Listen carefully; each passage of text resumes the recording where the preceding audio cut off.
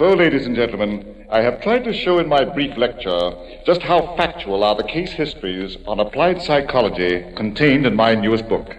Are there any questions? Mr. Merry. Oh, yes? Mr. Merry, if, as you say, the subconscious is the stronger of our two minds, why doesn't it dominate us most of the time? A very good question.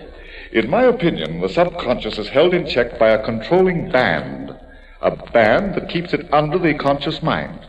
Were it possible to remove that controlling influence, I am of the opinion that the subconscious would dominate our motivations. Well, if there are no other questions, ladies and gentlemen, I have been informed I have a phone call in my office. Should any of you care to speak to me there, I assure you I shall be delighted. Thank you very much.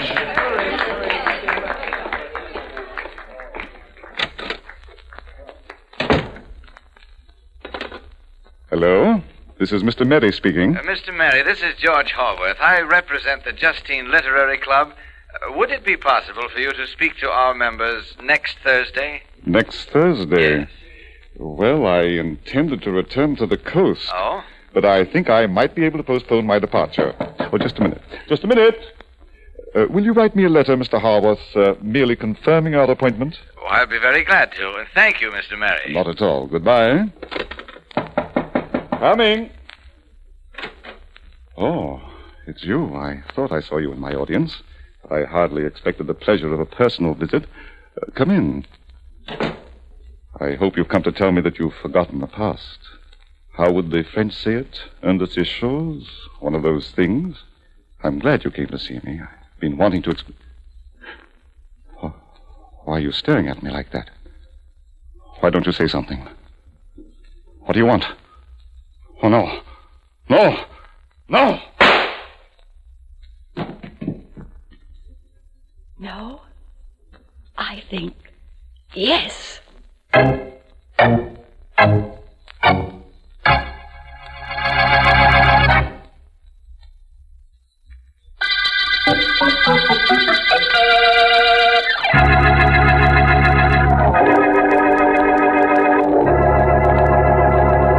Vance? Mr. Vance, I'm not disturbing you, am I? I could contribute to your ego, Miss Deering, by saying that you're quite disturbing to me. But I won't. At least, not during business hours. I'm not disturbing during business hours, or you won't say it during business hours. A combination of both, Miss Deering. You know, I believe I've reached the epitome of success as a private investigator.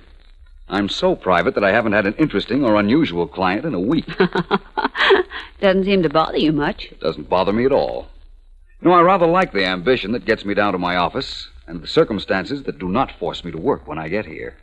It guarantees my character and places no strain whatsoever on my mentality. Would it be too much for me to ask you to guarantee your character in your own office? After all, it's only through that door, and I have some typing to do. Do I distract you, Miss Deering? Well, I could contribute to your ego, Mr. Vance, by saying that you're quite distracting. So I will. You're quite distracting. Now let me get to work. Miss Deering. Yes? Take a letter, please. A letter? Okay, I take L for let me finish what I'm doing. Now, let me see. Take a look at the glass panel in the door. You will not be at ease much longer, oh serene sir. I seem to see a female profile. And I seem to hear a female knock. Come in. Mr. Vance here. I'm Philo Vance. May I help you? Oh, yes, if you only will, Mr. Vance. Is there someplace we can talk alone? Oh, don't mind me. I only work here. Come into my office if you like. It's just through this door here. Thank you. Thank you so much. Not at all. Won't you have a seat? Yes, thank you. Mr. Vance, I'm Alice Barkley. And I've come to you because you're the only one who can help me, if anyone can. I assure you I'll try. Just give me an idea as to what you'd like me to do. I don't know. I don't know what anyone can do, Mr. Vance. I've just shot and killed a man. I'm afraid you've come to the wrong office, Miss Barkley. You want the police, or perhaps that's vice versa. Oh, but you don't understand. I can't remember anything that happened to me, except that 2 hours ago I was standing over a man who'd been shot in the heart, and I had a gun in my hand, and the gun was still warm from being fired. You can't remember anything before that? Well, I went to a lecture on applied psychology this afternoon with friends. The lecturer was Joseph Mary. You've heard of him, of course. He's written books. Oh, yes. All I remember was that after the lecture, I was standing over his body, and he was dead. What did you do with the gun? And I have it here. I put it in my purse and ran. It was only then that I realized I didn't know where I was running to. And so I walked and walked, and then I came here. But I can't remember anything else. Well, I'll do what I can to help you, Miss Barkley. But I'm pretty convinced that you'll be facing a murder charge unless you suddenly start remembering something.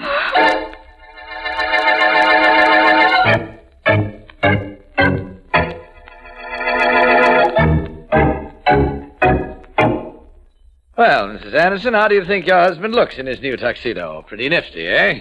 Please, darling, I'd like to lie down for a while. What's the trouble, Joan? You've come home rather late from the lecture and you're all upset. Here, wait, sit down for a minute. thank you. That's it. I'll get you a glass of water. Here, let me have your hat and your handbag. I'm so sorry. I guess I don't know what's come over me. Joan, your handbag's terribly heavy. What's in it? Well, you might as well look. Joan, it's my gun. Yes. What were you doing with my gun? And one of the bullets has been fired. Joan! Please, darling, I don't know.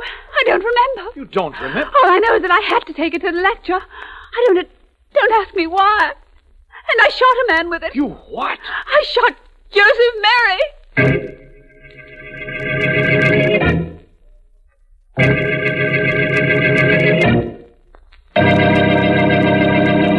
The district attorney will see you now, Sergeant Heath. Go right in. Thanks, Mary. Oh, how's his humor today? Very good, I'd say. And don't change it, will you? I'll try not to.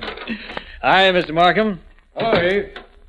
What do I owe the honor of the homicide department's call? This, D.A. You've always been griping about the cases I hand you. There's always something missing, you always say, right? Go ahead. This time I got one for you on a silver platter. Man named Joe Mary was killed in his office this afternoon. This afternoon, mind you. He was shot. There was a gun lying next to his body. We traced the gun, found its owner, and I'm holding her. Name is Frances Adams. How's that? Sounds like good work, Heath. Just a moment. Yes? Mr. Philo Vance is here, Mr. Markham. Vance. Well, show him in, by all means. Oh, so your friend is here, eh, D.A.? Well, I'm glad. He'll find out that the police don't need him on every case. Hello, Markham, and Sergeant Heath. How are you, Vance? Mr. Vance. How have you been, Heath? Or haven't you made up your mind yet? I feel fine, Mr. Vance. Wonderful, in fact, and you? You'll have to forgive the sergeant today, Vance. He feels rather good. He's wrapped up a murder case by himself. Really? What one is that? The Joe Mary murder. Girl named Frances Adams shot him. Is that so? Well, I came up here to tell Markham that a girl named Alice Barkley came to my office a little while ago, and she was under the impression that she killed Joe Mary. Huh? Had the gun she did it with, too. Here it is. Well, Sergeant Heath, this rather complicates things, doesn't it? Any time your friend Vance arrives, there's complications, D.A. My advice is... We'll have to wait for your advice, Sergeant. Hello? Yes? Yes. Yes, of course. Would you bring her right down, please? Thank you. I'll be here. Goodbye. Now, I was saying that my We're going to advice... still have to wait for that, Sergeant. You see, you've arrested a girl for killing Joe Mary. Vance here has a young lady who says she killed him. And that phone call was from a man named Anderson. He says his wife shot and killed Mary, and he's bringing her down here right away.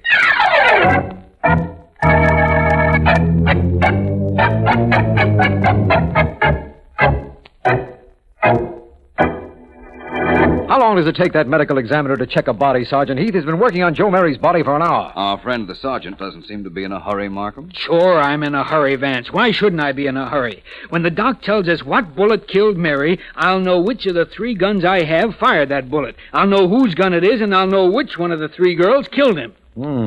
I guess Sergeant Heath has something there, Vance. Maybe. But I don't think it'll be quite as simple as that. Well, here comes the doctor. We'll know in a second. Hey, Doc. What kind of a bullet was it that knocked off Mary? How do you do, gentlemen?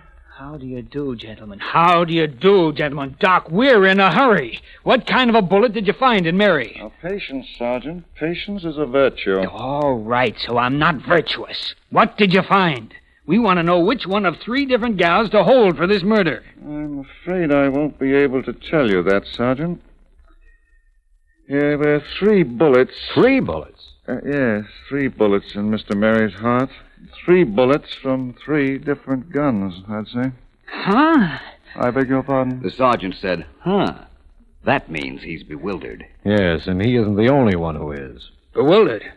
Oh, I'm supposed to be bewildered, huh? Well, I'm not. All right, so there were 3 different bullets fired into our friend, Mr. Mary. Doc, which one was fired first? Whoever fired that shot is the murderer. That's probably correct, Sergeant, only the 3 bullets were fired within a very short time of each other. I'm afraid there's no way I or anyone else could tell which one was fired first. Oh, no, it can't be. I'm inclined to think it can. I had a feeling this wouldn't be so simple. Sergeant, may I make a suggestion? Somebody better suggest something. We have 3 suspects and 3 guns. I think the first thing we ought to do is find out if those 3 guns fired the bullets that the doctor found in Joe Mary's body. Which way to the ballistics department, Sergeant?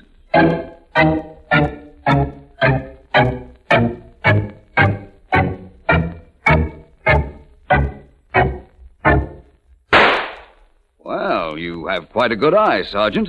You hit the bale of cotton without any trouble. I got trouble, all right, but it's not because of the way I shoot.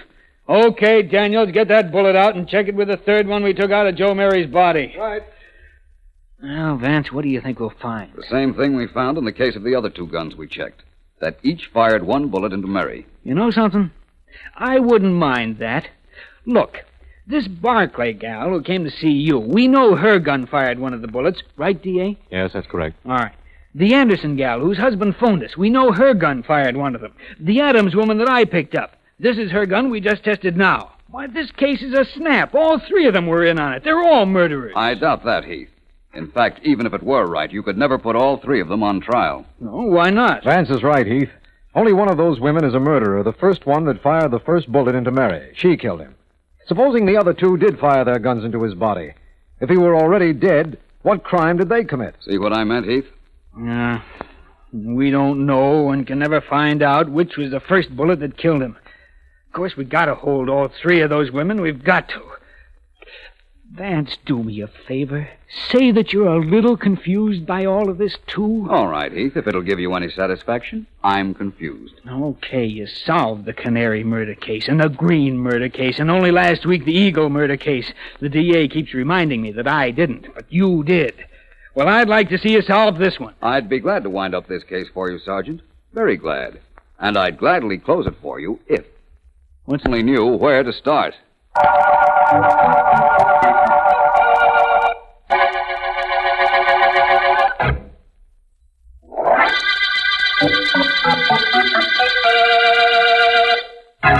This is District Attorney Markham. The Mary murder case has everyone concerned, including Philo Vance, completely baffled. Joe Mary was murdered. 3 bullets were found in his heart, bullets belonging to guns owned by Alice Barclay, Joan Anderson, and Frances Adams. All admit they brought those guns to Mary's lecture, but can't tell why. At Vance's request, all 3 women were brought into a detention room at headquarters, and I understand Vance is on his way. Well, somebody say something. It's no good for the 3 of us to just sit here and stare at each other. What is there to say, Alice? We don't know where to begin. Francis, the police are going to find out that you were once married to Joe Mary. Why don't you tell them? And make myself their number 1 suspect. You can't mean that, Joan. And while we're on the subject, you and Alice ran around with him at college, didn't you? Why don't you tell the police that? Don't try to make it look like we killed him, Francis. Don't you do it. I warn you, I may know more about this than I'm saying. That sounds like a threat. Well, does it? How does this sound? I think you killed Joe Mary. You even intimate that again, and you'll be the sorriest girl alive. Joan, are we going to stand here and take Now, this from look, her? Alice. She killed Joan. She killed him, and she's afraid we know how she did it. Now, look, darling. She shot him. I know she did. Don't cry, Keep Alice. that screaming idiot quiet, Joan. Keep her quiet. Ladies, please. What do you want here, Mr. Vance? Well, first I want to tell you that I couldn't help overhearing what the 3 of you just said. Very interesting. But, ladies, I have good news for you. You're all free to go home. Oh, how wonderful. Only, of course, you're not to leave town. Not to leave. And Mrs. Anderson, Yes? I'd like to see you in my office the first thing in the morning.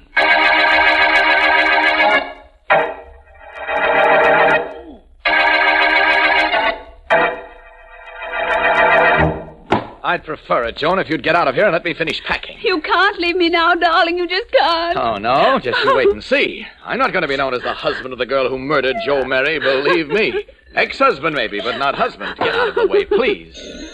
Oh, answer that, will you? I'm having trouble enough trying to close this bag. All right. Hello? Mrs. Anderson? Yes? This is Philo Vance. Oh, Why weren't you down at my office this morning as I asked you to be? I'm sorry. I can't talk to you now. You've got to. I just found out that the police know you ran around with Joe Mary at college and that he walked out on you. Please, Mr. Vance, let me alone. I can't explain anything to you. Goodbye, Mr. Vance. I'm going to hang up. And if you or the police think that I killed Joe Mary, well, it doesn't matter very much now anyhow.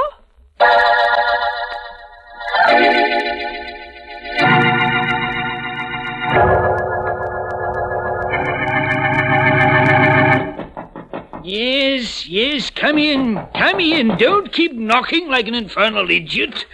Good afternoon, Professor Colby. Remember me? Huh? Oh, certainly I remember you. One of my worst students. Got one of my highest marks. Never forgiven you for it. What's your name? Vance, Professor. Philo Vance. Yes, Vance. Well, Vance, what is it? Professor Colby, can a person be hypnotized into committing murder? If you'd paid any attention in your classes, you'd know that nobody can be hypnotized into doing anything that's against his moral code. Goodbye, Mr. What did you say your name was? Vance. Yes, Vance. Tell me this, Professor. Post-hypnosis is a suggestion given to a hypnotized person which must be carried out after he is awakened from hypnosis, correct? Yes, of course, that's correct. The person receiving a post-hypnotic suggestion would have no idea why he was doing something, but he'd know he'd have to do it, right? Any child knows that. Children don't take courses in applied psychology. May I use your phone? Well, there's a pay station outside. Oh, this will do very nicely, thank you. I've got to talk to the district attorney and ask him to have 3 suspects in a murder case brought to my office this evening. And then, Professor Colby, I have a favor to ask of you. A favor I don't think you can well refuse.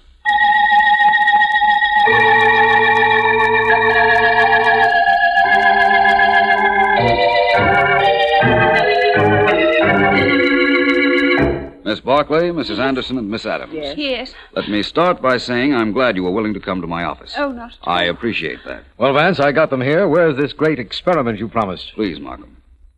Ladies, I'm going to attempt an experiment in mass hypnosis. Does any of the 3 of you object to being hypnotized? Well, I don't object. No, I don't think so. You know as well as I that if you fight against it, you couldn't possibly be hypnotized. So thanks again for your cooperation.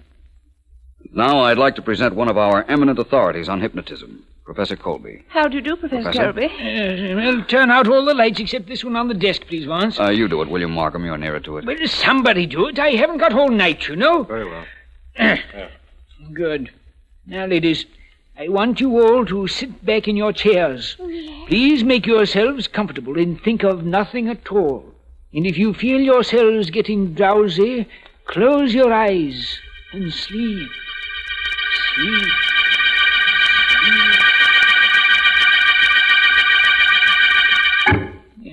Vance, there they are, the 3 of them hypnotized. The conscious mind dormant. You won't need me any longer. No, I know what to do from here on in. Thank you, Professor. Be sure you do it. Fine thing bothering me at this time of the night. Good night, Mr. Vance. Mr. Markham, Sergeant. Good night, Professor. He certainly is a strange sort of gentleman, isn't he, Vance? Professor Colby is wonderful. You know, it's his theory and mine that under hypnosis, if hypnotism was used once before, the subconscious mind will recall what was done at that time. I have one of my secretary's hat pins in my hand, Markham. Observe closely. I'm going to touch Miss Adams' hand with it. There. What's up, Vance? Don't be alarmed, Markham. I assure you she didn't feel it. And now for the experiment. Remember, Markham, they're completely under hypnosis. They couldn't lie if they wanted to. Remember that. Miss Adams, I want you to take this gun and shoot it like you shot Joe Mary. She's doing nothing, Vance, just holding it. I know. I'll take back that gun, Miss Adams. Thank you. Now, Mrs. Anderson, please take this gun. Thank you. Now what, Vance? Hand me that hat pin, Markham, please. Here you are. Thanks. I'll just touch Mrs. Anderson's hand with the point. There. That's fine. No reaction, Markham. Now, Mrs. Anderson, I want you to fire that gun the way you fired it at Joe Merry. Now. Fine experiment, Vance. She hasn't moved a muscle either. One more subject, Markham. Give me back the gun, Mrs. Anderson.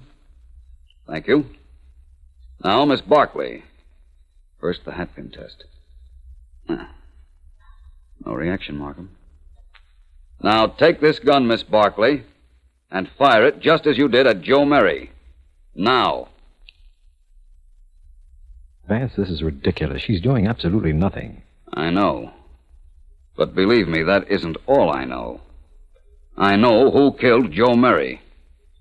Can't you tell, Markham?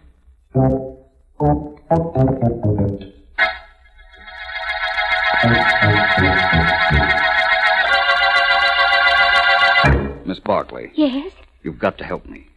I know you were hypnotized the day Joe Merry was murdered. I know who hypnotized you. The real murderer gave herself away in my office a little while ago. But I can't prove anything without your help. In the interest of society and to help trap a clever murderer, Miss Barkley, will you please? Will I be in danger, Mr. Markham? Mr. Vance and I will try to see that the danger is as slight as possible. Very well, gentlemen. I'll do it.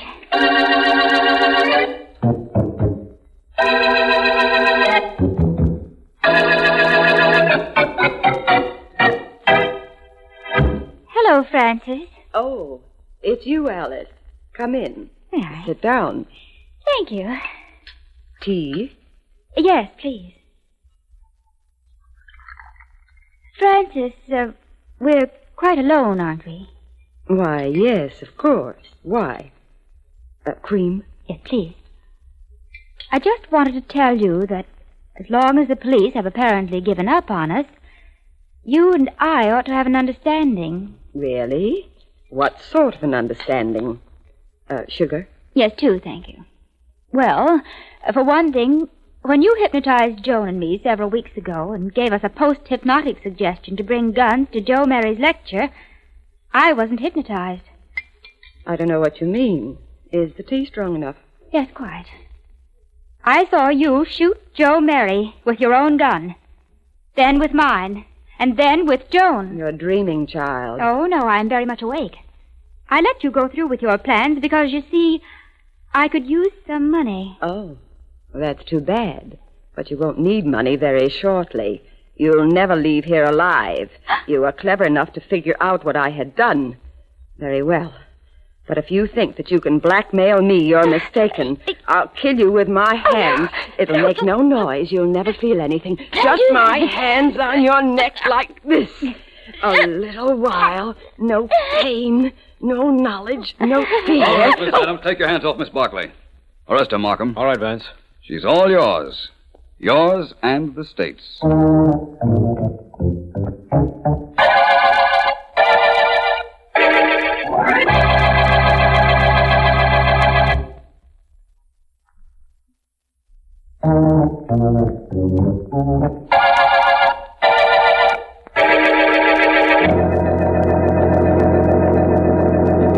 Miss Deering, inasmuch as you are employed by me, would it be too much to ask you why you're not working? I'm only hired between the hours of 9 and 5, Vance. It's 5:30 now. How about breaking down and telling me how you solved the Merry murder case? All right. To begin with, when Professor Colby hypnotized the three ladies, only two of them were really hypnotized. Oh. The actual murderer, Frances Adams, fought against it, knowing her subconscious mind, which she could not control, might reveal something to us. Mm-hmm. That was the whole purpose of the experiment, to find which girl would be afraid to be hypnotized. But how did you know Miss Adams was faking? Your hatpin told me. Well, how do you like that? I've been using it for months, and I never knew it could open its mouth. I touched the point of it to all three of the ladies. One of them, Frances Adams, jumped a little. That was enough to prove she wasn't hypnotized, and indicated she was the murderer, but didn't prove it. So we framed a little scene between her and Alice Barkley, and we got our proof. Well, and why did Miss Adams become a murderer? She'd once been married to Joe Merry. When he left town with his divorce, he also stole most of her jewelry and ready cash. And there you are. Oh, really? Where am I? With me, Ellen. Right at the end of the Merry murder case.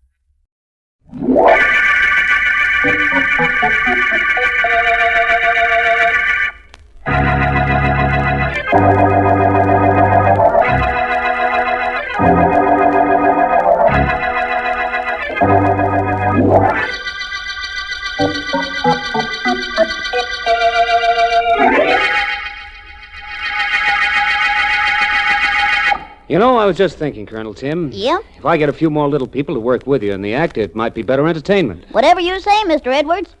Say, I know someone who might do. A young lady. A lady midget? How tall is she, Tim? Oh, about my size, 33 inches. That's not bad.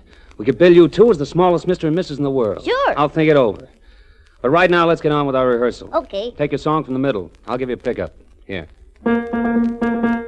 You've seen our little village, and I guess you all have learned that it really is a small world as far as we're concerned.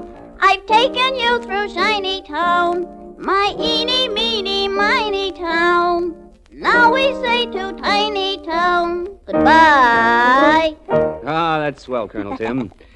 Billy Edwards and Company. I like the sound of that. You, La Belle Louise and her trapeze, Andy Anderson, the human giant, and Duke Miller and his magic. Not bad, not bad. Sounds good to me. Think of it, Tim. 2 more weeks of rehearsal, then 6 months in theaters booked solid. If all goes well, we could go on the road 2 weeks from Tuesday. Yes, Mr. Edwards, but that is, if all goes well.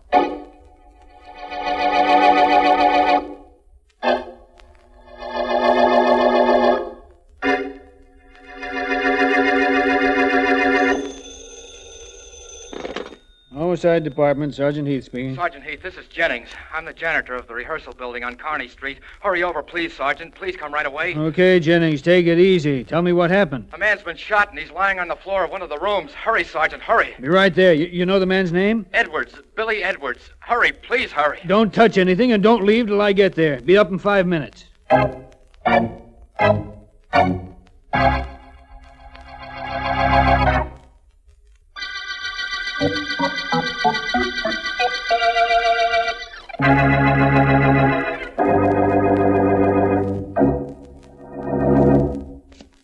Our friend, the district attorney, should either not have an office on the 8th floor or else see to it that the elevators in this building run all night. Oh, right, Vance. I'll suggest that to Mr. Markham, Ellen. Stairs a little wearying for you? I'm allergic to them. Whew. 8th floor. At last. Mr. Markham's office. Finally. That's you, Vance? Right. And it's me, Ellen. Hello, you two. Hello. Sorry to get you down here at this hour, Vance, but I thought you'd be sorrier if I hadn't. Oh. I'm fairly certain I would be. What is this, Markham? What did you mean when you told me on the phone that there hadn't been a murder yet? I meant there still hasn't been one. But there has been a shooting. A theatrical manager and pianist named Billy Edwards had been shot when I called you. He's at the hospital, unconscious and in pretty bad shape. Just a shooting? I don't see why you called Vance. You'd never have forgiven me if I hadn't, Ellen. Vance, Edwards was rehearsing a vaudeville act featuring a midget, Colonel Tim. Mm-hmm. And he was shot with a midget gun. We found the gun. It's no more than 2 inches long. Could a gun that size mortally wound a man? Very possibly, Ellen. That type of weapon was invented in France. It uses a tiny pellet quite capable of killing a man if fired at close range and into a vulnerable spot. I imagine if Edwards recovers, Markham, he'll be able to tell you who shot him. Unquestionably, if he recovers. I see what you mean. Who else was in the act Edwards was preparing? In addition to the midget, there was a trapeze performer named Louise, a giant named Anderson, and a magician named Miller. A modified circus troupe, eh, Markham? Yes. Well, it does sound different. What was found on Edwards? Anything interesting? The usual things, except for money. Edwards had more than $700 in cash in his pocket. Really? Markham, I want to thank you. For bringing you in on this case, Vance? Yes, of course. And I'd also like to thank you to see that no word of Mr. Edwards' condition gets into the newspapers. Still time to do that? Yes, Vance. You see, I'm beginning to understand how you work. I specifically asked Heath not to release any information. Thank you. Now, if you'll tell me where I can find the people who are supposed to be in Mr. Edwards' act, I'll replace our talking with some action.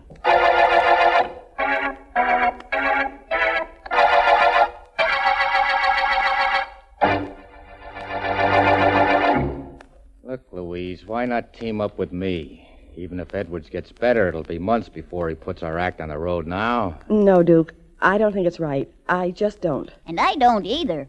The least we can do is wait for Mr. Edwards to get better. Maybe he ain't gonna get better. And what happens? We lay off for months. The way I see it, Louise, you and me and the midget here, we got the same act. I'm sorry, Duke, but Don't give me no buts, pretty one. I've been nice and quiet, and I've been trying to show you it'd be smart to send the act out without Edwards. But if you're gonna make me get tough, where you going, runt? Out. Just out. Hey, wait a minute. You know, I think he worshipped you, Louise. He didn't like the way I was talking to you. Now, let's get back to what you were saying. You were going to get tough. How tough? Not the way you think, baby doll.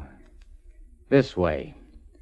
Suppose the cops were to know Bill Edwards was in love with you when they found out there was a Mrs. Edwards. You're pretty low, Duke. You'd tell him, wouldn't you? I don't know. I don't know anything, except all of us ought to team up and take over those booking Edwards got. Now, I ain't a bad guy, baby, if I'm treated right.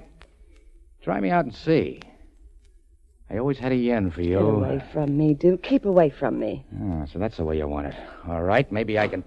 There, that Andy. midget brought the giant with That's him. why I went for you. Don't let him do anything to Louise. Mix you up. What is this here? He bother you, Louise? Well, look, Andy, I was just kind of talking. He bother you, Louise? He bother you, Louise? I break him in half. No, Andy, please. Please, it's all right. She told you, Andy. I didn't do nothing. She told you that. You heard her. Now keep away from me. Don't, Andy. Don't. You Don't, fella, Andy. you open Andy, door. let go of me.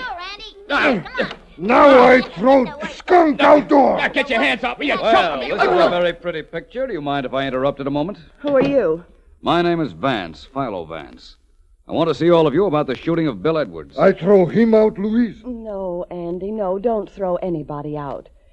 Mr. Vance, we've already answered all the questions the police asked us. I know, but I wanted to meet all of you socially before I uncovered evidence that will send one of you to prison for a long, long time.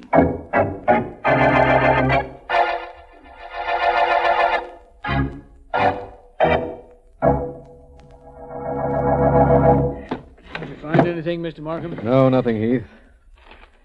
But let's keep looking. This apartment isn't very large. No. I'm sure there's something here that'll give us a lead on who shot Edwards. Oh, that's his picture there on the piano. Nice-looking fella. Probably his wife next to him, huh? Probably. It's quite pretty. Hope she doesn't mind what we're doing to her apartment when she returns here. Uh-huh. Oh, Heath, have you followed Vance's instructions about keeping Edwards' condition out of the newspapers? Sure I did. DA, do I have to keep on taking orders from him? Heath, we haven't done badly by taking suggestions from Vance in the past, have we? No, only this is just a routine case, DA. God, I guess that's it. Nothing left to look into except that trunk in the corner. Yes, well, let's look in that. Now, come on over. We'll do it together. Okay. Sure wish Mrs. Edwards would get here. If we can't find anything, maybe at least she'd tell us something. Huh. Trunk's not locked. That's something. Yes. Seems to be stuck, though. Help me, will you, D.A.? Sure. There. Holy mackerel. Look what's in it. Mrs. Edwards. Look at her neck, D.A. Those red marks. She's been choked to death. Yes. By somebody with very powerful hands. Choked to death and crammed into this trunk. Heath, I don't know what Mrs. Edwards might have been able to tell us. All I know is she'll never tell us now.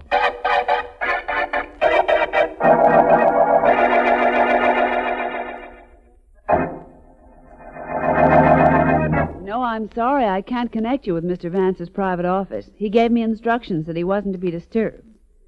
Well, I'll have him call you just as soon as he's free. Goodbye. Now, let's see.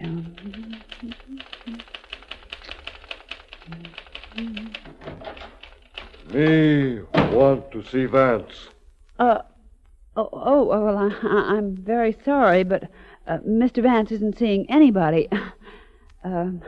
You must be the giant in Mr. Edwards' act. That's right. Yes. Vance here? Yes, as a matter of fact, he is. He's in that office there. He's talking to Colonel Tim, the midget.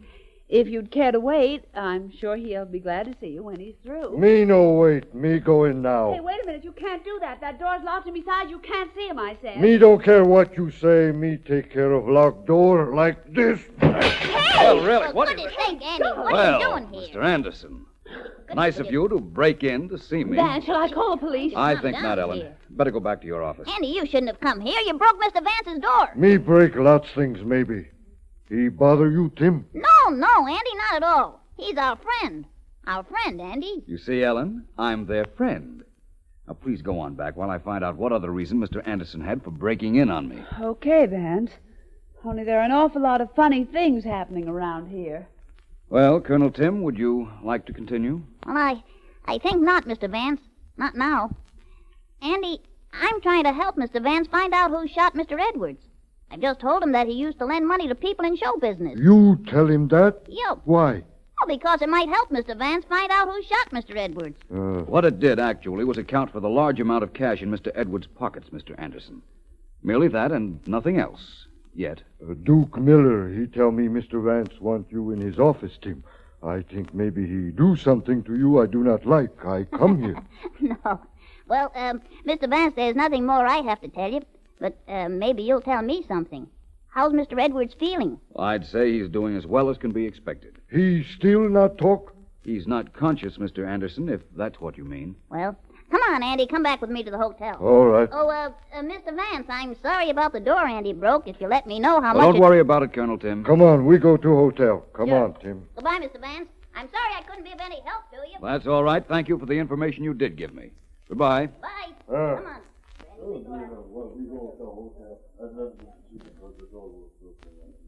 Ellen. Oh, coming, Vance. Well, that was quite a little party you had here. Oh, it was nothing, really. Quite an informal gathering, I assure you. They've gone? Very much so. Thank goodness. Did you find out anything? Well, I'll tell you this. I spoke to Duke Miller and Louise, the trapeze performer, at their hotel rooms. Yes? The giant and the little fellow here. And I've come to the conclusion that any one of the four could have shot Edwards. Well, you're certainly going out on a limb there, Vance. And so far as the weapon used is concerned, the midget pistol, it might have been fired by any of the four. Same limb, only a little further out this time. Hey, anybody at home in there? Markham, come on in. Well, what went on in here? Brawl? Who broke this glass, Vance? Hello, Markham. Well, not exactly a brawl. A giant came into my office without bothering to open the door. It was really the door's fault. It hit him first. Vance, I've got some news for you. Mrs. Edwards has been murdered. Really? Mrs. Edwards? How, by another midget gun? No, she was strangled to death. Heath and I found her an hour ago. Someone with a powerful pair of hands was responsible, we're certain. There should be very little question about that. Time of death, Markham. Yesterday afternoon, the medical examiner says. Well, then she was killed before her husband was shot. Well, that might mean something, Vance. Everything in this case might mean something if I only knew what. Markham, the midget gun used to shoot Edwards belonged to Colonel Tim. He just told me that. He said somebody stole it from him. He also said that Edwards used to lend money to performers at high interest rates. A show business Shylock. Well, now I've heard everything. So Mrs. Edwards was strangled. Well, I'll see you both soon. Where are you going, Vance? Out. Please excuse me, Markham. I'll only be about an hour if you care to wait. Vance, there are several things we ought to discuss. Later, Markham. I won't be too long. You see, I just thought of something. Goodbye. You think you go somewhere, Mr. Vance? Beg your pardon, but that's my neck. You have your arm around, Mr. Anderson. Vance, you keep away from us. You no bother me, Colonel Tim or Louise, or even Duke. Keep away, Vance. We no like you bother any of us. Understand?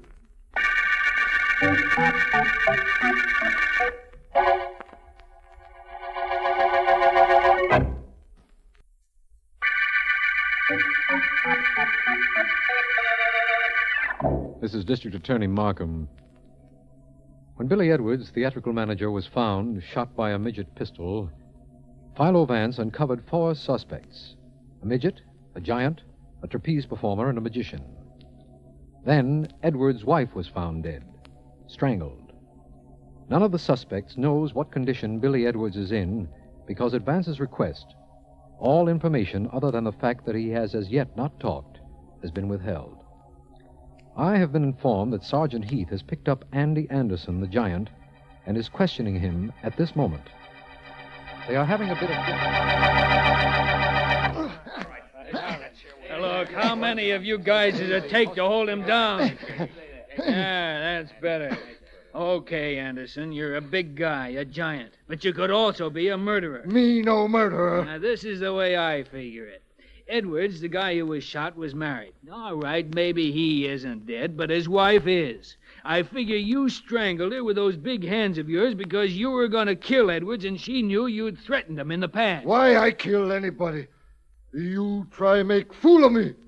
I not let you. Hold him in that chair. Don't let him get up. You want to know why you tried to kill Edwards? I'll tell you. You were in love with Louise, the trapeze performer. You knew Edwards was playing around with her, so you tried to knock him off. All right, I know a way to get you to talk. Murphy. Yes? Bring in that girl, Louise. She's in the next office. Right. Come on in here, Miss La Belle Louise. Okay. Sit right down there. That's right. Well, what do you want with me? You're the reason this giant won't talk. Make him open up. Make him confess he killed Mrs. Edwards and tried to kill Edwards. Andy. Me say nothing. Please, Andy, if you know anything to help the police, tell them. I keep quiet because of you. Yes, I know, Andy. You want me to talk? I talk. Yes. This what I see. Yes, Andy. Night before Mr. Edwards is shot, I see you with little gun. Same kind as what killed Mr. Edwards. This I no want to tell police. You even have same gun with you now. This? Oh, is this the gun you mean? Yeah. This one on my charm bracelet? Yeah. Oh, Andy.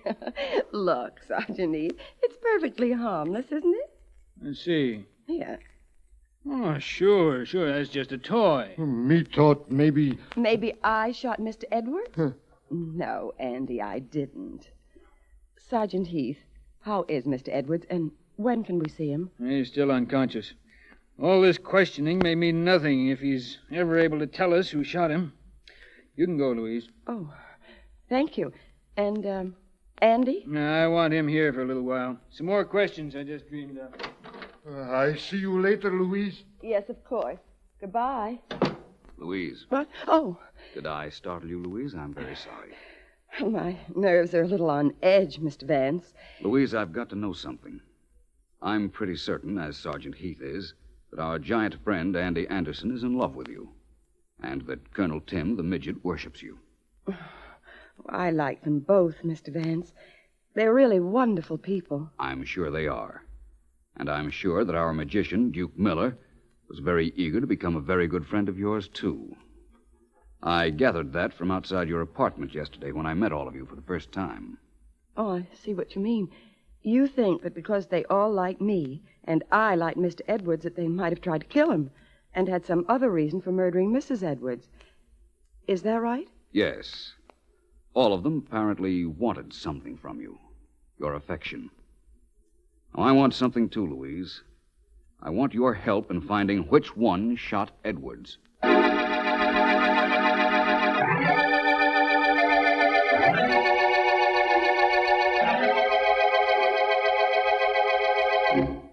Take it from the middle, Tim, once more. You've seen our little village, and I guess you all have learned that this really is a small world as far as we're concerned. I've taken you to Shiny Town, my eeny, meeny, miny town. Now we say to Tiny Town goodbye. That's got nothing. You know that.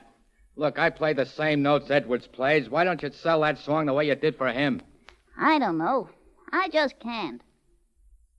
Maybe I know a way. Tim, how much money did you borrow from Edwards? I didn't borrow from him. Don't give me that. I got to look at his notebook the last time I paid him some of the dough I owe him. He kept track of all the dough he loaned guys. Your name was right above mine. I just don't remember the amount. How much was it? A few $100. I was going to pay him back when we started to work. You don't have to pay him back if he kicks off, do you? I don't want him to die. Then why did you shoot him? Me? I didn't. I never did. You can't go around saying things like that. Why, You'll what, Midge? Shoot me, too? You owed him money and you wanted Louise. You shot him. Yeah, you stole my little gun and you killed him.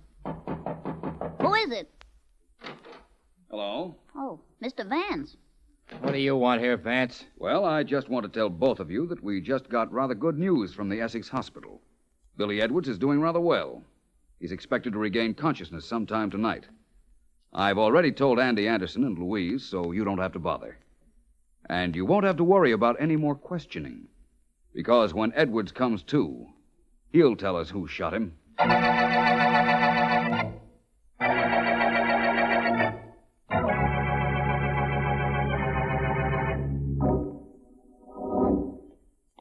Officer, is it all right if I go into Mr. Edwards' room with these flowers? No, ma'am. Nobody gets into this hospital room. Them's my orders. But I'm a nurse. I know you're a nurse. And what harm could you do? How do I know what harm you or anybody could do in there? All I know is I'm God here to see that nobody gets in Mr. Edwards' room. Very well. There's a patient up on the next floor who'll appreciate these. I'll take them up to her. Do what you like. You could save me one of them, though. I could take it home to the wife.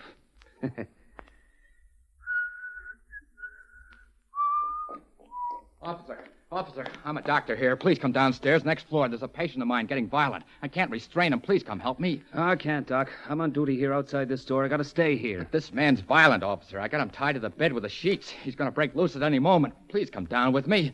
Nothing can be more important than stopping a potential maniac from getting loose. Oh? Well, I guess this is an emergency. And in an emergency, I'm supposed to forget orders and use my head. Nobody will be coming in here, not in this room anyhow. Lead the way, Doc. Right this way, officer. Down these stairs. If we hurry, we can get there in time.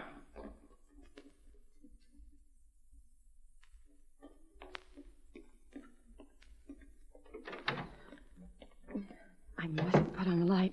No, I mustn't. That figure on the bed. That must be Billy. He mustn't recover consciousness. This knife will make sure that he never does. All right, Heath, put that light switch on. Right. Oh, Hello, Louise. Completing some unfinished business. Mr. Vance. And Sergeant Heath, whom you've met, of course, but not exactly in this manner. Well, that was quite a cute way you got rid of the officer outside in order to fall for this plan of mine. Who was it helped you, Duke? Sure it was Duke. I had him turning cartwheels. He'd do anything for me. Just as you'd do anything for Billy Edwards, including murder. What? My guess is you killed his wife. He wouldn't marry you in spite of that. He turned you down. So you borrowed the little gun that Colonel Tim carried and used it on Edwards. You're too smart, Vance. Do you forget that I still have this knife? Now I'm going to use it on you. Oh, no, you don't. Yes, I am. Come You on can't now. get away with double Door. murder. Outside. Open it up, will you, Vance? Got a cop right outside. Oh, pleasure. Die, you she-devil. Get out that door, Wildcat, out. All right, boys, take her away. All right, I got it. Okay, Vance, we got her. You can shut that door in this case any time you like now.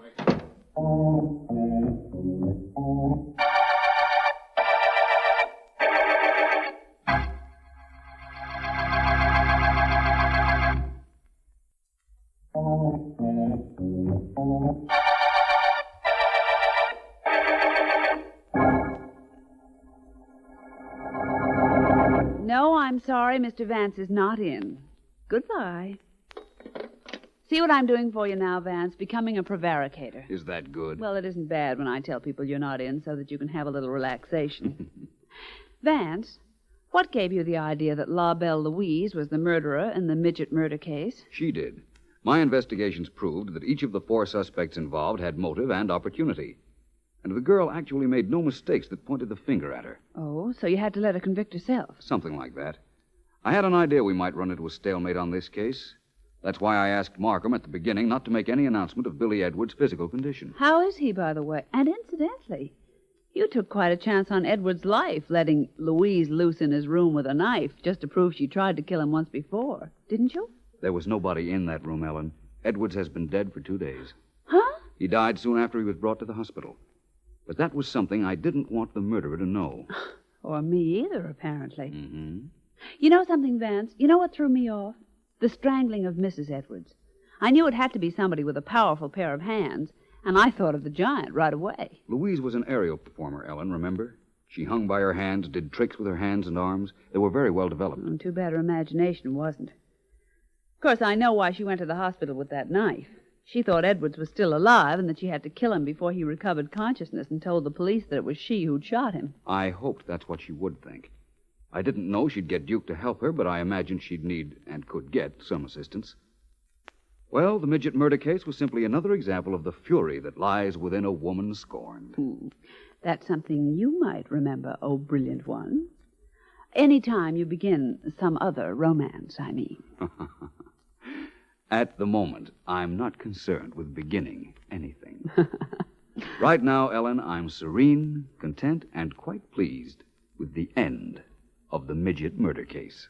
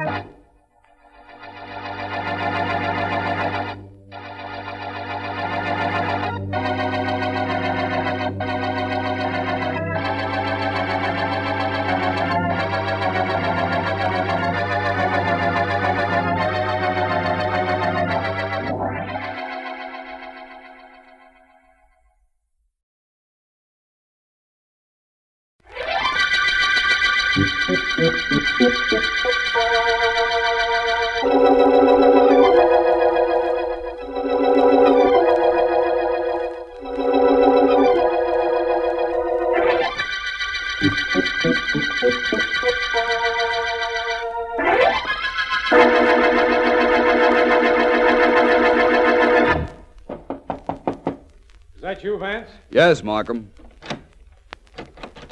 Well, the district attorney is behind a locked door. Most interesting, Markham. How do I get in? This way, Vance. Am I unlocking the door? Good evening, Vance. Hello, Markham. All this secrecy indicates an occasion I should enjoy. Am I correct? It's quite possible, Vance. Please sit down. Thank you. Well, you sent for me, Markham. I'm here. Shall we ask your other visitor to come in here from the next room so we can get started? You knew I had someone waiting next door? Certainly. You wouldn't lock yourself in, Markham. As long as I've known you, I've never seen you display a single evidence of fear. You locked your door, therefore you are trying to protect someone. Whom? My only surprise is that you didn't know that, too.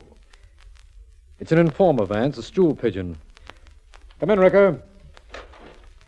Yeah, D.A., here I am. Ricker, this is Philo Vance. I want you to tell him what you told me a while ago. Oh, gee, D.A., what I told you was personal, just between friends. Please include me among your friends, then, Ricker. Do I have to tell this guy what I told you, D.A.? I wish you would. Okay, then. Okay. Listen, Vance, the D.A. and I has got a deal. When I hear something he ought to know, only nobody'll tell him, I tell him, see? Nobody will tell him, so you tell him. Sure. Listen, Vance, there's a dame due to hit this town this week, and she's going to start running things here the same as she ran them in the Midwest. And where she goes, trouble goes, too. Big trouble. Killings, bank holdups, kidnappings, the works. Yeah, that's what I was telling the D.A. A woman is coming to town, and that means trouble, eh? Well, that's not too strange an association. Well, I don't know about that. All I know is this town's going to break wide open when she shows up. And that's going to be soon. Really? Ricker, tell me, who is this woman? You mean, what's her name? Well, search me. I don't know. All I know is she's tall and dark and terrific looking. And she always wears dresses of one color only. Nobody knows her name.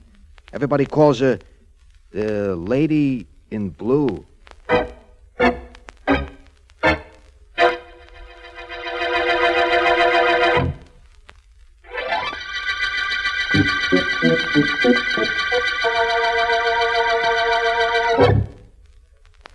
It would be my suggestion, Danny, not to let the lady in blue into this office. Legal advice or a friendly tip? A friendly tip, Danny, actuated by the fact that I wish to be retained by you as your lawyer for quite some time yet. Meaning I may not be around long running things if I let the lady in blue in here.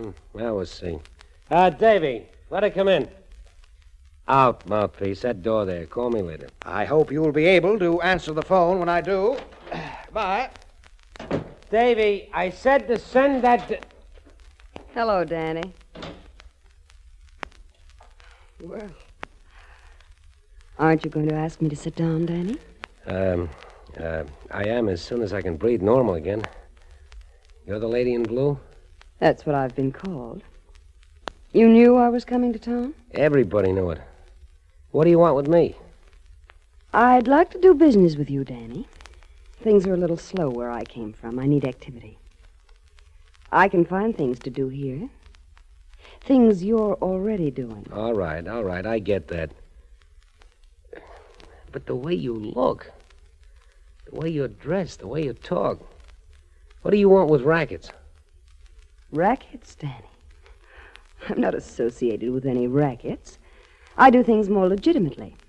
My methods may be a little illegal, but my enterprises aren't. For instance, you're in a racket. I've suddenly decided to be your partner. Nice deciding. What if I don't like? I know you brought a couple of your boys along, so don't think I'm being tough. No, you're too smart to play that way, Danny. You have a bodyguard in the next room. I have one of my boys watching him. I don't know about yours, but mine shoots straight. And often. Do we talk business? Take that hood of yours out of here, lady, and you go with him. We don't have nothing to talk about. No. Tony! Don't let him come in, Davy. You call me, lady? Davy here is giving me some trouble. Davy! He shot Davy. Only in his arm. I don't like guys that pull guns. You call me, lady? Yes, Tony. Just as a protective measure. Danny, we'll drop our business discussion for the day, but we'll meet again. We'll meet again, lady. I promise you that. I'll find out what your game is. I'm sure you will. Only, as a glance in the next room will tell you, we're both playing the same game. But the score is 1-0. In my favor.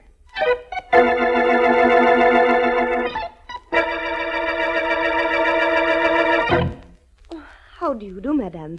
May I help you with your selection? It's quite possible. You own this shop.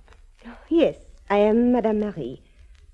Madame, you have a beautiful figure, and I have the creation that will set off the blue of your eyes. Please come with me. We can do business here, Madame Marie.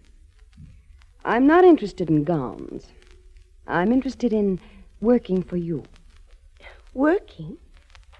A woman like you is looking for a position? Not exactly. Madame Marie, effective today, everything which you purchase from manufacturers here and abroad must go through me, a service for which I charge 10%. Do you understand? No. No, I do not. You will. Oh, now there's a beautiful gown, that blue evening model. An import, of course. How much is it? $400. But I still do not know what you're trying to do. I need no one to buy for me. You'll change your mind. I'll take that gown. Send it to me at the Ritzmore, Suite 928. Oh, 400, you said? Very well, here you are.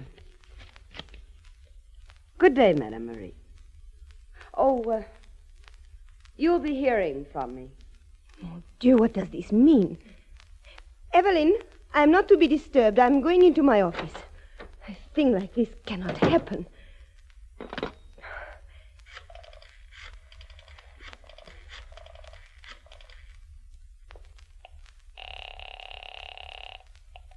Yeah. Monsieur Danny? Never mind the monsieur business. I got trouble enough. Danny, this is Marie from the dress shop. 6 months ago, I joined your association. You promised me I'd never be disturbed by anyone. Just now, I was disturbed. By a tall, good-looking doll dressed in blue? Yes. She didn't know I was already a member of your association, did she? I mean, that must be it. She just didn't know. She knew all right. Only she told me she's moving in and she's doing it. I'm going to see her. Something tells me she's going to be moving right out again.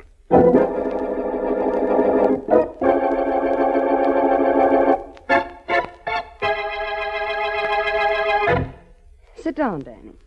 We're quite alone, and there's nothing for you to be afraid of. Do you like my new gown? I bought it today. I like the gown, lady. It's your ideas on doing business I don't like. You're cutting in on Madame Marie, I understand. Well, as long as you understand, I see no need to discuss it further. Do you like the gown really, Danny? Listen, lady, I don't like what's going on here. I was doing all right. I was doing fine till you cut yourself in. I'm not taking it, lady. I'm telling you now, I'm not taking it. But, Danny, there isn't really anything you can do. Look, would you care to take me to the theater tonight? I'll wear this new blue gown. I've some wonderful blue eyeshadow that matches and luminous stardust for my hair. You'll be very proud of me, Danny. You want me to take you to the theater? Hey, lady, you go for me a little? Why? Why? On account of you're only the most terrific dame I've ever seen, that's why. So you want me to take you to the theater? Is it a date, Danny? Oh, could be, lady, could be. So you like me a little, huh? Well, I like you a lot, lady. You got what I ain't got. Class. Thank you. You're welcome. Lady, come here a minute. I always wanted to know what it would feel like to have a swell dame like you in my arms. Come here, lady, come on. You want me closer? Real close? Like this? Oh, lady. Oh, lady, this is living. Hey, what did you clip me for? I step on ants when they start to crawl, Danny. You affect me the same way. Oh, I do, huh? You don't want to play then, do you? Except rough. Okay, if that's the way you want it, that's the way you're going to get it. Lady, you're going to be sorry you slapped me in a kisser. Take my word for it. Really? What are you going to do? Plenty. I'll fix you for this, lady, beginning now. You know that date we had for the theater? Well, it's off. Fool around with that.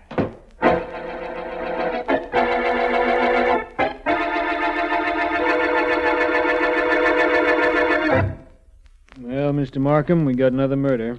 So I see, Sergeant Heath. Danny Claxton, isn't it? It was. That's the way we found him, lying face up here in his apartment, knife in his heart. Vance will be interested in that when he gets here, Heath. Oh, incidentally, I had to wake him up. After all, only homicide detectives and district attorneys stay awake all night. Call him back and tell him to stay away, D.A. We can solve this murder without him. I'll have the guy who knocked off Claxton within a week. You know, Heath, I was living in hopes that you'd bring Claxton in one of these days so we could send him up the river where he belongs. Apparently, someone sent him down the river. Hello, Markham. Well, hello, Vance. Sorry to get you out of bed. I'm sorry you got out of bed, too. Good evening, Sergeant Heath. So this is a big-time racketeer's apartment. And that a big-time racketeer's corpse. We're waiting for some men from the morgue to remove the body, Vance. Sergeant Heath has had the knife that killed Claxton taken to headquarters. Sure did. It's being checked for fingerprints right now. I hope you find some. A knife killed Claxton, eh, Markham? Yes, Vance, a knife. And now we have a corpse, and so far, 3 suspects. Really? Who are they? Well, there's the lady in blue whom we were warned about last night, remember, by my personal informer? Yes, of course. Then there's a cold-blooded killer named Tony who works for the lady. We got him right away, but he's out on bail. Wonderful device, that business of bail. Who's the third? A former attorney who was Danny's business advisor, a man named Smythe. Also out on bail, I suppose? Mm-hmm. Oh, Heath. Yeah, Vance. What can't I do for you? Find anything in the room that might be a clue? Not a thing. But maybe you will. You generally do. But look, don't bother me, Vance. I'm busy. Well, Vance, do you want to look around, or shall we go? We might just as well go. Apparently, there are no clues to be uncovered. Coming, Sergeant Heath? Sure, I'm coming. I'll leave a man outside the door to wait for those guys from the morgue. Turn off the light, will you, D.A.? Certainly. Holy mackerel, it's dark in here. Open the door, will you, D.A.? It's right next to the switch. Certainly, I've got it right here. Don't open that door, Markham. What? Don't do it for a second, anyhow. Oh. Hey, Vance, What are you staring into a dark room for? You can't see anything. Hey, where'd you go? I'm over here by the body, Heath. And I did see something. Something very interesting. In the dark? Yes. You can open that door now if you like, Markham. Hey, Vance, what could you possibly see on that corpse in a dark room? I'll tell you about it sometime, Sergeant Heath. At about the same time that I tell it to the murderer.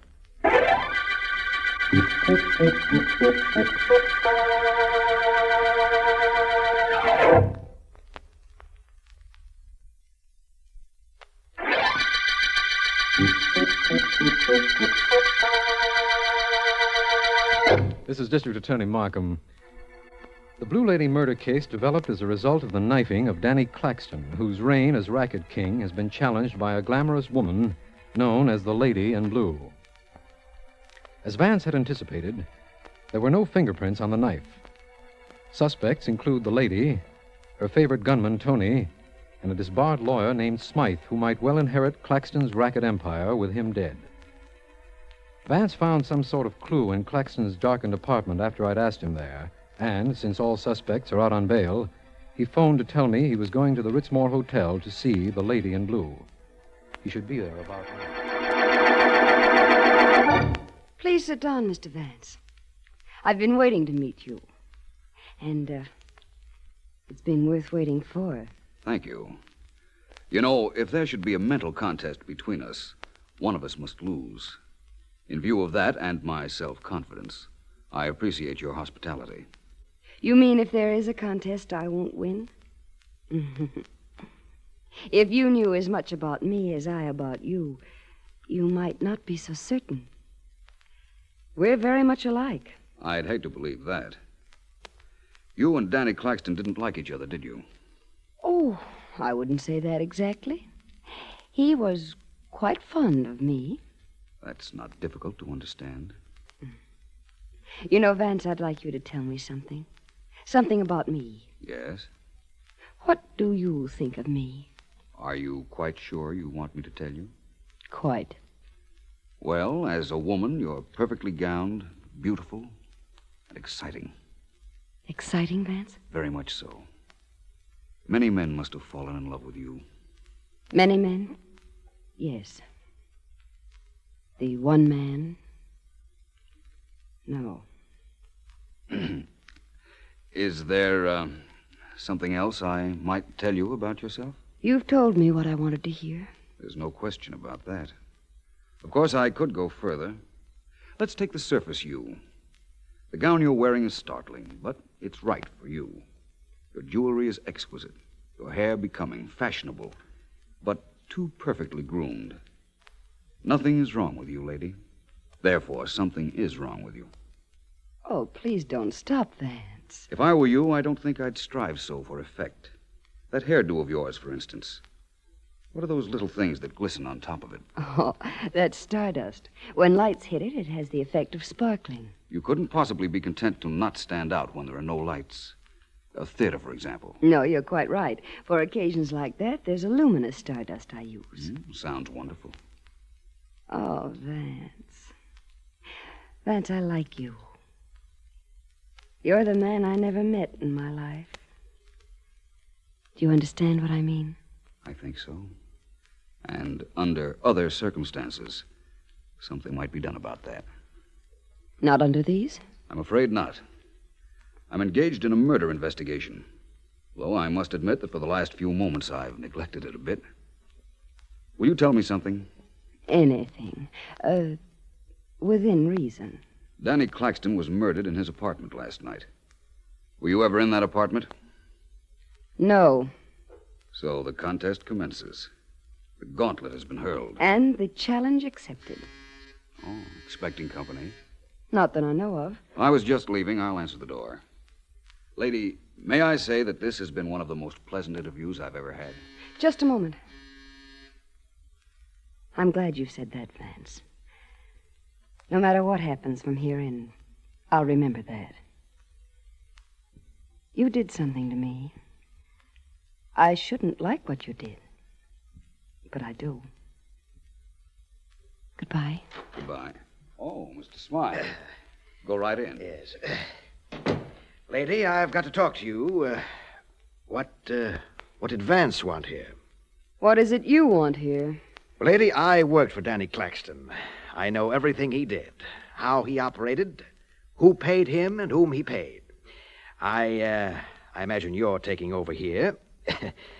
I could be valuable to you. My intention in coming here was to take over.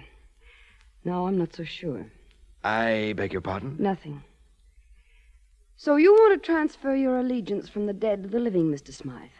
You want to serve me. With Danny out of the way, why not?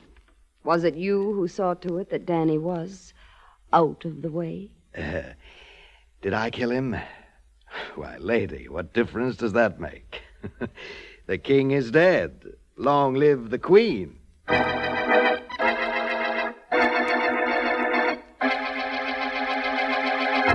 Wait a minute, Mr. Markham. Let me go to work on this Tony here. I talk a language you can understand. Tony, sit up in that chair. Don't bother me. He's all yours, Sergeant Heath. I hope you get something out of him. You have my best wishes, but also my gravest doubts. He'll talk, D.A. Tony, listen. You bore me, copper. I'll bore you. I'll do something to you, but you leave me. Look, you worked for the lady in blue. She told you to knock off Danny Claxton, so you knocked him off. With a knife? Sure, with a knife. Oh, I know all about how you're a gun-toter. I know your reputation, but you pulled a switch to toss us off. You hoped. You killed Claxton, didn't you? Well, did you or didn't you? Didn't I? Go away, Heath. Go far away. I guarantee nobody will look for you. You start talking or nobody will ever find you. Tony, get this. Hold it, Heath. Who is it? It's I, Markham. Vance. Wait a second, Vance. I'll be right out. Tony, you killed Danny Claxton, and I'm going to prove it. Hello, Vance. Glad I found you, Markham. That sounds like you've got news on the Claxton killing, Vance. Oh, that. I suspected last night who killed Claxton. You did? Certainly. This afternoon, I visited the lady in blue. Just as I was leaving, Claxton's former employee, Mr. Smythe, came in. My appearance there was very fortunate. You see, I thought I'd known who killed Claxton, but now I have proof. Well, man, don't just stand there as if you told me it looked like it might rain tomorrow. Who killed Claxton? I know, Markham, but I have no evidence that would satisfy a jury. Ask the lady in blue, her friend Tony, and Mr. Smythe up to my apartment at 9 tonight. You and Heath be there, too. I think I'll supply the proof we need at that time.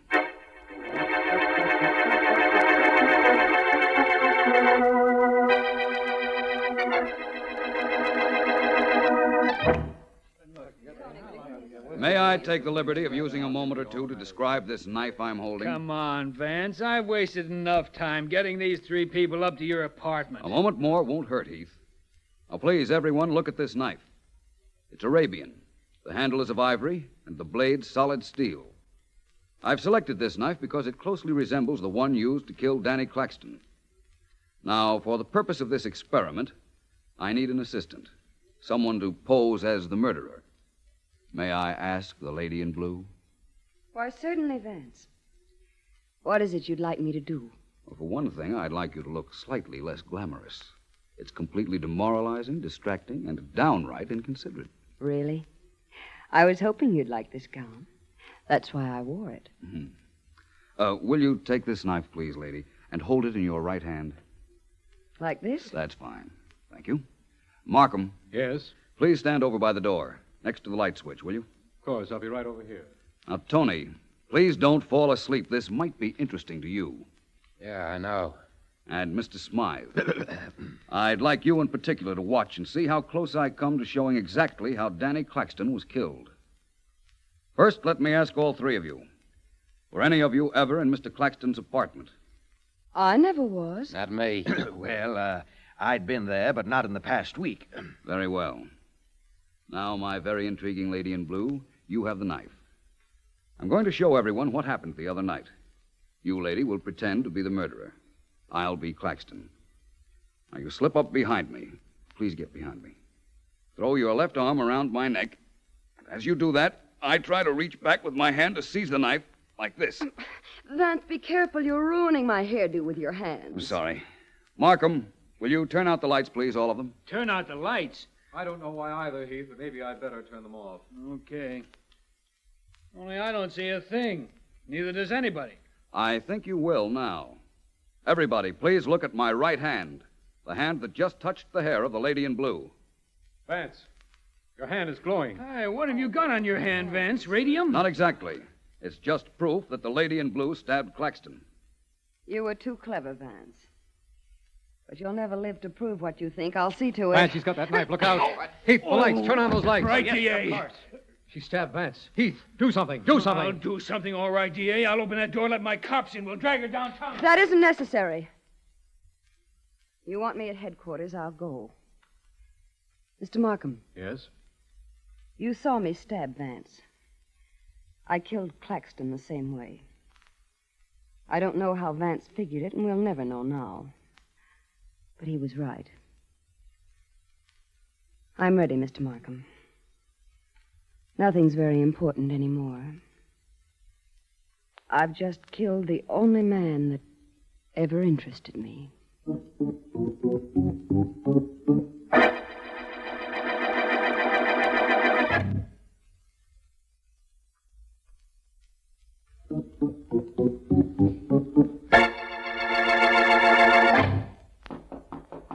Come in, Markham. Come in. Hi, Vance. Sleep well? Wonderfully. Sorry I had to put on that act last night. Did it scare you? Definitely. Let's see that trick knife of yours, Vance. Nothing much to it, Markham. Here it is. The blade disappears into the handle when you touch the point. See? Why, yes, of course. Had me worried for a while last night, though. Well, Vance, I know now that she killed Claxton, but you knew before. Was it whatever you found when we turned out the lights in Claxton's apartment that told you the lady in blue had killed him? Yes, it was. It was Claxton's right hand, Markham. It glowed in the dark. Because it had touched the hair of the lady in blue, and on her hair was a glamour accessory, a phosphorescent preparation known as stardust. Oh, I see. As soon as I found the lady in blue wore stardust, I knew it was she who'd been at Claxton's apartment. Ah, the lady in blue was a lovely woman, Vance. Lovely to look at. But hardly delightful to know. Though for a moment at her apartment yesterday afternoon, I was beginning to find it hard to believe that. Well, Vance, you did it again. Yes, Markham, I guess this is the end of the Blue Lady murder case. But I wish the lady in blue had had a different beginning.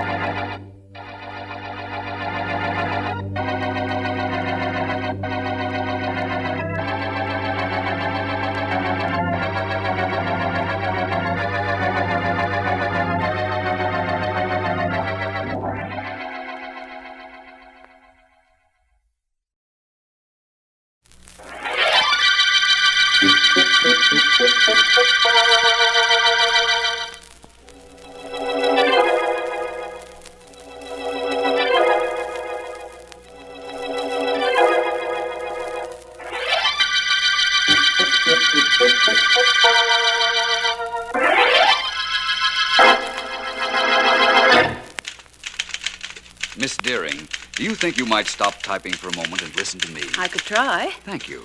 You see, Vance, you never know the things you can do until you try. What am I to listen to? At the moment, a bit of thinking aloud.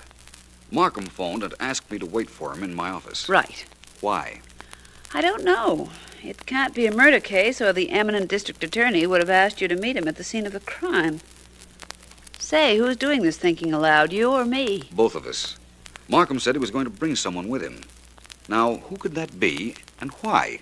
Well, it could be anyone, and for almost any reason. Ellen, I know. Go back to my typing. I'd like to make a wager with you. I'll bet I come closer to guessing the purpose of the district attorney's visit than you will. Vance, if I bet against your guessing or your reasoning, you'd have the only full-time secretary with no pay on record. Oh, there, you two. Oh, hello, Mr. Markham. Come in, Doris. Welcome, Markham. And an extra special welcome to your lovely companion.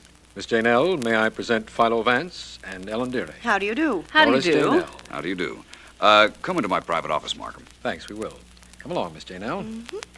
Go right in, Miss Donnell. Thank you. Markham. Thanks. Oh, Miss Deering. Yes, Mr. Vance. You should have made that wager.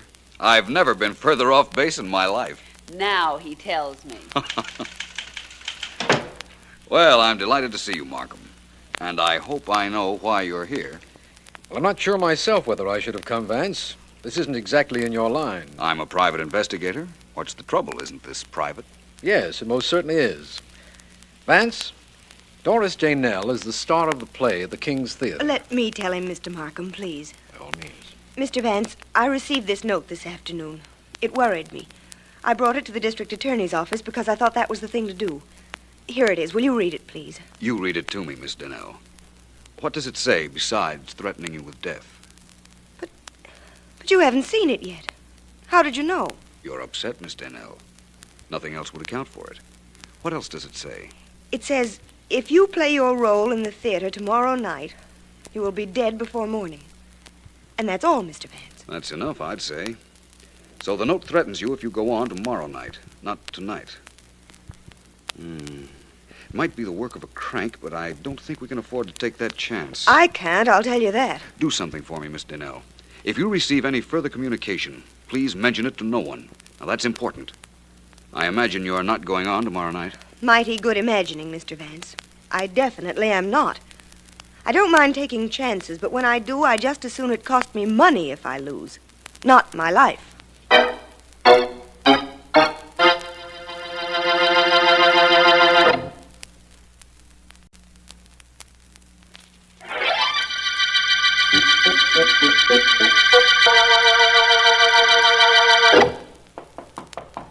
Yes, who is it? It's Betty Wheeler, Miss Danell. May I come in? Sure, come on. You wanted to see me. Badly. Betty, how long have you been my understudy? About 3 months, I'd say. And you've never had a chance to go on? No. Well, you've got one now. Here, throw this towel in the laundry bag, the one hanging on the door. Catch. Is this your laundry bag? It isn't anything Santa Claus is waiting to pick up. Just the laundry man, and he won't be here for 2 days. Well, what about tomorrow night? Do you want to go on for me? Do I? Playing the lead on Broadway opposite Jack Aldridge. Oh, I can hardly believe it. But may I ask one favor? Sure, kid. What? May I use your room? Why not? I've never used a star's dressing room. The joint's yours for tomorrow night. Take it with all the trimmings. Yes? Are you decent, Doris? Sure. Come on in, Peters. As if there was a way of keeping a company manager out of the dressing room. Hi, Doris. Hello, Betty. What's going on here? Hello, Convention? Mr. Peters. Have you heard I'm going on to Miss Danell tomorrow night? Huh? What's the matter, Doris? Don't you feel good? I feel fine, but I'd like to stay that way. I got a note threatening my life if I work tomorrow night. What? Maybe it's a gag, but I'm not taking any chances. Just one performance? That's all the note said. Peters, Betty here is your star for one night. Well, this show is getting jinxed. I'm sure of it. First it's robbery, now it's this threat. What's this robbery routine? Somebody steal a bow? Stealing a bow. Somebody stole the receipts from the office 2 nights ago. Over $4,000. And the cops are going crazy because they can't find any evidence of anybody breaking in. Inside job, huh? That's the way it looks. But that doesn't help this threat business any. Doris, you wouldn't... No, I wouldn't. That's what I thought. Mr. Peters, are you in there? That sounds like our director. Yeah, come on in, Hartley. Good evening, Mr. Nail. Miss Wheeler. Good evening, Mr. Hartley. Peters, they told me you were in here. That was very nice of them. And you found my dressing room without trouble. Well, the director of our show has a sense of direction. Hey, I'm starting to feel better already. Miss Danell, can't we go somewhere and talk? There are so many things I want to ask you. Well, there's one thing I want to tell you. Don't get used to the way Jack Aldridge makes love to you on stage. He's mine. On stage, and what's more important, off. Oh, of course, Mr. Hennell. I know that. Well, what are you standing there like that for, Hartley? You're supposed to have come in here to see me. What about? I did not want to interrupt the young ladies. I find their conversation very interesting. I'll have a record of it made for you. Now, what do you want with me? Please come outside, Peters, so we can talk. Tell me in here. I think it would be better for you if you came outside. Okay, come on, I'm ready. Well, Hartley, what is it? What's on your mind? Money, Peters. I need some money. 10 till payday? Let's not fool Peters. I don't want any of that vaudeville money. I need dough. 1,000, maybe 1,500. Who doesn't? You are going to give it to me. Am I? How do you know? It isn't how I know, it's what I know. Shall I go into details?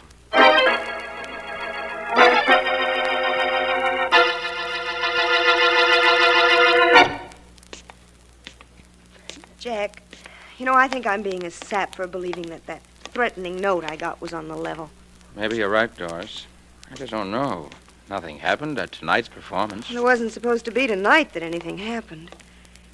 I worked a little with Betty Wheeler, and tomorrow night, maybe the understudy gets her big chance. I told her she could, but now I'm not so sure. I'll miss you, honey, if you don't make it.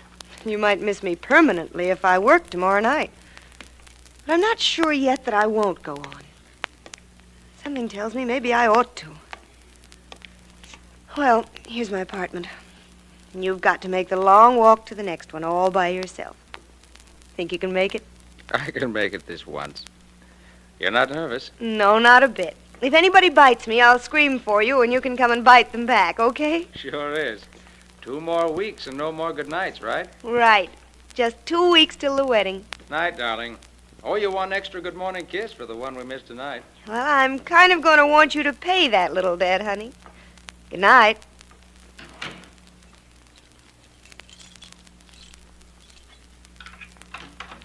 What's the matter with this lock? Oh, it's not the lock, it's me. There. Oh, I'm so tired. Who can that be at this hour? Hello? Miss Daynell, you got my note? Yes. Who is this? Never mind. You're gonna be a smart girl and not go on tomorrow night, ain't you, Miss Daynell? I don't know. You better know. You better know for sure, too. On account of I wasn't kidding, sister. I meant it. You walk on stage tomorrow night, and you'll be carried out of your apartment the next day.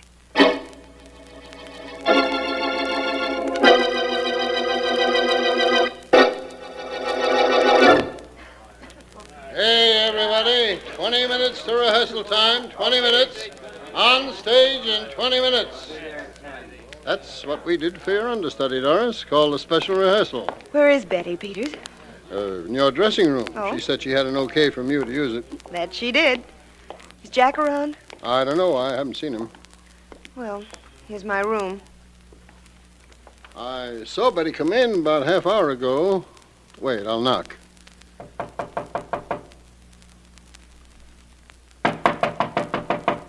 Hey, she couldn't have gone out, or I'd have seen her. Betty! Betty! Miss Wheeler! Hey, Wheeler, open up! Peters, I never locked that door in my life. Something's wrong here, Doris. Hey, somebody! Miller, Hartley, come on over here. Something's the matter in Doris's dressing room. Doris. Well, it isn't me, Jack. It's Betty Wheeler. She was using my room. Oh, thank goodness. What's going on, Peters? I don't know. Wait a minute. I got a key to this dressing room. Betty took mine yesterday. Miss Wheeler is in there. I saw her go in. Thanks, Hartley. You're a big help. Yeah, here's the key. Jack, darling, stay close to me. I think I'm getting scared. Come on. Betty. Good Lord. Well, let me see. Get back, everybody! Everybody keep away from this room until the police get here. Betty Wheeler has been murdered.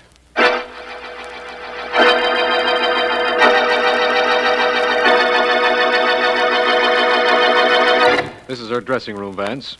Nothing has been touched, but the body has been removed. So this is it, eh, Markham? No possible lead on the killer? Nothing Sergeant Heath could find, Vance. You know about the robbery here a few nights ago? When the night's receipts were taken? Yes. I know about it. Heath believes that was an inside job, doesn't he? From what I understand, it had to be. No one broke in, and the receipts were missing, over $4,000. That kind of money will be hard to trace. All small denomination bills. It would also make a pretty sizable package, but I don't suppose that matters. What does matter most now is this murder. Vance, do you think there's a connection between the murder and the robbery? Possibly. Let me see. Doris Dennell received a note threatening her if she went on stage for tonight's performance. And then her understudy, Betty Wheeler, was murdered in Miss Dennell's dressing room. What's that? Sounds like a fire warning. Fire! Everybody get out! There's a fire in the theater! Everybody, Markham, includes us, I suppose. Doesn't anything ever upset you or your routine, Vance? Certainly. I was about to leave, wasn't I? Neither of you gentlemen need leave. There is no fire. I beg your pardon. I'm Oscar Hartley, Mr. Vance. There is no fire. Well, that's an absurd complication. Fire alarm, but no fire. Thank you very much, Mr. Hartley. Oh, apparently you know Mr. Vance. I'm Markham, District Attorney. Oh, how do you do? Somebody set off the fire alarm, but there's no fire.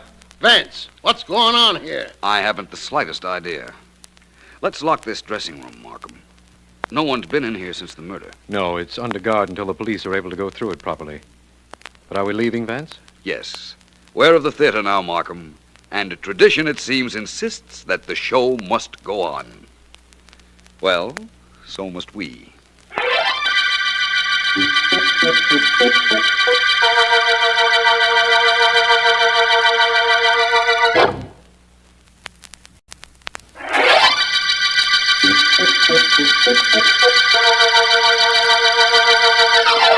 This is District Attorney Markham. The backstage murder case began when Doris J. Nell, stage star, received a note threatening her life if she played her role the following night. The threat came after the theater office had been robbed of $4,000 in small bills. Vance appeared at the theater after Betty Wheeler, Miss J. Nell's understudy, had been murdered, and met Peters, company manager, and Oscar Hartley, director of the show. He has yet to meet Jack Aldridge, Miss J. Nell's fiancé and leading man. I have just had a report that Peters, the company manager, is in his office with Doris J. Nell. It's just about the time for the curtain. Look, I don't want to hear any more about it, Doris. You're going on tonight. You've got to. I can't, Peters. I just can't. Can't? Why? Because of what happened to Betty? Not only that. I can't tell you why. Mr. Vance told me not to. What is all this? What's going on here? Oh, all right, I'll tell you. I got a phone call last night. It warned me not to go on. Mr. Vance told me if I received another threat, I was to mention it to no one, and I haven't till now. You told nobody? Nobody but you, Peters, not even Jack. Doris, you've got to go on. I'll fill backstage with policemen if necessary, but you've got to go on. Oh. I can't refund the money for tonight's performance, and I'll have to if you don't work. We're in a financial jam as it is. What with that money being stolen? I know, and I'm sorry, but I Doris, simply can't. I know how you feel, and I'm sorry, too. But please, do this for me, for yourself, for the rest of the company. You've got to do it.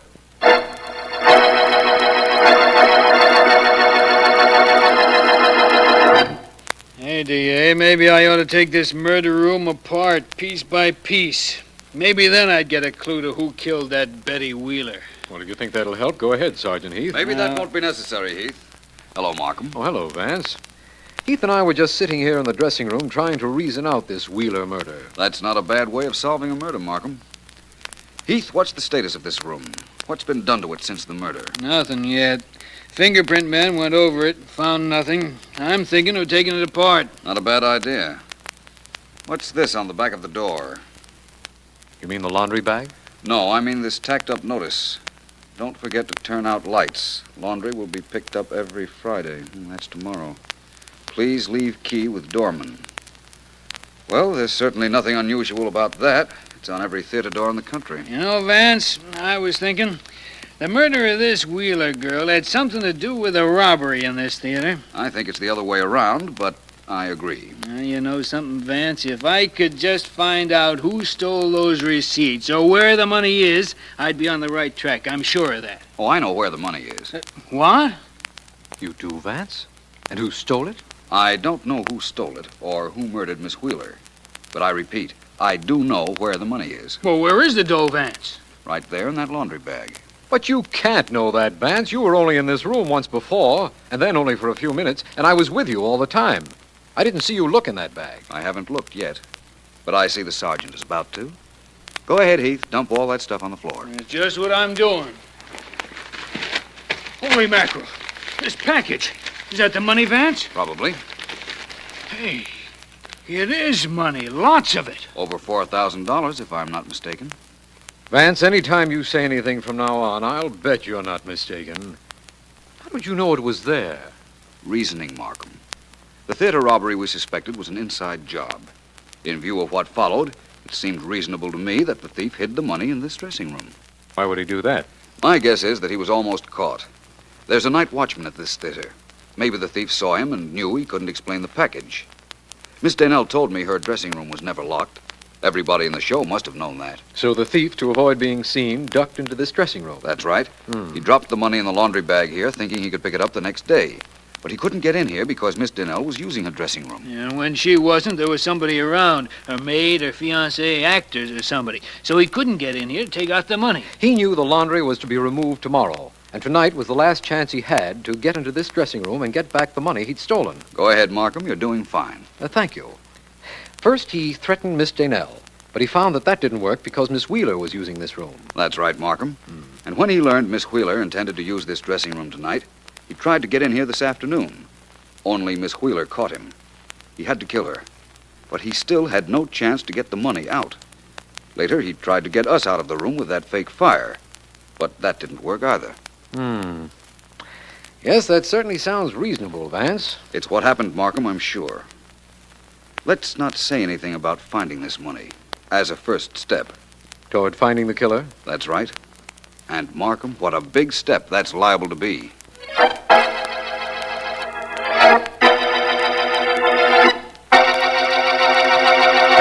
I've questioned Jack Aldrich and Mr. Peters, Mr. Hartley, and I didn't want you to think I was slighting you in any way. I know you had talked to them. I overheard you. You did? How? By the exceedingly simple process of putting my ear to the door. I just wanted to see how far Peters would go in indicting me. You see, he and I did not get on very well. So I learned. But still, you direct every show he's connected with. I'm a genius. That's not the way I heard it. Apparently, you have a hold of some kind on Peters. Very definitely. You see, many years ago, Mr. Peters happened to take some money out of a theater safe. The producer caught him. Peters was allowed to put the money back when he swore it was his first offense and would never happen again, so nobody was hurt, nor any the wiser. Except you. Oh, I had to know. You see, I was the producer.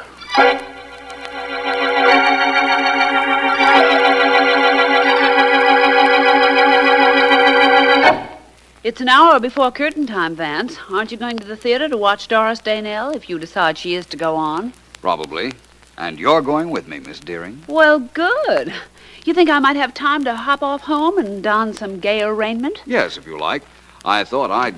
Vance, you've got to come to the theater now. Sit down, Aldrich. Relax. What's the trouble? Doris received another threat. A phone call last night. The murderer insists that she doesn't go on and that there be no performance tonight. No cause for your excitement, Aldrich. No cause for excitement. After what's happening in our theater, I love that girl, Vance, and all this is making a wreck of her. She says she'll go on if you tell her to, but you can't take a chance with her life. I'm sure the murderer intends to strike again. That sounds like a line out of a play. But very well, Aldrich, I'll go. I'm sorry, Ellen. You won't have to bother about changing your dress. I'm going to see a murderer about changing his mind.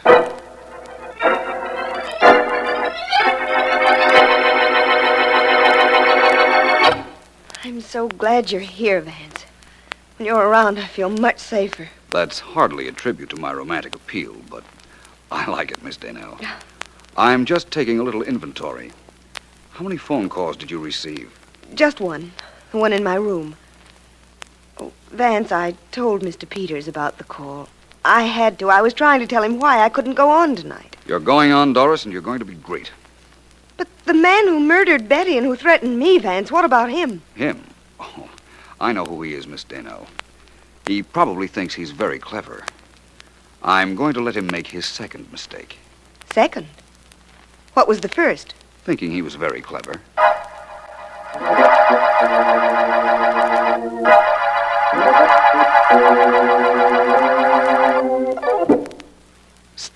Sergeant Heath. Right here, Vance. Can't see you very well in the dark, though. Just keep your eyes straight ahead, Heath. There'll be a light showing any minute now. Huh? A light? A match or a flashlight. Match, probably. It doesn't attract as much attention and suits the purpose. You're sure everybody connected with this show thinks we haven't examined the late Miss Wheeler's dressing room? Sure, I'm sure. I practically announced it to 2 cops so that everybody could hear. Did a good job. Vance, on the corridor. A light. It's a match. That's what I expected. Do I grab whoever's carrying it? That's right. I'd sure love to know who it is. There goes the match in the dressing room, plus the man that's carrying it. Go get him, Heath. And get a look at him yourself. I promise you a great surprise.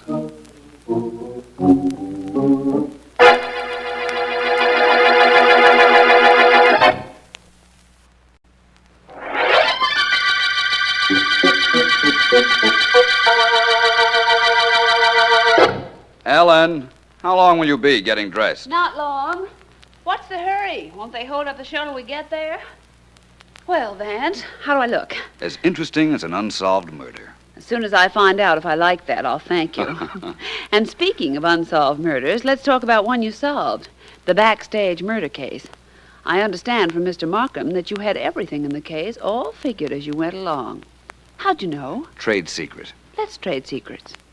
I'll tell you why I like going out with you, and you tell me how you knew the murderer. Deal. You know all about the robbery of the theater safe and its association with the murder of Betty Wheeler? Yes, of course. Your turn.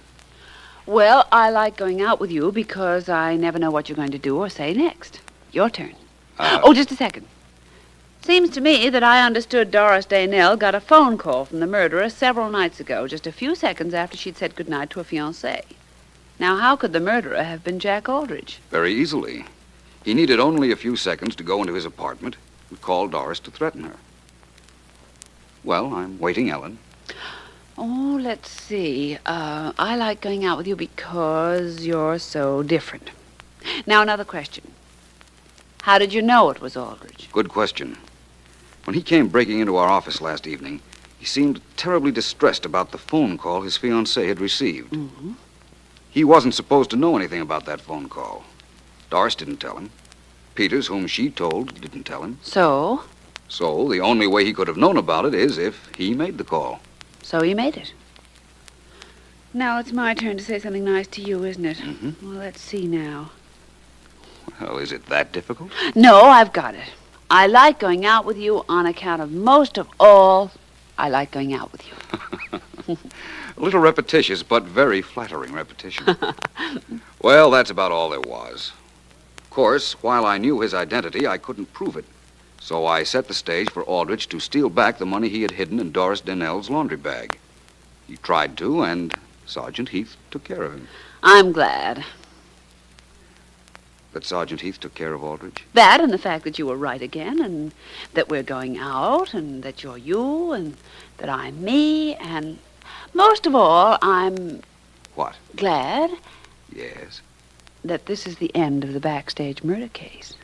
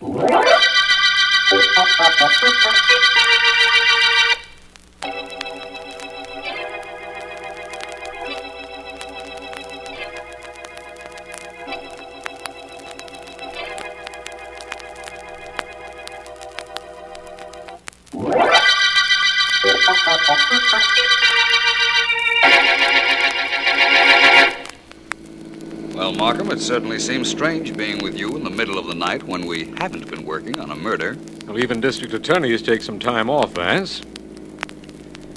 And here's your apartment house. That it is. Well, thanks for taking Ellen home and for dropping me. No trouble at all, Vance. I'll phone you tomorrow if anything interesting happens. I'll be waiting. Good night, Markham. Meet you at a murder.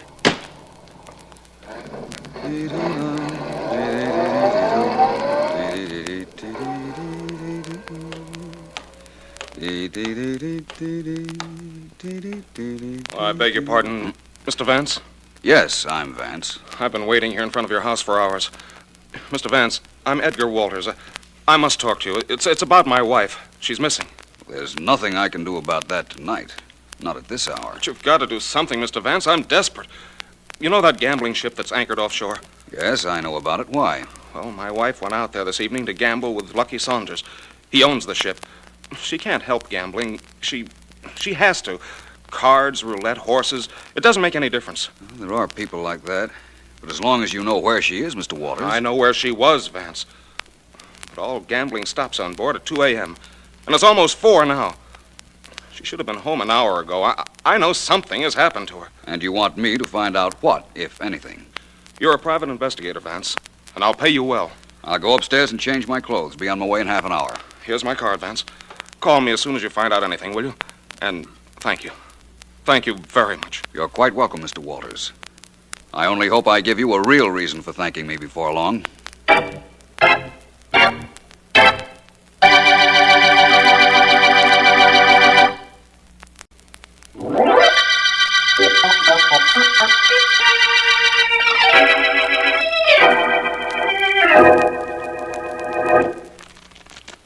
Your deal, Mrs. Walters?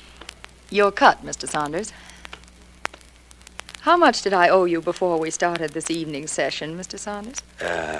12,000. And now I owe you 3,000. It's time to quit, isn't it? I have a stateroom fixed for you, Mrs. Walters. We could go on with the game in the morning. Lady Luck's smiling at me right now. Tomorrow she might be laughing out loud. One cut, double or nothing. For 3,000? That's right. If I win, you join your friends, Mr. and Mrs. Henderson, and leave, huh? Oh, if I win, I'll stay here on board. There are no more water taxis to shore. I sent the last one off an hour ago. The Hendersons don't mind spending the night aboard ship. Your cut, Mr. Saunders. As you say. There we are. 9 of diamonds. And mine's the Queen of Clubs. That makes 6,000. Queen of Clubs again. That's the third time you've picked that queen, Mrs. Walters. I suggest we quit. You won 6,000. I have it here in my safe. I'll get it for you. Maybe you won't have to get me anything. Or 12,000. Double or nothing, Mr. Saunders. One cut. One cut.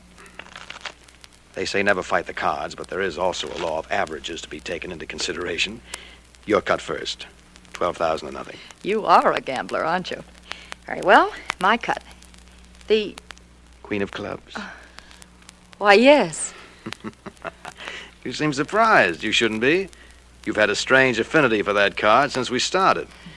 Perhaps we'll discuss that a bit after I've cut. There. Oh, Jack of Diamonds. You win 12,000. Once more. Hardly. You want the cash now? I think so. Then in the morning, with my friends, Mr. and Mrs. Henderson, as bodyguards, I'll leave the ship. Really, Mrs. Walters? Would you like to cut double or nothing on that, too?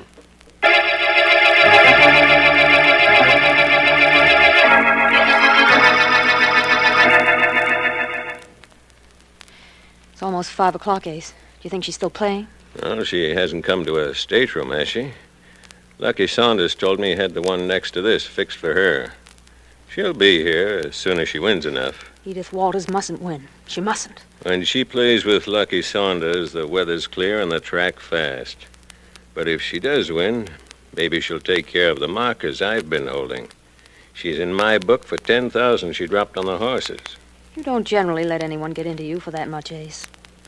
You know, I think that... honey. You're the one I married to, and I like it that way. There's nothing between her and me. I suppose we just forget all this and go to bed. I've got to know whether she won or not. I've got to. In the morning. Comes the morning, we'll both find out. Go ahead to sleep if you want to. I'm waiting up until I hear her come in. And if she won tonight, I'm going to get that money she owes you. If she lost... Yes, honey. What if she finished out of the money? Then I'm going to fall asleep laughing.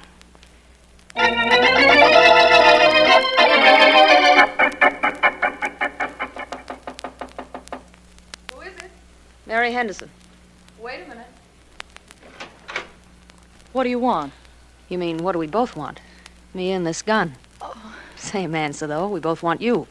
You're being a little dramatic, aren't you, Mary? Maybe. How much did you lose to Saunders? I don't know that it's any of your business, but I didn't lose. That's what I was afraid of. You know, I don't like you, Edith. I gathered that quite some time ago. I liked you more when I first met you. And I despised you then. I was praying you'd lose to Lucky Saunders tonight. Sorry to disappoint you. I still don't know any reason for that gun. I'll explain. It's very simple. There are no boats leaving for shore. And certainly none coming out from shore for the next couple of hours. We're practically alone on this ship. You and I, my husband, and Lucky Saunders. So? So you've got no means of either getting off or getting help. And I wanted to announce to you personally that you'll never leave this ship alive. You've lost sight of one thing, haven't you, Mary? My husband knows I came out here. Your husband thinks you came out here. Nobody knows except my husband, Lucky Saunders, and I. And I'm sure none of us will ever remember seeing you on board. You're going to kill me? Maybe. You're going to be dead, I can tell you that. You're afraid, aren't you? I was afraid, too. I've been afraid for months. Afraid I'd lose my husband to you. But I won't now. There'll be no you around to lose him to. You forget there's a radio room on board right next door. I can send a message for help, and I'm going to right now. Stop! Edith, stop!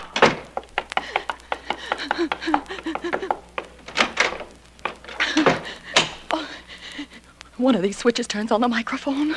One of them does. It must be this one. It's got to be.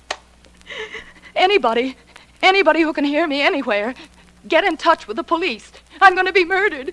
Listen, my name is Edith Walters. I'm on board the gambling ship Argus. Please, if anybody hears this, get in touch with the police. Tell them to come out here. Tell them to hurry. They're coming in for me now. Tell them to hurry. Hurry before... It's too late. This is Edith Walters. Call the police!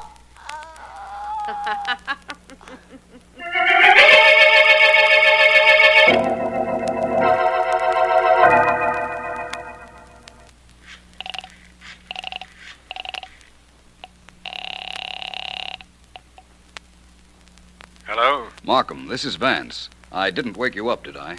Oh, no, you didn't. As a matter of fact... I've been trying to reach you on the telephone for 10 minutes. Your line's been busy. I've been trying to get you, Vance. But it's 6 o'clock in the morning. What do you want me for? I've tried for 2 hours to get some sort of transportation so I could get out to the gambling ship Argus. I can't find a thing at this hour. I'm going to need a police launch. What do you want to get out to the Argus for? To look for a woman named Edith Walters. Her husband... Edith Walters? Well, she's the reason I've been trying to reach you, Vance. A half hour ago, an amateur radio operator picked up a call for help from Edith Walters. She was screaming she was about to be murdered, and the call was cut off in the middle of a sentence. We've got to do something, Markham. How soon can you meet me? I'm down at the docks now. Well, Sergeant Heath is picking me up. I'll be there in 10 minutes. A police launch has already been ordered. Pick up Edgar Walters on the way. He's at the Buckingham Apartments. I'll be waiting for you, Markham, at the foot of the docks to get to the bottom of this mystery.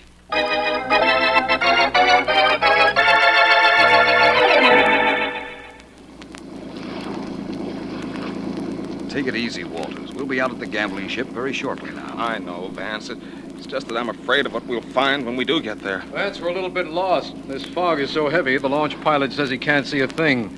We're going by compass, but we don't know exactly where the Argus is anchored. Oh, I know, Mr. Markham. It's exactly 2 miles along the coastline from the dock.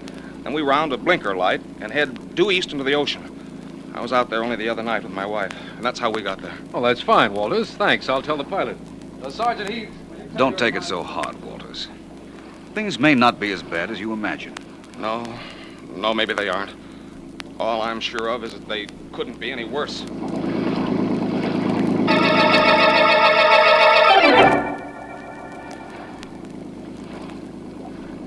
There's the Argus, Vance.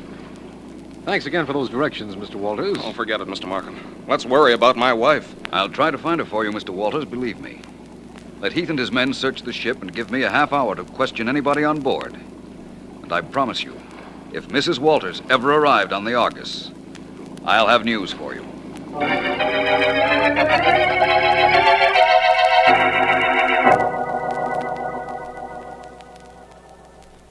You're going to use the master's cabin as an office, Vance? Temporarily, Markham. What luck has Sergeant Heath had? None at all. He's had men searching this ship for a half hour. They can't find Mrs. Walters' body, and they can't even find any evidence that she ever was aboard. This is really a case, Vance. Yes, I know. I'd like to see the owner of this ship, Markham. He's waiting outside. In fact, I'll see him and Mr. and Mrs. Henderson together. All right, I'll tell them right now, Vance. Mr. and Mrs. Henderson and Mr. Saunders, will you come in here, please? Yes, of Yes, course. certainly. Glad to come in. Please sit down and make yourselves comfortable. What do you want with us, Vance? I'm not quite sure. You say you haven't seen Mrs. Walters in 2 days, that she was not aboard this ship last night? That's right. Mr. Saunders, how do you account for the radio message that was picked up and relayed to the police? I've got no idea how, why, or from where it was sent. The message did say it came from the Argus. And we do have a radio sending set aboard. But there's no way in the world to prove it came from here. No, there isn't. Mrs. Henderson, your story, I take it, is the same as Mr. Saunders? Not at all. I beg your pardon. He said he hadn't seen Edith Walters in 2 days. I haven't seen her in a week. I see. And you, Mr. Henderson? I was supposed to meet her at the track yesterday afternoon, but she never got there. That proves nothing one way or another. Mr. Saunders, how long have you been operating this gambling ship in these waters? About a month. It's all very legal, Vance. That's a matter of opinion. It's legal. Well, let's say it's within the law. It's outside the state's jurisdiction, so state laws do not apply to it. Has the ship always been anchored in just this spot? No, we move it around every night. A few miles up or down the coastline, just to prevent any possible hijacking. We move it every night, but we keep it outside state limits every time we do. I understand.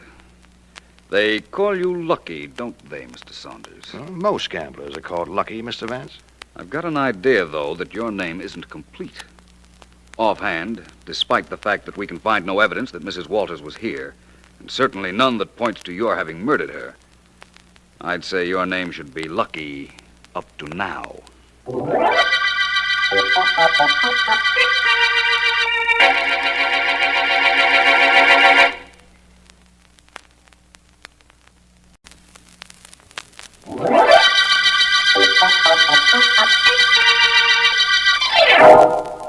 This is District Attorney Markham. The Argus murder case started when Edgar Walters came to Philo Vance, asking him to help find Walters' wife. She had gone out to a gambling ship, the Argus, but nothing had been heard from her for several hours. Then, an amateur radio operator relayed a frantic message from Mrs. Walters to the police, and it sent Vance, Sergeant Heath, and me, along with Mr. Walters, out to the Argus. There we met Lucky Saunders, owner of the ship, and Mr. and Mrs. Henderson, both of whom knew Mrs. Walters, and both of whom deny she was ever on board. Hi, Mr. Vance. Oh, yes, Sergeant Heath. I was just on deck getting a little air. What have you found? I haven't found a thing. No trace of Mrs. Walters anywhere on board, but I'm sure that dame was on board this boat, Vance, and that she was murdered. Only how do we prove it? We don't. We can't unless we find the body. And if she were murdered and the body thrown overboard, which is probably what happened, if she were murdered, we'll never find it. Hey, I never heard you so pessimistic before, Vance. Never had more reason to be, Heath. I'm going ashore to check over my facts, and I'm taking Mr. Walters with me. I'll contact Markham if I find out anything.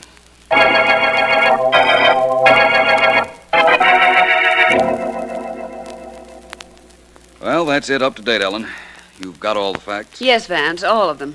Can you think of anything to add to what I've dictated to Miss Deering, Mr. Walters? No, I can't. You've been very thorough, Vance. Ellen, when will you have those notes typed up so I can see them? Oh, I don't know. I'm not sure. Please be sure. I'd like them in a half hour. Come into my private office, will you, Mr. Walters? Wait a minute, Vance.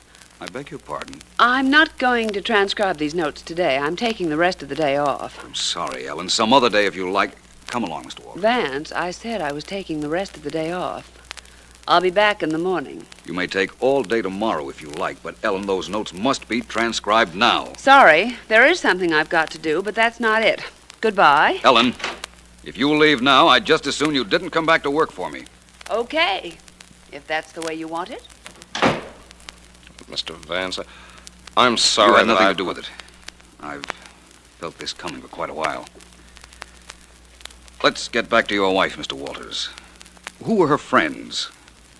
Who might she have been with if she actually didn't go out to the Argus last night? She had few friends, Mr. Vance. Nobody she was very close to. Most of the days she spent at the track. Oh, the track, eh? Where would she be at the racetrack if she were going there?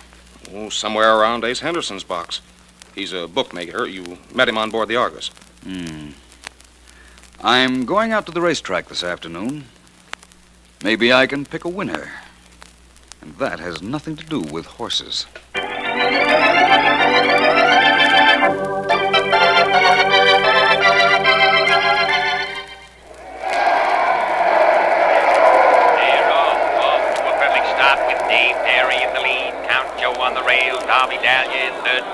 Hello, Mr. Henderson.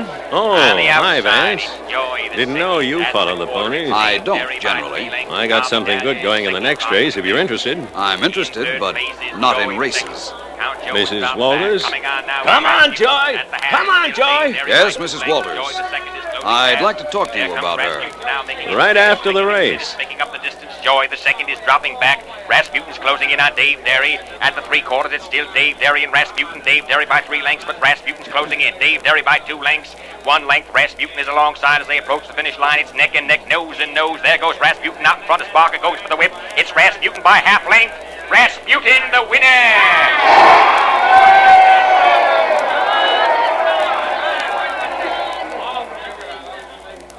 In second place, Dave Derry. Third place, Count Joe. Winner's time, 1:37. Next race, 20 minutes. Well, Vance, I dropped a few on that one. We won't bother then about the good thing you had for me in the next race. Henderson, how much did Mrs. Walters owe you?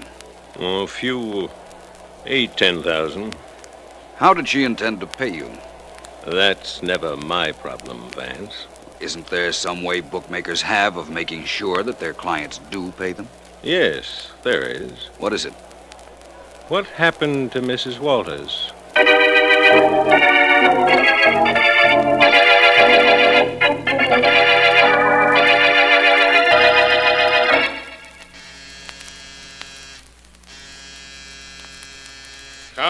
Coming.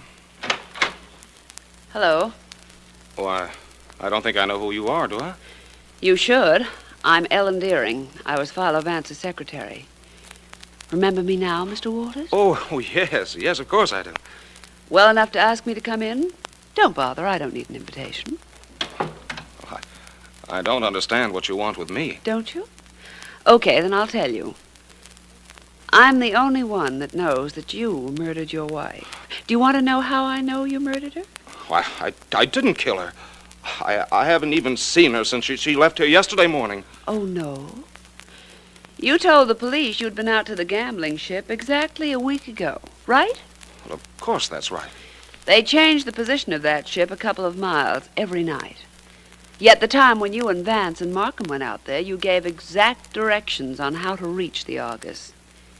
Now, the only way you'd have known that is if you'd been there earlier. Well, that's now, right, don't get excited.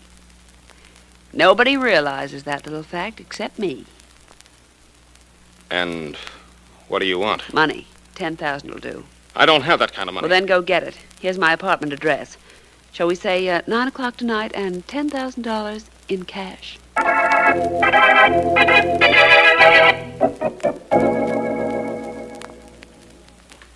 What time is it, Vance? A few minutes to 9. Frightened, Ellen? Yes, but I'll go through with it. You were right about Walters, of course, but What happens when he gets here? I'll be in the next room. You get him to talk and tell the whole story. Take the money. Then I'll come out and take him. Well, suppose he has other ideas. Ideas that he can pay me less expensively with a bullet than with a bundle. What then? Don't worry, Ellen. Nothing will happen to you, I promise. Oh, listen, that's the door. And that'll be Walters. Vance, please stay close. Hide, but stay close just in case. Don't worry, Ellen. I'll be here. Well, right on time, Mr. Walters. Come on in. Oh, no. You're coming out. Out here in the hall. Come on! Hey, listen, you're hurting my arm! Your apartment might have been a trap. Taking no chances. We'll talk out here in the hall. I just locked your door, and here's the key right here in my pocket. Now, come on. You can't make me. See this knife? I'll slash it across your face if you don't come. What happened to your wife? You tell me that first. She's in the cellar at my house. All dressed up in concrete. Oh. And you'll be keeping her company. Are you coming, or do I use this knife? I think I'm coming. And this guy's going. Hey, what's this? Oh, Sergeant Heath. Am I glad to see you? Didn't you expect me? Oh. Didn't Vance tell you he asked me to be here in the hall in case this guy got cute? No, he didn't. And that reminds me. I've got something to say to Mr. Philo Vance.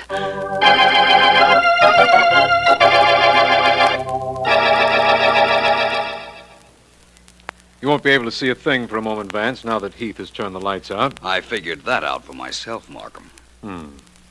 The FBI have done this, Vance, taken movies of an actual confession, but it's not done too often in police work. I think you're entitled to see the film, though. The film featuring Edgar Walters in his first and last starring role. Okay, Markham. Let's see and hear it. All right. Heath, let's have the film. Right. This is Edgar Walters. Of my own free will and volition, I'm confessing that I murdered my wife by going out to the gambling ship, Argus, in a small boat I had chartered the day before. I met her by arrangement, and I killed her as soon as we reached land. Her gambling was ruining me. I had to kill her.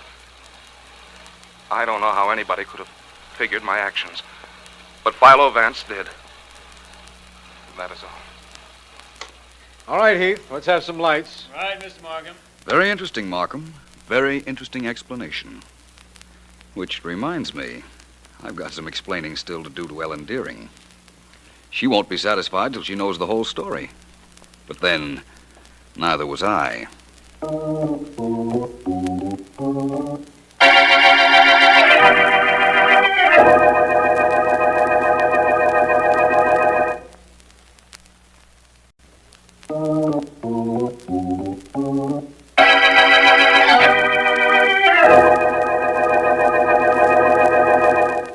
Well, Ellen, I know you've waited very patiently, so let's talk about the Argus murder case.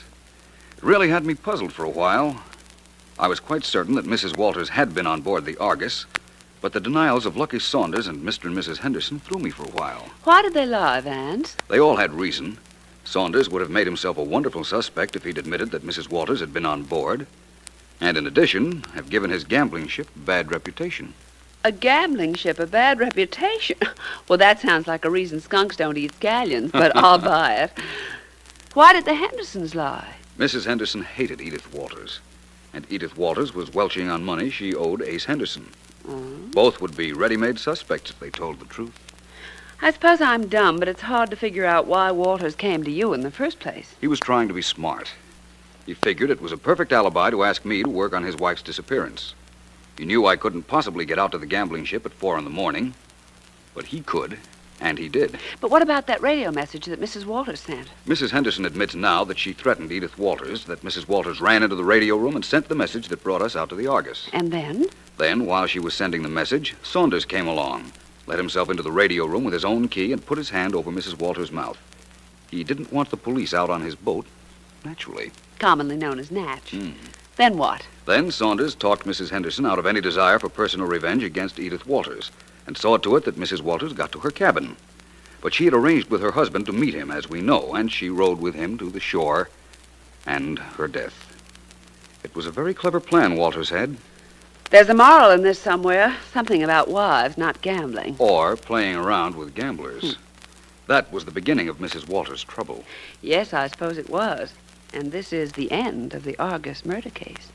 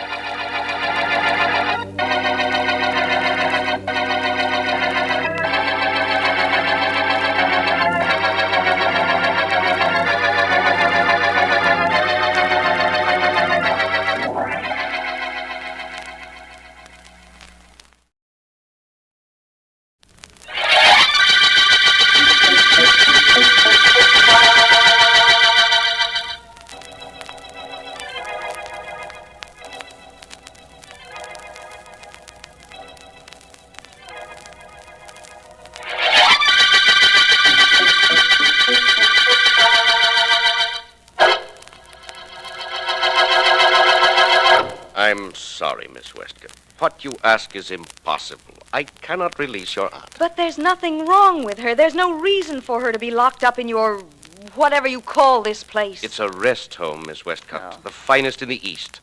Our patients have every comfort, every care. Maybe. And if they're ill, maybe that's what they need. But not my aunt. There's nothing wrong with her. She's a wealthy woman, and her family had her put here so that they could get her money. I'm sorry. Well, that may be so, but your aunt has never said she was unhappy here. Never asked to be released. Apparently she's quite content. The only person making trouble, as far as I can see, is you. Excuse me. Yes? Yes, I'll see him. Send him right in. I'm sorry, Miss Westcott. I'll have to ask you to leave. To leave this building and these grounds. I have an appointment with my chief assistant. With your chief guard, you mean? I've seen the way he treats Aunt Alice. Mr. Ward, believe me, I'm going to do something about this place and about you. You got company, I see. Miss Westcott was just leaving. Good day, my dear. We'll keep you informed as to your aunt's condition. There'll be an improvement in that condition with her out of here, and I'm going to see to it that she does get out. I promise you that. I promised that to Aunt Alice. And what's just as important, I promised that to myself. She's really got a beef, ain't she, boss? She thinks she has. Durant, I sent for you because there have been complaints about your tactics. You're a little too rough with our guests. Guests? Stop kidding. You know, I've been meaning for you and I to have a talk, Ward, and this is as good a time as any. Oh? You got a good racket here. I want in on it. Racket? Don't raise your eyebrows at me. I work here. That kindly little kisser of yours and your pretty snow-white hair don't fool me. This joint's practically a prison for people whose families want 'em out of the way. You ain't such a nice character as you look, Ward. Well, that does call for a little talk between you and me, Al. Shall we say this evening?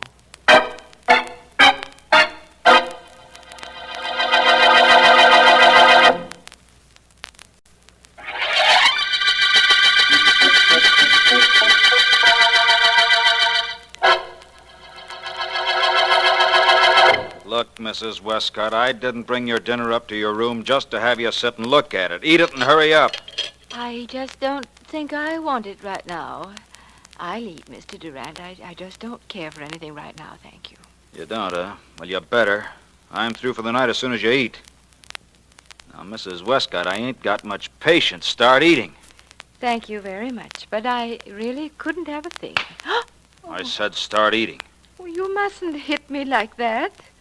I'm an old woman, and I've done nothing to you. I'm just starting. Now eat. Well, what's going on here? Quite a slugger, ain't you, Al? Like any woman your weight, I bet. What's it to you, Bill? Nothing. Go ahead and hit her again for all I care. Now look, Bill, Mrs. Westcott here's on this floor. This is my floor. That's got nothing to do with you. You belong downstairs. Yeah, sure. What I came out to tell you, though, Al, was that I ain't got the dough I borrowed from you. No? No. Maybe I'll be able to pay you in a couple of weeks. Maybe. Maybe? What do you mean, maybe? You'll pay me that dough. Believe me, you'll pay it. Please, gentlemen. You're giving me a headache with all that arguing. I'd much rather you didn't argue. It ain't making Al very happy either. Just to make him just a little bit more unhappy, take your time about eating. He'll wait. I'm making him wait for his dough. You make him wait, too. Now, look, just because you work here, too, Bill, don't give you any license to hold me up for my money or try to run this floor. Maybe I ought You won't. You ain't got the guts. You wouldn't take a chance of taking a poke at me. After all, I ain't an old lady. Aunt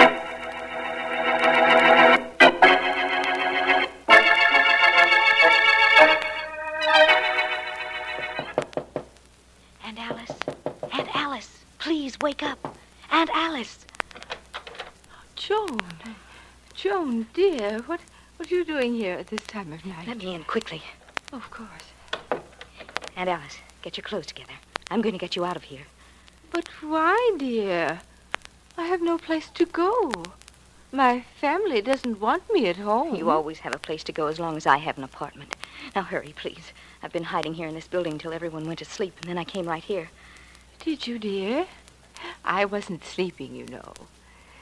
I was just lying on the bed and thinking. Just thinking. Aunt Alice, please hurry. Something terrible has happened.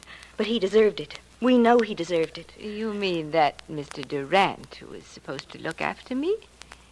He's lying outside my door, isn't he? And he's quite dead. You know about that? Oh, yes. And I'm not a bit sorry. Not a bit. He was struck down by Providence, you know. No, I don't know. I only hope that's what it was. Oh, it was. Of course, sometimes, like in this case, Providence has to have a little outside help.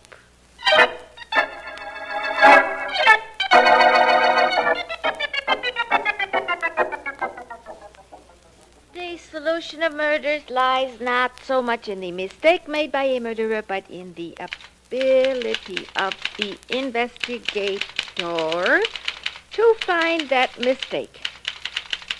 Well, I got that, Mr. Vance. That's good, Miss Woods. Now, let me see. How am I doing since Miss Deering's been away seeing her mother, Mr. Vance? Great, huh? Adequate. Adequate but refreshing, Miss Woods. Mr. Vance, you seem a little unoccupied. Something on your mind? No, nothing. That's the reason for my being preoccupied, I imagine. I heard over the radio a little while ago of an unusual murder, and it disturbs me that my friend, the district attorney, hasn't called me. Who got killed? The guard at a private sanitarium. I don't understand why Mark... Well, I'll get that myself, Miss Woods. It's probably Mr. Markham. Hello? Mr. Vance? Yes? This is Joan Westcott. Mr. Vance, there's something you must do for me. Is there? Yes, I'm calling from the Ward Sanitarium where that guard was murdered. I'm being held here because I tried to get my aunt out last night. Mr. Markham is here and Sergeant Heath. I heard Mr. Markham say that he was going to call you. And you're calling for him? No, I want to beg you not to work on this case, Mr. Vance. Please don't. The man who was murdered deserved to die. I'm afraid that isn't within your province to judge, Miss Westcott. I'm glad you called and told me Markham was there, though. It gives me every reason to go up. Goodbye, Miss Westcott.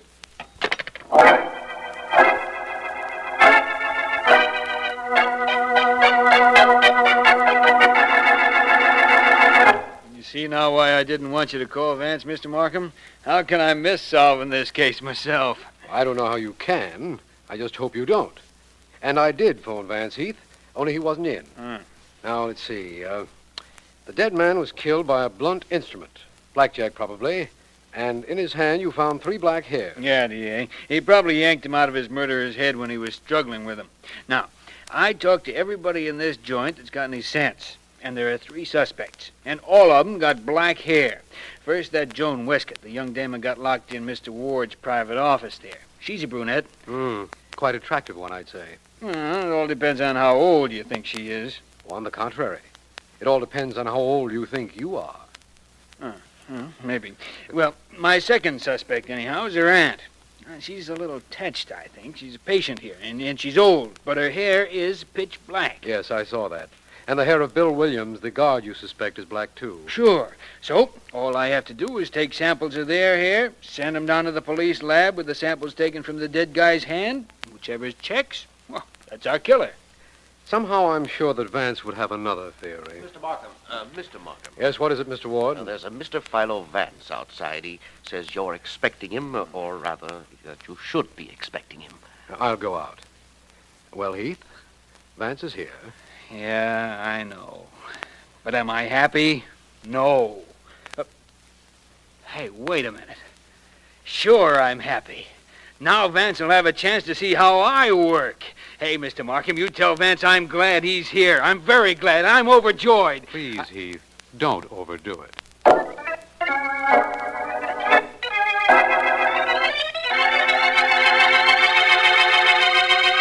Thanks, Markham. You're welcome. Just give me a few minutes in Mr. Ward's office with Joan Westcott and that other guard, Mr. Williams, and I'll be satisfied. All right. You know, of course, that the reason you didn't reach me on the phone was because I was on the way up here. Of course. My fault for calling late. Go right in, Vance. I'll wait for you here. All right. You know, murder in a sanitarium is such a delicate thing. I'm really gratified that you did come. Right, and thanks again. It's all right. Well, hello, you two. Hello? Hiya. My name is Vance. Oh. I've a purely academic question to ask both of you. Miss Westcott, did you kill Mr. Durant? So you came after all, didn't you, Mr. Vance? Even after I begged you not to. I told you I would. Mr. Williams. Don't bother me. I'm sorry, but I must, Mr. Williams. What's that? Changing of the guard? Patients are exercising. We march them around. What about it? I'd like to see that. So look. Yeah, look, Vance. You can see it very plain from this window. Well, I'll try. That's quite an imposing sight. Does Mr. Ward always lead the patients through those maneuvers? No, that's my job. I'll show you where I generally do it from. You see, right about... I've got him, Miss Westcott! Oh! I clipped him. Now, grab that towel and cram it in his mouth. What? Get that towel, hurry, or I'll take care of you, too. Oh, here it is. Good. Now get that roll of wire from the top drawer in Ward's desk and step on it. We'll tie him up good and get out of here. I don't want to get out of here, not this way. Do what I tell you. Get that wire. Well... Make it quick. Okay. That's better. I don't like doing this. Who cares what you like? Do what I tell you so I can get out of here. You want to stay, stay. I'll tie Vance up and then go to work on that window. Here's the wire. Okay. Vance guy just walked in here. Wrong time for him. There, that takes care of his hands. I use my handkerchief to make sure that towel stays in his mouth. Tie it. Good and tight. All right, but I... Hurry up and shut up. Feet. There, one more turn to make sure. That does it. Well, you coming with me? No. Well, then, so long, sister. I'm getting... What's going on in here? Sergeant Heath. I guess that's that. Seemed like a good idea at the time, though. Hey, come on in, Markham. Take a look at your friend Vance. All he needs is a spit, and he's ready to be barbecued. Vance, what happened? What? Just a moment. I'll have this. Look. There you are. Thank you for removing that gag, Markham. It's all right. Please get to work on my hands. Of course. Now, what happened here? Well, Miss Westcott and Mr. Williams didn't want to be questioned, I imagine, so Mr. Williams knocked me out. Oh, thank you, Markham. I'm all right now. Oh, you are you? I'm going to show you how all wrong you are, Vance. I'm solving this case myself. You can watch if you like. I'd like to, very much. Okay. Now, Al Durant, the dead man, had 3 black hairs in his hand when we found the body. So, a black-haired guy, or gal, killed him. That's entirely reasonable. Sure it is. Now, I'm taking samples of the hair of this black-haired gal and this black-haired guy. Yeah, hold still, you. Hey, what are you doing to my head? Just taking a couple of hairs off it. You won't miss them. Now, you, miss. Don't you dare use that scissors on my head. Oh, okay, do it yourself. Here. Oh, all right. This is all completely ridiculous. Perhaps not, Miss Westcott. Sergeant Heath is going to have your hair compared down at the police laboratory with the hair found in Al Durant's hand. And if it checks, I'm afraid you're in rather a serious spot. I'm not afraid. Heath, let me ask you something. Yeah? Suppose, just suppose, mind you, that you find that neither of those hair samples match the ones you took from Durant. Then what? Well, then that old Mrs. Westcott's hair will match. It's got to be one of these three. Just supposing it isn't, though, Heath. Well, then I'll take samples of every black-haired person in this place. Even you agreed it had to be somebody here who killed Durante. Yes, we're reasonably certain of that. Well, okay, then. One of them killed that guard, and that one's hair will match the sample we got. Then we got our killer. As simple as that, eh, Heath? Sure. How much longer are you going to keep me here, Sergeant Heath? I don't know. Miss Westcott, you're a rather contrary person. As I understand it, you wouldn't leave this place before Mr. Durant's death. Now you're quite anxious to go. Yes, I am. I want to get out of here and take my aunt with me. I never want to see this awful place again. Well, Miss Westcott, I wouldn't be so anxious to leave here if I were you. In the event that Sergeant Heath's hair test points to you, you'll be going to a much more uncomfortable place, I assure you.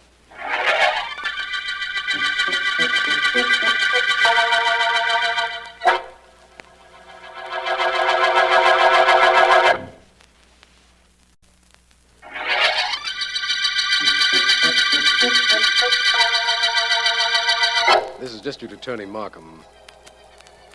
The Blackjack murder case began when Al Durant, a guard in the private sanitarium run by a Mr. Ward, was found dead.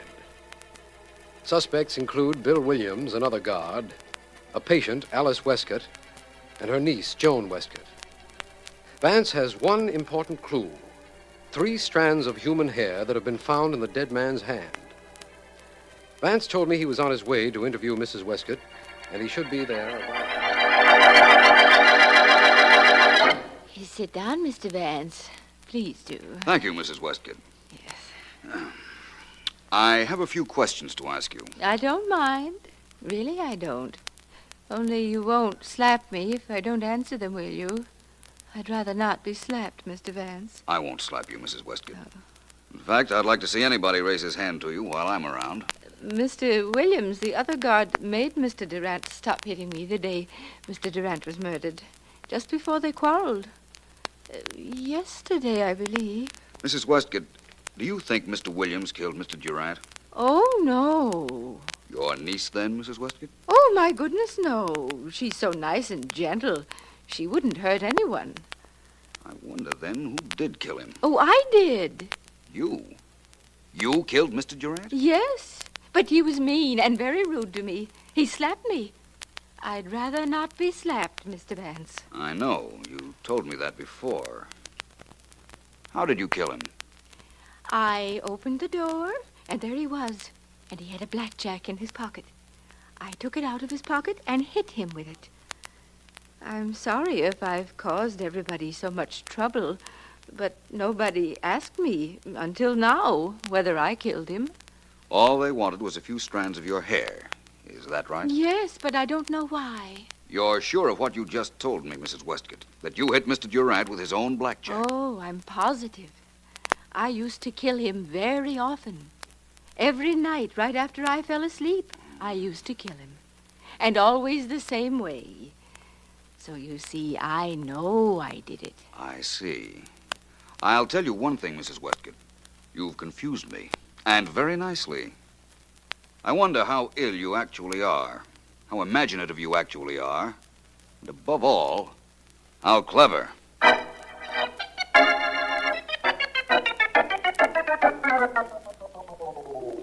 What a case this is, Mr. Markham. The only clue is a couple of hairs, and listen to this report the police laboratory sent me. You can listen too, Mr. Ward. Thank you, Sergeant Heath. Go ahead, Heath. I sent him the hairs we found in Al Durant's hand, and the hairs from our 3 suspects. Now, listen. Sergeant Heath, this is to inform you that there is no similarity between the samples taken from the heads of your suspects and the original hairs found in the dead man's hand. Signed, Morgan Police Laboratory.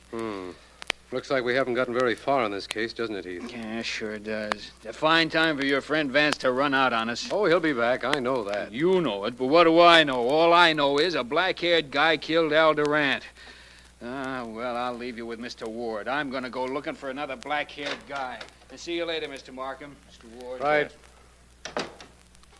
How soon will the police leave here, Mr. Markham? They've spoiled my discipline, my routine. They've ruined this office. How do they ruin it, sir? By using it? Look and see. Papers helter-skelter, the desk moved, everything topsy-turvy. Nothing is in its proper place. everything must be in its proper place, Mr. Markham. Yes, I know. And the reason we've made such a mess out of your office, Mr. Ward, is because we're trying to put a murderer in his proper place. Behind bars.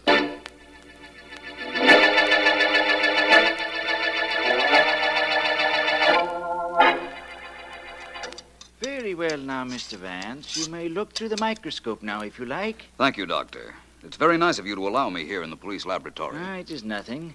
Mr. Markham phoned me and asked for me to let you come in. I was glad to have you. Sometimes even scientists like a little audience. Here, now look through the microscope, Mr. Vance. All right. Tell me first, though, Doctor. Your test showed that none of the hair samples from the 3 suspects matched the hair found in the hand of Mr. Durant, the murdered man. None of them match, Mr. Vance. You are looking through the microscope now. Good. The single hair on the right, that is the one which was found in the murder man's hand. The one on the left is one of the samples. Vast difference, isn't there, Doctor, under a microscope? Definitely. Notice, Mr. Vance, at the very tip of the hair on the right, a little unusual substance. Yes. That is gum arabic, generally used as a glue. As a glue? Well, Doctor, perhaps the hair samples found in Mr. Durant's hand came from a wig. No, I'm sorry, Mr. Vance. They came from no wig. They came from a human head, and they were pulled from that head when the head was alive. Now, Mr. Vance, that hair came from no wig. It came from a living head. But the gum arabic, that must mean something. Yes, I imagine it does, but what? What, Doctor? Well, unless I'm very much mistaken, it means I know who murdered Al Durant.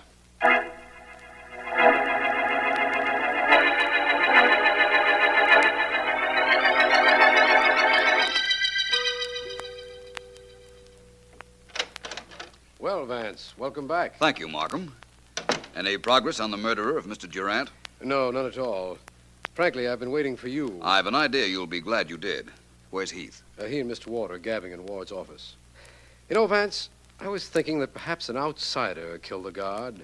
That is possible, you know. Undoubtedly, only I'm quite sure that isn't what happened. Where's Joan Westcott? I'd like to see her. She's in that room right there, Vance. It wouldn't surprise me any if she were about to break down. I'd like to talk to her, Markham. I'll meet you in Mr. Ward's office in a few minutes, all right? Certainly, Vance. I'll be there with Ward and Sergeant Heath. Hello, Miss Westcott. What is it, Mr. Vance? Why were you crying, Miss Westcott? Any reason I might do something about? No. Perhaps there is. I'd like to tell you something. This is no trick, believe me, but I know that neither you nor your aunt murdered Al Durant. You know that? Very definitely. Now, will you tell me why you were crying? Oh, Mr. Vance, I didn't mean to break down, but the hopelessness of this whole thing just got me. It just got me, that's all. I thought my aunt had killed Mr. Durant, and that's why I couldn't tell you about this place. I'm afraid I don't know what you mean. Well, if she had killed Durant, I wanted you to think that she was insane, that she belonged in a place like this. Only this isn't a rest home or a private hospital, Mr. Vance. It's a prison. None of the patients here have anything wrong with them. I'm beginning to understand a lot of things now, Miss Westcott. The one thing missing from this case so far was a motive. I believe I have that now.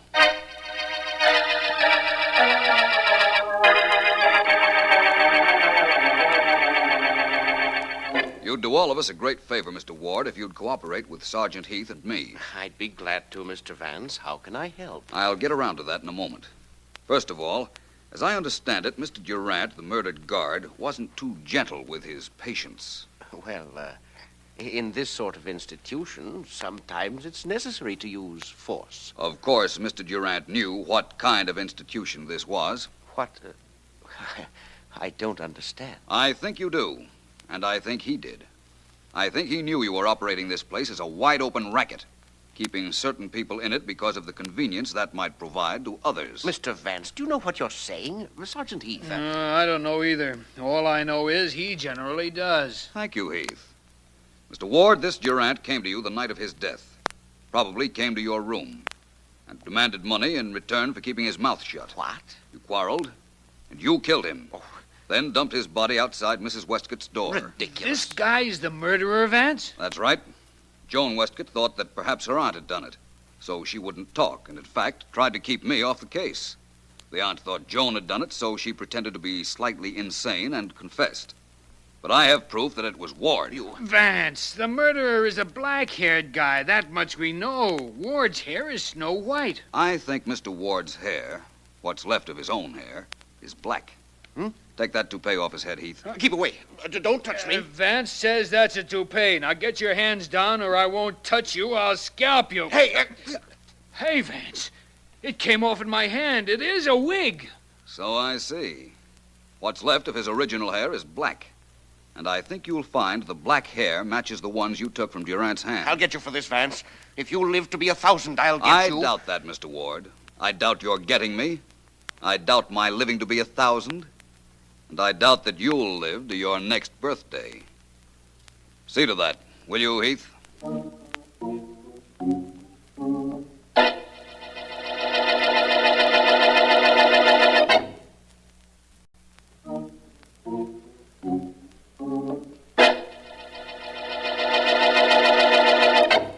Mr. Vance, I'm so mixed up about that hair thing. I don't know how to begin asking you what made you so sure.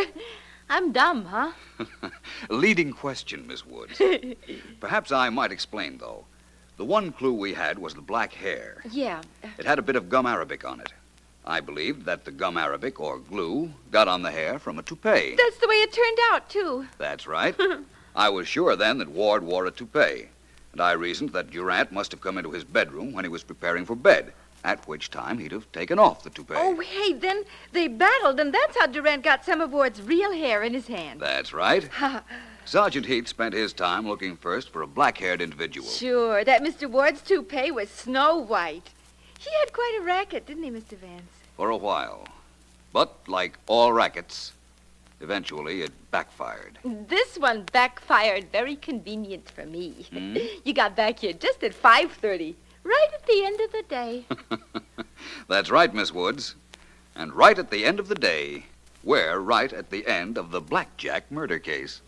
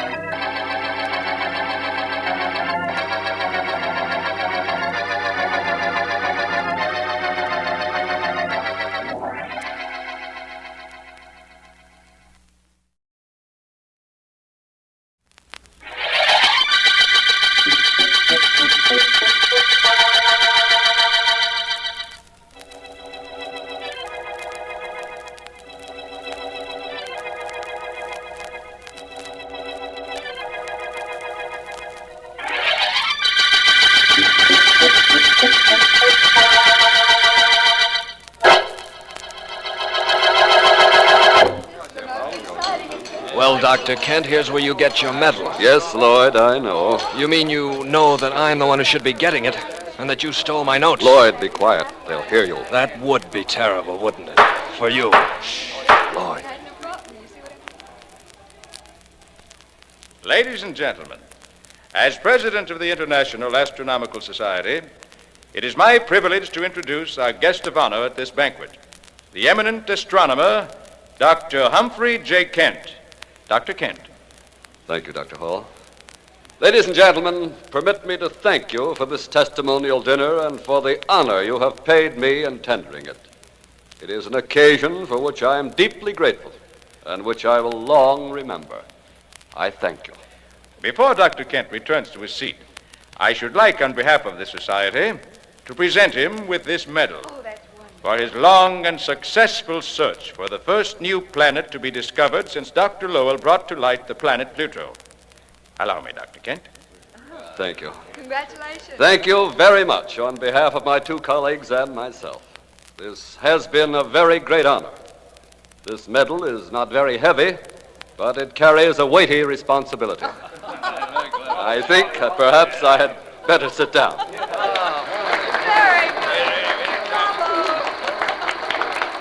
Quite a speech, Dr. Kent. Thank you, Lloyd. For 2 years, you and Diane and I worked together. For 5 years before that, ever since I got out of college, I worked on finding that planet. Lloyd, we'll talk about this some other time. Why? Because you're afraid of what I might say? Well, don't worry, I won't expose you. Not here and not now. I'll wait. I waited 7 years to find that planet. Maybe I'll wait just as long to find a way of making you pay for stealing it. Or maybe I'll do it in 1 second. With a bullet.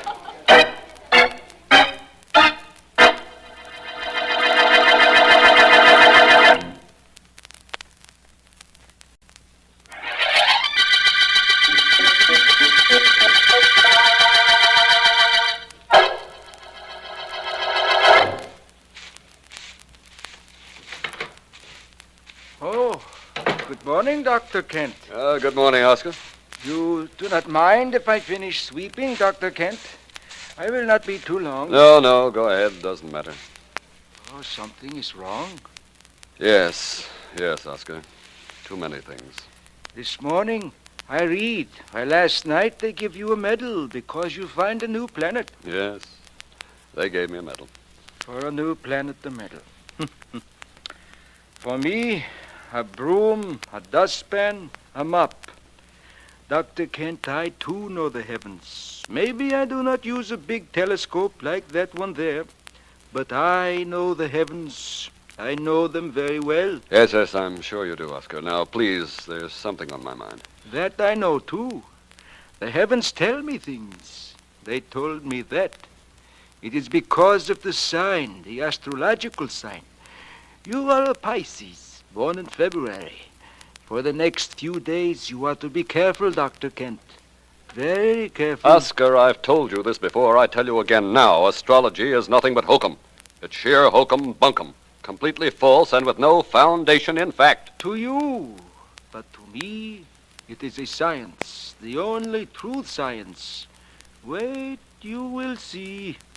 Remember, you are a Pisces. So for the next few days, you are to be careful, Dr. Kent. Very careful. The signs could mean death.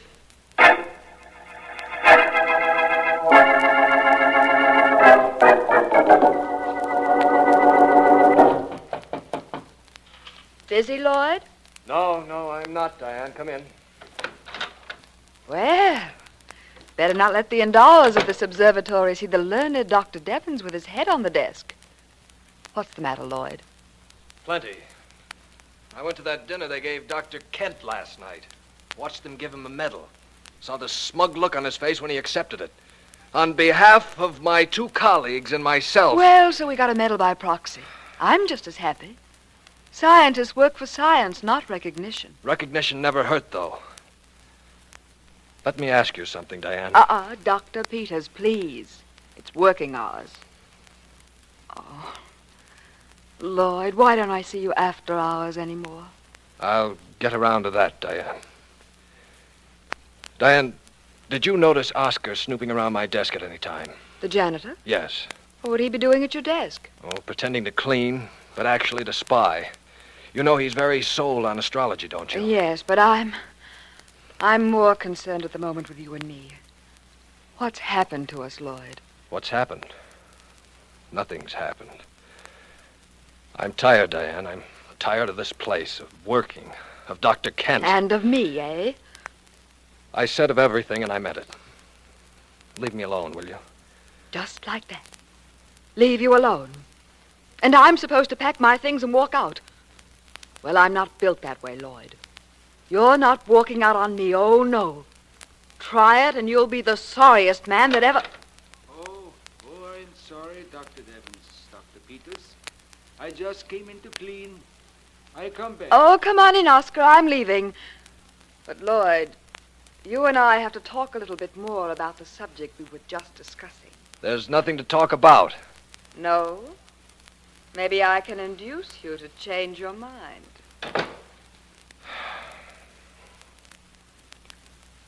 Well, Oscar, you said you came in here to clean. So clean. I only say that because Dr. Peters was here. Actually, I come to talk to you. About what? About $300. I need $300, and you are going to give it to me. I'm going to give it to you. What makes you think that? Many things. I must have an operation, they tell me. Operations cost money. You will give me the money. I'll give you the money. Are you crazy? Get out, Oscar. Get out now. I have to clean. Not now. You don't have to. Get out. I want to be by myself to think. Think if you want to. Think about many things. But also think about the signs. You too are a Pisces. And for the next few days, the stars say there is trouble. There is more than trouble, they say. There is death.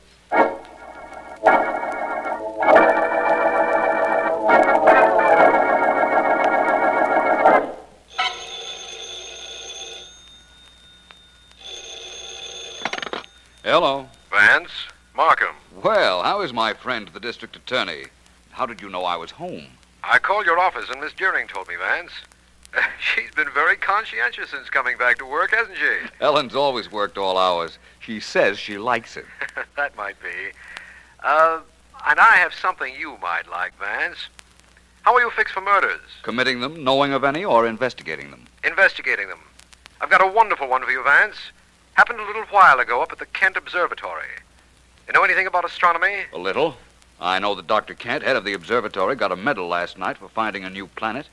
And to astronomers, getting medals is the highest possible honor they can receive. That's undoubtedly correct, but did you know that he has two assistants, Dr. Lloyd Devons and Dr. Diane Peters, a very attractive young lady? No, I didn't. If Dr. Kent was murdered, when can I see them? Oh, it wasn't Dr. Kent, Vance. It was young Dr. Devons. He was killed in his office a little while ago. Oh? I'm up at the observatory now, and the body hasn't been removed yet. Can you come up? I'll be right up, Markham. Apparently, astral bodies aren't the only things to be found there.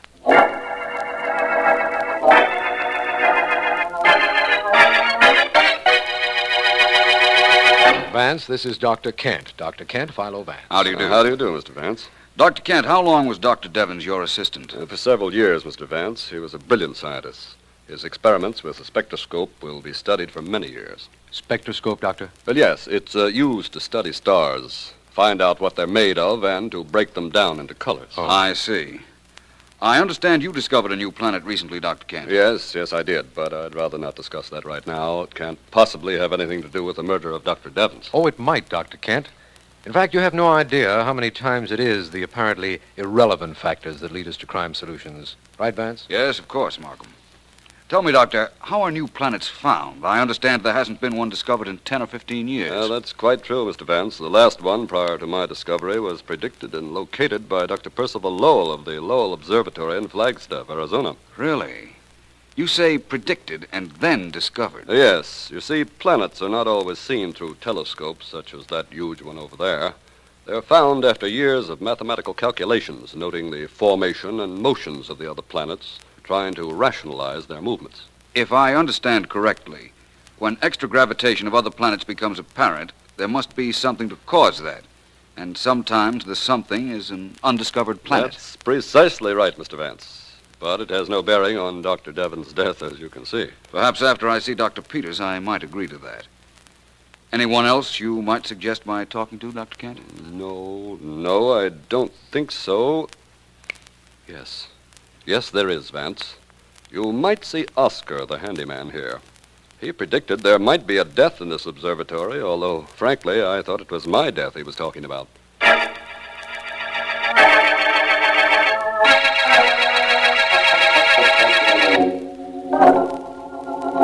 Help me carry these photographic plates over to the table, please, Oscar. Yes, Dr. Peters, I do it gladly. Oh, I've got to keep working. I've got to stop thinking about Lloyd. Yes, Doctor, I know. You want the plates right here? Please. Yes? How do you do? I'm Philo Vance. May I come in? Oh, yes, please come in. I've been expecting you. Mr. Markham said you might want to question me. I do, very definitely. And this is Oscar? I am Oscar. I wish you'd have a seat, Oscar. I'll want to talk to you, too. Very well. I sit down. Well, Vance? Dr. Peters, may I start by saying that I think you're a very attractive scientist? What are you going to finish by saying? I really don't know yet. How well did you know the dead man, Dr. Devons? I knew him very well. We worked together for years. I see. You and Dr. Devons were merely scientific companions? Not exactly. Except that he was very busy recently. Doing what? Trying to compute the location of the planet Dr. Kent found. Only his notes were stolen. His notes were stolen, eh? And Dr. Kent then discovered the brand new planet? Well... Well, what, Mr. Vance? It's a little too early to tell yet, Dr. Peters. The dead man's notes were stolen. Mine are not yet complete. Oscar. Yes. Yes. What do you want with me? I'm not sure yet, beyond the fact that I'd like to know how you could predict death as you did yesterday. How I could do it? Anybody could do it. Anybody who knows how to read the stars correctly. By that, I suppose you mean astrology? Of course. These are troubled days for everyone born under Pisces.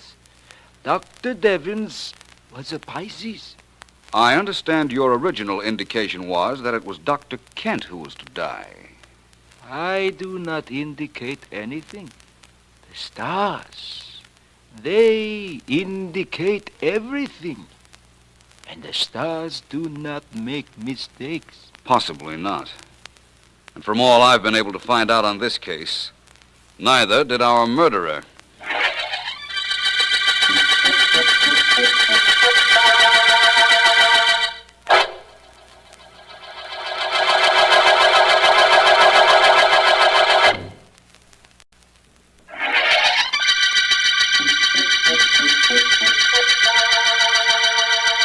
This is District Attorney Markham. The star-studded murder case began the night Dr. Humphrey J. Kent, famous astronomer, was rewarded for discovering a new planet. He was threatened then by Dr. Lloyd Devons, his assistant, who subsequently was found murdered. Vance knows that at one time, another assistant, Dr. Diane Peters, had been friendly with the dead man, but had had little time for her lately.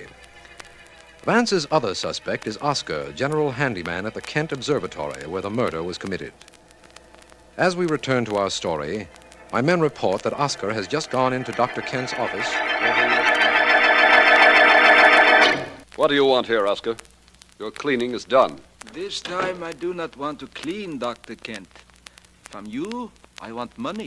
Money? You want money from me? What for? Well, Dr. Kent, Dr. Devons, he talked to himself when he is alone. Sometimes he only thinks he is alone. Well? Just before he is killed, he talked to himself. He say, he stole my planet. That planet was mine. I find it, but he steal it. He was talking about you, Dr. Kent. That is nonsense. Maybe. And the police will not think so. You dare to come here and threaten me?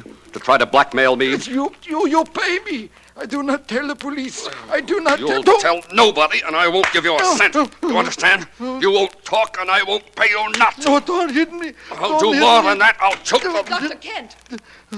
He hit me, Dr. Peters, just because I hear Dr. Devins say... Oscar! I don't care. I hear Dr. Devins say that it was Dr. Kent who steal the planet from him, that he find it, and Dr. Kent gets the medal. I hear him say this before he get killed. This man doesn't know what No, Dr. Kent. Perhaps you and I better talk this over. Oscar, don't say anything about this to anyone, will you? Not just yet. Not if you ask me not to, Dr. Peters. Thank you. You leave, Oscar. Dr. Kent and I want to discuss this more in detail. Don't we, Doctor?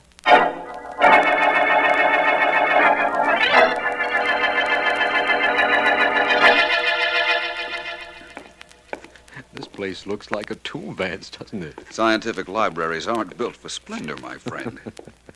Markham, listen. After I was through questioning the suspects at the Kent Observatory yesterday afternoon, I came here. I found the scholastic records of Dr. Kent, Dr. Devons, and Dr. Peters. Did they indicate anything interesting? I'm not sure yet.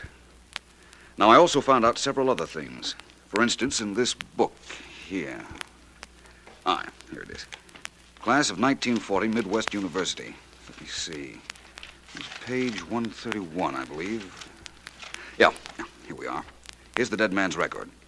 L.R. Devons, graduated with honors, received fellowship, later appointment to endowed Kent Observatory, school award for astronomy, born Dantown, Ohio, mother E.B. Devons, father O.R. Devons.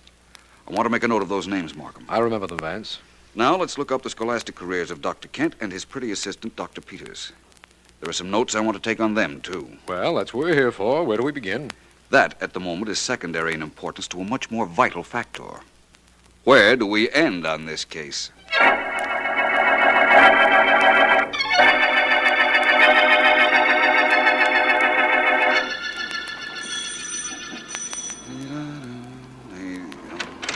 Mr. Vance. Oh, sorry to disturb you at your home, Dr. Peters, but it's a matter of necessity. May I come in? Well, I have company. I won't stay long. Thank you very much. Dr. Peters, I've found something very interesting at the science library this evening. What's that, Dan? Oh, Dr. Kent's voice, isn't it, Dr. Peters? Good evening, Dr. Kent. It's Philo Vance. Come in, Vance. Thank you. How are you, Dr. Kent? I'm well. I was just leaving. Oh, please stay. Dr. Peters, I came to tell you I want you at the observatory at 10 o'clock tomorrow morning. And I'd like you there, too, Dr. Kent. Would you? Why? A very obvious reason. I've been doing some research. Dr. Kent, I've found out several very interesting things. For instance? Well, from what I learned from Oscar, I believe Dr. Devons died believing that you, Dr. Kent, had stolen his research information on the new planet. That's preposterous. Is it? Perhaps. Dr. Peters. Yes? You mentioned something to me earlier which I haven't thought much about, but which perhaps you might clarify just a bit. I will if I can. What is it? I had asked you if you and the late Dr. Devons were purely scientific companions. You said, not exactly. What did that mean? It meant just that. Not exactly. You saw him socially? At one time. And then? Then I didn't. Who lost interest, Dr. Peters? You or Dr. Devons? He was working very hard on his notes. And had no time for you. Look, Mr. Vance, don't try to shape a woman's scorned angle to fit me. Do you know what Dr. Devons believed about Dr. Kent here? I know about Dr. Kent here, all about him. I'll meet you both tomorrow morning at the observatory at, shall we say, 10 o'clock.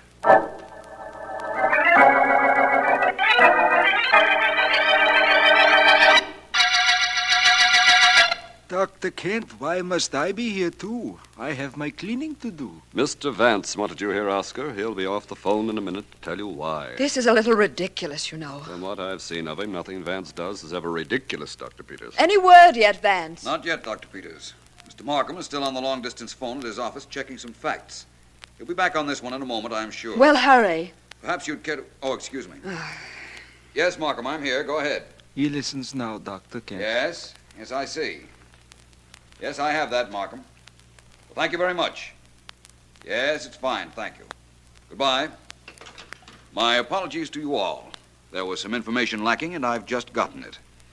Now, before I make any definite statements, I wonder if there's anything any of you would like to say. I would, Mr. Vance. I've been thinking over what you said last night, and I'm going to tell you the truth. When Lloyd Devons broke our engagement, I was angry enough to have killed him. Dr. Peters. I'm sorry, it's true. Only, Mr. Vance, I got over that feeling. Very possibly. Dr. Kent, it is true that you stole Dr. Devons' notes, that he threatened to expose you. You couldn't let that happen, could you? So you think I killed him? I didn't say that. Dr. Peters here could have killed him for doing what he did to her. Then it's me you suspect. I didn't say that either. Now listen, all of you. Oscar, come here. You want me? I most certainly do. Your last name is Devens, isn't it, Oscar? Well, isn't it? That is my name. Lloyd Devens was your son. You don't have to admit that. Mr. Markham got a description of Lloyd Devens' father from your hometown, and it fits you perfectly. Yeah, it is true. I was his father. He did not like it to be known that his father was a janitor. A ridiculous concession to false pride. When your son's college record showed his father's initials were O.R., I thought the O might stand for Oscar, and Markham's telephone call corroborated that. My boy did not want it known that I was his father. But he was a good boy, Mr. Vance. Boys born under Pisces are brilliant, alert, resourceful, a little selfish. Was Lloyd really selfish, or is that astrology stuff all bunk? Bunk? Of course it isn't bunk. My boy, he was selfish. He refused me money. All I wanted was a few $100, but he refused me. You see, he was selfish. That proves it, doesn't it? You told me your son was a Pisces, and that these are troubled days for people born under that sign. Yes, that I told you, because that is true. Trouble, and sometimes death. The stars say that. Rubbish. The stars can't predict anything. That's ridiculous. Ridiculous? You say that is ridiculous. My boys say that too. I wonder whether he would say that now if he were alive to say it. When did he say it was ridiculous? When I warned him. When I warned him that his selfishness might lead to death, he looked at me. He laughed at me. He laughed at the stars. He was laughing even at the stars when I killed him. What? Oscar. Oh, Oscar, no. Oh, so you were clever, Mr. Vance. You tricked me so I tell the truth. But it does you no good. I go out that door, and nobody stops me. Nobody. I shoot whoever tries to stop me. You even, Dr. Peters. Oscar, don't be a fool. The police would... Police? They are smart, maybe. But I am smarter. I have the stars to tell me things, to tell me everything. But I kill anyhow anybody who follows me. Let's get after him, Vance. It's quite unnecessary, Dr. Peters. I'd ask Sergeant Heath of the police to wait downstairs and arrest anyone who left here. If I know Heath, he has Oscar by now. Oh, what a terrible thing this has been. But I suppose I ought to thank you, Mr. Vance. You can in a moment. Dr. Kent, don't you have a medal given you by the International Astronomical Society that belongs to the late Dr. Devens? Yes, I guess it actually belongs to him. Don't you think you ought to write a paper for the astronomical magazine giving him full credit? Well, partial credit, anyhow. Perhaps.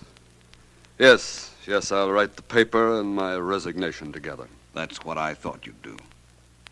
Well, I'll leave you now. Thank you, Mr. Vance. Thanks very much. For Lloyd. It's quite all right, Dr. Peters.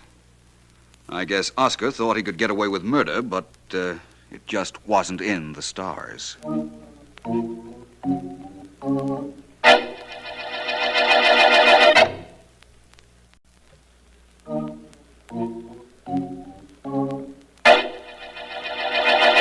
Well, Vance, thanks for cleaning up the murder of Dr. Devens for us. And incidentally, I think you did quite a brilliant job on this case. Well, don't sound so surprised. I'm really a very brilliant person. Vance?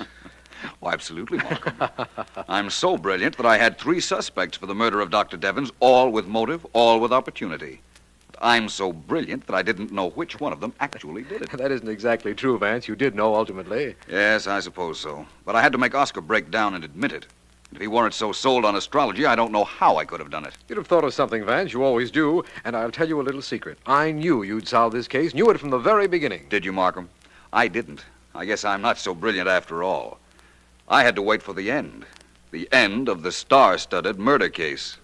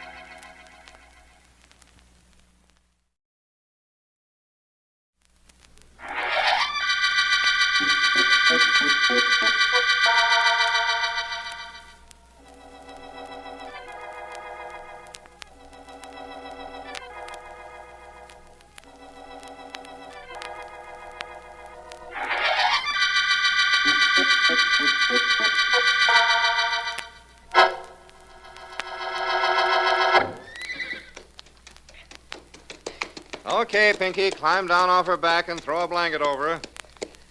How'd she do? Well, she went a little slow in her turn, Mr. Burke. But she sure opened up plenty good when I got her into the stretch. Plenty good. She's a winner, this horse is. Miss Murdoch will be glad to hear that. I sure wish she was my horse, Mr. Burke. Sure wish she was. I sure wish I was riding her in a race, too. Oh, you'll ride someday, Pinky. All jockeys have to be exercise boys to start.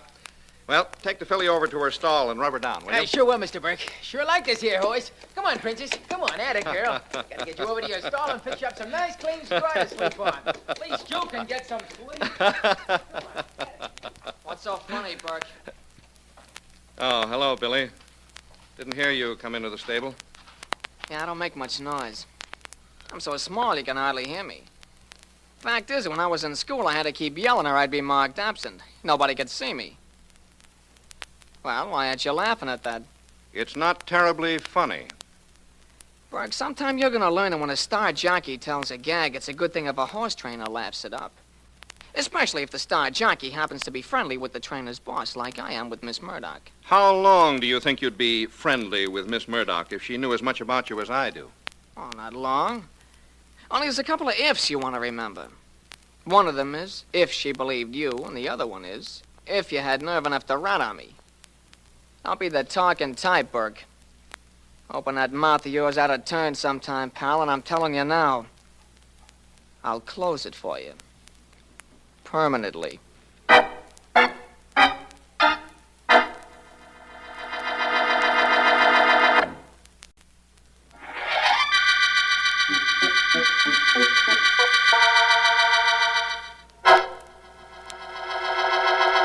Miss Murdoch will see you now, Mr. Burke. This way, please. Thanks, Andrew. She's in the library.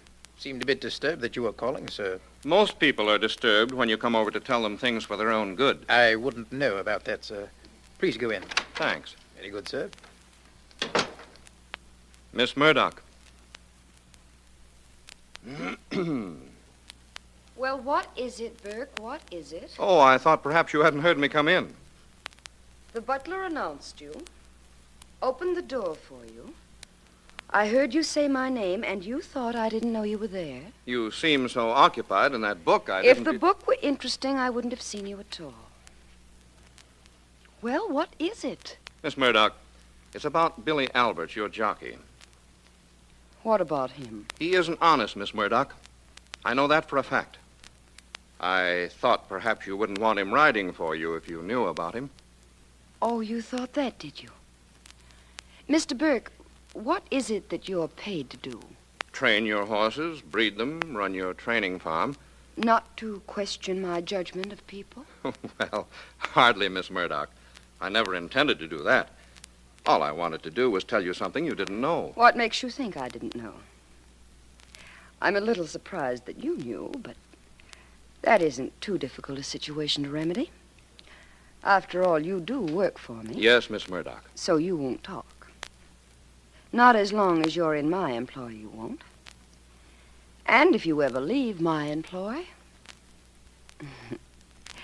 well, perhaps it might be arranged that you won't talk anyhow.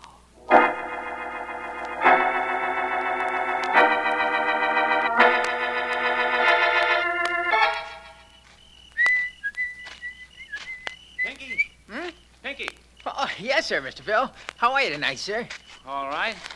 You seen Burke? I sure have. He's in his office. Looks like the moon fell down on him. You gonna go see him? Yep. Well, don't get in any mood like he's in. Been in it all day, too. Hey, as long as you're his assistant out here, maybe you could do some assisting in the trouble he's having. Maybe that wouldn't be a bad idea, huh? Might not be at that. Hey, you're pretty dolled up for an exercise boy. Where you going, Pinky? Out. Got me new suit, new tie, and the same old girl. I'm stepping out tonight, Mr. Phil. Go ahead, Pinky. Only watch that step a little. I sure will, Mr. Phil. I sure will. Tonight's the night. Yes, sir. Tonight's the night. Come in. Evening, boss. Oh, hello, Phil. Come in. Say, you've got the lows, Mr. Burke. What's wrong? Nothing very much. Nothing you can help me with, I suppose. Well, what's on your mind, Phil?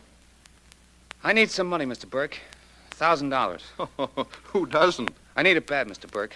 A couple of bets I made went haywire. You've been betting on horses, Phil? Well, I thought they were horses when I made bets on them.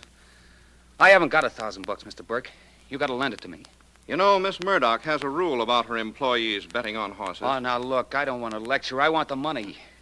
You can get it and take it out of my pay. The Murdoch girl will give it to you if you ask for it. If I ask for it, maybe she will. But I'm not going to. In fact, I don't know why I shouldn't tell her that you've disregarded her orders about betting. I wouldn't do that, Mr. Burke. That way I'd never get the money I need, would I? No, but that's your problem. I can't worry about you and me, Phil. No, I guess you can't. But that being the case, Mr. Burke, maybe you'd better do some extra worrying about you.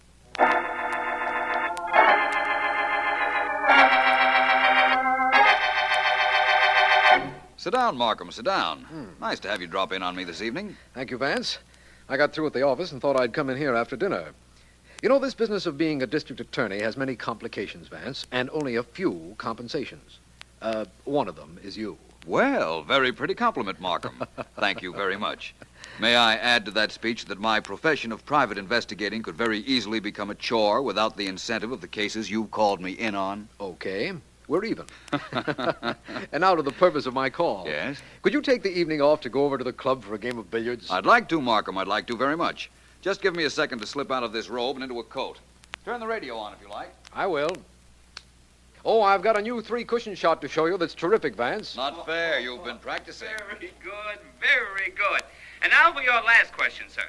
What is the capital of the state of Maine? Now tell me quickly before a gust of wind comes into the studio. What have you got there, Markham? A quiz show, apparently. No coaching, please. No help from the audience. Come on now, sir. The capital of the state of Maine. A gust of wind will come into the studio. Augusta! That's right, that's right. Lots of fun, these quiz shows, Markham. Yes, I enjoy them. Let's listen for a moment, Vance. All right, now, everybody, we're ready for our next contestant. Your name, sir? Billy Alberts. Well, welcome to our game, Mr. Alberts. And what do you do for a living, may I ask? I'm a jockey for the Murdoch stables. Hell, you're a good man to know. I once knew a fella came to a betting window and he said, I want to bet $5 on this horse. And then the man said, on his nose, and the fella said, on his nose, on his back, on his tail, everywhere, so even if he comes in sideways, I win. Well, Mr. Alberts, you've selected a topic to talk about. Now let's have your slip. Popular songs, huh? Well, okay, here's your first question. Name 5 songs that Irving Berlin composed. Always, Because I Love You. That's 2. Alexander's Ragtime Band, Remember, and Blue Skies. That's 5. That's correct. In fact, that's wonderful. Well, turn that off, will you please, Markham? I'll get the phone. Sure, Vance. Hello? Mr. Vance, this is Sally Henderson, Mr. Markham's secretary. Is he there? Why, yes, Miss Henderson, just a moment. For you, Markham, your secretary. Uh-oh. Bye-bye billiards. Here. Thanks, Vance. Hello. Mr. Markham, I'm glad you left word where you could be reached. Sergeant Heath of the homicide just called you. There's been a murder, and he thought you'd want to get there right away. I most certainly do. Who was killed, Miss Henderson? A man named Edward Burke. He was a horse trainer. Shot with a .45 automatic about 15 minutes ago at the Murdoch stables. Thank you very much. I'm on the way. Goodbye, Miss Henderson. Goodbye, sir. Well, Vance, we're on the way to a murder. Horse trainer named Edward Burke was killed. Burke? He trains for the Murdoch stables, doesn't he? That's right. Say, that jockey we just heard on the air was from the Murdoch stables, too. Quite a coincidence. Yes, it is. Well, you were talking a while ago about a very difficult billiard shot. Apparently a murderer has called his shot, Markham. Perhaps we can call his hand.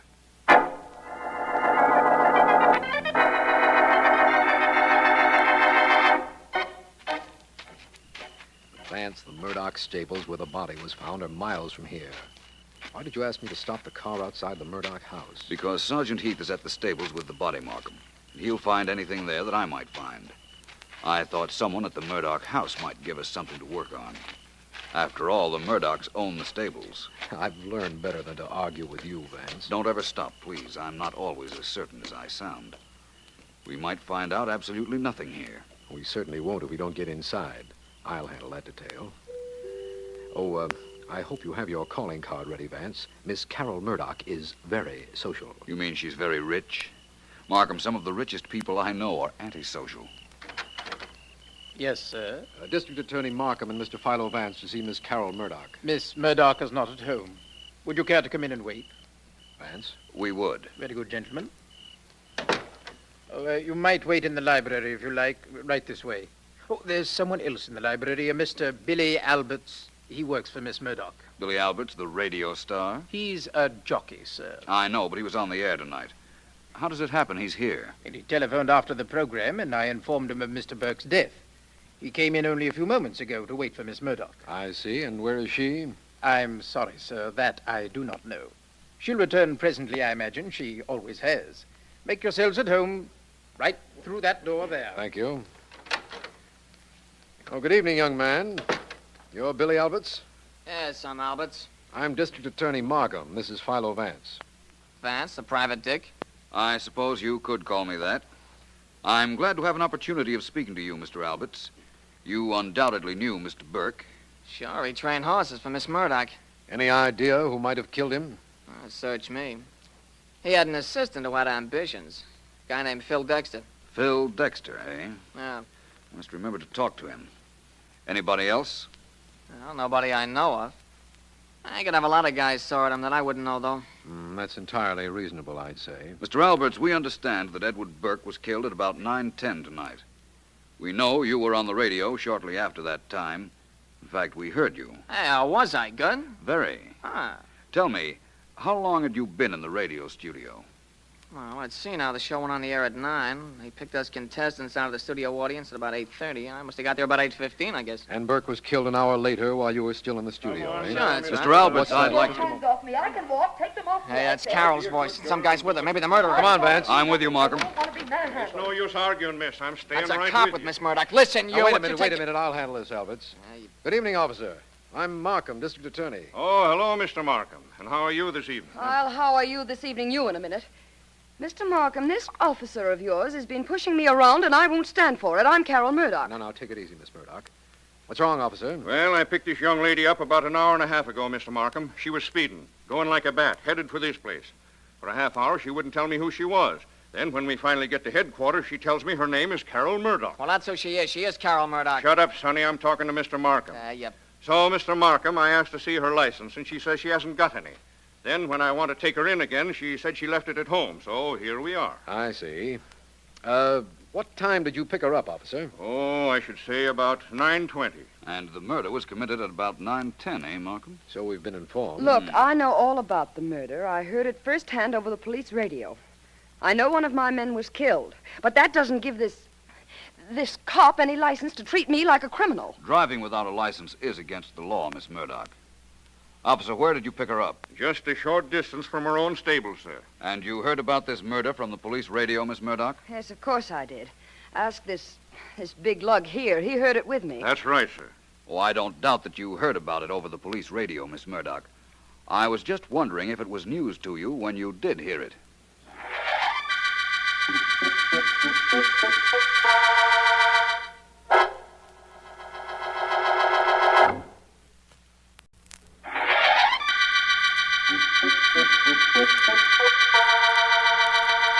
This is District Attorney Markham. The Murdoch murder case began when Edward Burke, trainer for the Murdoch stables, owned by Carol Murdoch, was found dead. Vance has questioned Billy Alberts, a jockey who was on a quiz program at the time of the murder, and also questioned Carol Murdoch, who was caught by a motorcycle policeman coming from the murder scene at about the time of the murder. Still to be interviewed by him is Phil Dexter, assistant to the dead man. But I understand Vance is taking care of that detail right now in the Murdoch home. We have been at the house of...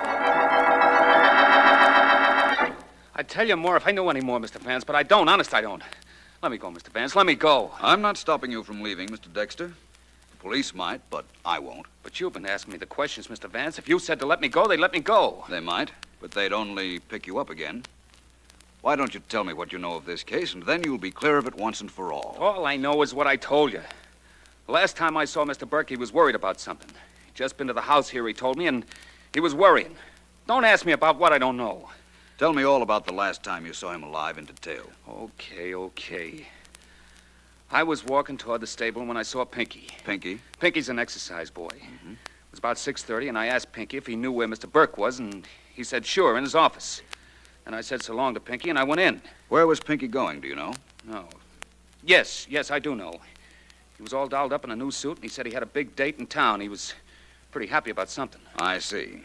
And then you spoke to Burke and found out that he was worried. Well, that's what he told me, anyhow, but he didn't say about what. Excuse me, Vance. Oh, come on in, Markham. Thank you.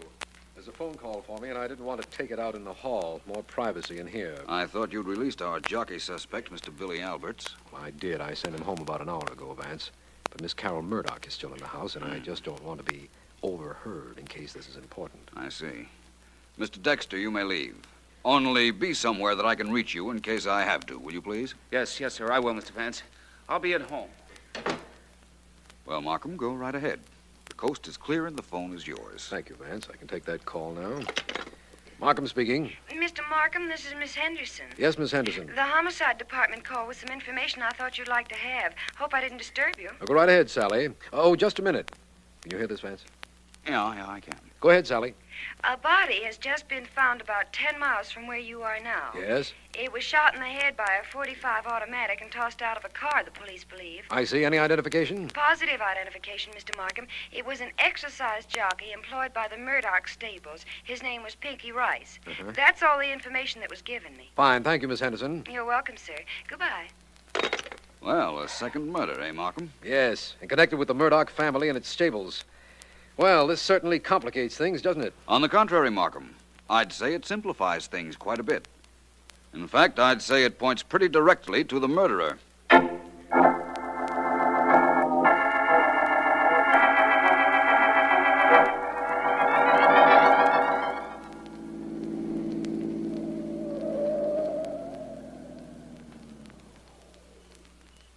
Billy? Is that you, Carol? Yes, where are you? Right here. I've been waiting for you over the side of the road where I wouldn't be seen. Well, all right, I'm here. What's all the mystery? Why did you call and ask me to meet you here? Take it easy. I thought you'd like to know what I think about the murder of your trainer, Burke. And of Pinky, the exercise boy. Oh, so that's what it is, hmm? Mm-hmm. What's there to talk about that you couldn't say on the phone? Oh, I had no reason for privacy. I thought maybe you might want it, though. You see, I know you had a battle with Burke. Your butler told me. I pay him for services rendered. Apparently you did, too. That's right. As I understand it, you threatened Burke. You want to know why I did? To protect you, you fool. He knew something about you. Did you kill him to protect me, too? No. That's not saying I might not have if I thought it would stop him from talking, though. You see, that's the way I feel about you, Billy. Yeah, you've been trying to convince me of that for quite some time now. You'd get tired of me, though. Probably. I got tired of everything else in my life. But what has that to do with what you called me about? Oh, everything. Now, take me. I'm a good jockey. I make good money. In a couple of years, I'm a little too old to ride. I don't make such good money. Carol, how much is it worth if the police don't know about your threats to Burke? You're not that low. I wouldn't be so sure. You can't prove I killed Burke. Oh, maybe not. But according to the cop who picked you up, you were near enough to the stables to have done it. Billy, where were you when Burke was killed? Me? I was on the radio being a genius. I was practically talking on the air when Burke got his. And when Pinky was killed? Where were you then? Home. Kid, there's no heat on me. Now, let's get back to the important reason for this little meeting. How much is your life worth? Quite a bit, Billy. In fact, I value it a whole lot higher than I do yours.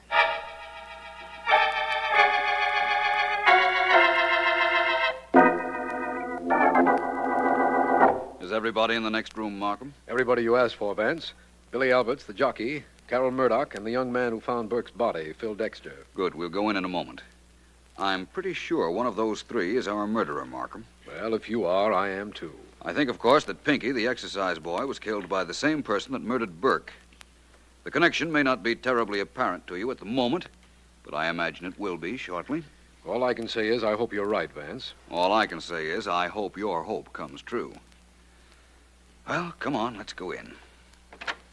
There you are. I'm sorry to have kept the three of you here so long, but it couldn't be helped. And I promise that two of you will be able to leave this room very shortly. Mr. Vance, I found somebody who saw me away from the Murdoch stables at the time Mr. Burke was shot. You see, that's why I wanted you to let me out, so I could find somebody. That's very convenient, Mr. Dexter. Did you find someone to alibi for you, Miss Murdoch?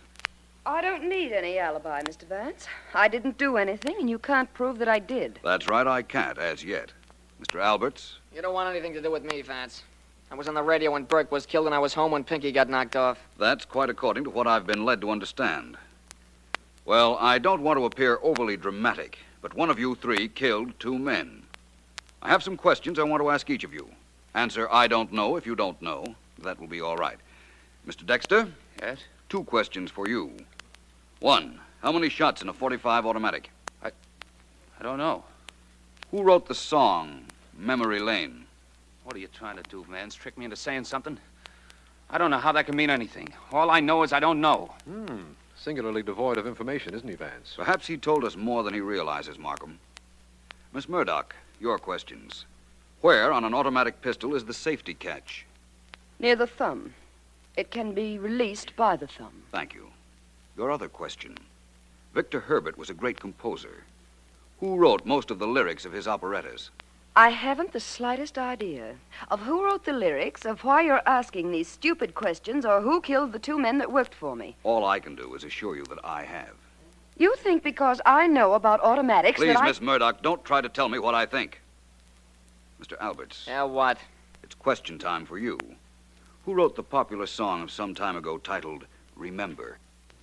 I don't know. Jerome Kern, Cole Porter, one of those characters. How do I know? Your second question. How is a clip fed into a .45 automatic? I don't... why lie about it? It's fed through the bottom of the grip. Everybody who's ever seen a movie knows that. Any more questions? No, I think not. Markham, did those questions mean anything to you? No, Vance. As a matter of fact, they didn't. And I haven't the slightest idea of what the answers proved. No? Well, then I'll tell you. They told me that Billy Alberts killed Burke and Pinky. Oh, no, you don't, Vance. Wait. I don't know if you're bluffing or guessing or if you really know something. But I'm not taking any chances. You're not saddling me with any murder rap. Not when I got 2 legs and this gun to get me out. Well, thank you, Miss Murdoch. I'm afraid the vase you hit him with is pretty well shattered, though. What if it is? You just see to it that Billy Alberts gets put in jail, all in one piece.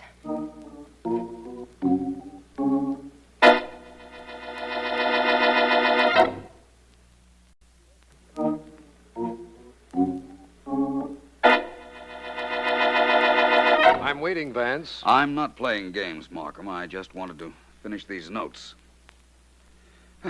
That's all there. Now, what is it you're waiting for? An explanation, of course, as to how you knew it was Billy Alberts who killed Burke and Pinky. All I knew was that Alberts was on the radio when Burke was killed. Well, that wasn't Alberts at all. It was Pinky, establishing an alibi for Billy Alberts. That's the reason Alberts had to kill him, to avoid any possible future blackmail. You knew that? Of course. Remember when we heard that quiz program together, the master of ceremonies asked the contestant who was supposed to be Billy Alberts to name 5 songs by Irving Berlin. Yes, and he named them. One of the songs was titled Remember. Remember? Yes, and the contestant included it. Right. But when I asked Billy Alberts who wrote the song Remember, he didn't know. He couldn't very well know one night and not the next, could he? No. Therefore, it wasn't he we heard on the quiz show. It was Pinky. Yes, I know that's right, but how did Billy Alberts know that Pinky would be sure to get on the radio and give him an alibi? After all, contestants at radio shows are selected at random. All Pinky had to do was bribe somebody who was supposed to be on the program, or in other words, buy that person's ticket. No problem there. No, I can't argue against that either. You know, Vance, Miss Murdoch was very helpful to us. She told us why Alberts killed Burke, and she really hit the lad with that vase when he tried to break away, didn't she? That she did. That little smack on the head was the end of Billy Alberts' escape plan. And also, Vance, the end of the Murdoch murder case.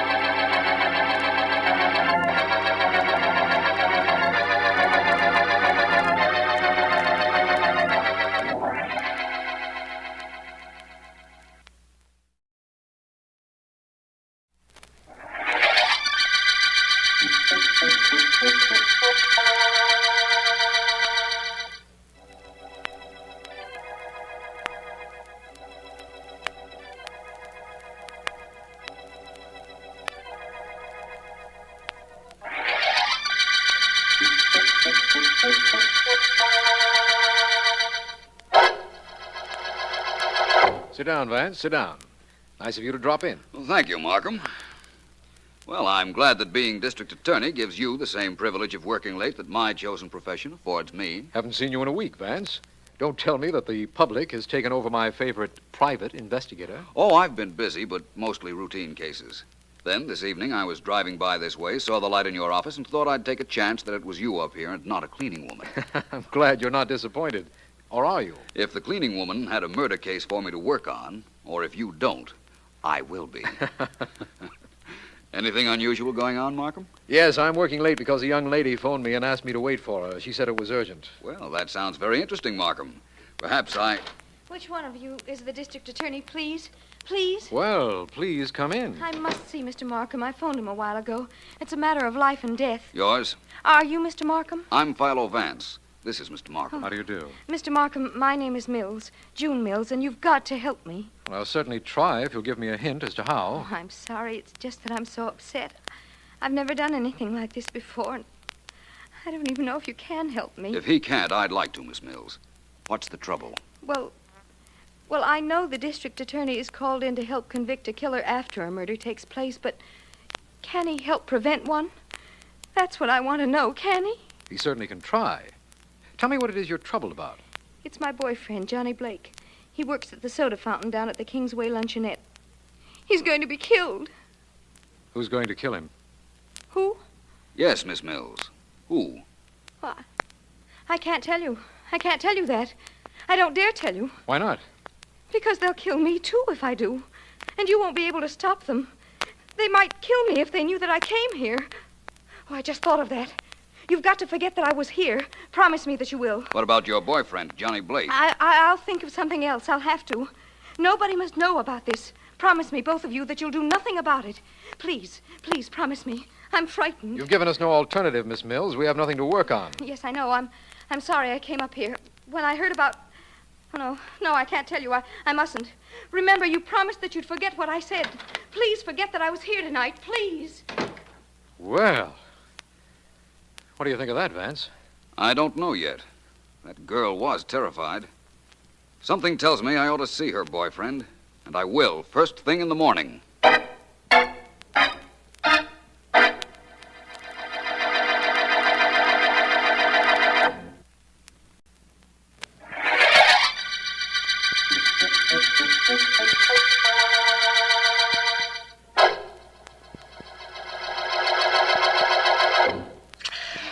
Chocolate soda, all black, no whipped. There you are, sir. Thank you. What's yours, miss? Strawberry soda, no ice cream, please. And a bacon and tomato on toast. Right. BT down. Echo. BT down. Right, BT down. Strawberry, right, miss? Yeah, and a bacon and tomato on toast. Well, that's coming up. I'm only vice president in charge of sodas. There you are. Your sandwich will be right up. Thank you very much, I'm sure. Yes, sir. What'll you... Oh. Finish it, Johnny. You want to know what I wanted? Or do you know, kid? I know. Tony, I've got to talk to you. Nothing says I gotta listen. Only one thing talks with me, kid. Dough. Wait a minute. Hey, Dick, take the counter for me for a minute, will you? Yeah, sure, Johnny. Tony, I haven't got what I promised you I'd have. No, Johnny? Not too bad. I'll take a plate of vanilla. Oh, sure, Tony. Coming up. You're not sore, Tony. There. Sore? No, I ain't sore. Only I'm disappointed in you, Johnny. Here you are. White. That's right. It's good ice cream. You, promised me something, you don't keep that promise. That ain't right. Next Saturday, I'll have it for you, Tony. The whole $50. Johnny, let me show you how I work. You borrowed $50 from me a month ago. Supposed to be for 1 week. Next week, you were supposed to pay me $55. I know, but I couldn't that week. Okay, so you paid me the interest, $5. But the next week, and the week after, and the week after that, nothing. Now you say next week you'll pay me the $50. Nothing doing, Johnny. But I haven't got it, and I can't get it, Tony. Don't you understand that? I don't understand anything except if you don't pay me, I gotta take it out on you. Nothing personal, Johnny. Just that guys like me, we don't ask for security when we lend you guys dough. If I let you get away with it, other guys will get the same idea. There's good ice cream. Look, Tony, there must be some way I can make a deal, will you? There must be something you'll take. Sure, kid. My money. You better run around tonight and get it, Sonny, or tomorrow maybe you won't even be able to walk. It's good ice cream you got here, you know?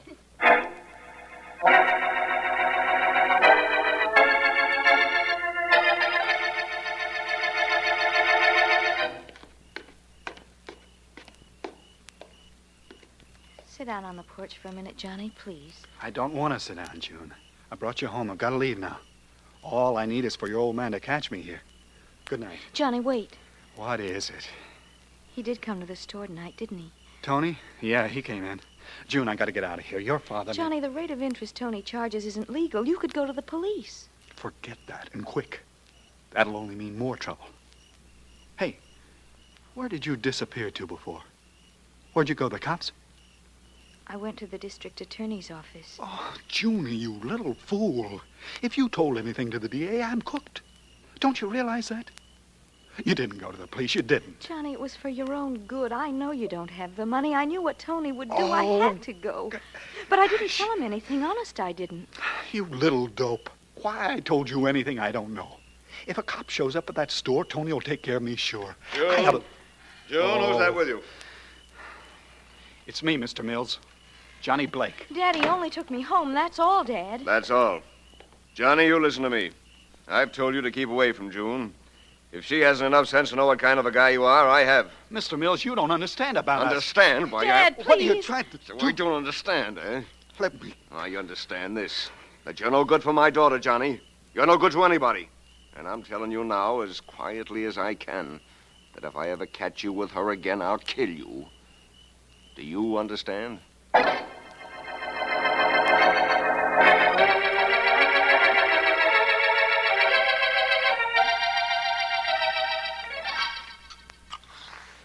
Yes, sir. What do you have? Oh, good morning, young man.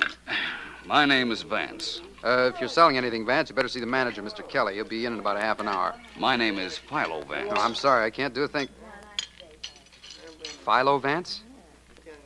The private detective? Well, I'm really a private investigator, but the difference is so subtle, we'll skip it. I'm looking for Johnny Blake. Is that you? Nope. I'm Dick Jackman. Johnny ought to be around, though, somewhere. Where's that? Well, I don't know for sure. I just came to work. He gets in before I do. Maybe he's downstairs in the basement grabbing a smoke. Or mixing some syrups or something. What's up, Mr. Vance? I don't know. That's what I came to find out. Which way is the basement? Right down the stairs at the back of the store. Say, I'm off for a couple of minutes. You want me to take you down? I'd appreciate that very much. Okay, just walk along outside the counter, Mr. Vance. Meet you in the back. Well, that's fine. Thank you again. Here we are. Right through this door. Down the stairs. Oh, I'll go first, Mr. Vance. If you will. See, we keep all kinds of stuff down here, Mr. Vance. Syrups, big refrigerators, everything. Hey, Johnny, got company. Yeah, that's funny. Maybe he isn't down here. Oh, no, he's got to be. One of the boys said he saw him go down here about an hour ago. Hey, Johnny! John! Mr. Vance? I see it. Was that Johnny Blake? Sure looks like him from here, Mr. Vance. I wouldn't like to go over there. I would like to look at it from up close. You won't have to, Dick. He's dead. I can tell that. I can see from the way he's crumpled up. What's that on the floor next to him? Well, that's a syrup pump. Vanilla syrup pump. We keep all of them down here in the morning where they can be scrubbed. Well, I'd say somebody hit Johnny over the head with it and killed him. Dick, who was it Johnny was afraid of? Don't ask me, Mr. Vance. I don't know. I haven't any idea who it was. No kidding. I wouldn't know, Mr. Vance. I wouldn't know. It might help me find whoever killed Johnny, Dick. Yeah, maybe, Mr. Vance, but I'd say that nobody can help Johnny anymore, and, well, I don't want to be in a spot where nobody can help me either. Dick, listen. Johnny's girlfriend, June Mills, told me part of the story. She told you about Tony? Vaguely. I need a little more information. Well, Tony's the reason I won't talk, Mr. Vance. See, he's a pretty tough character. June probably told you that Johnny borrowed dough from Tony, didn't she? Not exactly, but she didn't have to. And as a matter of fact, Dick, you don't have to do any more talking either.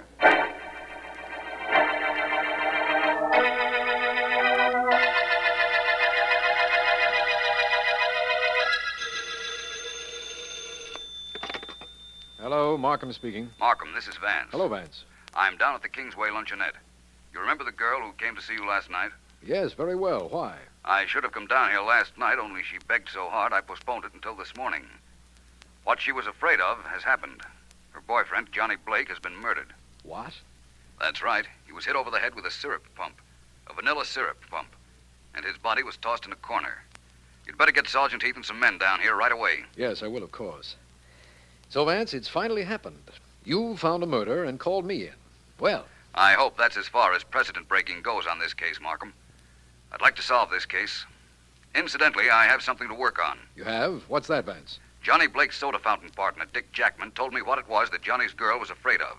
He'd borrowed money from one of those small-time gangsters who lend money to soda clerks and barbers and small salaried office workers who have no security. Yes, we call them Shylocks, Vance. They're usually pretty hard customers. Are they, Markham? Well, I'm going to see this one. Maybe I can soften him up a bit.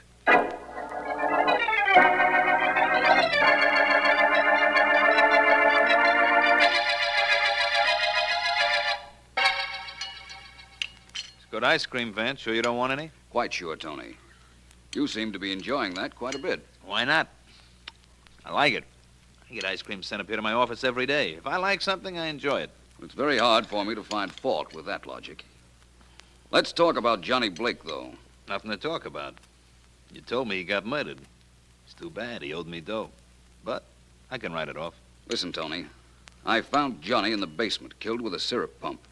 The basement window had been smashed, and the murderer got in that way. Where have you been all morning? Me? I'm right here. I got 6 people who'll swear I was here all morning. I have no doubt about that. You admit that Johnny owed you money and couldn't pay it, don't you, Tony? That's right, only I wouldn't knock him off for that. You see, now I'll never get my dough. That ain't good business, Vance. It might be in your line of work, Tony. You might credit it to advertising. That's pretty cute, Vance. You mean other guys will remember that maybe they should pay me what they owe me or they wind up like Johnny. Hey, that's pretty cute, Vance. I should have thought of that myself. Are you quite sure you didn't? I'm positive, but I'll remember about that, Vance. I wouldn't if I were you, Tony. Vance, haven't you got any curiosity? Or haven't you got any nerves? I assure you I have both. Why? You know those sounds you're hearing, your shots. How come you don't ask about them? You'll tell me, Tony.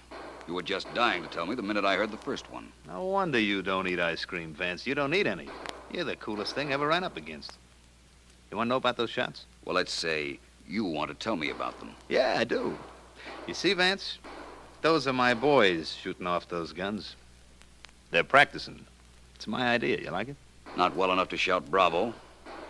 They have permits. Sure. That's my idea, too. I see. What are they shooting at? Well, right now it's targets. Targets I set up downstairs. They practice so that if they ever get in a jam, they'll be able to shoot straight. I got the idea from the FBI. How do you like it? I like it all right, Tony. Only I have an idea that anybody that commits a crime ought to be caught. That's something I got from the FBI.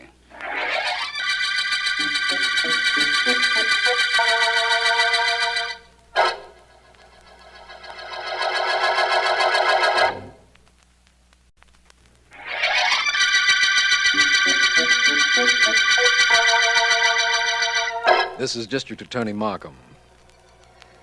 The Vanilla murder case began when Johnny Blake, a soda dispenser, was found dead in the basement of the store where he worked.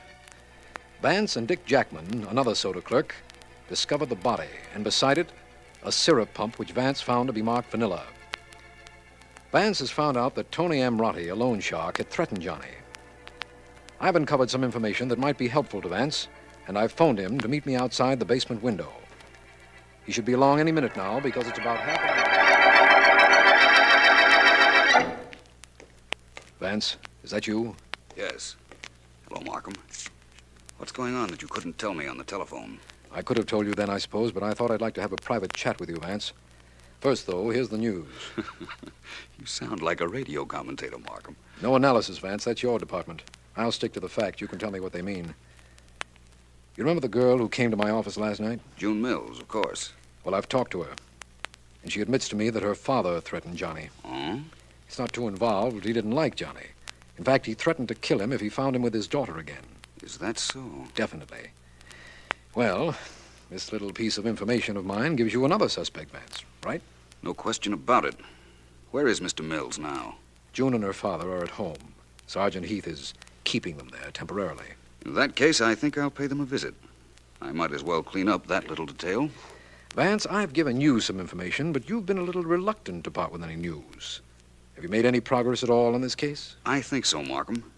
In fact, I can tell you with every confidence that when I return from the Mills house, I'll tell you who murdered Johnny Blake.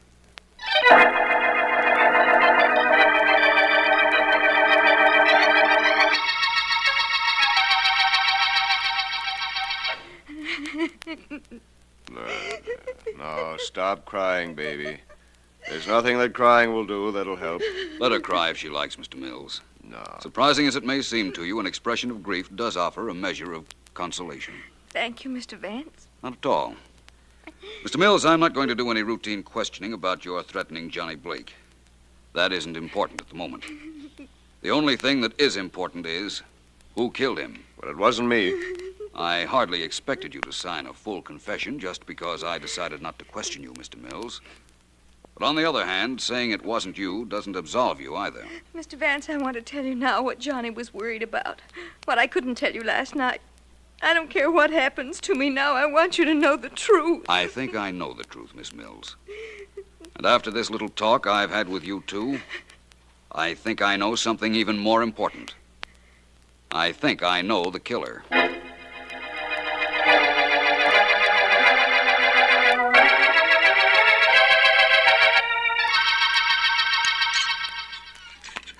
I'll have a large strawberry soda, no ice cream, and a bacon and tomato on toast, please. Right. Stretch a strawberry. BT down. Thank you. Oh, hello there, Mr. Vance. Something I can serve you? No, thank you, Dick. Not right now. Listen, you've been very helpful to me. Would you do one more thing, please? Well, if it'll help, count me in, Vance. It will help. I want you to borrow $50 from Tony Amrotti. Mr. Vance. No can do. But you said you'd help. Tony wouldn't lend me a dime. Don't believe me, ask him yourself. He's sitting right over there at the corner of the counter eating ice cream. Vanilla, of course. Natch? So Tony won't lend you any money, Dick? Nope. Don't ask me why. It isn't as if he was afraid he wouldn't get it back. Tony's got his own way of collecting, you know. Yes, so I've learned. Well, thanks just the same, Dick. I think I'll have another talk with him. Good enough. See you around, Mr. Vance. Hello, Tony. Hi, Mr. Vance. Come on over and have some ice cream. I'm coming over, but not for that reason. Come on, there's a stool right here, just waiting for you. Sit down. Thank you. Tony, I understand you lend money to anybody with or without security. That's right. That's a little illegal, isn't it? I mean, at the rate of interest you charge. Maybe. Only there ain't no such thing as a little illegal, is there, Vance? I suppose not. Tony, inasmuch as you lend money to anybody, why won't you lend any to Dick Jackman? That soda jerk over there? He's a bad boy, Vance. He forgets to pay back. And if you start putting any pressure on him, he'll yell for the cops. And you don't like that, eh, Tony? Look, if you was in my line of work with you, that's the only risk we take in this racket. The guy don't scare, we're sunk. If you've never lent Dick any money, Tony, how do you know he's a bad risk? Information. I got information about 6 months ago on that guy. He owed a bookie half a C for 5 months and only paid him a month ago. Half a C? Half a century. Century's $100. I know. Let me understand something. Dick paid your bookmaking friend $50 a month ago. Just a little after Johnny borrowed $50 from you. Ah, I guess that's right. Coincidence, huh? Perhaps not. Well, thanks, Tony. I hope you enjoyed your ice cream as much as I've enjoyed this little chat. I'm only starting on my ice cream. Only one portion so far. Hey, Dick, another plate of vanilla, huh? Right. Coming up, Tony. Tony, you know where the district attorney's office is. Sure. Somebody once pointed it out to me. Why? Be there at 6 o'clock tonight. Unless you'd rather I had an escort sent to invite you down. I see what you mean. What do you want me there for, Vance? Oh, a lot of reasons. And you won't be alone. I'm going to ask Dick Jackman and June Mills and her father to be there, too. You're really going to want to come, aren't you, Tony? Am I? Why? Why? Because I'm going to name Johnny Blake's murderer. And I couldn't very well do that without you there, now could I?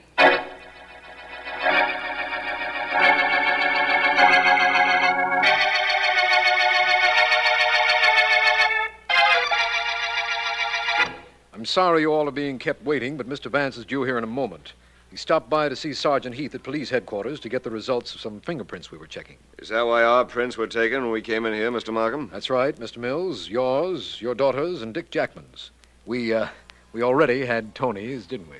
Don't be so proud. Cops in 6 cities have got my prints. Maybe 7. Let me see now. Yeah, it's 7. Hey, Mr. Markham, can I send down for some ice cream? No, not at the moment, Tony. Ice cream. All I hear all day is ice cream. I'd like to forget that for a while if it's all right with everybody. Listen to him. The kid's getting nerves. Right, Miss Mills? I don't know. I don't know anything anymore. Good evening, all. Oh, here's Vance now. Hi, Vance. Well, I see that all our invited guests are present, Markham. Yes, they are. Thank you all for being here. In a few minutes, I promise you, 3 of you may leave. Now let me bring you all up to date on some details, please. Any way we could stop you? No, Tony, I think not. To begin with, when Dick Jackman and I found Johnny's body, it was lying in the corner of the basement, quite a distance from the stairs. So far, in fact, that Dick wasn't quite sure it was Johnny at first. That's right, Mr. Vance. Dick and I saw the murder weapon at the same time, the vanilla syrup pump. I didn't know what it was at first, but Dick identified it for me. That's right, too. What he didn't know, and what I didn't know then, was that there were fingerprints on that pump. Fingerprints of the murderer. All I know is they ain't mine, unless this is a trick. They aren't your prints, Tony. You see, the fingerprints on the syrup pump are Dick Jackman's. Why not? I handle that pump a lot. Isn't that reasonable? Yes, but you didn't handle it this morning. You had just come to work, remember? And the pumps were downstairs in the basement to be scrubbed. You got your fingerprints on it when you hit your friend Johnny Blake on the head. Oh, no. You can take him, Markham. Oh, no, he can't. Nobody takes me. Nobody gets me. Relax. Quite a wallop you have, Tony. Yeah. Tell that to your friends, will you, Vance? Good advertising. What a chump this Dick Jackman was. Left fingerprints. I'm sorry to have wasted your time on this case, Vance. Inasmuch as there were fingerprints, it actually was nothing but a routine police case. That would be true, Markham, except that there were no fingerprints. What? I beg your pardon? I made up the detail of the fingerprints merely to force Dick into making a break. You see, I knew he was our murderer. You knew Dick was the murderer and there were no fingerprints. How? Just think over the facts for a moment, Markham, and you'll know how I knew, too.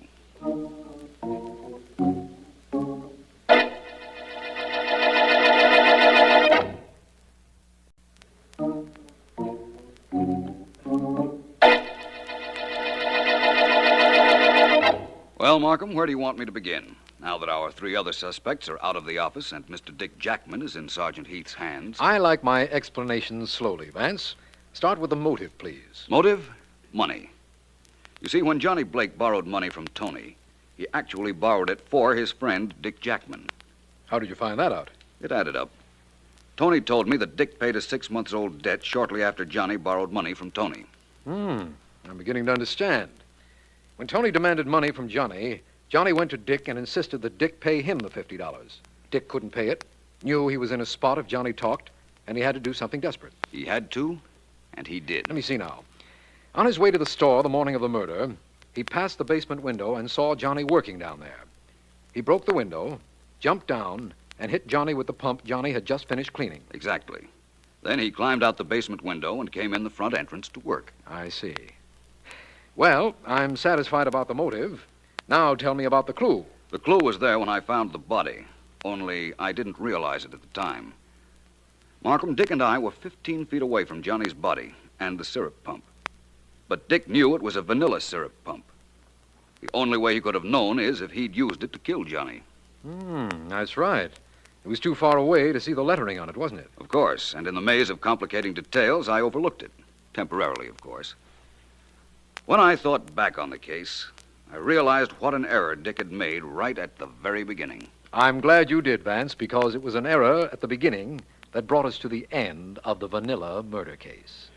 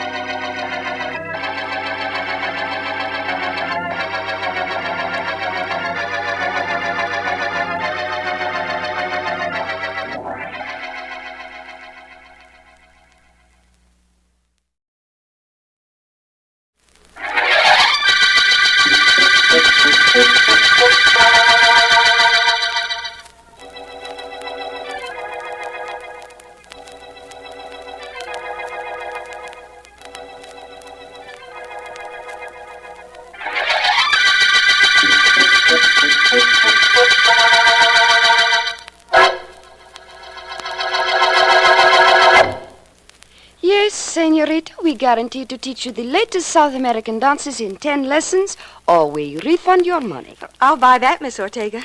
There's something about the samba that I just can't get. Samba and rumba are included, of course. Now, your name, please? Sally Henderson. Occupation or profession? Oh, I'm secretary to Mr. F.X. Markham. He's district attorney here. Oh? Why? What's wrong? Oh, nothing. Miss Henderson, we will not be able to start your lessons for several weeks. Will that be all right? Well, no, not especially all right. Well, you know how it is with these things. You make up your mind to do them, and then, well, once you do, you'd like to do them right away. If you are in a hurry, you might try somewhere else. I'm very busy. I have many people to give lessons to. Well, one more shouldn't make any difference. Excuse me. Hello? Rosita? Yes, this is Senorita Ortega. Look, don't hi-hat me, Rosita. It's Ronaldo. Yes, what is it? This connection must be bad or something. Rosita, this is Ronaldo, remember? What is it you want? To see you for one thing, to get my job back for another. I'm sorry, there is no position open here now. Goodbye. Wait a minute, Rosita. Take it easy.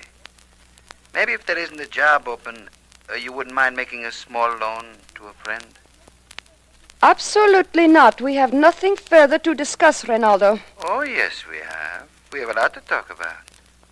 I gave you a week to cool off after you fired me. But nobody's hiring males dancing teachers much. I'm not doing too good. I'm sorry. That's all you can say, I'm sorry?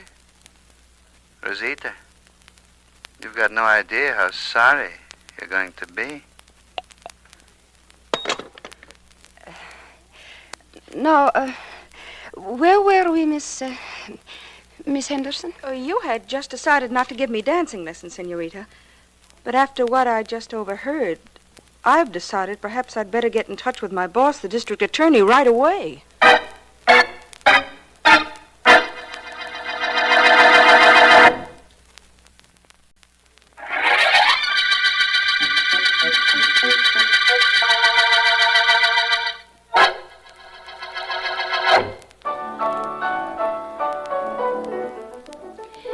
Now, you see, Mr. Cummings, it is really quite simple. Now, listen, watch. Just 1, 2, 3. 1, 2, 3. 1, 2, 3. You see, the entire rumba is built on the 1, 2, 3 rhythm, just like your American waltz. Is it, Rosita? Please, Mr. Cummings, pay attention to what I'm trying to teach you. Head up. No movement from the waist up. With the feet, 1, 2, 3. Come, we try it again. 1, 2, 3. You do it. I like watching you. You can do it if you try, Mr. Cummings. Come, try, eh? No. I'm a little too clumsy for that kind of thing. I realize that this is my 10th lesson and I haven't learned to dance. But I've learned something that's worth a whole lot more. I've learned about you. That's come to mean something to me. Stop playing, Manuel. I'll call you when I want you. Okay. Oh, this is what I like. You and I alone, Rosita. Of course, it isn't exactly an ideal setting, but it will do. And, the ideal setting, what is that? That's the kind of thing I wrote to you about, Rosita. Moonlight, away from people. Someplace where they never heard of rumba lessons. You are quite romantic, Mr. Cummings. Your letters are very dear to me. Are they, Rosita? Yes. Mrs. Cummings must be a charming woman, Mr. Cummings. I wonder if she is equally an understanding woman. You think she would like reading your letters? You wouldn't show them to my wife. Oh, Mr. Cummings, how could you even think such a thing? No. In fact, I might even be willing to part with them, despite their great sentimental value to me. How much would you say they were worth? Oh, so that's it, blackmail. Blackmail, Mr. Cummings? Oh, no, I merely asked for a friendly estimate. How much would you say those letters are worth? Is that blackmail? You know it is. And you want to know what those letters are worth to me? They're worth a whole lot more than your life is.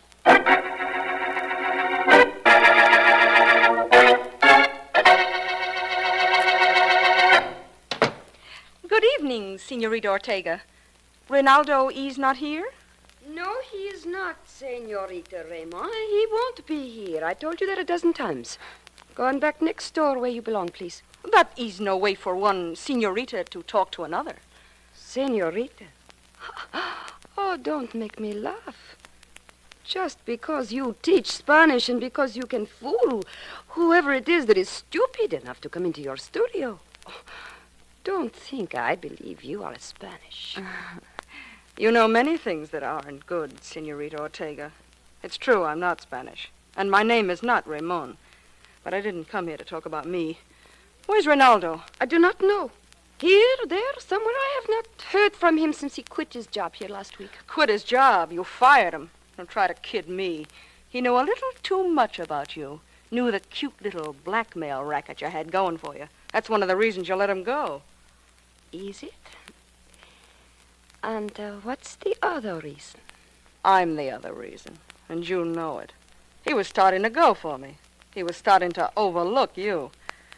You're getting a little old, Ortega. A little tired looking. You can't blame a man. Get out of here. You, whatever your name really is. Go on, get out. Get out or I throw you out. Better get somebody to help you. Help me? I need nothing to help me. I'll push you right out. Get your hands off my chin. Come out. You asked for this. Huh? Oh, a knife you carry, do you? Well, you won't use it on me. I'll get that from you. I will. Stop it. You're breaking my wrist. The knife. Drop it. Drop it on the floor. Ow. Drop the knife. My wrist. You've broken my wrist. You are lucky that isn't all I break. Now, get out of here and take this knife with you. Okay, I'll get out. I'll take the knife with me. But you never can tell, Ortega. Both of us may be coming back.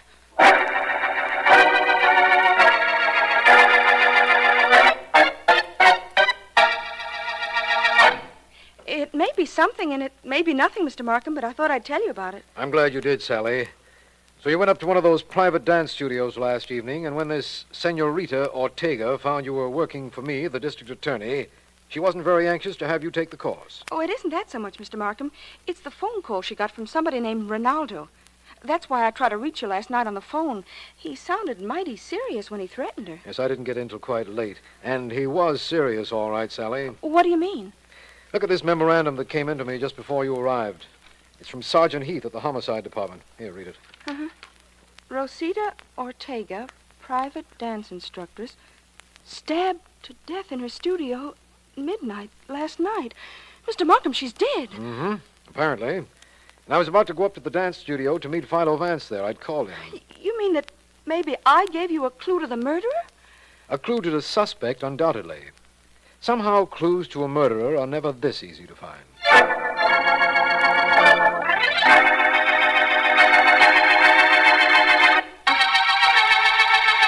Well, Vance, Sergeant Heath has this Ronaldo individual in the late Senorita Ortega's studio. Shall we go in? No, not for a moment, please, Markham. Let's stay here in the outer office a minute. It was quick work on Sergeant Heath's part. Apprehended Ronaldo? Yes, it was. Heath has another suspect for us, too, a Senorita Ramon. She teaches Spanish in the studio next door. Senorita Ramon. That's right. I noticed her sign as we came down the hall. Well, Markham, I'm about ready to go to work. It's been quite a while since our last murder case, and life is little to a private investigator without a murder. To a private investigator such as you, that's undoubtedly correct. Now, how about this Ronaldo, Vance? Let's get him in here now, if you will, Markham. Right. I'll have Heath send him in. Sergeant Heath, would you ask Ronaldo to come here, please? Sure. He's on the way, Vance. Good. I'm Ronaldo Alvarez. Right in this way, please, Ronaldo. Sure. What happens now? Ronaldo, I'm District Attorney Markham. This is Philo Vance. Vance, huh? You heard of Mr. Vance? Who hasn't? But I don't suppose he can want anything from me. I might, now that Sergeant Heath apprehended you so quickly. What apprehended? I walked in here this morning to see Ortega. Didn't know a thing about her being dead until then. Perhaps that's true. Ronaldo, why did Senorita Ortega discharge you? Why? Because she thought she could get along without me. That's why. Was that the only reason?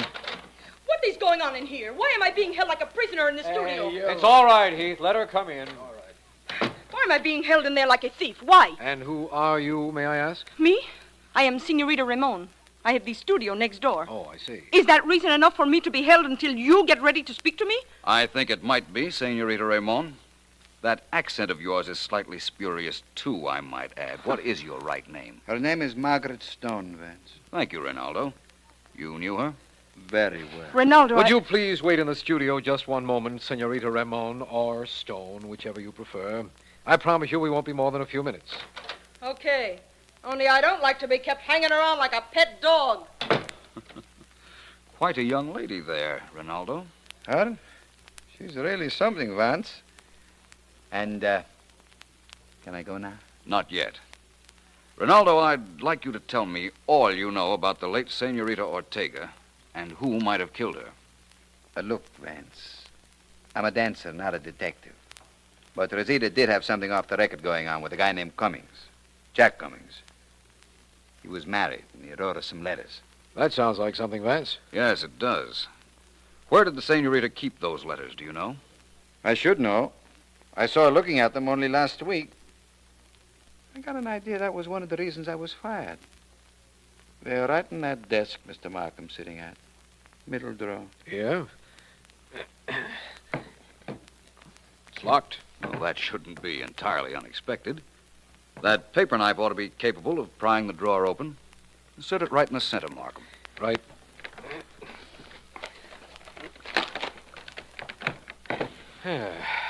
Well? No, no letters. Nothing that even looks like a letter. Really? It's like I told you then. Cummings killed Rosita for those letters. That sounds logical. And very pat. Where were you at midnight last night, Ronaldo? Midnight? I can tell you. I won a rumba contest over at the Shadowland Dance Palace a little after midnight. I was there all night. Mary Morgan, she's my dancing partner. Maybe we're going to do an act together. I'd like to know a little more about this Cummings man you mentioned, Ronaldo. What's his first name? As far as I know, it was Jack. He took lessons from Rosita. You know the name, Vance? Jack Cummings. No, I don't think I do. There is a quite wealthy merchant in this city named John H. Cummings. Ronaldo, was Cummings rather big, about 45, gray hair parted on the side? That's about right. You do know him then, Vance? Yes, I know of him, that is. I attended an exhibition of his wood carvings about a year ago. Wood carving's his hobby. He's quite good at it, too, as I remember. Vance, listen, the Ortega girl was killed by a knife. Cummings carves wood as a pastime. Certainly. And the other motive. Those letters. If I know Rosita, she was using those letters, too. It adds up, Vance. I'm going to have Heath pick up Cummings at once. What we found out this morning practically proves it was he that killed Rosita Ortega. Does it, Markham? Personally, I'm of the opinion that what we found practically proves that he didn't.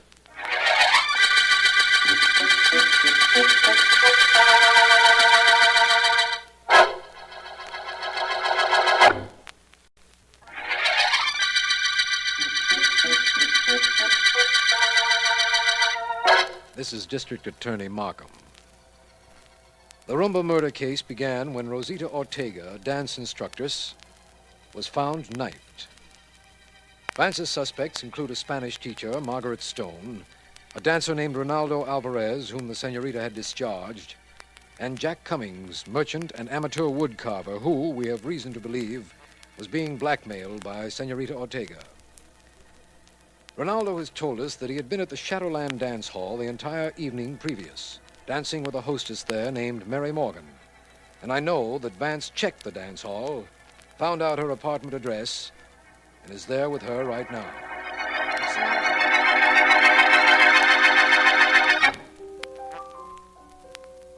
I'd like you to know something, Miss Morgan. This is the first time I've ever been in the apartment of a dance hostess. Oh, gee, high-sounding name, Mr. Vance. I'm a taxi dancer. You sure you don't mind that record playing? I like music. It relaxes me. I don't mind at all. Mind if I ask you some questions? Go ahead, ask. First of all, these pictures of Ronaldo that are in your place here. How many of them are there? Oh, 3 in here and 3 in my bedroom. I go for that guy, Mr. Vance. He's a swell dancer. Excuse me. Surely. We won a Rumba contest last night at Shadowland. Did I tell you that? Not that I recall. What time was the contest held? 12:15. Ronaldo and I have been practicing all night. At Shadowland? Sure, at Shadowland. Oh, it was perfectly legit. He bought tickets, the same as any customer. My knowledge of dance halls is a little limited, Miss Morgan. Tell me about Shadowland. Wait till I turn off this record, huh? There. Well, Mr. Vance, there are about 25 of us girls. They call us hostesses. We sit around till some fella comes over and asks for a dance. Some fellow? Well, sure. Fellas come up there to dance, and they buy a bunch of tickets, and they dance with us.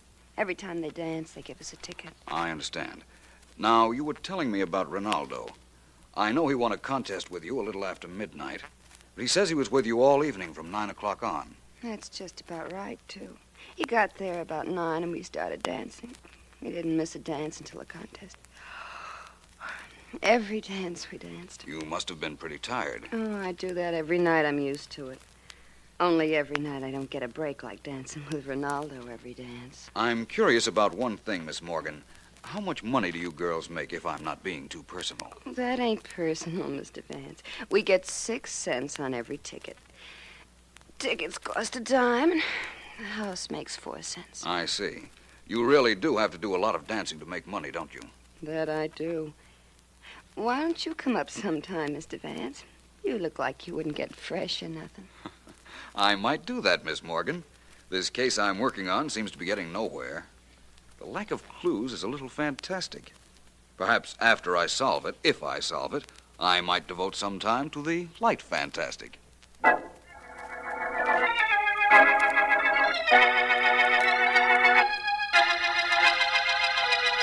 Yes, I know you. You teach Spanish in a studio next door to Senorita Ortega's. That's right, Mr. Cummings. Only I'm not Spanish. And that has nothing to do with why I came to your apartment. We are alone. Yes, but what has that to do with what you're going to say? Plenty. I just came from a little interview with Mr. Markham and Philo Vance. They wanted to know what I knew about Ortega's murder. What did you tell them? Nothing. Cops don't pay for information. What are you driving at? This. Ortega was murdered about midnight last night. You were at a studio at about that time. I saw you.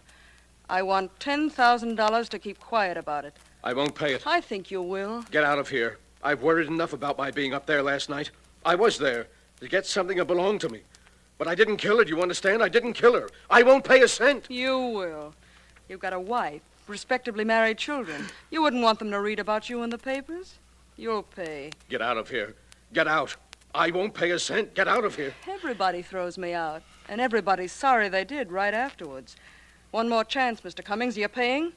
I said get out, and I meant it. Get out! Okay, stop pushing. I'll go. In case you change your mind, you know where to reach me. I'll give you an hour. An hour? An hour? I can't pay her. She'll blackmail me for the rest of my life. I can't pay her. I can't face the ruin I'll bring to my family. I know. Where is it? I always kept it here. Oh, here it is.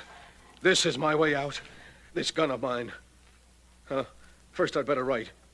No, I'll telephone my wife. That'll be better. Quicker. Oh, no. No, I can't talk to her. I can't. I've just got to do this now. The longer I think about it, the longer I'll put it off. And I mustn't put it off. I've got to... I wouldn't if I were you, Mr. Cummings. Who are you? My name is Vance. Philo Vance. Mind if I take that gun? Here, take it. Take it quickly. Thank you. I'm glad my appearance has that effect, Mr. Cummings. I take it you were going to kill yourself because of your connection with the Ortega murder? Yes, but I didn't kill her. Only no one will believe it when they find out I was up there last night. I wouldn't say no one, Mr. Cummings. I believe it. And as soon as I meet Mr. Markham up at the Shadowland Dance Hall, which I'm to do in a few moments, I think everyone concerned will believe it, too.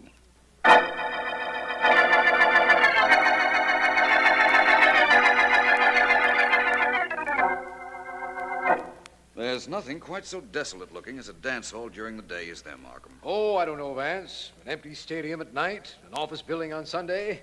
They give this dance hall a little competition for desolation. Perhaps you're right. So this is Shadowland, Temple of Terpsichore. Hey, you two. What are you doing here? Watchman, Vance? I think not. Must be the manager. I phoned him a while ago. My name is Vance. Oh, yeah. You called me, didn't you?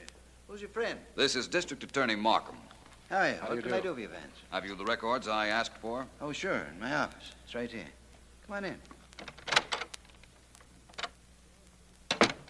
Not much doing around here this time of day. We figured that out for ourselves. I got the records right here on my desk. Here they are. Last night, Mary Morgan, the girl you asked about, Vance, turned in 40 tickets. 40, eh? Tell me something. How long does a dance last? All last the same time, and the music is continuous. We got 2 bands. Every dance lasts exactly 2 minutes. We do a minute break between dances to collect tickets and let people on and off the floor. What's that information for, Vance? Just general knowledge, Markham. All I'd say, that's what it's for. One thing more. How much did Mary Morgan make the night before last? I'll have to find that out for you, Vance. Won't take me a minute. Don't hurry. We'll be here when you get back. Well, Vance, I've got something to tell you. We're picking up Jack Cummings, the man Ronaldo spoke to us about. He was supposed to have written some letters to Senorita Ortega, remember? Of course. And you've picked him up, eh? Yes.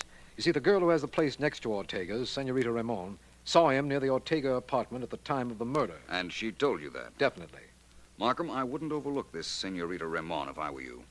You mean you don't think that Cummings murdered the Ortega girl? No, I don't. I told you that once before. I know who the murderer is, Markham. And believe me, it's not Jack Cummings.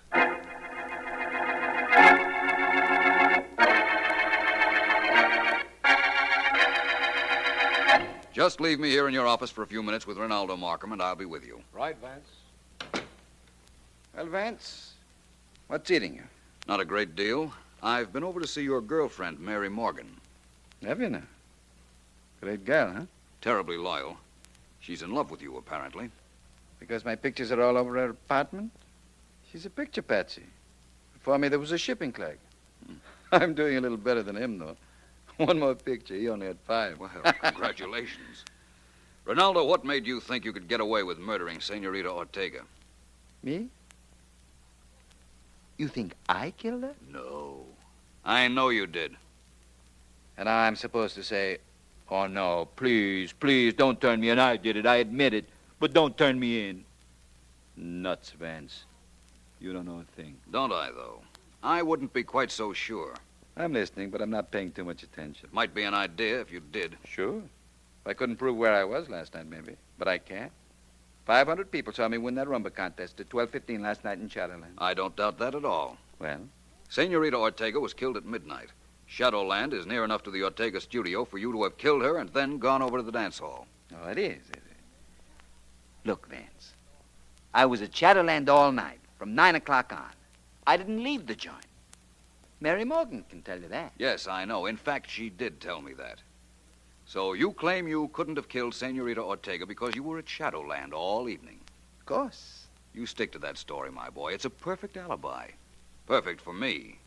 You see, instead of proving that you didn't murder the Ortega girl, it proves you did.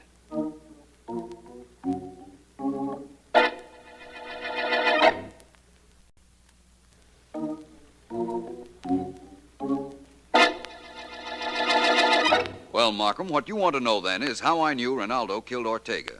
It's a matter of mathematics. Sit down and listen. Very well. I'm doing both. Good. Ronaldo said he danced every dance from 9 o'clock to midnight with Mary Morgan. That's 3 hours. That's right. Now, the Shadowland dance hall manager told me that each dance lasted 2 minutes with 1-minute intermissions between each dance. In other words, there were 20 actual dances per hour. Can't argue with that either. All right, let's take it from there. 20 dances per hour for 3 hours makes 60 dances. In other words, if Mary Morgan had danced every dance with Ronaldo, as she claimed, she would have turned in 60 tickets. Mm-hmm. But she didn't. The manager told me she turned in only 40 tickets. So she only danced with Ronaldo 2 hours and not 3. Of course. That gave him an hour off to murder the Ortega girl. He thought he had a foolproof alibi because he knew Mary Morgan would lie for him.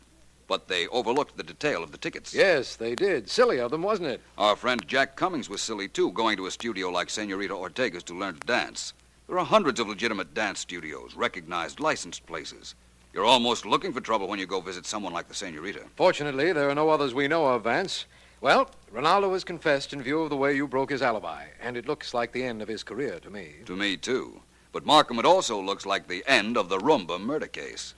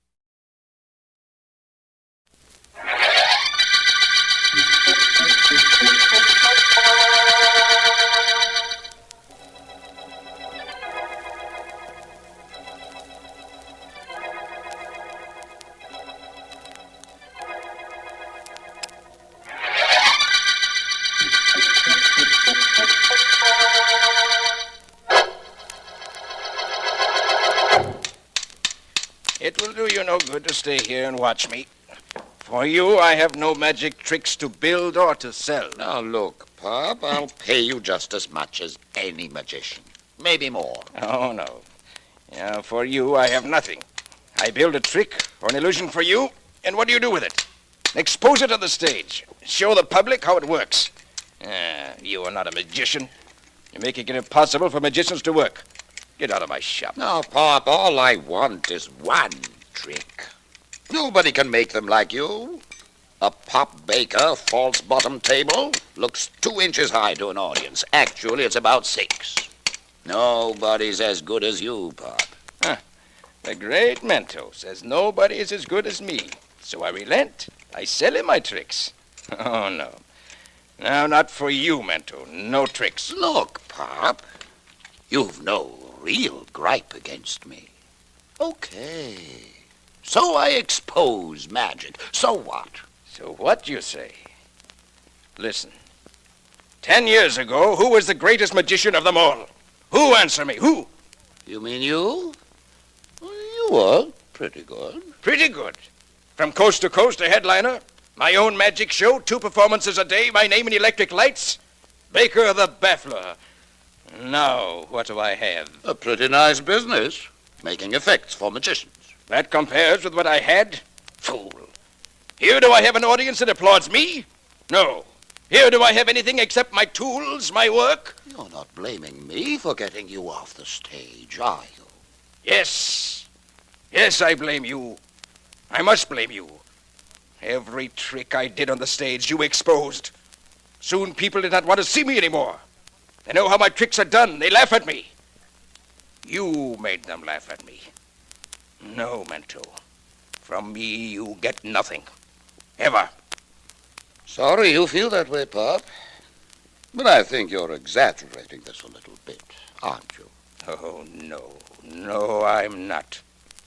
I think many times over the years I was on the stage, how it was everything to me. My whole life. Well? You took that life away from me, Mento. Remember, and be warned. You took my life from me.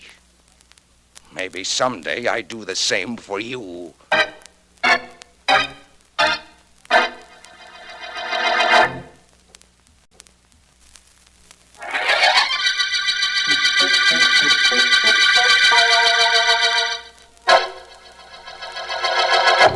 How's my makeup, Betty? It's perfect, Mento, as you know.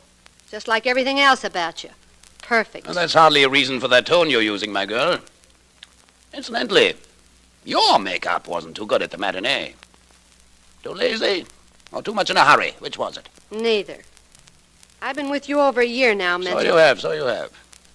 And no magician ever had a prettier assistant.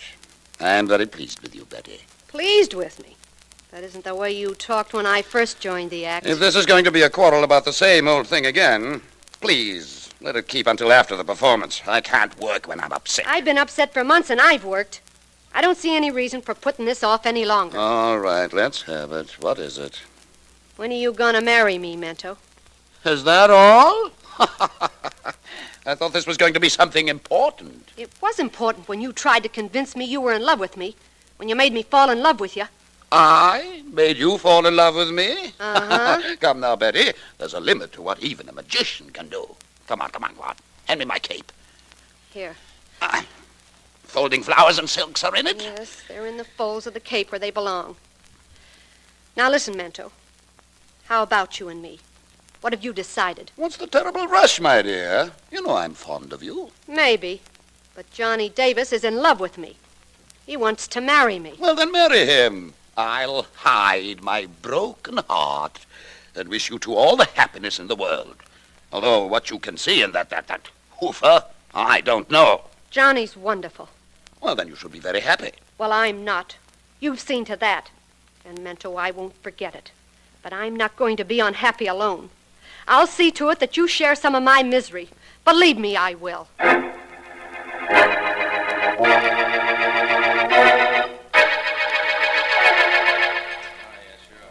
Oh, snap out of it, baby. Things can't be that tough. Besides, a coffee cup isn't a crystal ball, so start staring into it. I'm sorry, Johnny. That Mento has you upset, hasn't he? Maybe I ought to talk to him. Oh, it won't do any good, Johnny. I tried just before we went on stage 20 minutes ago. He won't tell me anything, one way or another. Is he in the dressing room now? Oh, I suppose so. Told me he was expecting 2 visitors after the performance. That might be just another stall so he don't have to take me out tonight. But he went to his dressing room, I know that. Why don't you give him up, Betty? He's only making you unhappy. I wish I could. Only without him, there's nothing. Well, there's a precious little guy called me. I could make you happy, dear. Yeah, I know one thing, Johnny. I know you'd try. It wouldn't be fair to you. There'd always be something missing. As long as Mento were alive, I couldn't help but want him. Is that so wrong? You know it is. That guy isn't happy unless he's doing something to hurt people. His fake magic act does nothing but expose tricks. He worked on you until you fell in love with him, just so he could watch you suffer. Yeah, and the awful part of this, Johnny, is I know all that. I know it, and I can't do anything about it. No, I guess you can't. But you said before that you'd want Mento as long as he was alive. Maybe I can do something about that.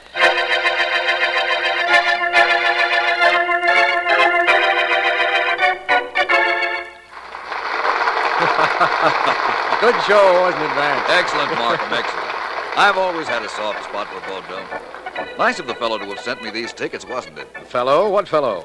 I was under the impression that you'd bought them. No. Remember that magic act that opened the second half of the bill? The great Mento? Of course, he was very clever. And his assistant was quite pretty. That door there leads backstage, I imagine. Come on, we're going to see him. All right.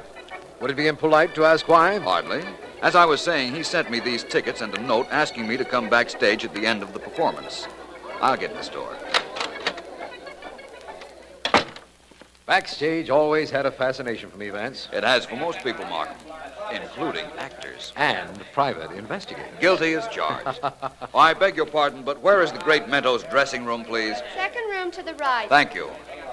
Markham, to retain a semi-consistency to our conversation, I believe I was telling you about a note that this Mento sent me along with the tickets. So you were. It said, please see the show and come back to visit him afterward. It had a hint of intrigue. Vance, you could find intrigue in a loaf of bread. Don't you ever get tired of looking for it? No, and I hope I never will. It's true that many times the intrigue isn't there when I think it might be, but I don't overlook anything either. Anything that might be passed by if I hadn't investigated. Well, here we are. Perhaps your friend didn't wait. Perhaps that, too, is part of the intrigue. That would be interesting, Markham. Very interesting. Well, from what I can gather, you have your choice of believing that he either didn't wait or is very deaf. Vance. Now, don't be alarmed because I'm looking through the keyhole, Markham. Perhaps it is undignified, but under the circumstances, I believe it's warranted. And what warrants it? The keyhole is obstructed a bit because the key is still on the inside. Which means the door is locked from the inside, of course. That's right. Somebody must have locked it from the inside, but nobody answers our knock. There's trouble in that room, Markham. Well, then come on, man. Help me break down this door. Right. Once more ought to do it. Well. There's the great Mento, all right. Lying face down with a knife in his back. You were right about trouble, Vance. Yes, I know. Look at this door, Markham. It wasn't only locked on the inside with a key, it was bolted from the inside. I'll get Sergeant Heath on the telephone immediately. I think that can wait a moment, Markham. Okay. Take a look at this room. There's no other way a murderer could have gotten out except the door. And that was locked and bolted. That window up there, Vance. Too small to let anyone in or out. Besides, I think you'll find that that's locked from the inside, too. I think you're right, Vance.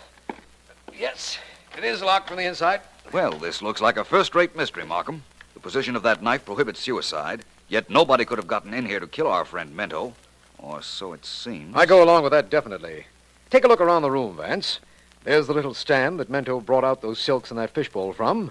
There's another table over there, and I guess that's all. No question about that. Vance, I have an idea that this is probably the most baffling case we've ever encountered. No question about that either, Markham. I'm quite sure this case isn't going to be quite as easy to break open as that locked door was.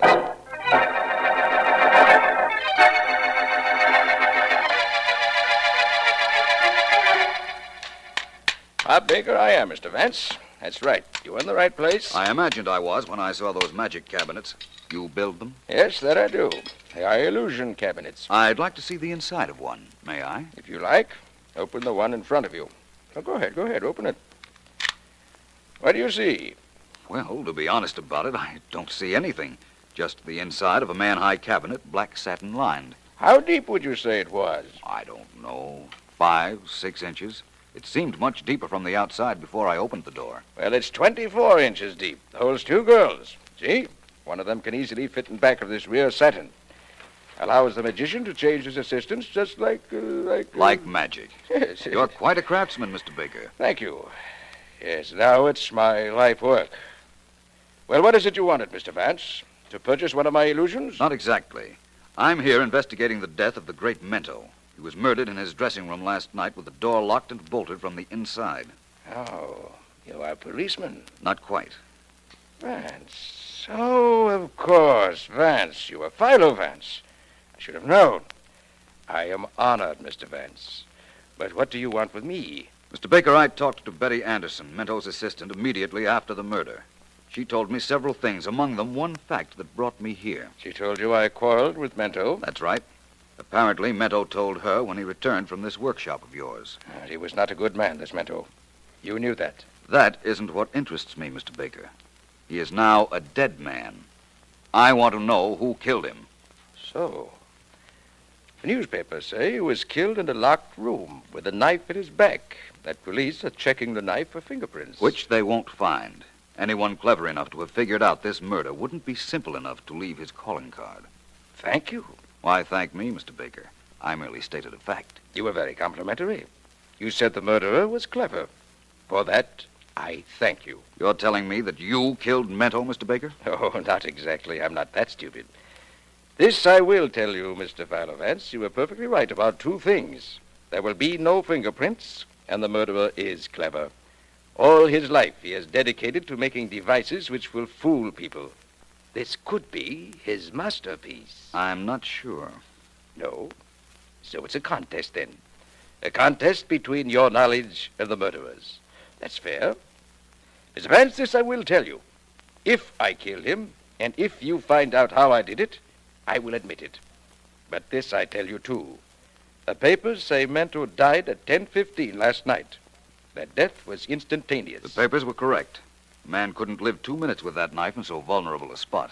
I do not wish to complicate your work too much, Mr. Vance, but from 9:30 until midnight last night, during which time Mento was murdered, I was with friends. Reliable, reputable friends, including a policeman whom I know. And you didn't leave them even for a moment? Not for a second.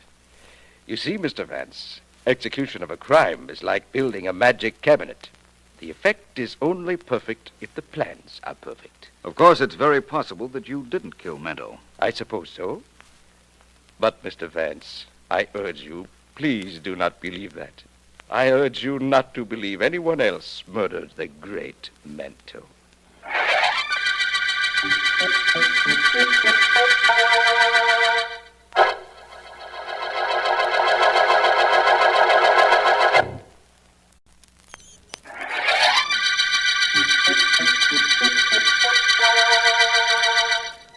This is District Attorney Markham. The magic murder case began when the great Mento, theatrical magician, was found in his locked dressing room, a knife planted firmly in his back. Nobody could have gotten into or out of the dressing room, yet Mento couldn't possibly have been a suicide. Vance and I have questioned Betty Anderson, Mento's assistant, and have found that Mento had quarreled with Pop Baker, a craftsman catering to magicians. Vance has gone to see him, while I have decided to continue questioning Miss Anderson. It seems... I didn't kill him, Mr. Markham. I wanted to lots of times, but I didn't. Look at me. Do I look like a killer? My experience as district attorney has taught me, Miss Anderson, that murderers rarely do look like murderers. That's what complicates my job, and Sergeant Heath's, and Philo Vance's. You've told me that Mento promised to marry you. Yeah, sure he did in the beginning. And later on, he wouldn't be definite. He wouldn't say when. He wouldn't even say he wouldn't marry me. He was that kind of a man, Mr. Markham. You're trying to tell me that even though he might not want something, he didn't want anyone else to get it either. Only he'd said we were through, that he wouldn't marry me. Maybe then I could have been happy with Johnny. Johnny? I didn't mean to say that, Mr. Markham. I don't want Johnny brought into this case. He had nothing to do with Mento's death. I think I might be a better judge of that than you, Miss Anderson. Who is Johnny? He's a dancer. He works in the theater next door. Oh, I must remember to tell Vance that. Miss Anderson, there is an element in this case we've never before encountered. The element of the locked door. It makes a puzzling case baffling. Because the door was locked and bolted on the inside? The door and the window, both. Now, I can remember watching a magician get out of a trunk that was locked from the outside. Perhaps this was the same trick in reverse. I doubt that. The locked trunk trick is done with a false panel in the trunk. The magician removes it while he's inside and gets out that way. You know all the tricks, Miss Anderson? Most of them. I watched Mento expose them for over a year. In that case, perhaps you can give... Oh, hello, Vance. Hello, Markham, Miss Anderson. Any luck in your talk with Pop Baker, Vance? I'm not sure. I got what practically amounted to a confession from him. Pop Baker confessed? I'm afraid I don't understand, Vance. What could it possibly be that practically amounts to a confession? Well, he dared me to prove he did it, for one thing. He has an ironclad alibi for the time of the murder. I know it's ironclad. I just checked it. And perhaps he didn't do it. After all, somebody stabbed Mento at 10:15. And if Pop Baker couldn't have done it, it must be somebody else who was our murderer. That's completely logical, Markham. Unless Mento, the magician, was killed by magic.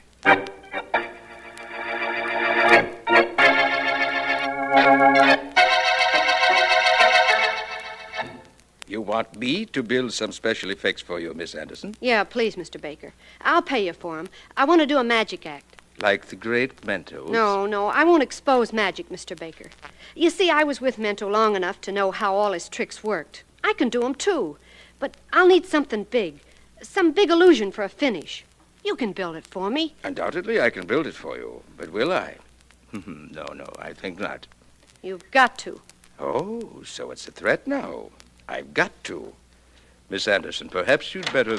Hello there. Mr. Vance, why do you come here again? You expected me to come, didn't you, Mr. Baker?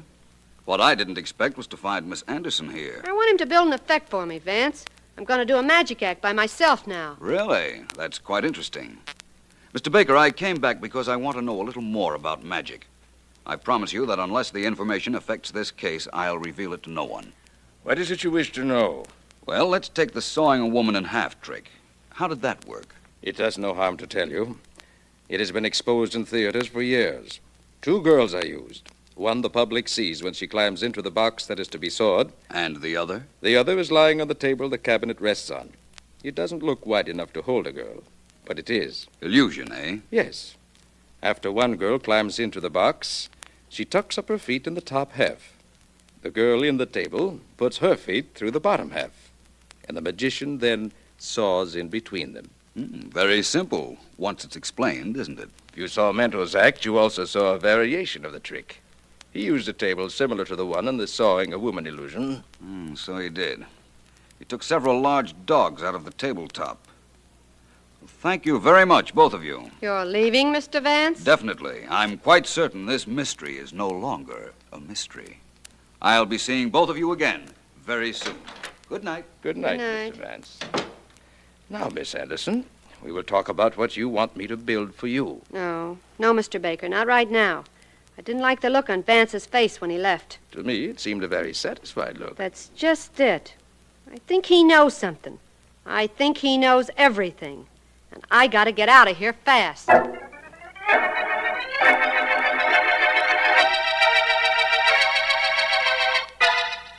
Here I am, Vance, just as you asked.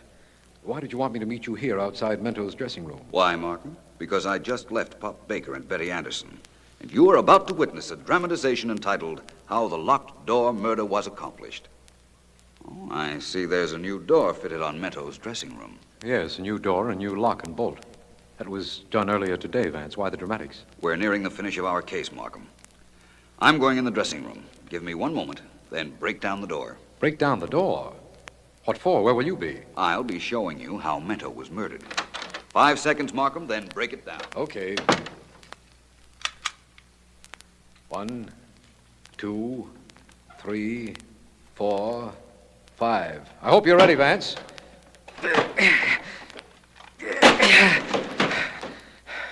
Well, Vance, Hey, where is he? Vance, where are you? Vance! Oh, what is this? Well, you can't be hiding. There's no place to hide. Vance, what is this? Where are you? Right here, Markham. Right where? Your voice seems to be coming from that table, but you couldn't possibly be hiding in that tabletop. No, but I am Markham. And now I'm coming out of my hiding place. Vance, that tabletop doesn't look deep enough No, it doesn't, does it? But it is. It's the same type of table I saw at Pop Baker's studio. Ready to make an arrest, Markham? Of course, but I'm just as ready to hear how this solves Mento's murder. I'll explain later. First, I've got to make a call. And then we've got to pay a call on a murderer.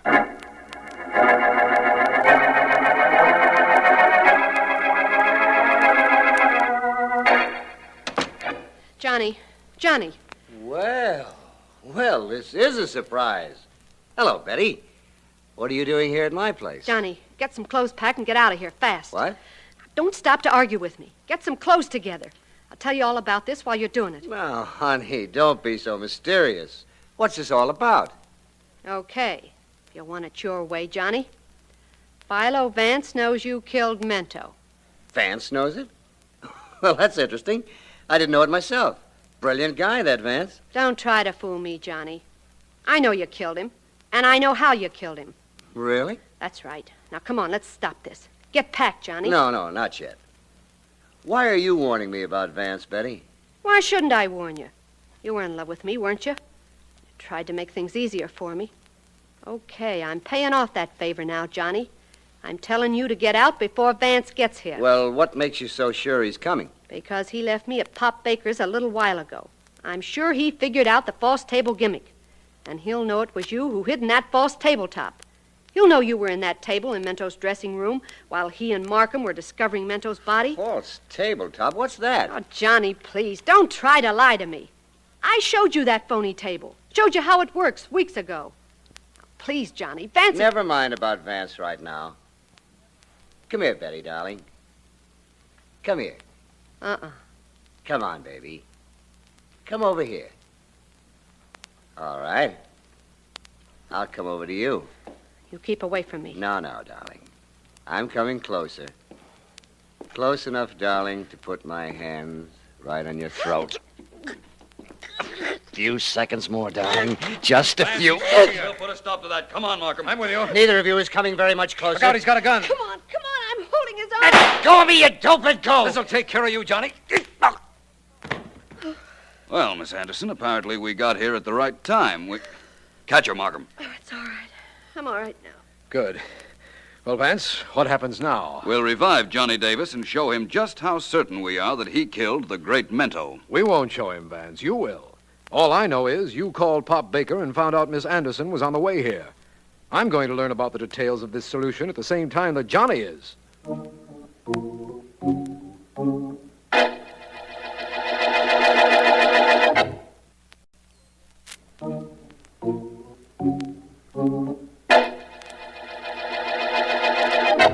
Johnny, we know you were in love with Betty Anderson, but she wouldn't marry you as long as Mento was alive. So what about it, Vance? So you killed him. So you say. So he'll prove, too, Johnny, if past performances are any criterion. Well, they aren't to me. You can't prove a thing. Sure, I may have been a little rough with Betty when you walked in my apartment a while ago, but you can't hang for that. Johnny, I'll admit that locked door on Mento's dressing room had me stopped temporarily, but it doesn't anymore. You were in that room, hiding in the tabletop while we were there. After we left, you left, with a practically perfect murder to your credit. Pop Baker could have killed Mento. That's what you wanted us to think when you hid in the table. You knew that eventually we'd figure out that this was a magician's way of killing a magician, and that we'd go straight to Baker. Fortunately, he had an alibi, but he couldn't resist trying to take a little credit for the murder. That was the showman in him. Johnny, we have Betty Anderson ready to say you admitted killing Mento. Also, that you tried to kill her.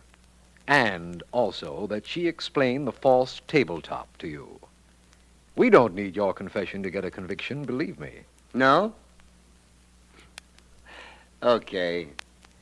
If you don't need it, you get it anyway.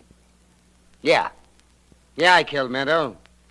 What's more, I'd do it again if I had a chance. Well, Markham, that's the statement we wanted him to make. Now I think I've a statement I want to make. This is the end of the magic murder case.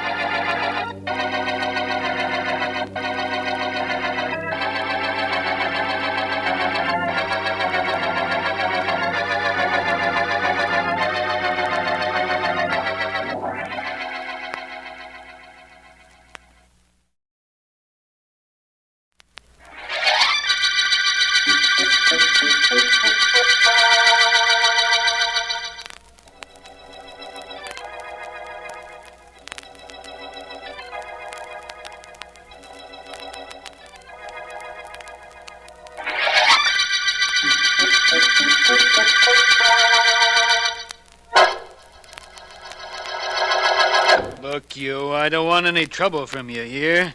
We got you cold for breaking and entering, and I could put you in jail and keep you there forever if I wanted to. You'd be an awful sorry guy if you did, Sergeant Heath. You coop me up before I get a chance to talk to the district attorney, and you'll be awful unhappy. The district attorney's got nothing to do with this case. You broke into a joint, we caught you, and we're going to send you up. But you did send for Mr. Markham, didn't you, Heath? Yeah, I sent for him, only he ain't going to be happy being brought down here unless you got a good reason. I got a great reason. Wait till he hears what it is. Hello, Heath. Oh, hi, Mr. Markham. You asked me to come down here. I'm here. Suppose you tell me what this is about. D.A., this punk here, he's Joe Farrell, said he had something hot to tell you. What is it, Farrell? Well, D.A., I want you to go easy on me on account of, I got a trade to make. What kind of a trade? I don't like crowds, D.A. This room is too crowded with Heath here. Huh? Ask him maybe if he'd like to hop into the other room for a minute. Heath? Okay. But this stooge better have something to say to you. I'll be right next door, Mr. Markham. Thank you, Sergeant. Well, Farrell? D.A., listen. The cops have got me cold on a burglary rap. Okay, I ain't looking to crawl out of that. Only I want him to go as light as possible. I should think you would. I got information I'll hand you if there ain't too much pressure put on me by Heath. We can't make any trades with criminals, Farrell. Although if you know something that might help us, perhaps the judge might be lenient if you throw yourself on the mercy of the court. Yeah, that's okay by me. Listen, Markham, here's the dope. You know the City Museum? Very well. Okay. Well, the museum gets a big shipment from some foreign country. I ain't sure where. And it comes in this afternoon. It comes from some collector who died and willed the whole thing to the joint. Well? Well, one of the things that the museum is gonna get ain't what it seems to be. It looks like something, only it ain't what it looks like. You understand? No, I don't. Okay, I'll hand it to you this way. There's maybe 6 or 8 things in that collection. Mostly statues and stuff. Only there's something about one of the statues. Really? What? I don't know. It's junk as far as I could find out. All I know is this, that there's guys in town that want that statue, and they want it bad enough to kill for it.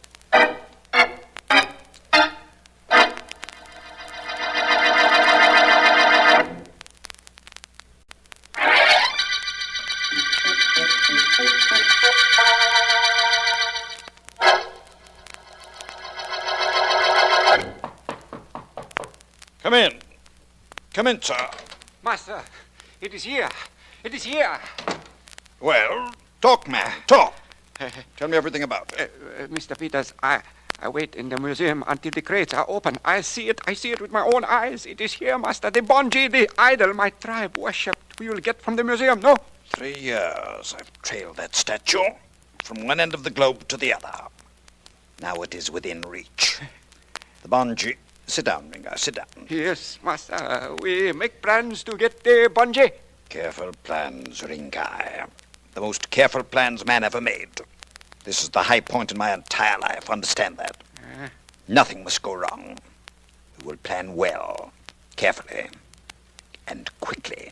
It is good. Soon my tribe will be at peace within themselves. Soon I bring back to them the bungee. Tonight, we will get it, Ringai. Right now, I'm sure I'm going to need this.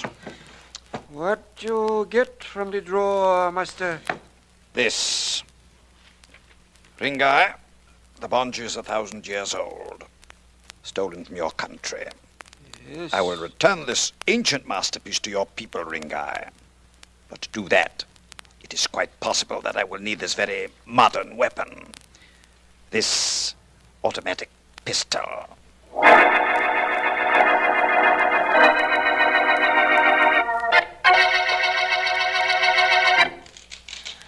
All day I do nothing but open these crates. I'm supposed to be the curator in this museum, and all day I... What are you doing here? Excuse me, Mr. Jasper. You are Mr. Jasper? Yeah, sure, my name is Jasper. Who are you? What are you doing in the museum? No one's allowed in here at this hour. I've done a lot of things in my life that no one has been allowed to do, Mr. Jasper. My name is Carter, Enid Carter. Well? I want that statue in the corner. That ugly copper thing, the bungee. I'm sorry, it's not for sale. And you've got to leave here, Miss Carter. Regulations. I have no interest in regulations. I want that statue, do you understand? It's thousands of years old. It's been worshipped by generations of natives. I must have it for my collection. I'm sorry, Miss Carter. There's nothing I can do for you. I can't sell it to you. It just isn't for sale. And you'll have to leave here now. I've got to get the rest of this stuff uncrated before I can go to bed. And I'm tired. Listen, Mr. Jasper, listen closely. I want that statue, the bungee. I must have it. I'll pay you for it. More money than you've ever seen in your whole life. I don't know why everybody wants the bungee. It's only an ugly piece of copper. Who else wants it? Tell me, man, who else was here asking about the bungee? A fellow named Peters called up on the phone about it a little while ago. You know him? He mustn't have it. Whatever you do, you mustn't sell it to him. Miss Carter, I can't sell it to anybody. It belongs to the museum, and the museum has decided it is not for sale. I don't care what the museum has decided. I'm going to have that statue before Mr. Peters or anyone else gets it. I'm going to have it, and I'd just like to see anyone stand in the way of my getting it.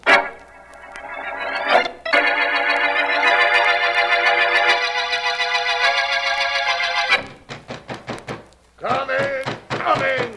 Will you stop banging on that door at this hour of the night? Hurry, please, hurry. Well, what is it? What's the idea of waking me up at this hour? You're Mr. Jasper, the curator of this museum? Yes, what about it? You woke me up, do you realize that? I tried to wake you. I've been banging on the door for 20 minutes. I sleep upstairs. What do you expect me to do? Apologize for not being awake at this time of night? What is it you want? Oh, Mr. Jasper, I'm Maurice Abbott, the art dealer. You know my gallery on Madison Avenue. Yes, well? You have an ugly copper statue here, valueless except as a relic of native rituals. I want that statue. You mean the bungee? That is correct. I just heard it arrive today, and I came down here to make a deal with you. I don't make any deals, Mr. Abbott, and you can't buy the bungee in any event. It isn't for sale, and you're the third person tonight who's tried to buy it. Well, I'll offer you more than they did. I'll top their best bid. Look, please, go away and let me sleep. The bungee is not for sale. At least let me look at it. Let me see it. Go away. Good night, Mr. Abbott. Come around in the morning when the museum will be open. Don't close this door on me. I want to talk to you, Mr. Jasper. Not tonight anymore, you don't. I'm going to bed. Going to bed, is he? I trust his sleep is not interrupted.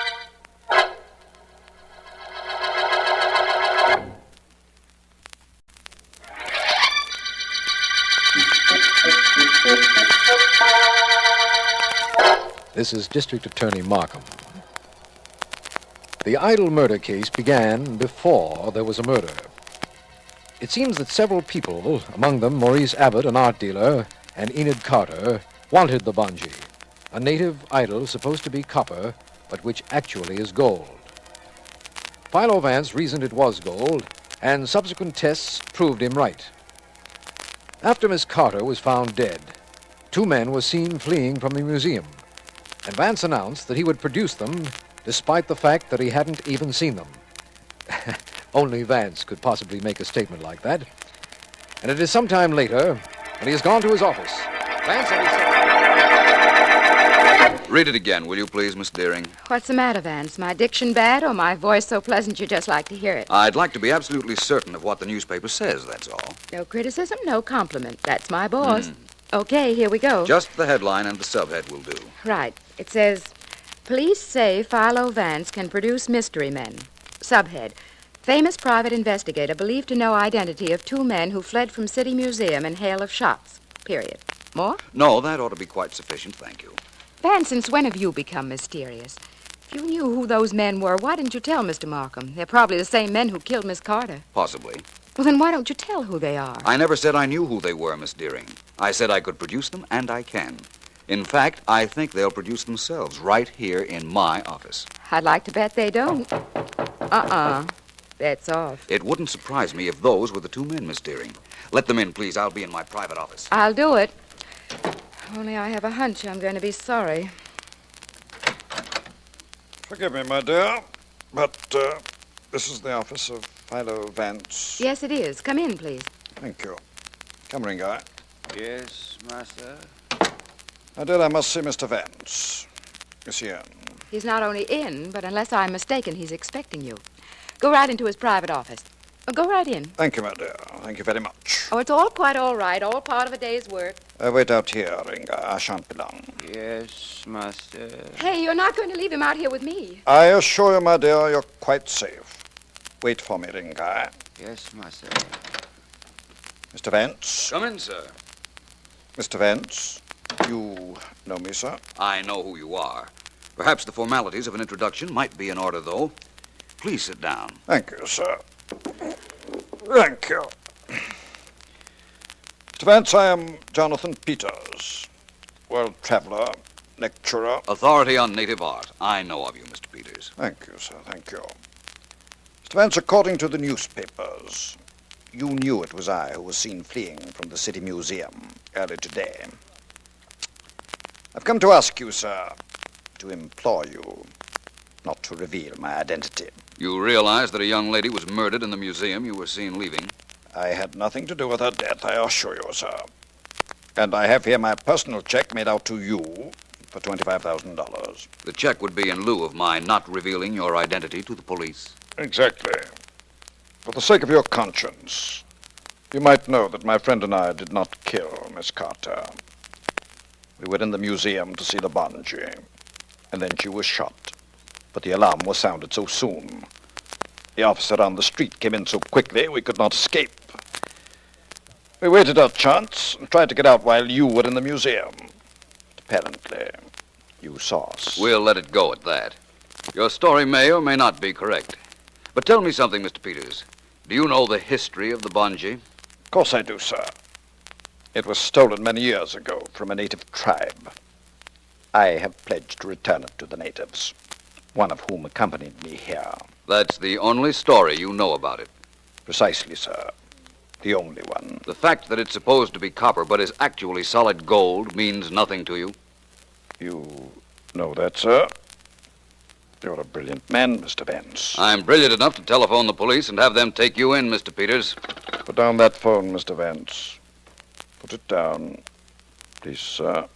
Excellent backing you have for your instructions, Mr. Peters. This gun, obvious, but like myself, Mr. Vance, purposeful. Helps me get into places and, as now, out of them. Please don't move, sir. I'm sorry to have to leave like this, but before I go, I beg you to reconsider calling the police. It will necessitate a return visit to you from my friend, this gun, and to me. You're a clever man, Mr. Vance. Be a smart one, sir, I beg of you. Do not call the police.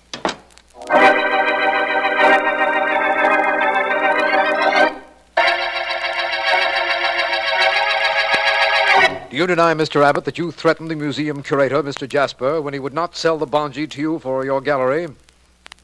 Well, do you? I have nothing to say, Mr. Markham. You will have something to say, I'm sure, Mr. Abbott. Mr. Jasper here is ready to swear you first tried to bribe him, and then you threatened him when he told you he could not sell you the bongee. Yes, he did. I swear he did, Mr. Markham. Very well, I did try to bribe Jasper here, and I did threaten him. I wanted that statue. No doubt you did, Mr. Abbott. Oh, hello, Vance. Hello, Markham. Mr. Jasper, Mr. Abbott. Mr. Vance. Well, Markham, we're approaching what in Western moving pictures is generally referred to as a showdown.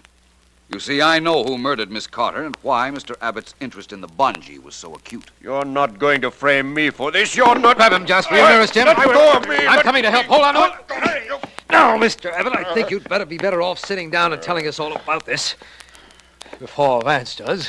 Feel like talking, Mr. Abbott? No. No, I don't, and I never will. Go ahead if you can prove I killed Enid Carter. I dare you. Try to prove I murdered her.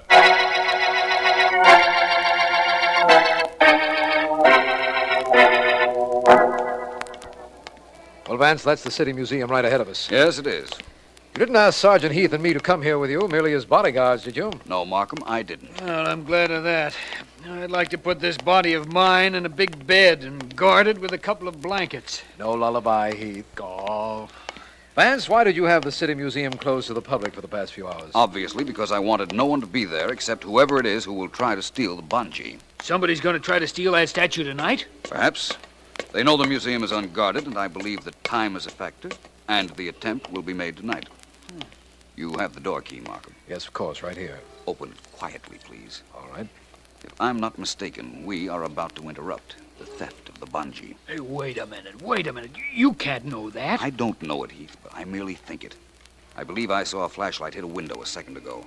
A flashlight carried by somebody inside the museum. Well, Markham? I'm a little slow because I'm trying to do this as quietly as possible. There. Here we are. Vance. I see it, Markham. The flashlight at the other end of this hall. Close the door, Heath, please. Quietly. I've got my finger on the light switch. Right. What's that noise, Vance? Winches, Markham. The bungee is heavy and unwieldy and has to be raised mechanically. Well, Heath, I think we're about to catch our thief. Same guy who murdered that Enid Carter dame? Perhaps. Ready, Heath? Me and my gun are both ready. Throw the switch, Vance. Here goes. Stand where you are, whoever you are, or I fire. Come on, Markham, Vance. Who is it, Vance? Can you make him out? I know who he is. But that body on the floor in the corner. Okay, you. Get your hands up and turn this way. Get him up. All right. Only don't shoot. It's Jasper, the curator of this museum, Vance. I knew that. I'm much more interested in this body. Markham, it's Jonathan Peters. What? He's still breathing. Heath, keep Jasper covered. Right. Come over here, Markham. I'm with you, Vance. He's dying. I know he's dying, but I didn't kill him. I swear I didn't kill him. Shut up, you. We got you cold trying to steal this statue, ain't we? Yes, maybe you have, but that man is dying, only I didn't kill him. I found him that way when I came down here a little while ago. All right, Jasper, we'll get to you later. Something. I think Mr. Peters is trying to say something, Markham. Bend down here with me. Right. I can't. Hello, Mr. Peters. How are you, Vance? You find me in a sorry state, sir. A sorry state indeed. Who did this to you, Mr. Peters? That native boy I had with me, Ringai. He found I was trying to obtain the bungee, not for his tribe, but for myself. We'll pick that boy up in a hurry, Vance. Is there anything we can do for you, Mr. Peters? For me, sir, nothing. This is not quite the idea of the way I should prefer to die. So near to a fabulous fortune. So very near. But fate has made a decision. And I shall abide by it, gentlemen. Yes, I shall abide. He's gone, Markham. Yes. And I believe you can charge Mr. Jasper here with murder. I? Well, you know I didn't kill him. He told you that. I heard him. You don't believe I killed him, do you? You can't. I didn't say you killed him, Mr. Jasper. I said you could be charged with murder. You see, I've known all along you killed Enid Carter.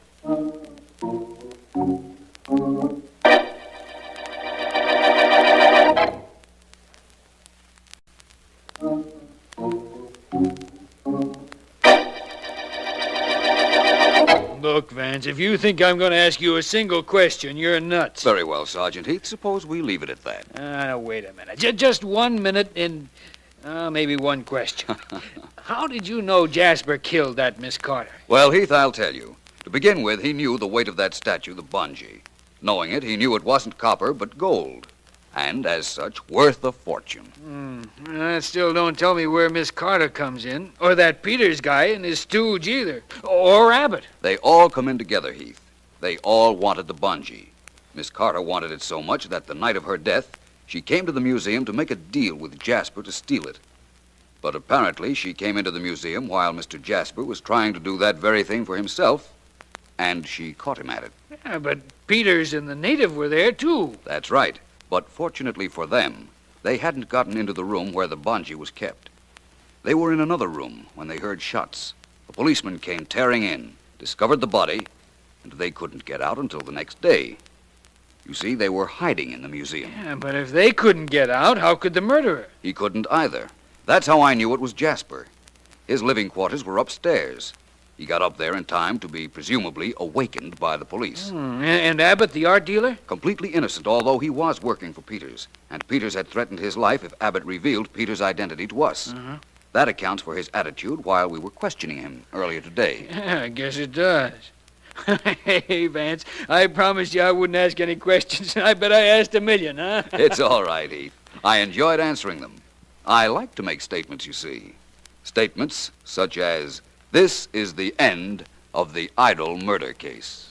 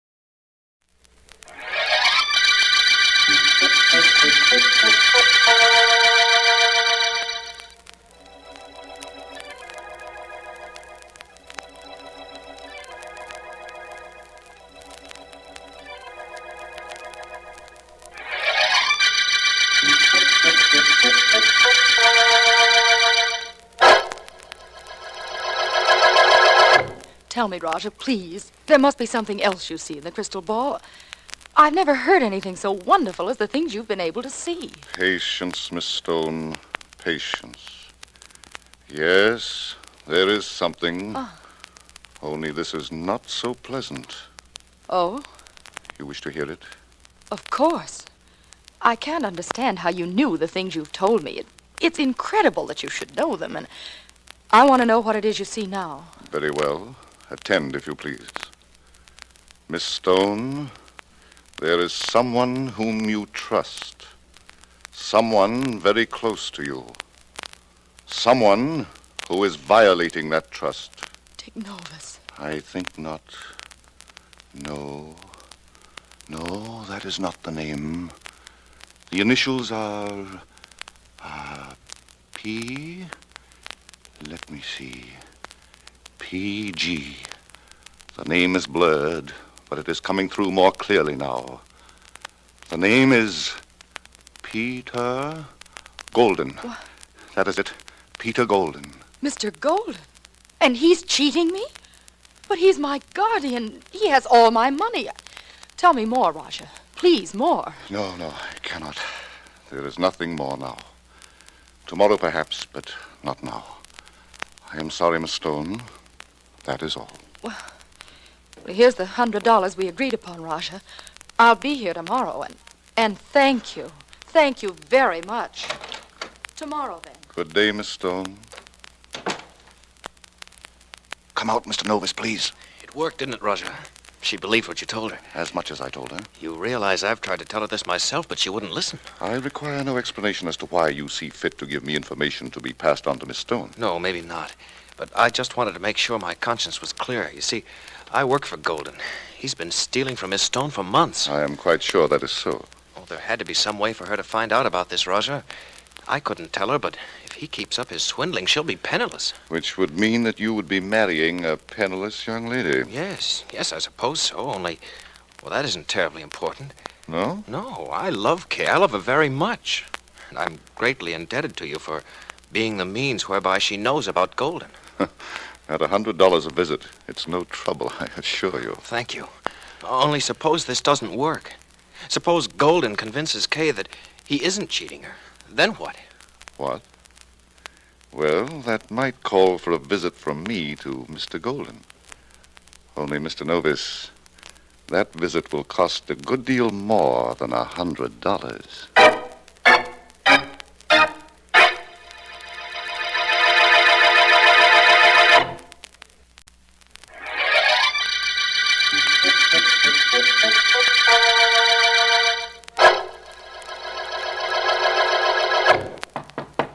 Yes, who is it? It's Dick Novus, Mr. Golden. You asked me to come to your office. Come on in. Hello, Mr. Golden. Sit down, Novus. You know, one of the reasons I put your office at the other end of this floor is that you wouldn't get too close to me. I don't think I understand. You will. The point is that when I hired you, I didn't want you to know everything about my business. But apparently you found out regardless. I still don't know what you mean, sir. No? No. Well, you see, I just received a call from Miss Stone. She said a lot of things nobody would know about. Nobody but me, and apparently you. I haven't told her a thing about your mishandling her money. She found out some way, I guarantee that. She's not sure, mind you, just suspicious. Now, right now, your job is to keep Miss Stone's mind off my business, Dick. Make sure you do. And what if I don't? What if I won't stand by and watch you swindling my fiancée? You will. There are a few things about you that she might like to know. About where you spent the 5 years before you came to this city. You know about that? Certainly. And make no mistake about it. I'd tell her in a minute if you don't do things my way. Why, you low, underhand This rat. little gun makes up for the difference in our age and physical abilities, Novus. It doesn't scare me. I've got to convince you that telling Kay about my past would be a very wrong thing for you to do. A very wrong thing. Don't come any closer to me or I'll shoot. I'll shoot. Shoot, will you? I think not. I'll just take that gun away from you before you get into trouble with it. There. You'll be sorry about this, Novus. Very sorry. You'll be the sorriest man alive. Just as long as you stay alive.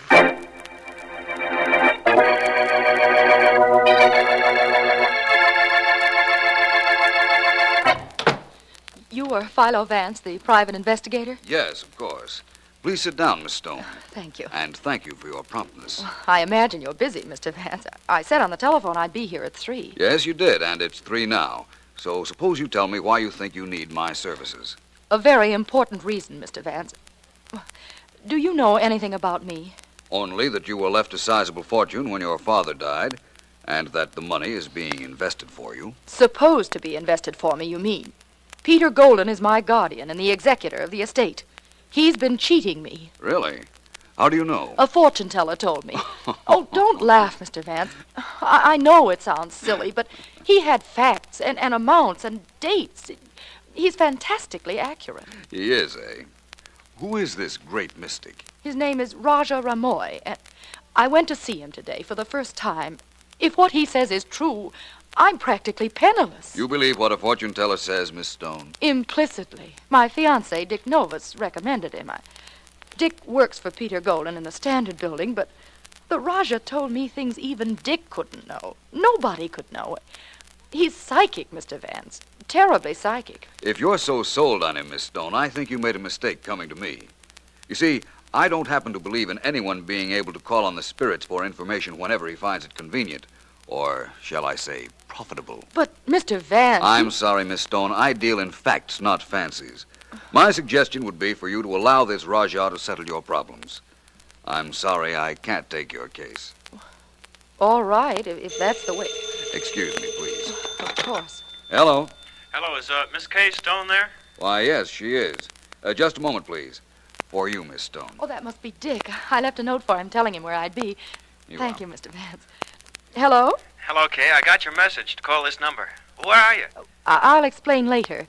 You're at the office, Dick? Yeah. Where's Golden? In his private office down the hall. Why? Where are you? With a friend, Dick. I'd like him to talk to you. His name is Brown. Okay, put him on. Please, Mr. Vance. But I don't have anything to say to you, Mr. Novus. Well, please, Mr. Vance, just as a favor. All right. Thanks. Dick, here is Mr. Brown. Mr. Brown, Mr. Novus. Hello, Novus. Hello, Brown. I really don't know what I'm supposed to say to you. I've just told Miss Stone I can... Novus, are you there? Yes, I'm here. That shot came from Golden's private office down the hall. Hold the phone. I'm going to investigate. What happened, Vance? I'm not sure yet. I'll have to wait until Novus gets back. Well, where did he go? Down the hall to Golden's private office. But he was talking to you on the phone. That's right, but you see, there was a shot fired. What? Novus is sure it came from Golden's office. He's gone to find out. A shot? That's right. What? Impotent feeling, isn't it, Miss Stone, to have to stand here and hold the telephone while a murder might have been taking place. You think that... Just a Hello, minute. Brown? Yes? Brown, yeah. I've just come from Golden's office. He's lying face down on the floor, and there's a bullet wound in his head. I think I heard footsteps racing down the stairs, but I was afraid to follow whoever it was. What shall I do? Leave everything just as it is. I'm sending Miss Stone to her home. You meet her there. I'll want to talk to both of you later. Right now, I'm going to call District Attorney Markham and invite him to a murder.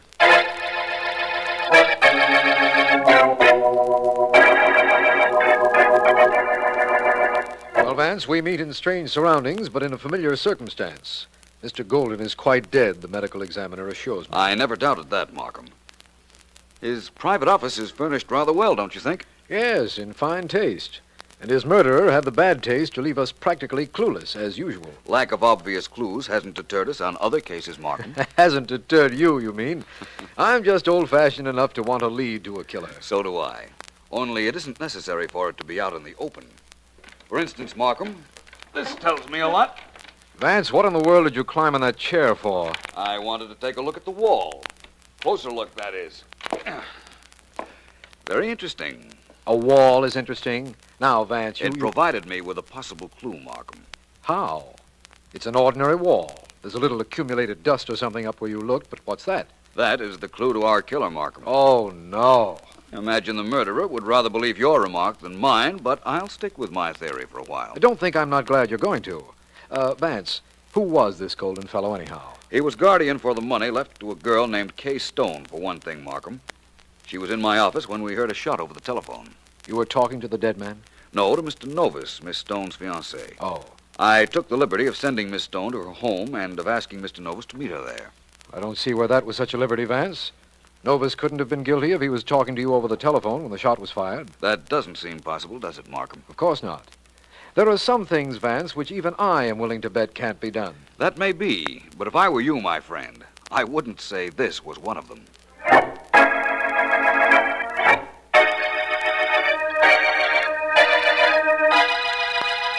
There isn't anything we can do, Dick, except sit tight and wait for the police to get here to question us.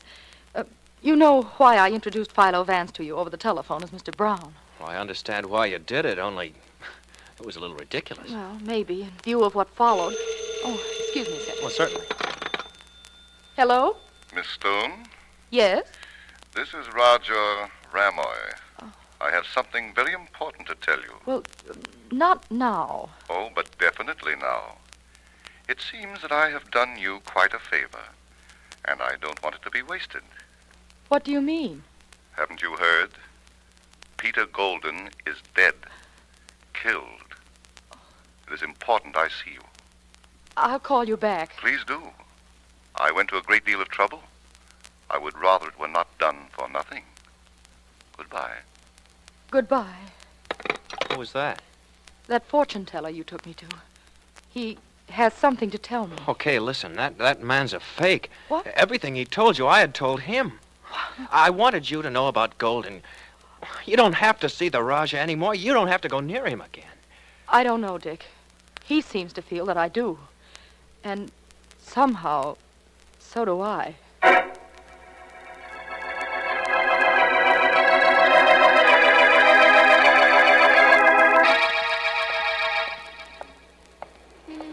This is Miss Stone's home, Vance. Is this the place where our mystery comes to an end? Perhaps. All I can do is hope.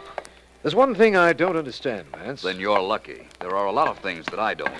One thing I do understand, however, is that this is a bell. And if we're going to get in to see Miss Stone and her fiancé, we ought to ring it. There. Vance, I've never known you to be so mysterious before, so reluctant to tell me anything. That could be for an excellent reason, Markham.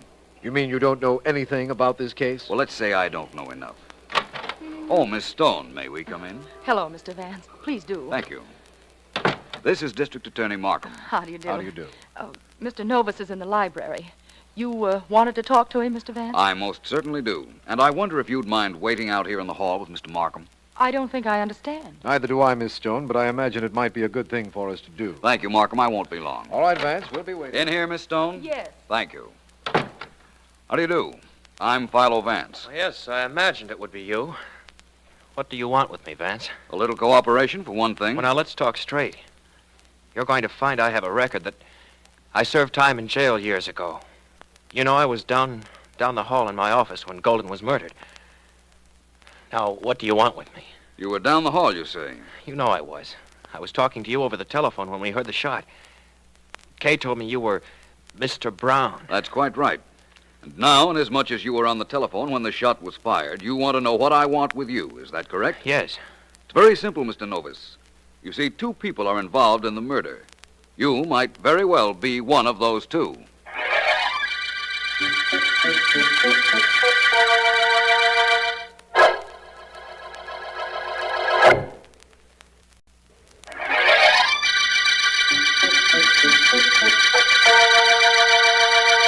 This is District Attorney Markham. The Golden murder case opened with the finding of the murdered body of Peter Golden, executor for the estate of Kay Stone. Philo Vance has discovered that Golden was cheating Miss Stone, and that fact was known to Dick Novus, Golden's assistant and Miss Stone's fiancé. He has also found out that Miss Stone had been to a fortune teller named Raja Ramoy before going to his office, and it was while she was in his office and Vance was talking on the telephone to Novus that a shot was heard, and Novus, investigating, found Golden murdered. Vance is of the opinion that two people are involved in the murder and has gone to see Raja Ramoy, who, I have been told, at the moment has another visitor, Kay Stone. It should be... Well, Raja, what is it? Miss Stone, my crystal ball shows Let's me... forget that crystal ball stuff, Raja. Oh? You said you had something to tell me about Peter Golden's death. I think I know what it is. Very well. Then suppose you tell me. You wanted to tell me you killed Golden and that you expect me to pay you. Who's that? I don't know, but I shall find out. Come in. It's Vance. Good evening, Miss Stone. Good This, evening. I imagine, is the eminent Raja Ramoy. You are Philo Vance. What is it you want? I understand you have a remarkable crystal ball, Raja. I would like to see it. See it? Of course you can see it, but it'll tell you nothing. No, I don't suppose it will. Perhaps you'll tell me, Raja. It seems that Miss Stone was in my office at 3 o'clock yesterday afternoon when we heard a shot. Yes? Look in your crystal ball, Raja. Or better still, perhaps you'd better have a more tangible witness. Because you see, very shortly, you're going to be called upon to say where you were at 3 o'clock yesterday.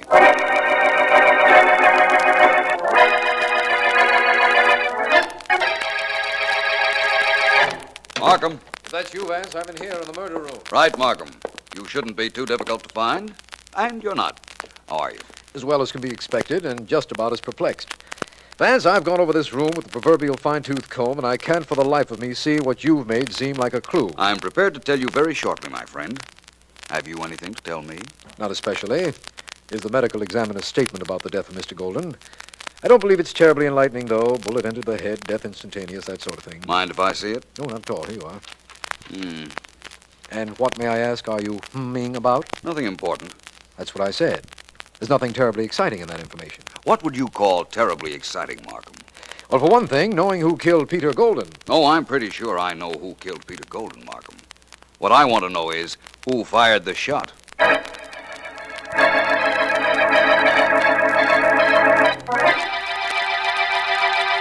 You and Miss Stone understand now why it is imperative I came here so we could have this chat, Mr. Novus. Yes. Yes, I suppose so, Raja. What I suggest is very simple, is it not, Miss Stone? Very. Oh, it isn't so simple for the one of us who had nothing to do with the murder. Let us not split hairs, Mr. Novus. Let me put it even more simply than I have done. You came to me originally to have me tell Miss Stone several things about Mr. Golden. Well, that's right. But I've already told her I did that. Yes. Wait, please. You're too hasty, Mr. Novus. It is possible, of course, that Mr. Golden knew, as I know, that you are an ex-convict. Oh, you dirty... Never mind, Dick. I knew that. It didn't make any difference before. Don't see to it that it does now. Go ahead, Raja. It's so simple. Philo Vance thinks one of us killed Golden. So far, I do not think he knows which one. That is, if one of us killed him. Personally, I have an alibi for my whereabouts at 3 o'clock the afternoon Mr. Golden was killed. Well, so have I. I was on the phone talking to Vance. And I was in his office. Vance knows something which we do not know. Let us assume, then, that none of us three killed Mr. Golden. In view of that, let us keep what we know about each other and about him away from the police. I already told Vance that Golden was cheating me. That was not wise. Why not? I had nothing to hide. No, Roger, I want no part of your plan. I'm going to answer any question they ask And me. that goes for me, too. Well, that leaves me no alternative but to do the same. Unfortunately for one of you. I'll answer that. Hello? Hello, is that you, Miss Stone? Yes? Who is this? Philo Vance. May I invite you to a reading of Raja Ramoy's Crystal Ball? What do you mean? I mean that I would like you and your fiancée to be at the Raja studio in an hour. Oh, Dick is here with me now. I'll tell him. Thank you. Oh, by the way, I happen to know Raja Ramoy is there with you, too. Please tell him that he also is cordially invited to be at his place then.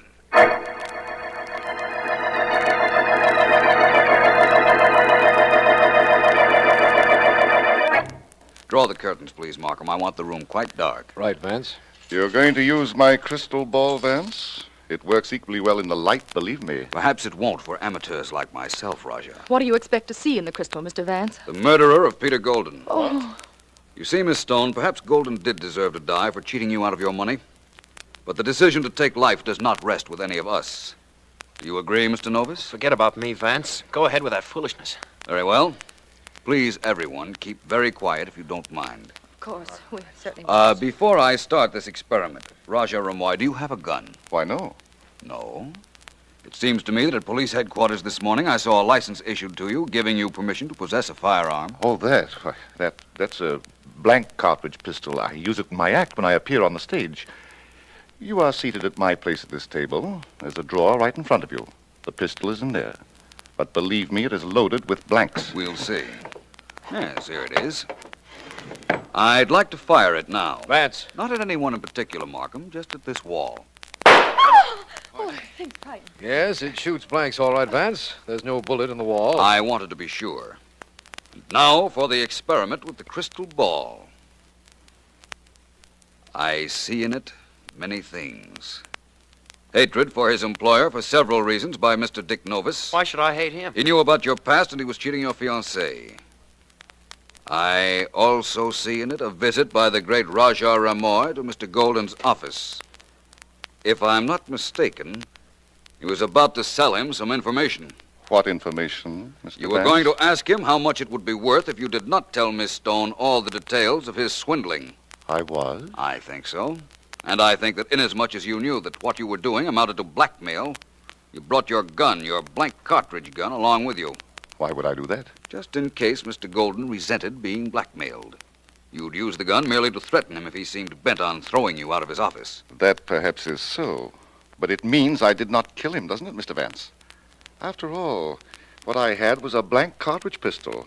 You can't kill with that. No, but you could fire the gun to create an alibi which you could explode any time you liked in the event the person you were alibying for refused to pay you. I should never have allowed you to use my crystal ball, Vance. Apparently it works as well for you as it did for me. What else do you see in it? I see a young lady named Kay Stone who could conceivably have gone temporarily insane when she found that the man she thought was a friend had made her penniless. That means you think I killed him. What I've tried to show was that all three of you had motives. Good motives. We all have good alibis for the time he was shot, too, Vance. Don't forget that. No. Pardon my correcting you, Mr. Novus. You all have alibis for 3 o'clock, the time the shot was heard. But Mr. Golden was killed before that blank cartridge gun was fired. And the name of his murderer... Yes? Yes, Vance, the name? The name of his murderer is... Tell us if you see it. Tell us. Turn that last lamp out, Markham. I can read it more clearly. Right. Well, that's better. In absolute darkness, one light remains. The light in this crystal ball. And it tells me that the name of the killer of Peter Golden is... Kay Stone. Lights, Markham. Right. She got away, Vance. She got away. Not very far, Mr. Novus. Apparently, my pretending to read the crystal ball was too close to home. But we have several policemen downstairs prepared to seize anyone fleeing from this room. No, she didn't get away. Believe me, she didn't. She didn't get away from us or with murder.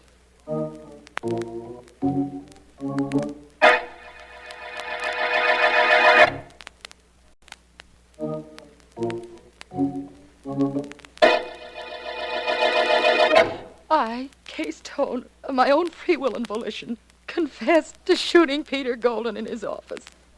I shot him and went directly to Philo Vance's office. Have you taken that down, Mr. Pace? Yes, I have, Mr. Markham. You killed him because he stole that money from you, didn't you, Miss Stone? That was the reason, Vance. And you went to Vance's office so that you'd have an alibi, having been there when Vance heard the shot over the telephone. No, I knew nothing about any shot. I went there to ask Vance to investigate Golden and my fiancé. I knew he'd find Golden dead, but would suspect Dick when he found out about his jail record. How little she knew you, Vance. But what about this business of the shot you heard? Didn't she really know about that? Quite possibly not, Markham. You see, what happened was this. Of course, I wasn't reading any crystal ball, but just as I said at the Rajah's house, the Rajah did go to see Golden, but he found him dead in his private office. Then he heard Dick Novus speaking on the telephone to Miss Stone and then to me, and he thought he'd give either one of them an alibi. Either one of them? Whichever one had killed Golden. Oh. You see, he didn't know which one at the time, but he figured that later on, one of them would be good for a little blackmailing. So he fired his blank cartridge gun into the wall while Novus was on the phone. But how did you know that? That smudge on the wall. The one I investigated the first time we went up to Golden's office, Markham? Yes. That told me a blank cartridge gun had been fired and had left powder marks on the wall. Well, I had to build the rest of this case from that. You built it too well, Vance. Too well to suit me. It had to be you, Miss Stone. You told me you left a note for Mr. Novus, and that was the reason he was telephoning you at my office. If you left a note, you had to have been at his office. If you were at his office, it is very conceivable that you killed Golden. Well, that's what happened, all right. I did go up there. And when I saw his smug face looking at me, laughing at me after he cheated me out of hundreds of thousands of dollars, I fired. And that was the end of him. No question about that, Miss Stone. And Markham. Yes? There's no question about the fact either that this is the end of the Golden murder case.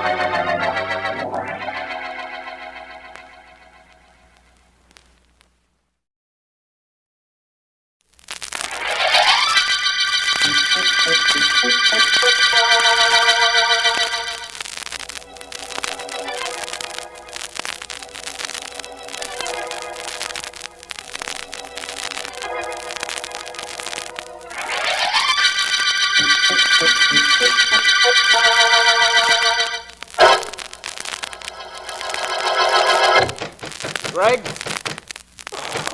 Wait a minute. Wait a minute. What's all the excitement about? Oh, it's you, Johnny. That's right, Greg. Of course, you realize you woke me up. It's all right. If it is, it's the only thing that's all right. Greg, I've got something to talk to you about. Couldn't it wait until we're at the airport this afternoon? Seems to me you're my co-pilot on the Center City flight, aren't you? That's right. Only I'm doing you a favor by not talking about this where anybody else can hear. I want you to keep away from Sue Gordon. Oh, you do? Well, what do you know about that? Now, don't kid about it, Greg. You're only giving her a runaround and she's taking you seriously. And you don't like your girl taking me seriously.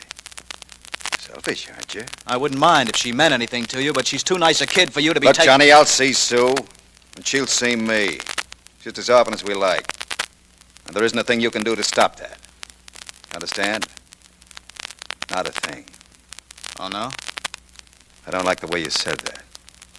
Well, I've got something to say you're going to like even less. If you don't stop seeing Sue, a certain party is going to learn about you and that certain party's wife. What certain party? You want names? Yeah. Okay, you'll get them. The woman's name is Sylvia Crane. Oh?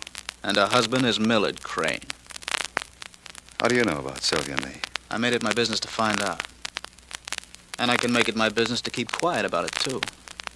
If you keep away from Sue. We're going to be a very swell crew when we fly this afternoon, aren't we? My co-pilot is ready to cut my throat over the hostess on the ship. Never mind about what happens when we get in the plane. What happens from now on is what I want to know. I'll think it over, Johnny boy. I'll scram out of here while I take a shower and get dressed. I think we can make a deal about the Sylvia Crane situation. Good enough. I don't want to hurt her. All I want to do is keep you from hurting Sue. I know. You said that before. Goodbye, Johnny. I'll see you at the airport. Yeah. Seems to me that maybe Sylvia ought to know something about this. Yeah. Certainly think she should.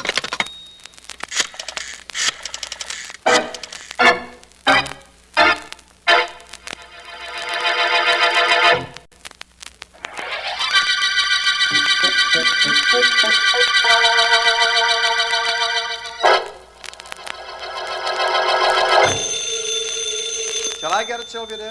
Don't bother, darling. Go on with your packing. I'll take it. Hello? Sylvia, this is Greg. Oh, hello, Barbara. I get it. Your husband's there. Okay, this won't take a second. Listen, we'll have to watch our step for a while. I'll explain why I want to see you. Why, certainly, Barbara. Luncheon tomorrow at the Barton Room. I'll be there. Goodbye. What did Barbara want, Sylvia? Oh, luncheon tomorrow, Millard, that's all. I'll help you finish packing. You won't need more than one shirt, will you, Millard? I think not, darling. I'll pack the other things I need myself. I'm going to miss you, dear. No, darling, I'll be back tonight. We'll get in the plane in an hour, be at Center City in 2. I'll be back before you know. But I like the idea of you missing me. It's good for my ego. If you knew how much I miss you, you'd never be able to get your hat on. Ooh, that reminds me. One hat needed. Oh. In the closet there, please. Sure. Hope you close the deal, darling. It won't be any trouble. I still don't see why you don't send one of your men. That's what they're for, isn't it? Here's your hat. Thank you, dear. Yes, I have salesmen and good ones. But this is one thing I'm going to take care of myself. All by myself. Hurry back, darling. And please take care of yourself. Oh, I will, Sylvia. Don't worry about that. And I'm not only going to take care of myself, I'm going to take care of somebody else, too.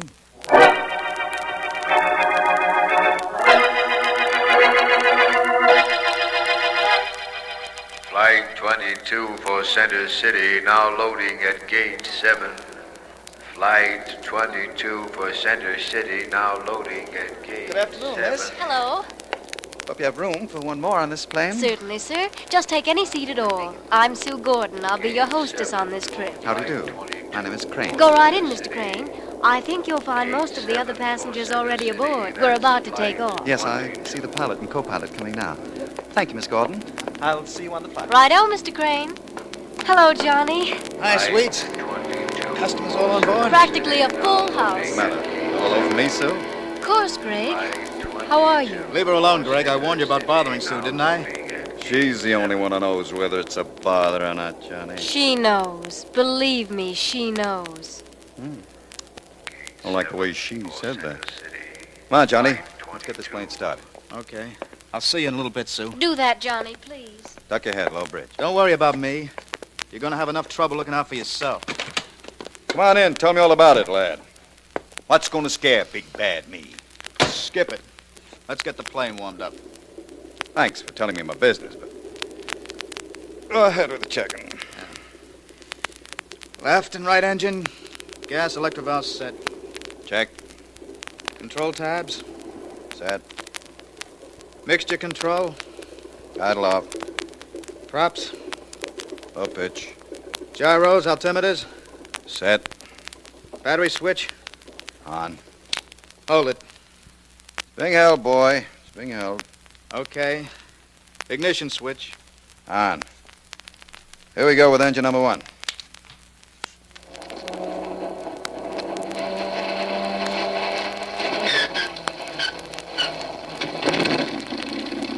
Burn like a kid. Engine number 2. Listen to that. Hand me that microphone, will you, Johnny? I'll get instructions from the control tower. Yeah. Thanks. Flight 22 to control tower. Pilot, Flight 22 to control tower. Engine missing badly. What do you want us to do? Over. Control tower to Flight 22. Inform passengers there will be delay while we transfer them to another ship. Inform passengers they will be transferred and flight will be delayed 1 hour. That is all. Well, Johnny, my boy, cut the engines. And tell your girlfriend to relay that little information to the customers, will you? Tell them we're leaving in an hour. Okay, Greg. Only I wouldn't be so sure that all of us were going to be leaving in an hour.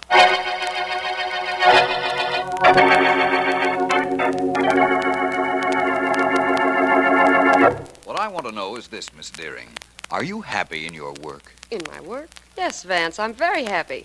A job with the greatest private investigator in the country? Who wouldn't be happy? You'll forgive me for momentarily reveling in that compliment and secondarily questioning the sincerity of it. Your face sort of belies that happiness. You said you might call me last night, Vance. What happened? Did Markham call you about a murder? No such good luck, Miss Deering. I haven't seen the district attorney in days. Seems that I became involved at dinner over a discussion concerning the merits of modern as against medieval architecture. Quite interesting. So interesting that you forgot all about the fact that I was waiting for your call. You didn't wait too long. You went to the movies, and not later than 9 o'clock. Who told you? Nobody. There's a single ticket stub from the Kingsway Theater in your bag. The date is on it, and your purse is open. The last feature at the Kingsway starts at 9 o'clock, so, you see? Yes, I see all right. Vance, does anything ever escape you? Of course, my dear, many things. Now, inasmuch as I have explained how I knew you didn't wait too long for me, am I excused for last night? You were excused last night for last night, and you know it. Hello there, you two. Oh, apparently I'm hello, interrupting Mr. something pleasant. How are you? Hiya, Markham. Welcome to our little city. I hope I know why you're here. Yes, you do, Vance. Who was it this time, my friend? What puzzles me is that you don't know. You always seem to be able to anticipate everything. It was an airlines pilot, Vance, man named Gregory Allen. I was on my way to the airport and dropped by to pick you up. I'm glad you did. What are the particulars, Markham? Well, from what we've been able to gather so far, this Allen was kind of a ladies' man. Oh? He had a romance going with the airplane hostess, Sue Gordon, and this was resented by her boyfriend, his co-pilot, Johnny Taylor. That sounds like a nice, happy crew. Remind me to travel by train hereafter. Oh, that isn't all. The dead man also was going around with a woman named Sylvia Crane, and her husband was aboard the plane. You're going a little too quickly for me, Markham. Was Mr. Gregory Allen killed in the plane? No. It seems that when he was about to take off, one of the motors went bad, so everyone was to be switched to another plane. That would have meant a delay of about an hour, so Allen went into the pilot's room in the administration building, and that's where his body was found, in the pilot's room, with the lights out. The murderer probably turned them out to delay the finding of the body. When did all this happen, Markham? Not 15 minutes ago. I've had all the passengers held, although they're all quite anxious to get to their destinations. Good. You had the co-pilot and the hostess held, too, I imagine. Of course, Sergeant Heath is there now. In that case, Markham, I might say that within a half hour we should be there, too. Good day, Miss Deering.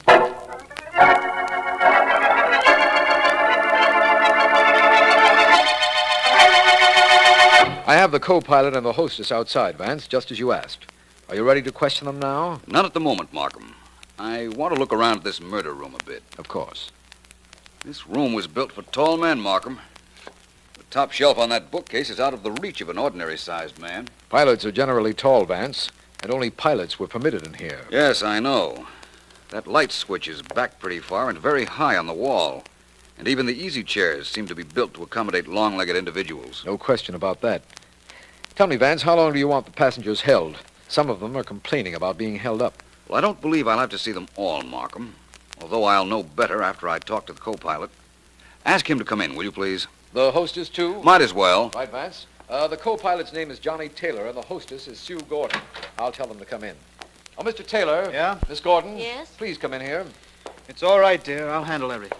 Vance, this is Mr. Taylor and Miss Gordon, Philo Vance. How do you do? How are you? Miss Gordon, tell me something. Were you ever in this room before?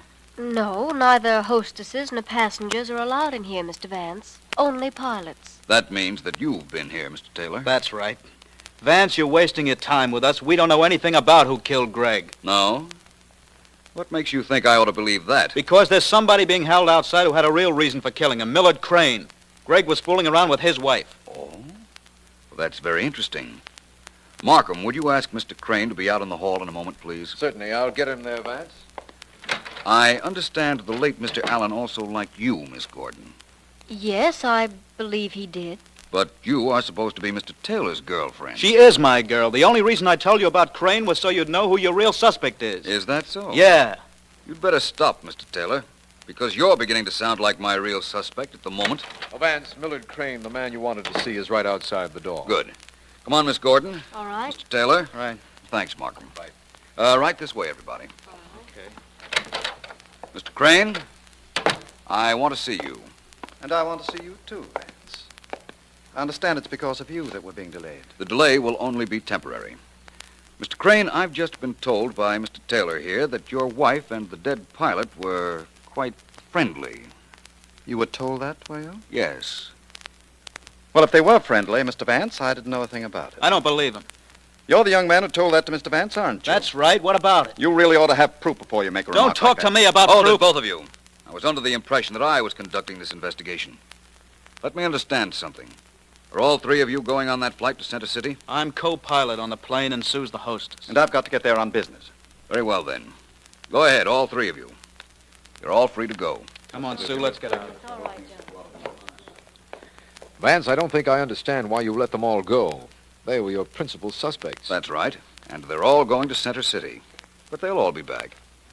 Markham, would you see what you can do about getting me a reservation on that plane? You think you can find out something about this murder in Center City? Possibly. Besides, I haven't been to Center City in almost a year.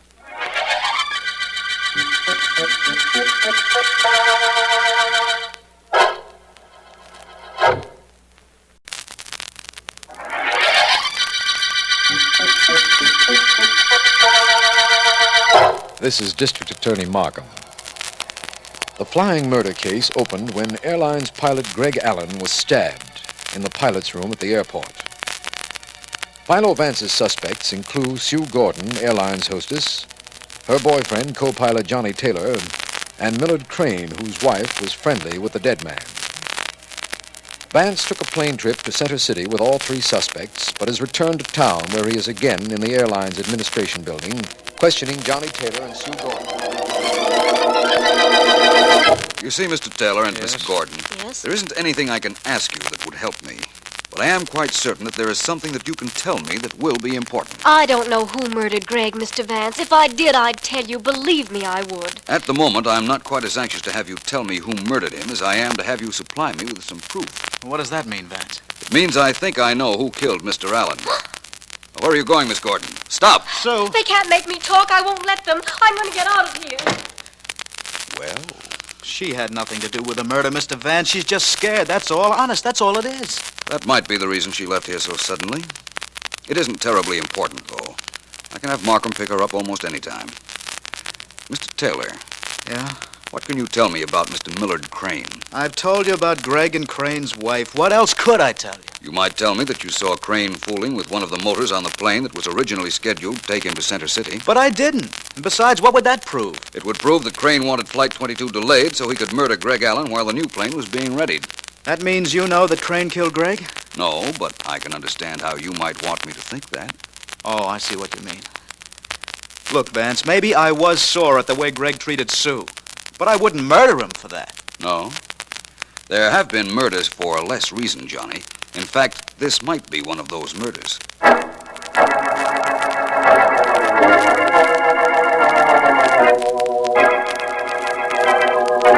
You haven't told me anything about your trip to Center City, Millard, darling. Was it successful? Very, Sylvia, dear. Very successful. I'm glad. There was a little delay at the airport before we got started, but that's all. Delay? What sort of delay? Oh, one of the engines on the plane went bad, and we had to wait around an hour. Oh, well, that wasn't too bad, was it, dear? No, but it seems that while we were waiting around, the pilot on the plane was murdered. The pilot? Yes. Didn't you read about it? Or hear it on the radio? I've been out all afternoon shopping. What pilot was it, Millard? Oh, dear, please, don't be so upset. Of course, it was too bad, but after all, he was a stranger. He was a stranger, wasn't he, Sylvia? Who was it, Millard? What was his name? The pilot's? Greg Allen. Greg! Oh. You knew him? How unfortunate. For him. Millard, did you know I knew Greg Allen? Did you? Maybe. You did know it, Millard. You killed Greg. Now, please, dear. You're hysterical. Of course I'm hysterical. Greg didn't. You killed him. You killed him. I wouldn't say I killed him. Philo Vance and the police have 3 suspects. Of course, I'm one of them. But the other 2, Johnny Taylor and Sue Gordon, both had pretty good reasons for killing Greg. I don't care how good their reasons were. They didn't kill him. You did. Sylvia, dear, you were the principal motive if any of the 3 of us killed your friend Greg. And if, as you believe, I killed him, it would be only a self-preservation for me to kill you, too. You wouldn't dare. I'll tell... Oh. Yes, dear? You were saying? Nothing. I'd better answer the door. I think you'd better control yourself and wipe away those tears. Don't you? I'll be in the library. Good evening, Mrs. Crane. Why, yes. Mrs. Crane, I'm Philo Vance. Is your husband at home? Why, yes. Would you please tell him I'm here? All right, Just one moment, Mrs. Crane. Yes. I notice you're upset. I hope not too upset to corroborate one fact. What is that? Were you and a man named Greg Allen friendly? I'll tell Mr. Crane you're here. Thank you, Mrs. Crane. And thank you for answering that question by not answering it. Millard. Millard, dear. Come in. I didn't mean to interrupt you, dear, but Philo Vance is here, and he wants to speak to you. Well, ask him to come in. I've nothing to hide. Come in, Mr. Vance. Hello, Mr. Crane. Sorry to have to drop in on you like this, but it was important. Yes, Mr. Vance? Mr. Crane, you took a plane to Center City today. Why? I had business there. That's the only reason? Of course. Did you transact your business, Mr. Crane? Yes, as a matter of fact, I did. Why? Nothing. Except that it's very strange where business is being transacted these days. What do you mean? Well, after you left the airport at Center City, I followed you. Yes, I know. You knew that, did you? Did you also know that I was in back of you when you went to a movie in Center City? Never forgive you for that, Crane. Bad picture. So I went to a picture show in Center City. And unless that's illegal, Vance, I'm afraid I'm going to have to ask you to leave. It isn't illegal, and you may invite me to leave if you like, of course. But may I extend you an invitation, too? Would you meet me and District Attorney Markham at the airport in exactly 2 hours, please?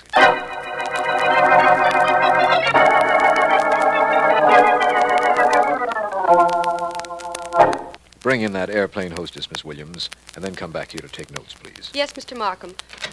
Miss Gordon, come in, please. Very well. Sit down, Miss Gordon. Yeah, that's better.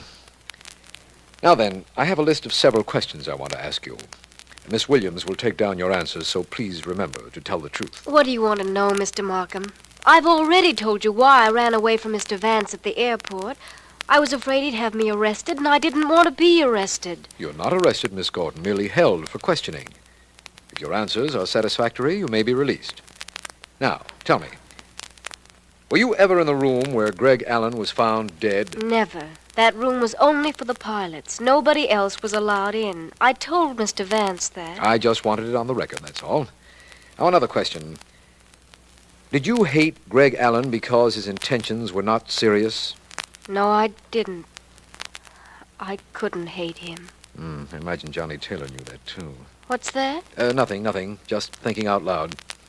Mr. Markham, what's the reason for these questions? The real reason, I mean. You want the truth, Miss Gordon? Of course. Well, then, ask Philo Vance. We're going to meet him at the airport now, and I have a hunch that this case might hang on your answers to these questions.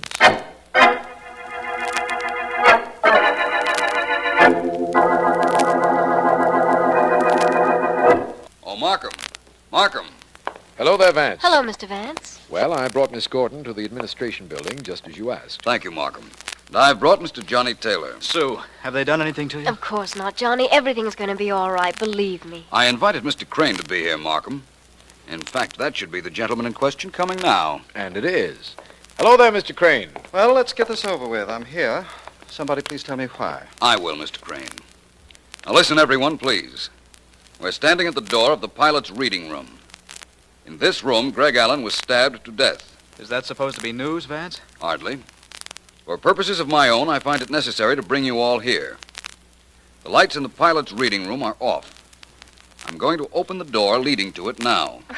Now, this is beginning to be funny, Vance. I wouldn't start laughing just yet if I were you, Miss Gordon. I ask you all to look into the room from this doorway. That's a good trick if you can do it. The room's pitch black. You can turn on the lights if you like, Mr. Crane. All right. You want the lights on? There. Thank you. Now, Johnny, would you go in and turn them off? Sure. Is that all you want me to do? There. Close the door, Markham, please. Of course. Now what, Vance? Now, Markham, I have proof to convict the murderer of Greg Allen. Markham, you can arrest Mr. Millard Crane.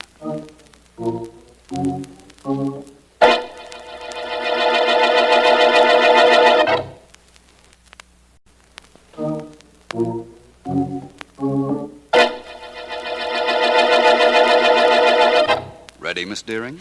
With eagerness, anticipation, and everything else a secretary's supposed to have. No curiosity. Oh, that's standard equipment with gals, Vance. You know that. By the way, I think I know how you knew Crane was guilty. But I don't know what proof you finally got. Tell me first how I knew it was Crane. Oh, well, I think I followed that. He had no reason to go to that airport in the first place, inasmuch as his business trip was a phony, which you found out by trailing him to a movie in Center City. That's correct. And now you want to know about the proof. Well, for the purposes of our records, yes. Well, then, if that's the only reason, the explanation isn't important. After all, he has confessed, you know. And so has the mechanic he bribed to fix one of the engines on the plane Greg Allen was to fly. Vance, you know I'm dying of curiosity. That's different. In that case, listen. Who was allowed in the pilot's reading room? You mean where Greg Allen was killed? Mm-hmm. Nobody but pilots, of course. Everybody kept insisting that all through this case. That's right. But still, today, when we were out at the scene of the crime, and I asked Mr. Crane to please put on the lights, he walked into the dark room and, without a second's hesitation, snapped them on. Which meant that he'd been there before. Correct. The light switch was in an unusual position, way back on the wall. He'd been there to kill Allen, and after he killed him, he snapped off the lights to delay discovery of the body. Mm-hmm. When he turned on the lights for me, well, that was all the proof I needed. Oh, this was an unusual case, Vance. The principal suspect turned out to be the killer. Mm-hmm. The whole thing was awfully simple, though, wasn't it? Not that it isn't always after you explain it. Thank you, Miss Deering. For that, you may have the rest of the day off. Oh, thank you, sir. Of course, it's after 9 o'clock, but Thanks just the same. I think I'll go wash up, inasmuch as Mr. Millard Crane is all washed up, and so is the flying murder case.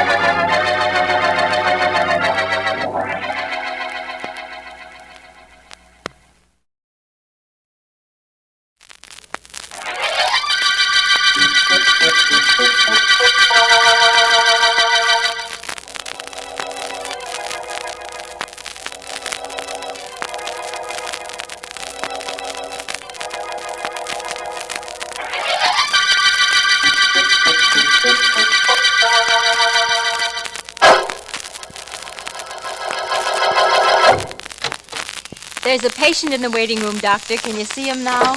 In a moment, Miss Lee. I just want to sharpen the burr on this drill. Didn't we get those new ones we ordered? No, Doctor. The company said they wouldn't send us any unless we paid our bill. They say it's 6 months old. So what if it is? I'm good for the money. What about the patient? Has he been here before? He's new to me. Says he had a toothache and saw the sign outside. All right, Miss Lee. Ask him to come in, please. Very well, Doctor. I'll tell him you can see him now. Would you come in, sir? Yeah, sure. Thanks, lady. Hi, Doc. Hello. Sit right down here, if you will, sir. Yeah, sure. Thanks, Doc. That's the telephone. Excuse me just a moment, will you, please? Sure. Hi, Doc. Hello? Hello, Michael. I just wanted to know if you'd be home for dinner. I hope I haven't disturbed you. I'll be home, Grace, but I have a patient in the chair, so I've got to cut this short. Oh, I understand. Goodbye, darling. Hurry home. Goodbye, Grace. Goodbye. Well, now, sir, we're ready for you. Yeah, sure, Doc. That was your wife? Yes. Why? She like you? Well, of course. I don't think I understand She wouldn't want nothing to happen to you, would she? Of course not. But then neither would I. What are you talking about? To tell the truth, Doc, I ain't got no pain in no tooth. I guess maybe I'm gonna be a pain in the neck. You see, I work for Professor Powell, and he says you're gonna give me 10,000 clams, or you ain't gonna drill no more teeth. Get out of here before I call the police. Yeah, sure.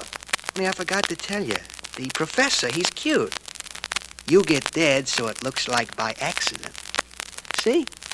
I won't pay you or your professor a cent. Now get out of here. Yeah, sure. I'll get out of here, but remember what I said. You get dead.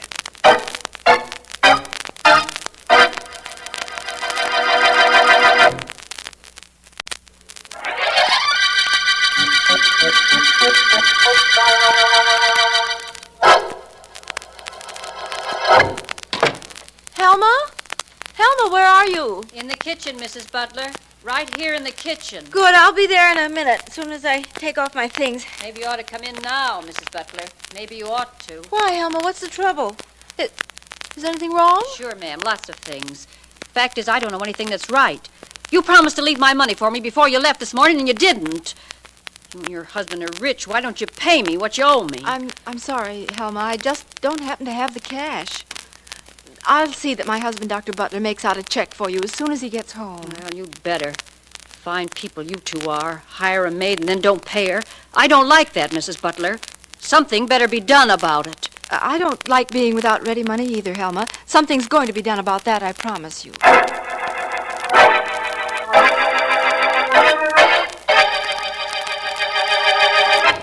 I'm sorry I'm so slow, Michael. I'm a little out of practice when it comes to serving. When's Helma coming back? She isn't. That is, she'll be in the morning for her money. But she walked out this afternoon when I couldn't pay her. It was pretty embarrassing, Michael. Well, I can't be bothered with that right now. I've got other problems. Grace, my life has been threatened. What? A tough character came into my office and told me he worked for somebody named Professor Powell. He threatened to kill me unless I paid him $10,000. Oh, Michael, no. No? Oh, yes. And he sounded like he... Oh, Michael, who can that be at the door? Is it Professor Powell? No, it's probably Stanley James. He left word at the office he'd be here tonight. I'll go to the door. I'll get rid of him in a hurry. I know what he wants. Oh, please, Michael, you're upset enough. Don't do anything you'll be sorry for. I'll do something he'll be sorry for. Just because he's a dentist, too, he thinks I'm supposed to help him. Well, he'll find out. Hello, Dr. Butler. Well, Dr. James, what is it? And if it's about that money you want to borrow, the answer is no. Can't I even come in and discuss this with you, Doctor? It's really urgent. I said no to you yesterday, and I'm telling you the same thing now. What right have you to think I'll lend you money? I loaned you money when you were just starting. Dr. Butler, you've got to help me. You've got to. Oh, I do, huh? Well, that's your opinion only. I think differently. Good night, Dr. James. Wait. Don't close the door. Dr. Butler, you're going to wish you had loaned me that money. Yes? Yes. Believe me, you are.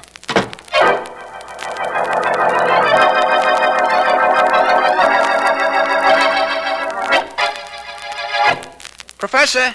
Professor Powell? I'm in here, Frankie. Come in. Yeah, sure, Professor. Well, I seen him, the Doc Butler you sent me to, and I told him what you said. Did you now, Frankie? Excellent. And that means he'll pay. I ain't doubting you understand, Prof, but what makes you so sure? The fear of death, Frankie, my lad. The unreasonable but unqualified fear of being forcibly removed from this world. Do you understand, Frankie? Yeah, sure, but what do you mean? Everyone has to die, Frankie. Not me. The few miserable years that may lie between the time fate dictates death and I do are cherished by ordinary men. Cherished to a point where they will pay to ensure them. That's stupid, huh? From their viewpoint, no. From mine, yes. Personally, I fear no death. This enables me to work without conscience or fear of consequences. And now, Frankie, to the business in hand. Yeah. Did this Dr. Butler say he would pay my $10,000 fee? He didn't say exactly. In fact, he practically tossed me out on my ear. Good. Good? Of course. He's the first man in this town whom we have approached. Doesn't matter whether he pays us or we kill him. If he pays, we have the money. If not, we have an object lesson to cite for the next individual we solicit. Now, let us ponder the problem of doing away with Dr. Butler.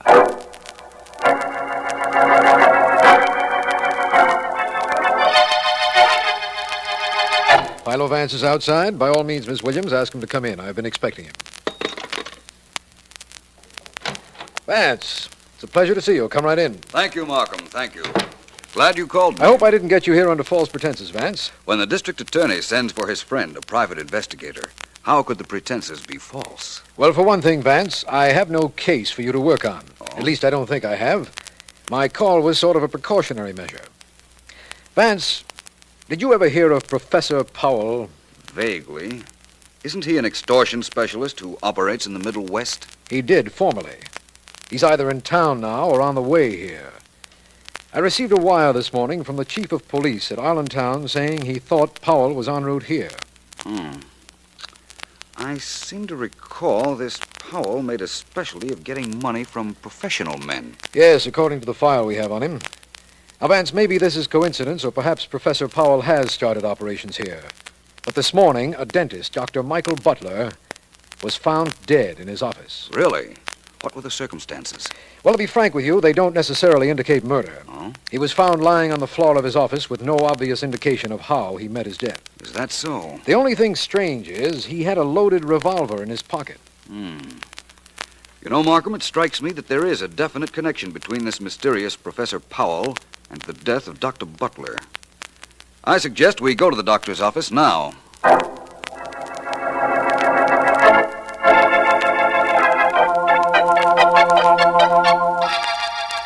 Would you close the door to the reception room, please, Markham? All right, Vance. I want to take a look around Dr. Butler's office. The body was found here, right? Yes, that's correct. And his dental instruments are in the sterilizer ready for the day's work to be started. Except for the fact that the body's been removed, nothing's been touched. I see. Here's a glass jar filled with alcohol. Many dentists use this for cold sterilization. Do me a favor, please, my friend. Open the sterilizer and see if there's a hypodermic syringe in it. Certainly, Vance. Yes, I see one. Oh, gosh, this is hot. In that case, I think Dr. Butler was murdered, all right. And I think I can tell you how. Oh, no, Vance. Oh, yes, Markham. The fact that the hypodermic syringe was in the sterilizer tells me it doesn't belong there. It belongs in this jar of alcohol.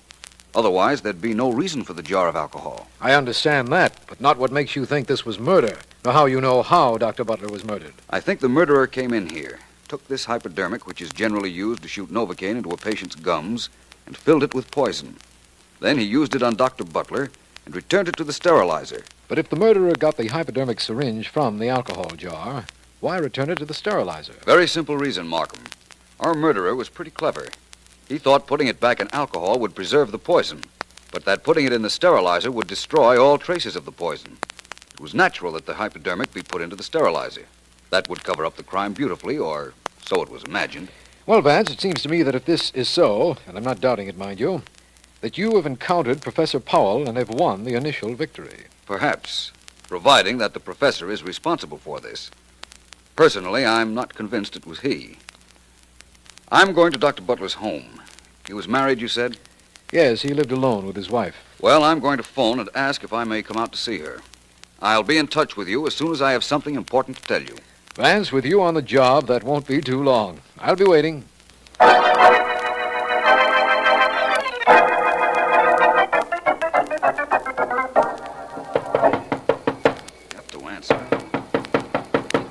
On that door till you're blue in the face, mister, only there ain't nobody home. No? No.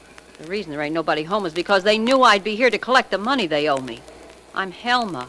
I was the maid here till yesterday. My name is Vance. I had an appointment with Mrs. Butler. I felt certain she'd keep it. I had an appointment with her, too. Get my money. 5 weeks they owed me for, kept me waiting with all that money they have. She owe you money, too? Hardly. I wanted something else. Information. It doesn't look as if I'll get what I came after either.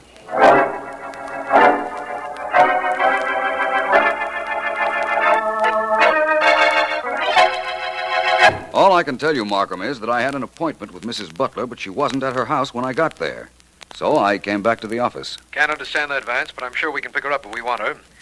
I'd like to be assured of picking up Professor Powell, though. You'll get him, too, Markham.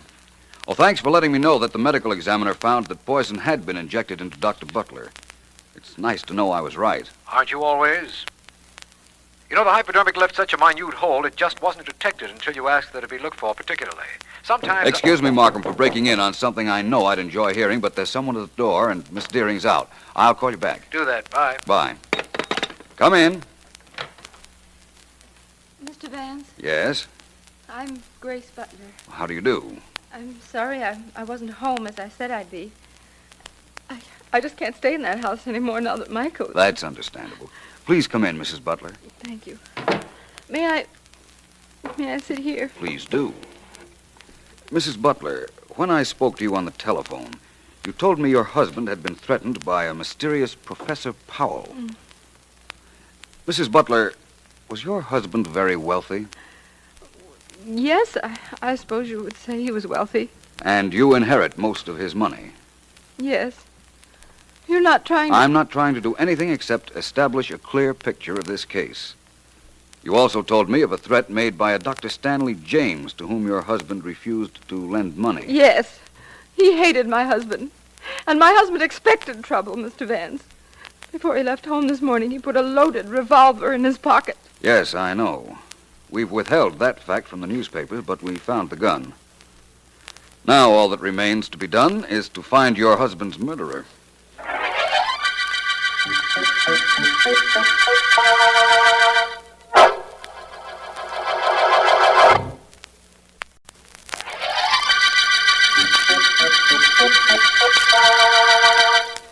This is District Attorney Markham. The Butler murder case opened with the death of Dr. Michael Butler. Philo Vance reasoned that he was killed by an injection of poison into his body, and later investigation proved this correct.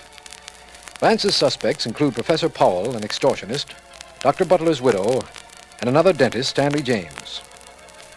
My secretary has told me that Vance is on the way into my office, and I have been waiting for him. He should be stepping in. Markham, my friend, how are you? Fine, Vance, fine. I imagine you have news for me. No, not yet. I took a cab here to see your notes on the routine questioning of suspects. I have an idea they're going to be very important. May I? Well, there's Sergeant Heath's notes, but certainly, Vance, they're right here. Here you are. Thank you. Dr. Stanley James admits he left his house early on morning of murder. Claims he went to library. No corroboration. Let's see now. Mrs. Butler asleep when husband left house. Collapsed when asked to identify body, and on recovery asked that she not be made to look at it. Permission granted. Complete check of her background and associates reveals no hint of trouble between her and doctor. Well, Markham, as usual, our friend Heath is quite thorough. Yes, he is. Oh, excuse me, Vance. Hello, Markham speaking. Mr. Markham, this is Dr. Milstead, room 420, Johnson Building. Yes, Doctor. Mr. Markham, a man who calls himself Professor Powell just telephoned me to be in my office at 8 o'clock tonight, and not to notify the police, or what happened to Dr. Butler would happen to me, too. You've got to protect me. We will, Dr. Milstead. Standing next to me right now is Philo Vance. When the professor calls upon you, Mr. Vance will be there, too.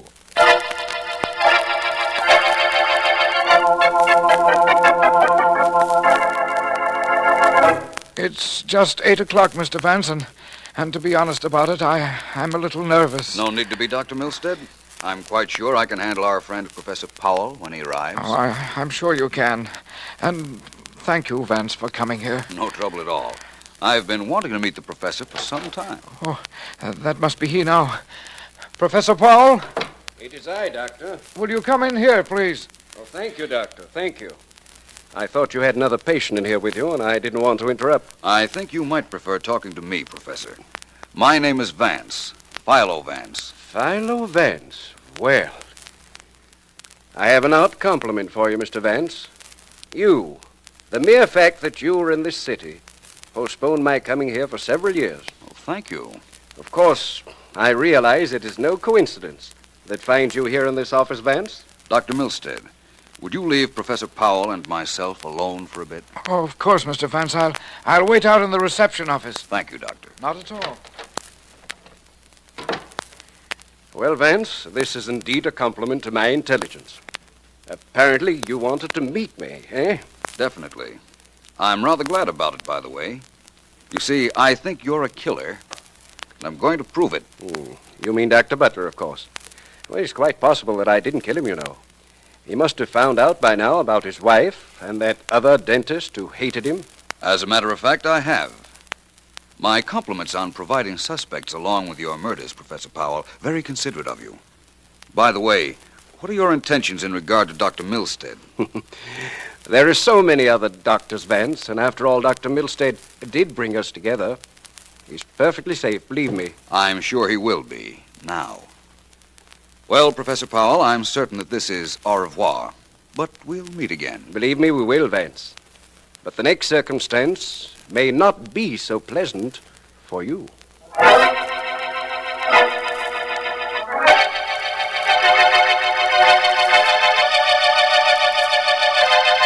Frankie, my boy, we must think of something completely different, completely wonderful for our Mr. Philo Vance. You do the thinking, Professor. That's your department. Thank you, Frankie.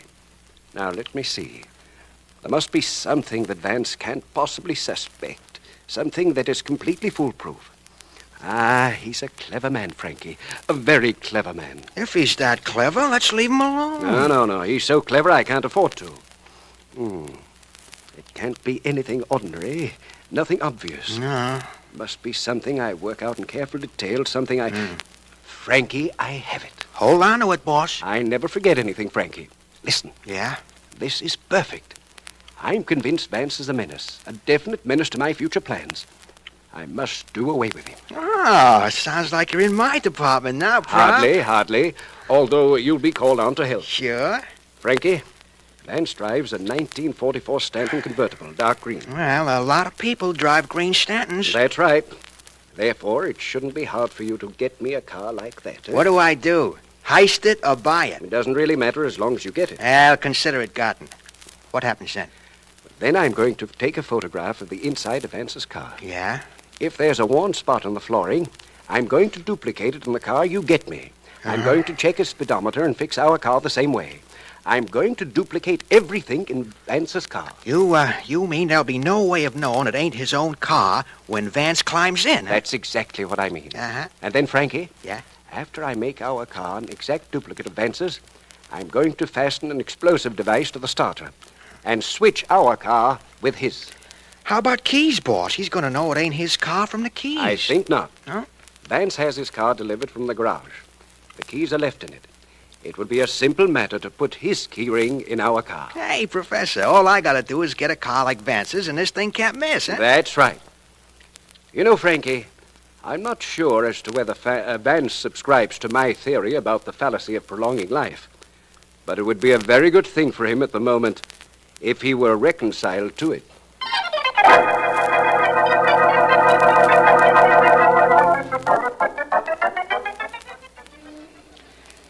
Gee, Professor, I sure did a good job of getting a car that was just like Vance's and of fixing the inside just like his, didn't I?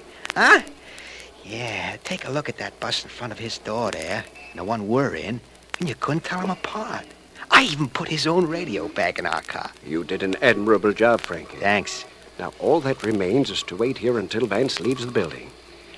Tell me once more what you did so I know there's no slip-up. Yeah, okay. After I drove the car to Vance's place and fixed the gimmick to the starter, like you showed me, I drove Vance's own car up the block and called you. You hopped the cab and came down. Here we are in Vance's own car. Good. Very good, Frankie. Here comes Vance and his friend, the district attorney, out of their building now. Yeah, boss, and they're heading for the car we gimmicked up. I don't think it would be wise for us to be in this vicinity after the explosion, Frankie. Perhaps it would be better if we left right now. Okay, boss, if you say so. Well, here goes. On with the ignition. Better hurry, Frankie. Yeah. Vance and Markham are getting into this car. On with the starter now. Here we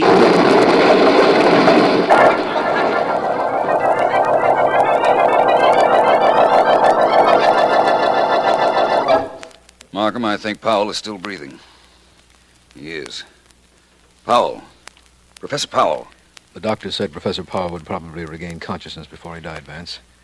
It looks as if he was right. Yes, it does. He shows signs of coming out of the results of that explosion. I'm going to talk to him. Powell. Professor Powell. Hello, Vance. How did this happen to me? It was simple, Powell. I didn't fall for your trick of switching cars. So when your man here went to telephone you, I switched the cars back to their original status, pushing the rigged car and not using the starter. You saw what Frankie had done with the cars, Vance? Well, I didn't actually witness it, but I did look in what was supposed to be my car a little while ago. It seems your man forgot one detail. I didn't think you'd trust the actual work to an underling. No, I guess that was a mistake. But I do have the satisfaction of having committed a murder and not being caught. That is something, Vance. You killed Dr. Butler? Of course.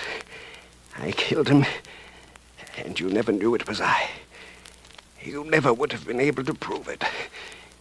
You weren't really so brilliant, were you, Vance? He's gone, Vance. Yes, I know. Well, his death did us a lot of good. It got rid of him and cleared up the Dr. Butler murder case.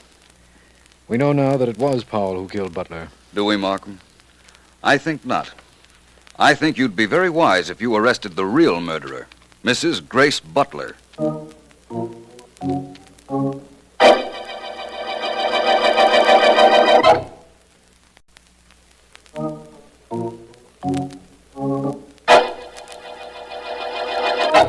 start with the motive, Markham. It was money. Dr. Butler was very rich, but Mrs. Butler was continually being embarrassed by lack of cash. When she heard about Professor Powell's threat to her husband, she decided to make sure the doctor died, knowing Powell would be blamed. That's reasonable enough. Of course. So she stole out of the house as he was dressing on the morning of the murder, came to his office, and waited for him with the hypodermic in her hand. She hid the hypo in her hand, put her arms around her husband as if to embrace him, and shoved the needle into him. Death was practically instantaneous. Yes. Then she went through the routine of putting the hypodermic into the sterilizer, trying to eliminate all traces of the poison. Well, that's all very well, of course, Vance, but why did Professor Powell insist he kill Dr. Butler? The colossal conceit of the man was responsible, Markham. He wanted us to think that he had committed a murder which couldn't be pinned on him. If he left that thought with us, well, he was content to die. Yes. Knowing his philosophy, that isn't hard to understand. Now, one more thing, Vance. What made you suspect Mrs. Butler? Something very definite, Markham. She told us she was asleep when Butler left the house the morning of his death. She never looked at the body, yet she knew her husband had put a loaded revolver in his coat pocket. She couldn't have known it unless she did see him that morning. When she denied seeing him, it could only be for the purpose of covering up the fact that she killed him. Tell me one more thing, Vance. How did you know that your car had been switched so that you, in turn, could switch it back? The cars were exact duplicates. Yes, they were, Markham, all except for one little detail. The gas gauge in my car wasn't working. It didn't register at all. When I got into the car in front of my door, turned on the ignition, and saw the register indicate it was half full of gasoline. I knew it wasn't my car. Oh, I see. Then I looked down the street, and there was my Stanton. So you figured out the professor's plan. Lucky for both of us I did, don't you think? Luck had nothing to do with it, Vance. Remind me never to commit a murder when you're around. You're reminded, my friend. And incidentally, while we're on the subject, you're also reminded that this is the end of the Butler murder case.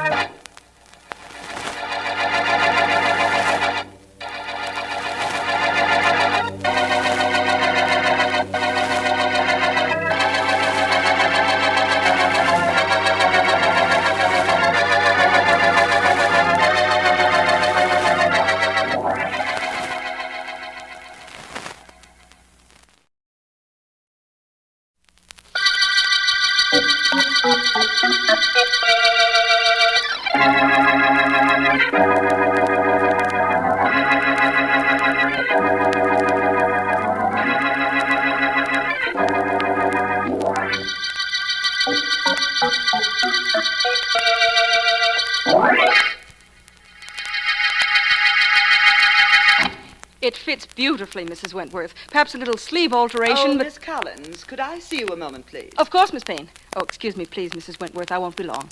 You wanted to see me, Miss Payne? Yes, I do. Would you please come into my office with me? Of course. I just saw the sales figures for last week, Miss Payne. They're up from the same week last year and the year before. Yes, I imagined they would be. The year before was the year you came with me, wasn't it? Yes, that's right. I'll be here 2 years this month. Yes, that's what I thought. Come in, Clay. Thank you. You may sit down if you like. Thank you. Now then, you were saying something about sales figures, Claire. About the fact that they're up. Yes, and I imagine profits are up accordingly. How much would they be up if you hadn't been stealing from the shop? Miss Payne. Now, let's stop the pretense. I know all about your declaring yourself in on the profits, Claire. Well, The only thing I don't know is how you're going to pay back what you've stolen. According to these records, the amount is $12,465. I needed the money, Miss Payne, and I had to have it. I'll pay you back. Will you? Then there isn't any more to be said, is there? $12,465 by Saturday of this week. That is all, Claire. Saturday of this week, but I couldn't If possibly... I don't have the money by Saturday, I shall turn the entire matter over to the police. You have until Saturday, Claire. I have until Saturday to get the money. That isn't very long, is it? But perhaps it does give me time enough to find another way out.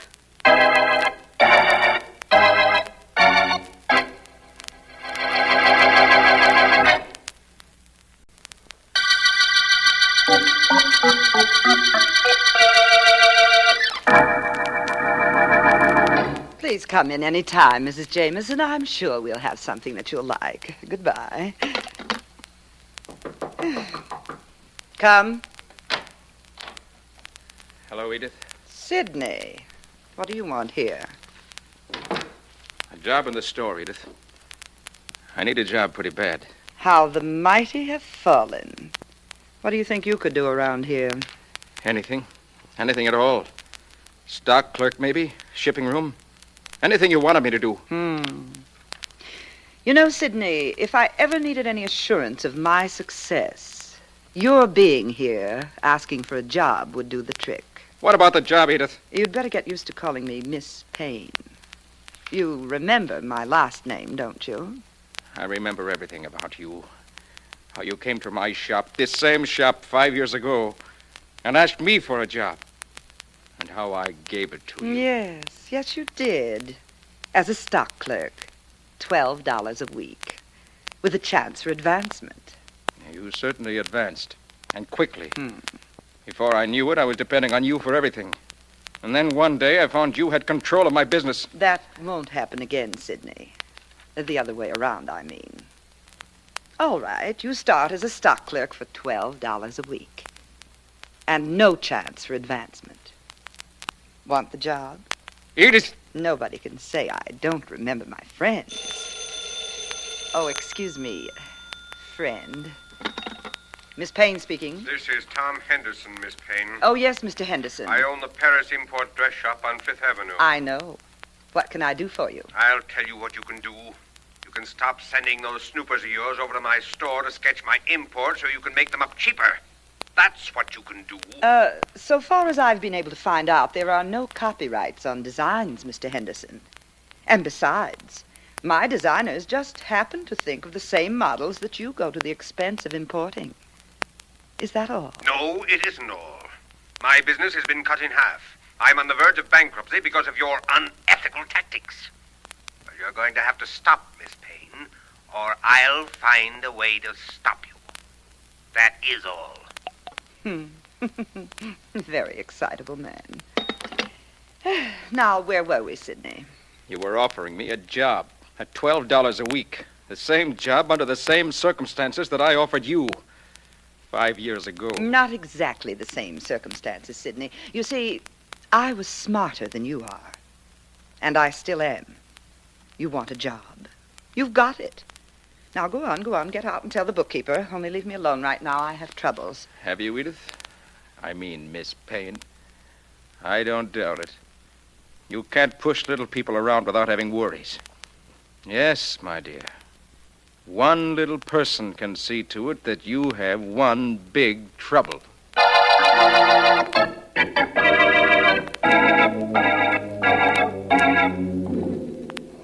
Taxi? Taxi! Oh, good evening, Miss Payne. Oh, it's you, Sidney. Through for the day so early. Get me a cab, will you? All right, Edith. I mean, Miss Payne. But I think I'll have better luck down at the corner. It's only a short walk. Shall I try there? Might as well. Oh, I'll go with you. Well, how did you like your first day in what was once your dress shop? I didn't mind.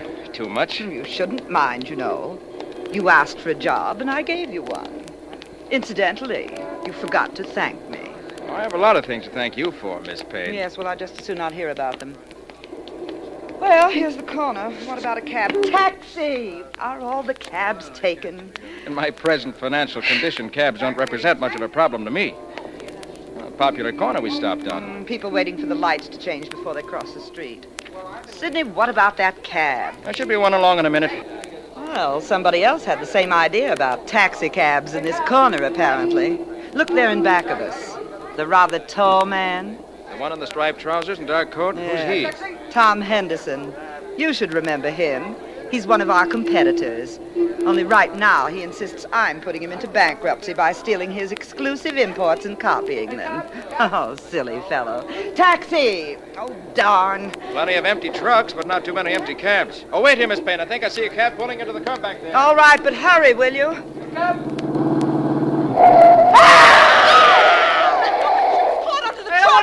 Somebody pushed her. Let me through. Oh. Look at her. Lying there dead. And I was with her only a moment ago. Poor Edith Payne.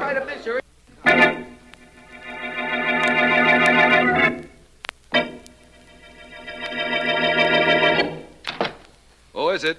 Markham Vance. Well, come right into my private office, Markham. You alone? Yes, Miss Deering's out to lunch and my other secretary's on an errand, so I'm holding down the fort all by myself. How are you, Vance? Well, thank you. And my favorite district attorney? All right, thanks. How busy are you at the moment, Vance? Very. Unless there happens to be a murder my favorite district attorney wants investigated. There happens to be a murder. In that case, I'm completely at your service. Details, Markham. What are the details? Well, Vance, a woman named Edith Payne owned a very successful dress shop. Mm-hmm. She was standing on the corner of 5th and Main waiting for a cab when suddenly she cried out. And an instant later, she was dead under the wheels of a truck. Well, I follow that, Markham. We got one break on the case, Vance. A newspaper photographer happened to be in the crowd. He heard her scream and managed to get a picture of her lying on the ground. Now, you can see the figures of the people who were in back of her, but not their faces. The camera was pointed down at the ground, is that right? Yes. Before I show you the print, Vance, I want to tell you what else we know of this case. Sergeant Heath made inquiries and found out that a man who admits being with Miss Payne, but claims he left her a moment before, once owned the shop, but was now working for her. His name is Sidney Taylor. And he was with her at the corner? Yes. Sergeant Heath uncovered another suspect for you, too. A man named Tom Henderson, who was being forced out of business by Miss Payne. Uh-huh. Heath found out at the shop that he was intensely bitter about it. And, well, that's all I can tell you. Now is the picture of the body of Miss Payne in the crowd. Doesn't seem to tell us much, does it? People are pretty hard to identify when their faces aren't shown. But it can be done. It can? How? Clothes, posture, some idiosyncrasy of dress peculiar to a particular individual. Oh, I see. Yes, it can be done, Markham, and in this case, I'd say it had better be done. What's this? What's what? This figure in the front row of the crowd. The man wearing the double-breasted herringbone suit? Yeah. And what about him? I don't know. But there's something peculiar about this suit. What's wrong with it, Markham? I'm sure I don't know. It doesn't fit very well. No, that isn't it. It's something else. May not be important, though. Markham, what kind of a man is this Tom Henderson? Well, from what I've learned, very stately, well turned out, and his store had quite a society clientele. Really? Then this conceivably might be his picture right here. Where? You see the cutaway trousers in the front row? Oh, yes. Henderson might well be wearing a cutaway in view of his ultra dress shop. Well, we can check that, of course. That herringbone suit still puzzle you, Vance? Very much. Wish I could figure what was wrong with it. Well, Markham, I think we've spent enough time here. Let's go down to Miss Payne's dress shop and see what we can find out there.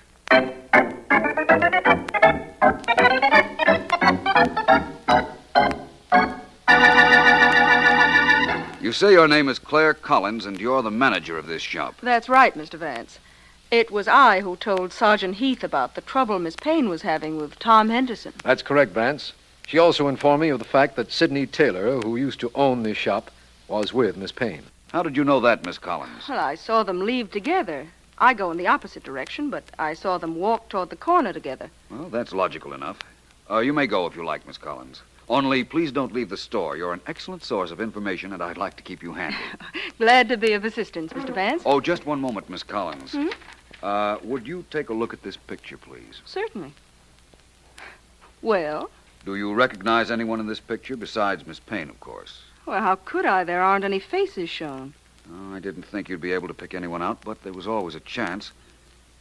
Miss Collins, there was no bad feeling between Miss Payne and you, was there? Of course not. Thank you. You may go now. I'll send for you if I want you. All right, Mr. Vance. I'll be where I can be reached. Well, Vance? Attractive, isn't she? Yes, very. I see you're looking at Miss Payne's daily calendar. Anything there? Not yet. Just routine appointments, I'd say. What's this? What's what? On this page. Take a look, Markham. On the page reserved for Saturday of this week, there are these 4 letters. What do you make of them? Well, they look like... Well, that first letter looks like a P. The second is definitely an I, and the last 2 are 2 C's. P-I-C-C. What does that spell or stand for? I don't know. Yet. Oh, but that first letter isn't a P, Markham. The first stroke is curved, not up and down. Well, perhaps it's code of some kind. No, I think I know what it is now. I'll give you this much of a hint. The CC, those last 2 letters, unless I'm very much mistaken. Which you rarely are. Thank you. Stand for Claire Collins, the young lady who was just in here. Oh? And the first 2? They're shorthand symbols, Markham. Pittman shorthand. Transcribed, the notes under Saturday's date read, Last Day, Claire Collins.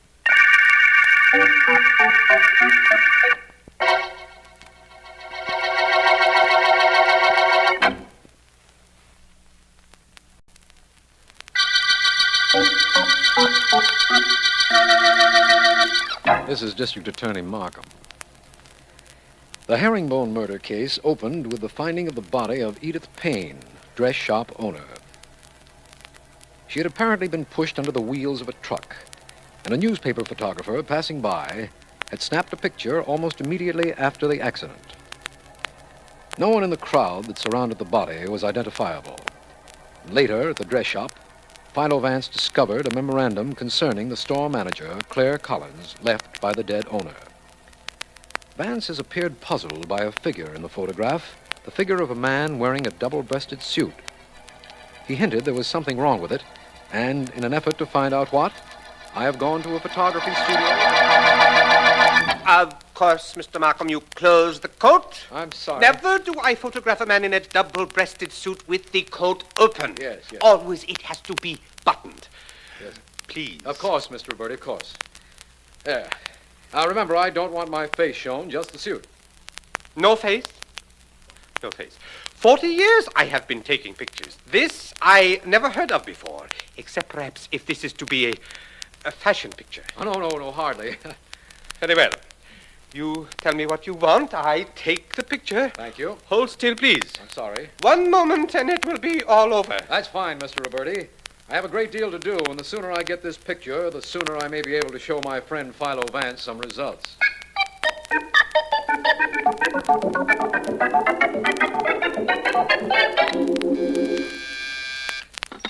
Yes? Mr. Henderson, there's a gentleman in the outer office who wishes to see you. He says his name is Sidney Taylor. Taylor, huh? Fine. Send him in, please. Sidney Taylor coming to see me. I wonder if... Mr. Henderson? Come in, Mr. Taylor. Sit down. Thank you. You know me, Mr. Henderson? I know about you. You once owned the dress shop Edith Payne was running. That's right. I had no love for her, Mr. Henderson. I have no feeling of remorse now that she's gone. Remorse? You mean you killed her? Mr. Henderson, how much do you think the police would like to know that you were on the corner in back of us when Edith Payne was murdered? If they knew that she was ruining my business, I imagine they would be very interested, if I were there. Oh, you were there, all right. I saw you. Only I have no intention of telling that to the police. No? No. And this isn't blackmail or a threat of any kind, Mr. Henderson. I just would like a job in your store. I know the business very well, and I could be valuable. It isn't blackmail, but you want a job or you'll talk. That's right. Sorry, Mr. Taylor. If you'd come here an hour ago, I might have listened to your proposition. Hour ago? Yes. You see, Philo Vance was here. He seemed to know I was on that corner. Something he figured out from a picture. There's nothing you can do to me or for me, Mr. Taylor. I'm in this thing right up to my neck.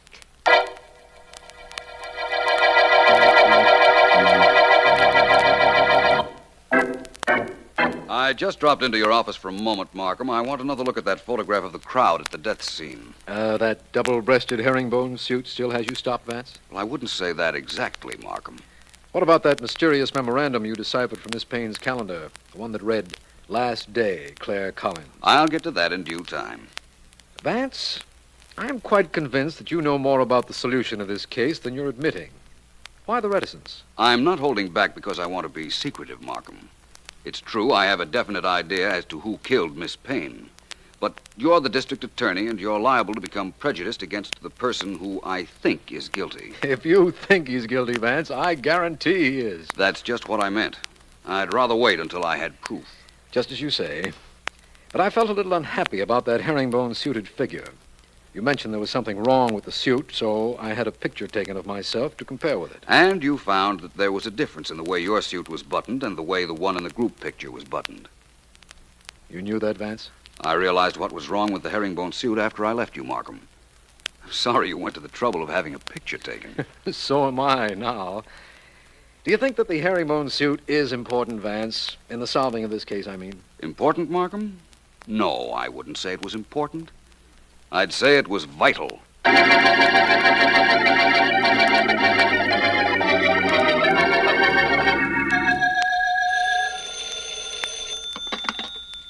Officer Philo Vance, private investigator. Miss Gorham speaking. Miss Gorham, this is Mr. Vance. Is Miss Deering there? No, she's not. She's doing some research at the library. Can I help? Yes, you can, Miss Gorham.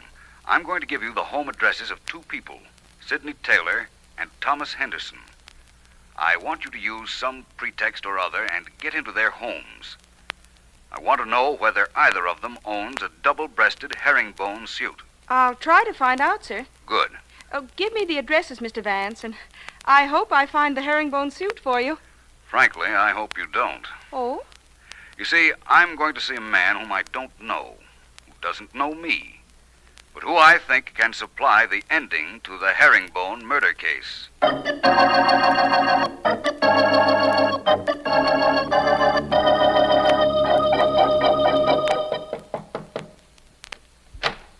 Yeah? How do you do? My name is Vance. You don't know me. No kidding. Of course I don't know you. And I let you in on something. That's okay with me. Just one moment, please. I'm not selling anything. That's good, because I'm not buying nothing. So suppose we start when you're knocking on the door, and this time I'll ignore it. So long. Wait a moment. Just one moment. How would you like to make $50? Oh, I see.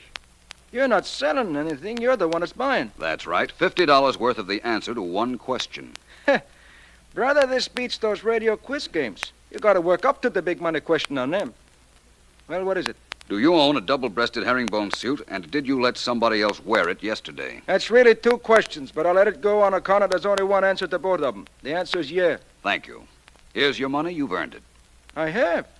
Well, what do you know about that? Hey, call again, will you, Mr. Vance? Call again.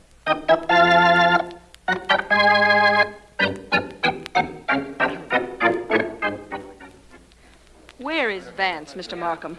I'm not used to standing on street corners I'm like sorry, this. Miss Collins. Apparently Mr. Vance has been delayed, but he'll be here, I'm certain. Why don't you join Mr. Taylor and Mr. Henderson? They don't seem to mind waiting. Look, I don't care what they mind. All I can tell you is that Mr. Vance asked that you, Taylor, and Henderson be here. Here comes a truck headed for this corner. I thought I left orders for no traffic to come through here.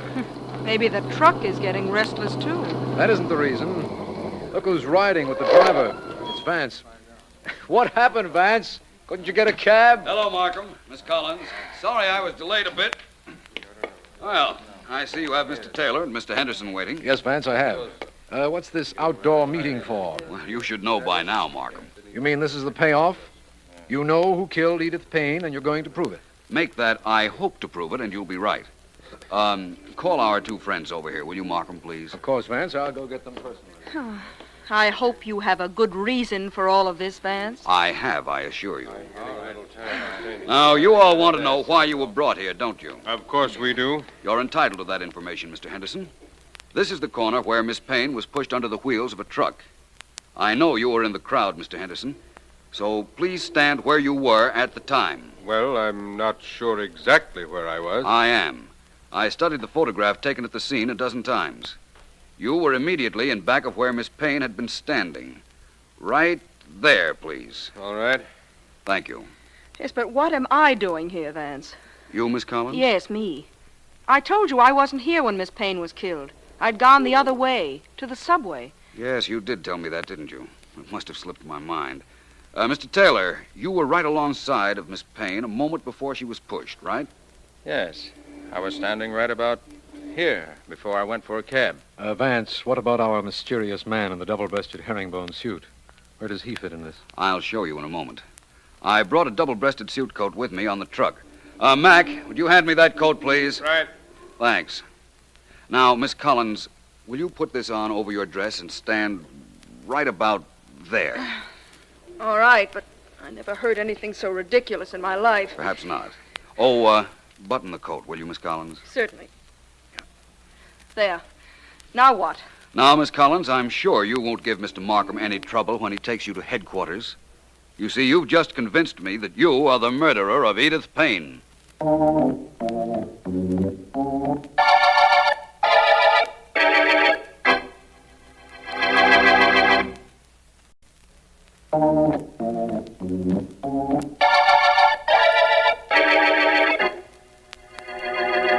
May I have this in very small pieces, please, Vance? The explanation of how you knew Claire Collins pushed Miss Payne to her death, I mean. Certainly, Markham.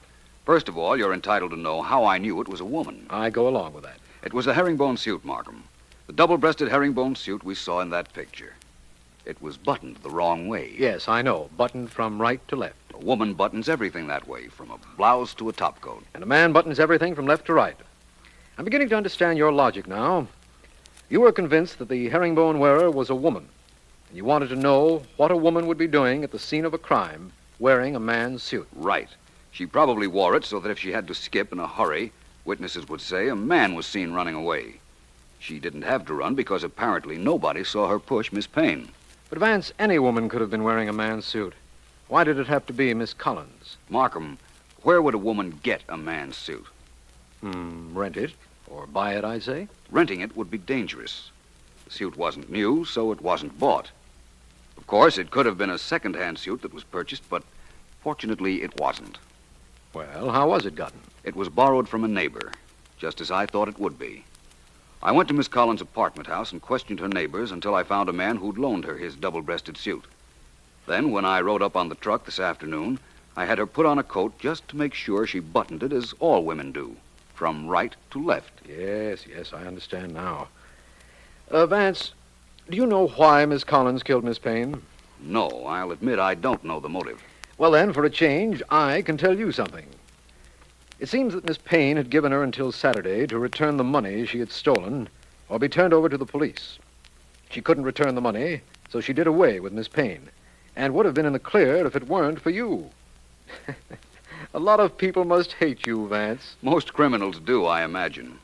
You're not included in that not-so-select group, are you, Markham? Me? Oh, no, Vance. I'm on your side.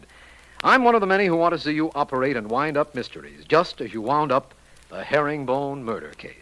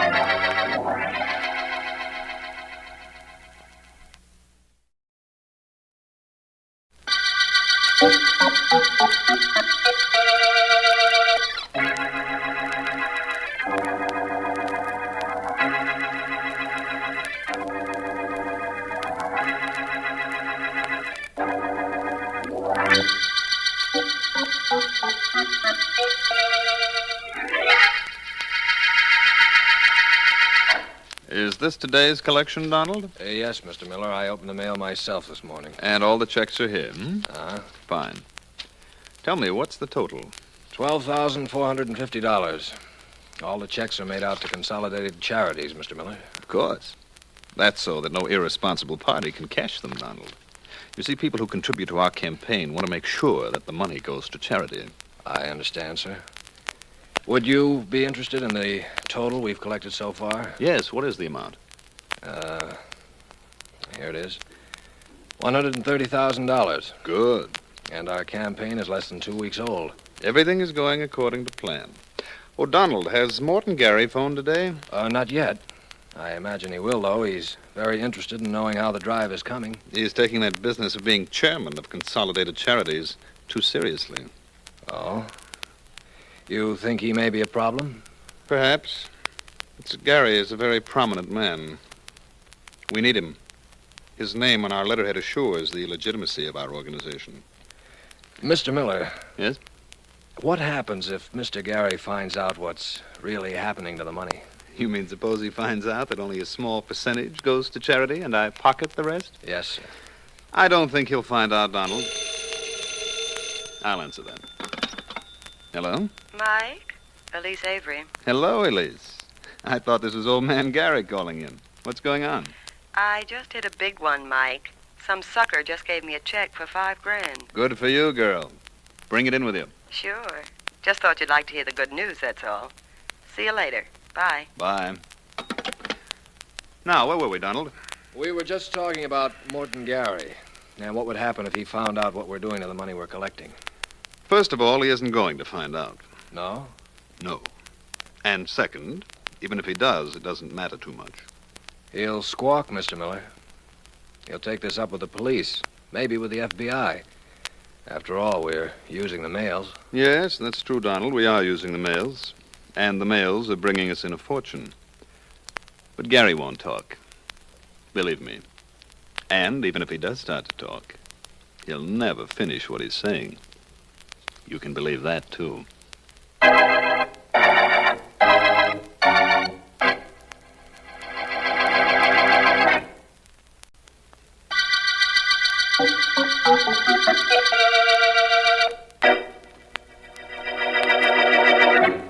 Mike?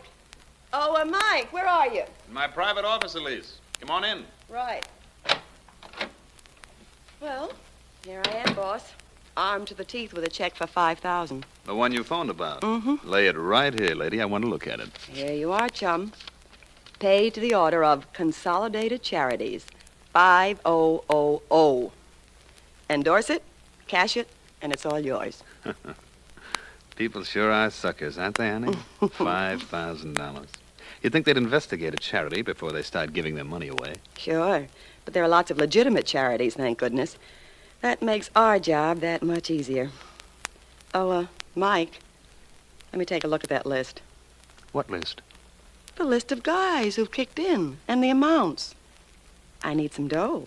Thought maybe you'd give me a check for my commissions. Well, I'll have to get it for you, Elise. Okay, but while we're waiting, suppose you give me my cut of this $5,000 I just brought in. Gotta wait till the check clears the bank, baby. You know, you've been dealing with suckers all day.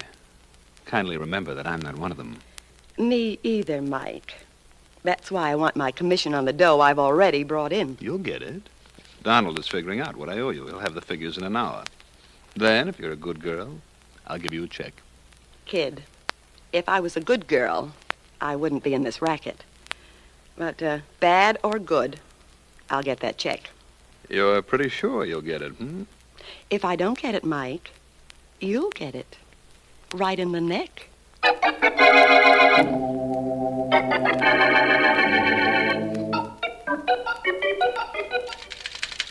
I beg your pardon, miss. Yes?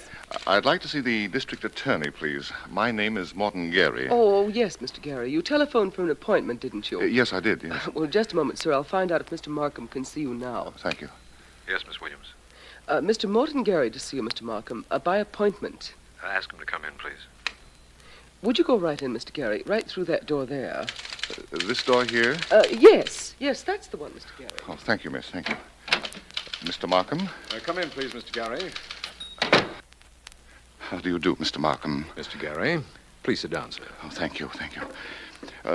Mr. Markham, I've come to ask you to investigate a very unscrupulous man, Mr. Michael Miller. Miller? I don't believe I know the name. I didn't either until a few weeks ago. He's not from this city, Mr. Markham. He claimed to be very philanthropic and was forming an organization to be known as Consolidated Charities. Yes, Mr. Gary. He induced me to lend my name to the organization, which I did. Many of my friends have contributed to it.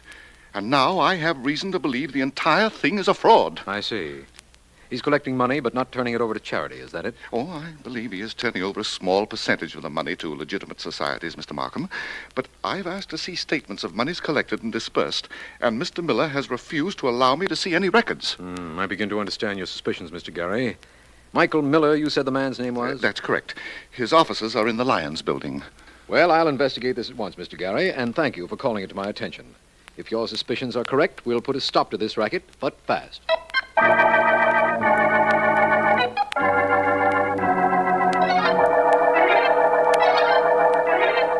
931.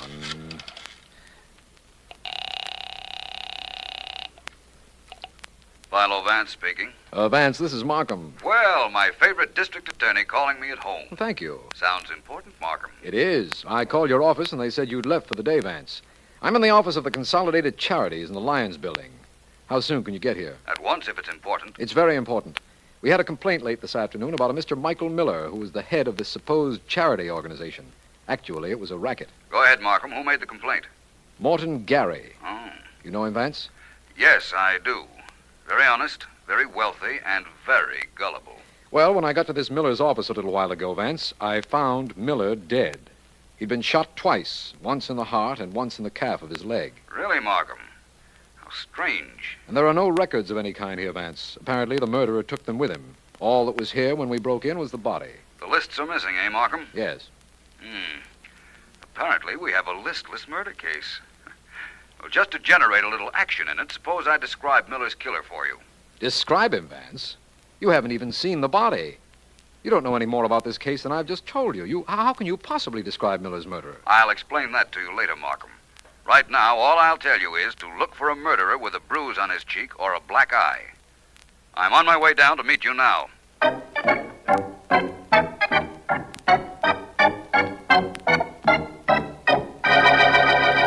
Vance, I have Sergeant Heath out searching for someone who has a connection with this case and who also has a black eye or bruised cheek. Now, tell me why. One of the nicest things about you, Markham, is that you do things that I suggest without demanding an explanation. Let us retain that fine point in our association until the proper time, shall we? I know your reasoning, Vance. You believe that if you were to explain why you think the murderer is bruised, I'd be prejudiced immediately against any suspect we turned up who did have such a mark. Exactly. Yes. And up until now, I'm quoting only theory, Markham, not fact or proof. Good enough, Vance, good enough. By the way, if you can table your theory temporarily, we have a suspect for you. Really? Who? A girl named Elise Avery. She's in the next room now.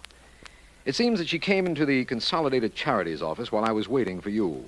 She admits she worked here, but denies any knowledge of the shooting of Mr. Miller. Oh, nobody makes our job simple anymore, Markham, do they? Well, that should make you very happy, Vance. You and your theory about the bruise on the killer's face. Do you want to go in and see Miss Avery? Do you think I should? She's very attractive. I should. I'll report any developments to you, Markham. Do that, Vance, do that. I'll be here somewhere trying to find some records of contributions. They must be around unless the murderer took them with him. Which is not at all unlikely. See you in a little while, Vance. Right. I'll go in and talk to Miss Avery now. Hello. Hello. Miss Avery, I'm Philo Vance. Really? You're not at all the way I pictured you, Vance.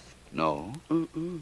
Should I be flattered or ashamed? Oh, I didn't know you were so distinguished looking. I'm ashamed of those newspaper pictures. Oh, I like that. You're either very easily pleased, Miss Avery, or very anxious to cater to my vanity. In either case, there are several questions I want to ask you. Oh, I'll save you the trouble of asking, Vance. I've got the answers already. Oh, yes? Yes. My name is Elise Avery. I worked for Consolidated Charities soliciting contributions. I got a salary. I had no idea this was a racket, and I don't know who killed Mr. Miller. Very interesting, very informative, and very pat. Miss Avery, you know that Mr. Miller was killed by a bullet in the heart? Yes, I do. Mr. Markham told me that. He also told me about a bullet in the calf of his leg. Oh, I don't see the connection, if any. I believe there is one, Miss Avery. Vance, may I confess something? Not the murder. No, of course not. Then go right ahead. I've wanted to meet you for a long time, Vance. Ever since I first saw your picture in the papers and began reading about you. We went through this flattery routine a while ago, didn't we? Oh, I don't want anything from you, Vance. I'm not looking for any favors for what I'm saying. That just happens to be the way I feel. And so I'm saying it. Well, I find this most enjoyable. Please continue. All right. I've often wondered what kind of a man you were, where a woman was concerned. Oh? Mm-hmm. Most of the men I've known were dull. You look different. You sounded different in the stories I read about you, and yet in person, you're still different. Attractively different. If you'll believe that I'm not merely trying to return a compliment, I might say that you're different too, Miss Avery, and very attractive. And what's keeping the two of us so much apart? Come closer, Vance. Hmm? Courage is one of my strong points, Miss Avery. I'm here. How much courage do you have, Vance? Adequate amount, I'd say. Enough to come still a little closer? Hmm? This is what I like about a murder case. You never know what's going to turn up next. Right now, it should be my toes. Oh, no, I never felt quite like this before. Vance, let's not talk about a murder case. That suits me. Concentration is one of my weak points. Vance. I was just thinking of that myself. And what are we waiting for? Nothing that I know of. Vance. Vance, darling. Vance, I just wanted to... I beg your pardon, both of you. Oh, Markham, well, come in, please, come in. I guess I'm supposed to say I hope I'm not intruding, but I guarantee all three of us know I am. You're not kidding. Oh, but you're not really intruding, Markham, honestly. Although it's true that you did interrupt me while I was embracing Miss Avery. Oh, after the way you've kissed me, my name is Elise. Very well. Well, Markham, it's true that you did interrupt me while I was embracing Elise. But that embrace was in the nature of an experiment. An experiment? Really? Yes, Elise, an experiment. An experiment that tells me whether or not you killed Michael Miller.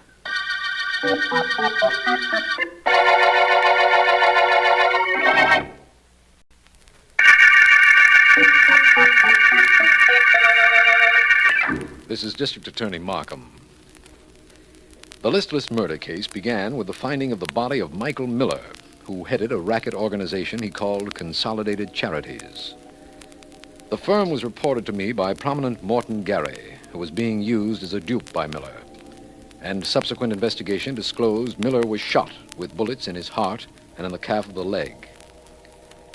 Philo Vance is under the impression that the murderer has a bruise on his face or a blackened eye, but has refused to indicate why he believes this.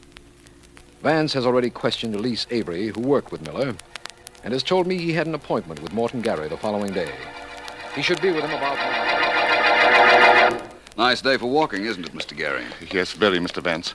Only I wish there weren't so much on my mind. That's the reason I decided to take this walk rather than discuss our mutual problem in your office. It's very mild out, this is a very secluded street, and we're quite alone. I can't quite get over my being used as a cover-up for that Miller and his gang. So many of my friends donated money to his mythical charities, Mr. Vance. I can understand that.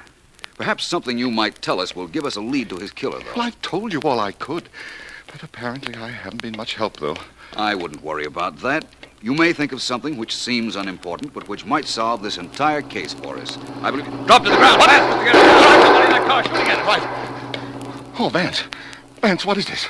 Who is that in the car? I don't know. I didn't see the license. It was covered with some sort of rag.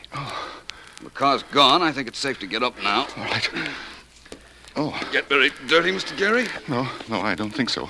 You pulled me down on top of you. But how can you be so calm, man?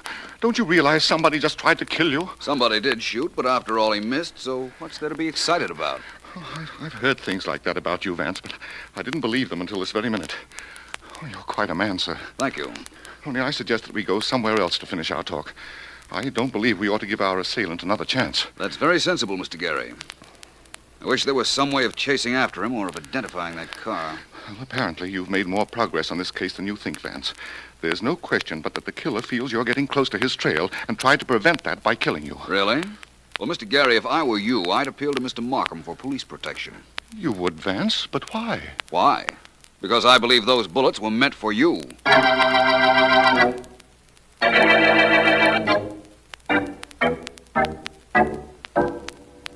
All right, Vance, you came down here to tell me you believe someone tried to kill Morton Gary.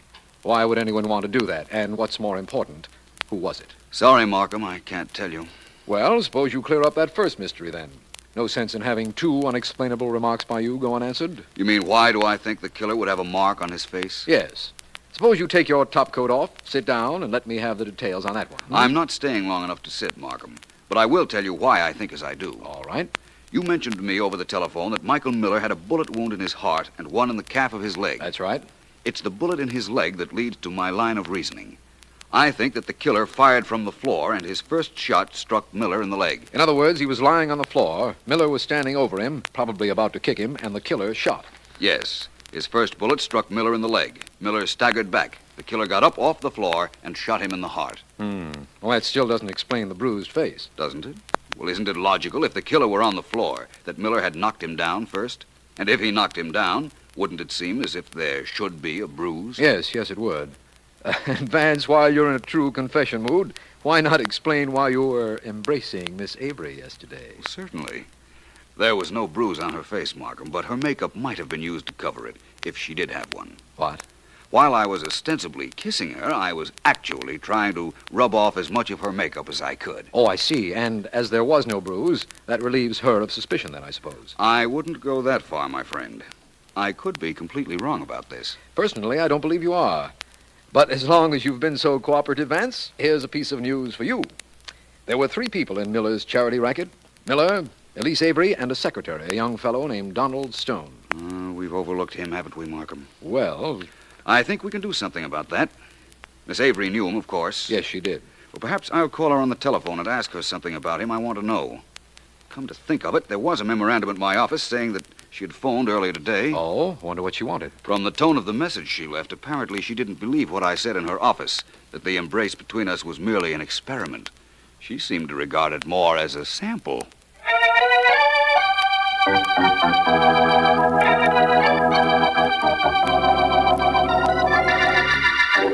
You know, I'm beginning to get an idea about you, Elise. An idea I don't like. Now I know why you called and wanted to come up here. Anytime you get an idea, Donald, that's news. Now shut up and let me think. I'll let you think, all right. I'll let you think about me. Vance called me. You know that he suspects I killed Miller? Does he? I've got news for you, kid. Vance never suspects anybody. He knows who killed Miller. Then what makes you so calm? Now, wait a minute, you punk. Don't you even think I had anything to do with killing the boss? No, why not? He was holding out your cut on you. You had all the reason in the world to kill him. Look, lad, just don't let me lose my temper. And talking about people who had reason for knocking off Miller, what about you? You knew he was going to get rid of you when this campaign was over, didn't you? He was going to kill me? Sure. He didn't trust you. He was afraid you'd talk if anybody put the heat on. You were new with Miller. Remember that. Oh, so he was going to kill me. He didn't, did he? That's all you have to worry about. Now, what did you do with the money and the sucker list that was in the office? I want my share of the money. I don't know what you're talking about. No? Well, suit yourself. Maybe Vance'll know. You've got one more chance, chum. I want half of the dough you must have taken from Miller. Well? Okay, if that's the way you want it, it's okay with me. I'll be seeing you. So long. Wait a minute. Now you're getting smart, Donald. Where's the money? Here in my desk drawer. There wasn't too much cash, just $20,000. Well, hand over 10. And, by the way, how'd you get that cut on your chin? 7, 8, 9, 10,000. Here's your half, and I got the cut on my chin from shaving. Oh, thanks for the money, Donald. You're being smart. The less Philo Vance knows about you, the better you should like it. You said he knew who killed Miller. Knowing and proving are two different things, friend. And since you've seen the light, we'll just keep Vance in the dark.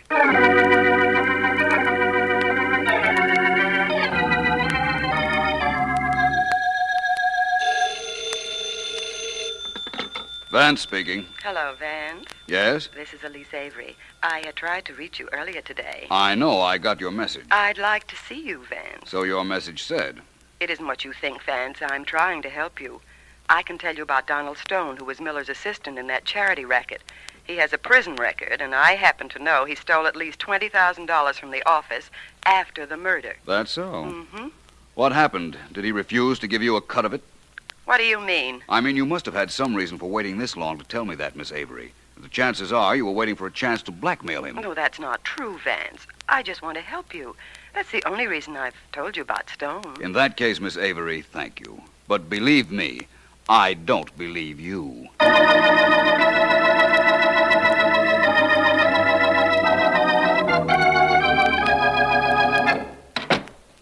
Hello, Mr. Vance? Hi, Miss Williams. Mr. Markham in? No, he's not. Why don't you take your hat and coat off, Mr. Vance? He won't be long. Thank you. I'll do that. All right to lay them on this chair? Certainly. Thank you. Why, Mr. Vance, what on earth is that on your shoulder? Paint? No, Miss Williams. Looks like paint, doesn't it? Actually, it's something I'm preserving rather carefully. It's the clue to the murderer of Michael Miller. That spot? That's right, Miss Williams.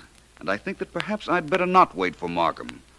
I have some things to do, but would you ask Mr. Markham to have Miss Avery, Mr. Donald Stone, and Mr. Morton Gary in my office in an hour? Well, yes, of course. Tell him that I'll be ready to name Mr. Miller's murderer then.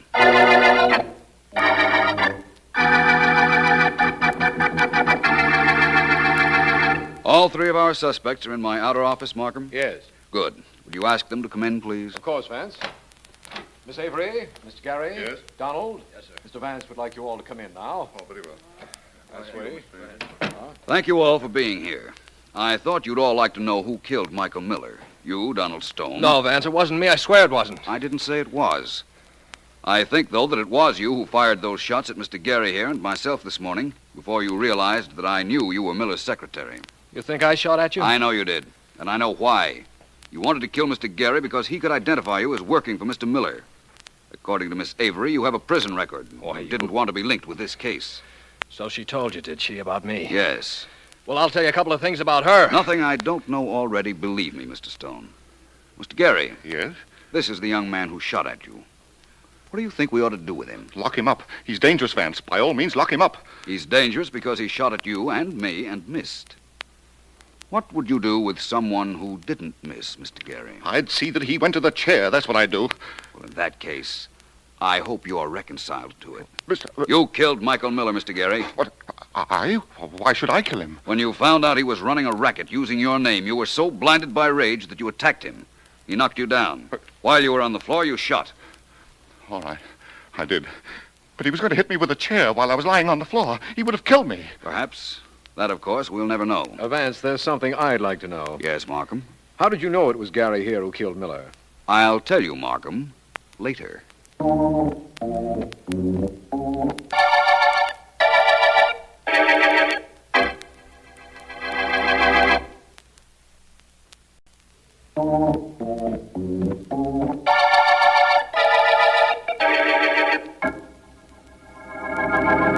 I'm listening, Vance. You knew Miller was killed by Gary. How? Remember, Markham, my theory about the killer having a bruise on his cheek? Yes, but Gary had no bruise. Oh, yes, he did. It was covered with makeup, so we couldn't see it, but it was there. But if makeup covered it, how did you know? Your secretary noticed a spot on my shoulder today. I'd wondered earlier how it had gotten there. But then I realized that there was only one way. And that was? That was when Gary fell against me on the street when we were both walking and the shots were fired. It was mild, and I wasn't wearing a topcoat. Oh, I get it now. When you realized how you got the makeup on your shoulder, you realized Gary would have only one reason for wearing makeup, to hide a bruise. That's right. Vance, you're wonderful. Come now, you're beginning to sound like Elise Avery. You'd better stop. I will, if you'll tell me what happened to the list of people that contributed to Consolidated Charities and gave this case its name. That list? Donald Stone probably destroyed it. He found Miller dead, stole whatever money was around, and tried to hide the fact that the Consolidated Charities was a racket. Yeah, pretty low racket, Vance. I'm glad we ended it. And I'm glad we ended the listless murder case.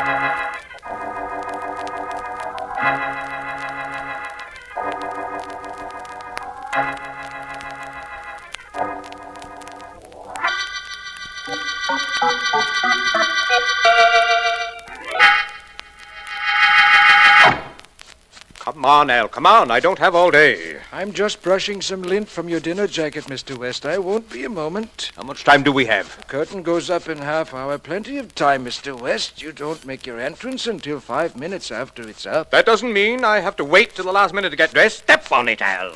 I'm just about through now, Mr. West. There you are, sir.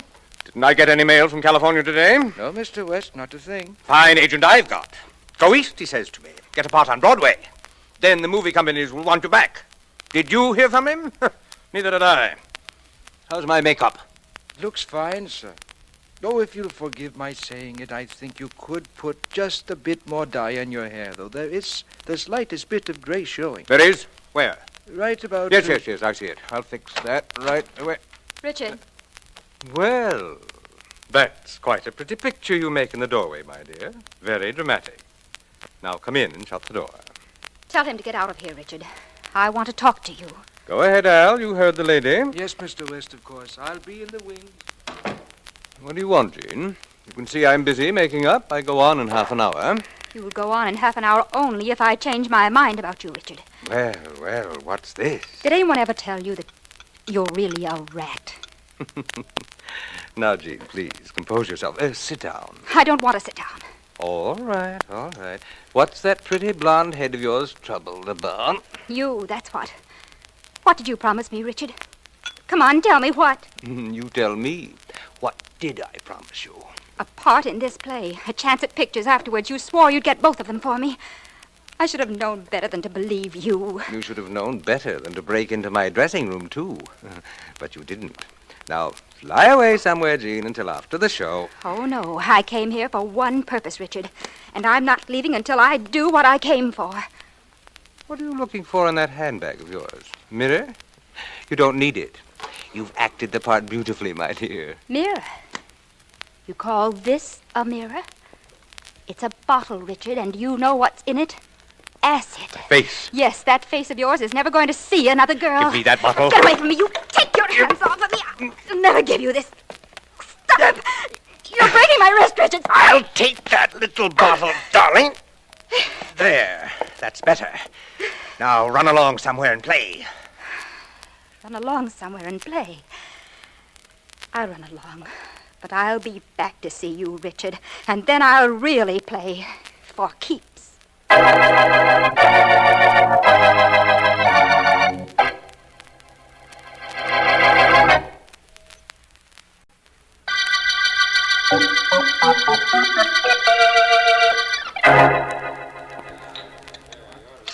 You ordered a soda, Jean. Why don't you drink it? I'm thinking about... About Richard West? Yes. It's not very complimentary, is it, darling? Thinking about him when you're with me? I hate him, Bob. Oh, no. Too much venom, Jean. It'd be more convincing if you weren't making such a definite effort. Matter of fact, I hate him, too. Not like I do. Why not? He promised you a part in the play he's in. He didn't deliver. I had the part he's playing now until he stepped in. Same reason. Say, Jean, you know who's casting? Who? George McCready. Let's you and I go over to his office now, huh? Oh, I don't feel like it. Oh, you'd better feel like it before word gets around this soda fountain that McCready is listening to readings. Did you ever see so many actors and actresses out of work in your life? That includes us, you know. Not if we get over to McCready's in time. You know how word flies around in this place. In 2 minutes, the whole mob of them would be flooding McCready's office if they knew. Oh, forget McCready for now, will you, Bob? All right, for you, I'll forget it for now. Bob, what would you say if I told you that Richard West hurt me more than I can tell even you? Bob, I hate that man so much I won't rest while he's alive. You claim you love me.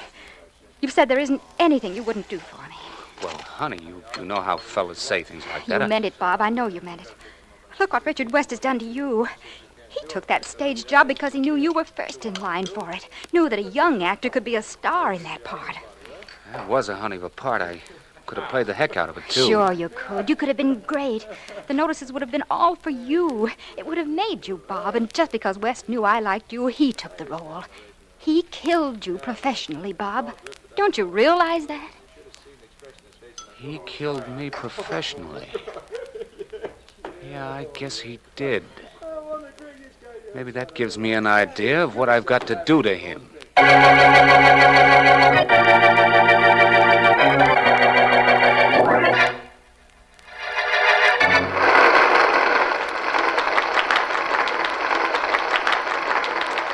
That's all. Leave the curtain down. No more calls. I'm going to my dressing room. Yeah, wait a minute, West. Wait a minute. Oh, Mr. Adams, how are you tonight? I was pretty good before I saw this performance. I want to talk to you, West. More people want to talk to me. It's just that attitude I want to talk to you about. I've got a lot of money tied up in this show, West. I lose a fortune if it goes under. Well, what's that to me? When you produce and back your own shows, you're taking a gamble. I know, but I like a fair shake. You practically begged for this part after I had young Bob Davis all set for it. So? So I gave it to you because I thought your name would help at the box office. Well, it doesn't mean a thing. And I'm paying you a lot of money. And we've got no advance sale, none at all. This thing's a turkey. That's why nobody's coming to see it. We could be breaking even or showing a profit if you'll be reasonable about the money you're getting. Look, don't bother me, will you? I want to go to my dressing room, take off these clothes, and relax. I'm not taking any cut. And whatever talking you must do it tomorrow. I'll talk to you about it tonight. I'm giving you this straight, West. The way I feel about you, you won't be around tomorrow to be talked to.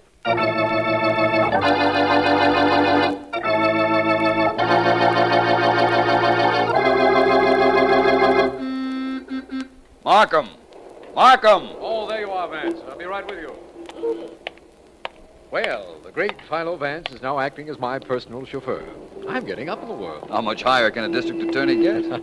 Get in, Markham. Thank you, Vance.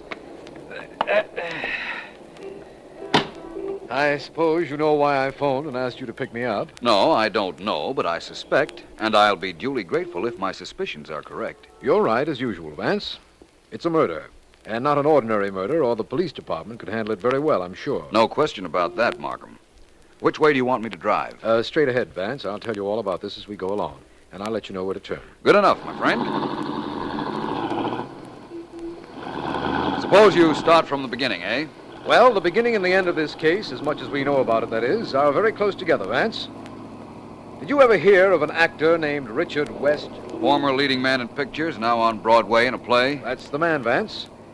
Well, it seems he's dead. Actually or professionally? As I understand it, he'd been slipping professionally for some time, but I'm speaking of him as a person. He was found shot to death in his apartment several hours ago. And that's where we're going now? Yes, Vance, that's where we're bound for. We've done quite a bit of work on the case already, although we haven't any results to speak of. Well, let's talk about the results you can speak of, Markham. Well, it seems that West took the job in the play he was in, and a lad named Bob Davis didn't like that. Bob was set for the role before West came along. Hardly a murder motive, Markham. Oh, there's more to it than that. This Davis had a girlfriend, a beautiful blonde, from what Sergeant Heath tells me. Her name is Jean Carey. And it seems that West did more than kick her around a little. And you think that Bob Davis might have resented that? I think Jean Carey resented that, Vance. According to Heath, she's quite an excitable person. She had a motive, and she is a blonde, you know. Well, that factor isn't terribly important, Markham. Some of the least murderous people I know are blondes. Well, that's possible, of course. The point I started to make was that Sergeant Heath has rounded up Miss Carey and is holding her at the apartment of the late Richard West. He has also, as I understand it, notified B.J. Adams, producer of the show West was in. Very thorough of Heath, Markham. I must remember to thank him. Anything else? Yes. The gun was near the body. No fingerprints as usual. Turn here, Vance, and then straight ahead. Very well. Straight ahead, you say? Yes. I hope it's straight ahead to the solution of this murder.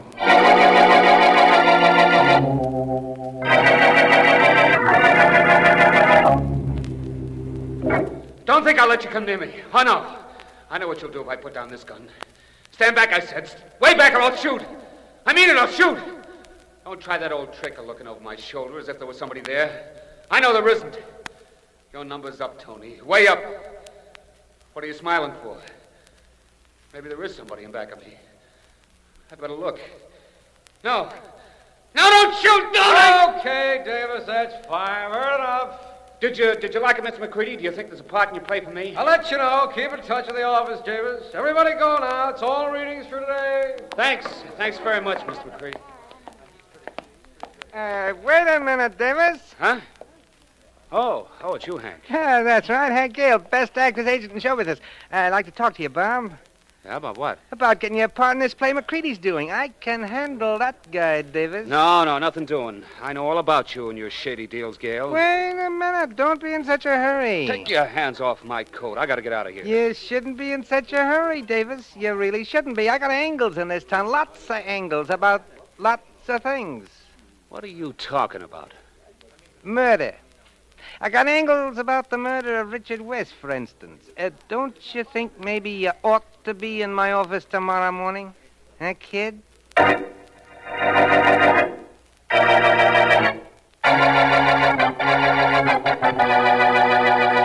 Your name is Jean Carey, is that correct? That's right, Mr. Vance.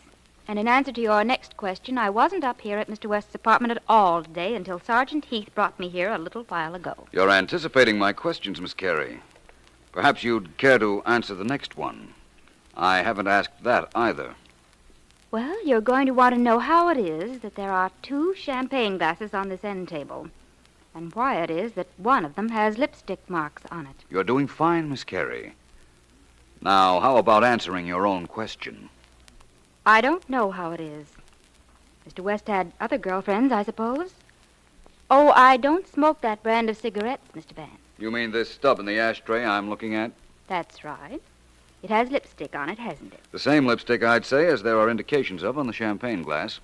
Well, it's not mine. So you say. This lipstick is sort of light, isn't it? Looks like it might be orange.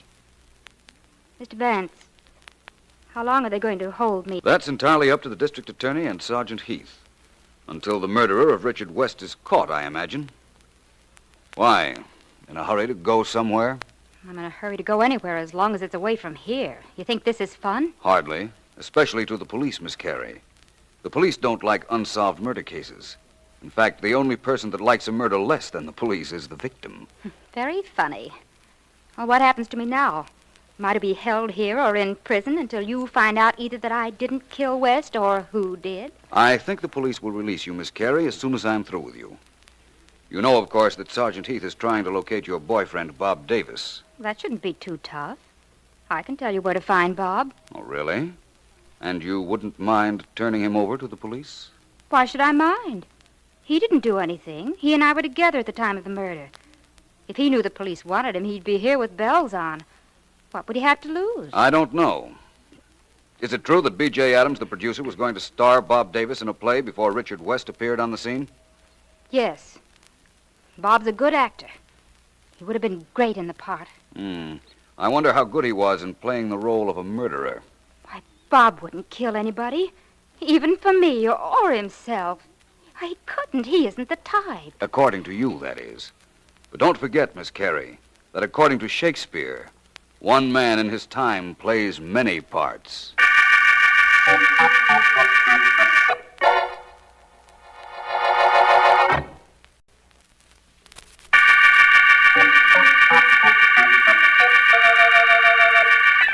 This is District Attorney Markham. The curtain call murder case opened with the finding of the body of Richard West, former Hollywood leading man, currently appearing on Broadway for producer B.J. Adams. The suspects include blonde Jean Carey, West's former girlfriend, and Bob Davis, young actor who has been going with her. Philo Vance, after studying lipstick marks on a glass and cigarette in West's apartment, is quite certain that Miss Carey is not responsible for them, although he hasn't said why. He's told me he had some inquiries to make at the office of Hank Gale, the theatrical agent, and he should be there. You wanted some dope on Jean Carey, huh, Vance? Yes, please. Well, I can give you some personal dope on the gal if, You're very helpful, Mr. Gale, and I appreciate it. Oh, no trouble. Kind of like the idea of helping out Philo Vance. Maybe sometime you could help me, huh? Maybe, Mr. Gale. I understand Miss Gary's been in show business since she was a kid, eh? Yeah. I knew her mother pretty well. Good hoofer. One of the best. Her old man wasn't much of a guy. Good performer, but a bad boy. Did a one-man band act while her mother hopped the buck before Jean was born. And after? Well, as I remember it, the father stuck around for about 6 or 7 years and then blew. I don't know what happened to him. Jean's mother died right after that, and the kid must have had a pretty tough time before she was old enough to work on her own. I imagine she did. What kind of a fellow was this Richard West, Mr. Gale? A rat. You want details? I think I get the general idea. Well, this producer, Adams, really let him have it after the show the night West was killed. Anyhow, that's what I hear, and I get around. I hear a lot of things, Vince. Really? That Mr. Adams' quarrel with West sounds like something I should know more about. I think I ought to go over and see Mr. Adams and find out whether a Broadway producer can produce anything interesting in this case.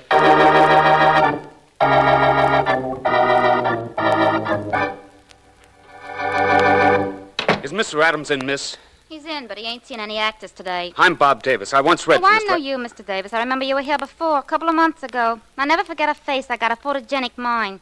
Good day, Mr. Davis. I've got to see Mr. Adams. I know. They all say that, only you can't.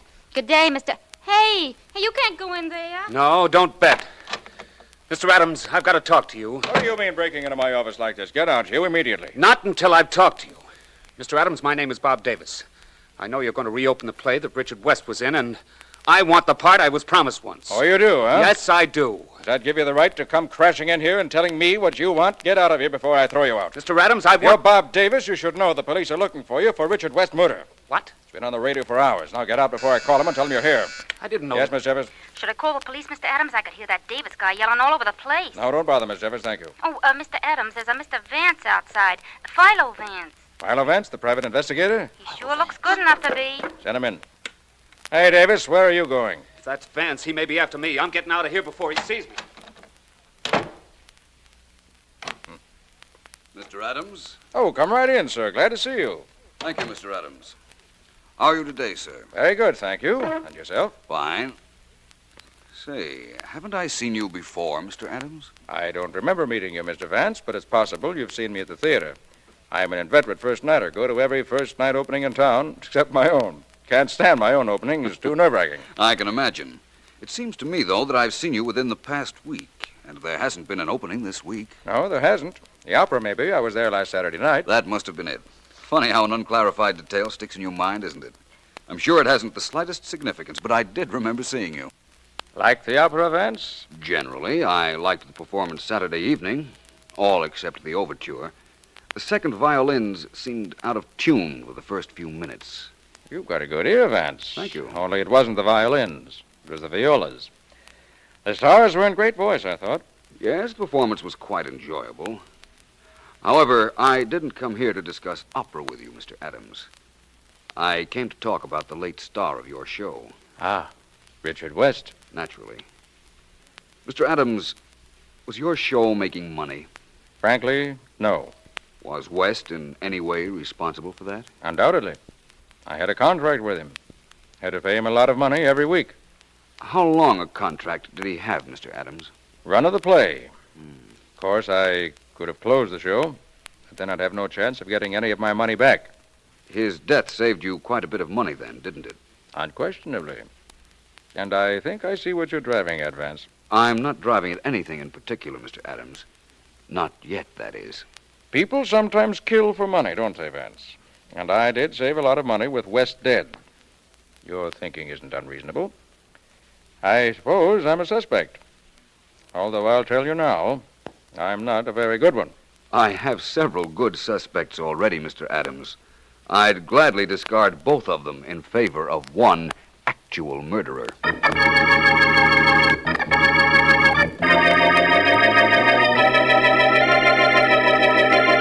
Miss Carey, you realize why you were brought to my office. No, I don't, Mr. Markham. All I know is that Vance said I could go. Yes, he did, and you're not being officially detained. You can leave any time you like. But there is one thing I want to know more about. What's that? According to the testimony of Richard West's valet, you broke into his dressing room the night he was killed, and you threatened him with a bottle of acid. Oh, that. Oh, that? You're dismissing it rather lightly, Miss Carey. Because it's only half right. I threatened him, but not with any acid. The bottle had nothing in it but water. Oh? And what did you want with West? I wanted him to make good on his promises to me. That's what I wanted. I thought I could force him into getting me a chance in Hollywood. You might have tried to do the same thing later that evening in his apartment, only this time you had a gun. I wasn't near his apartment. I told you that. I told Vance that. Excuse me, please. Markham speaking. Hello, Markham. Vance. Oh, hello, Vance. What's up? My spirits, for one thing, Markham. Will you do me a favor? Of course. What is it? I want you to reach Bob Davis and B.J. Adams and have them at my office in an hour. Can you do it? Of course I can do it, Vance. Good. You can bring Jean Carey with you if you like. She's there with you now, isn't she? Why, yes, but how did you know? I came to call for her to tell her some news that she wasn't going to like very much. And I found that a man from your office had been at her apartment. You have some news that she isn't going to like very well, Vance? Definitely, Markham. I'm going to prove her connection with the murder of Richard West.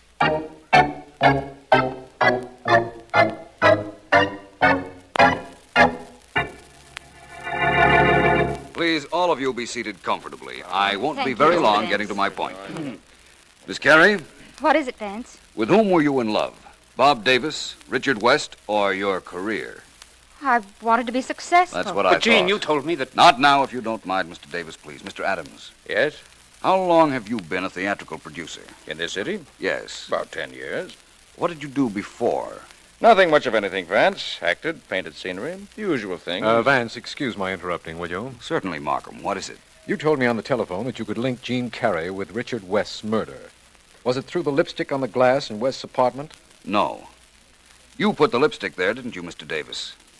I? Yes, you hated West because he took your part in the play. You came up to his apartment with the idea of killing him and of making it look as if Miss Carey had been there. Why, that dirty... When you found him dead, you put lipstick on the champagne glass and on the cigarette. Why would I do a thing like that? I love Jean. I doubt that. You planted the evidence to take suspicion off yourself. You knew the police would come after you when they found West dead, so you tried to make it seem as if Miss Carey had been there. That was so Miss Carey couldn't incriminate you. Vance, you can't possibly know that Miss Carey didn't leave the lipstick on that glass and the cigarette. Even if we'd taken samples of her lipstick and they didn't match the stains we found, that wouldn't prove anything. She could have changed lipsticks. Of course she could have, Markham. But I'm reasonably certain Mr. Davis planted those lipstick marks for us to trace. Then he's the murderer, Vance? No, I didn't kill him. You'll never make me admit I killed him. I didn't, you hear? I didn't kill him. Nobody said you did. In fact, I know you didn't. Markham, the time for your arrest has come. Oh? You can hold one of the people in this room for murder. I'll supply you with all the information you need to complete your case. Well, that's very kind of you, Vance, but whom do I arrest? Who, Markham? Why, B.J. Adams, of course.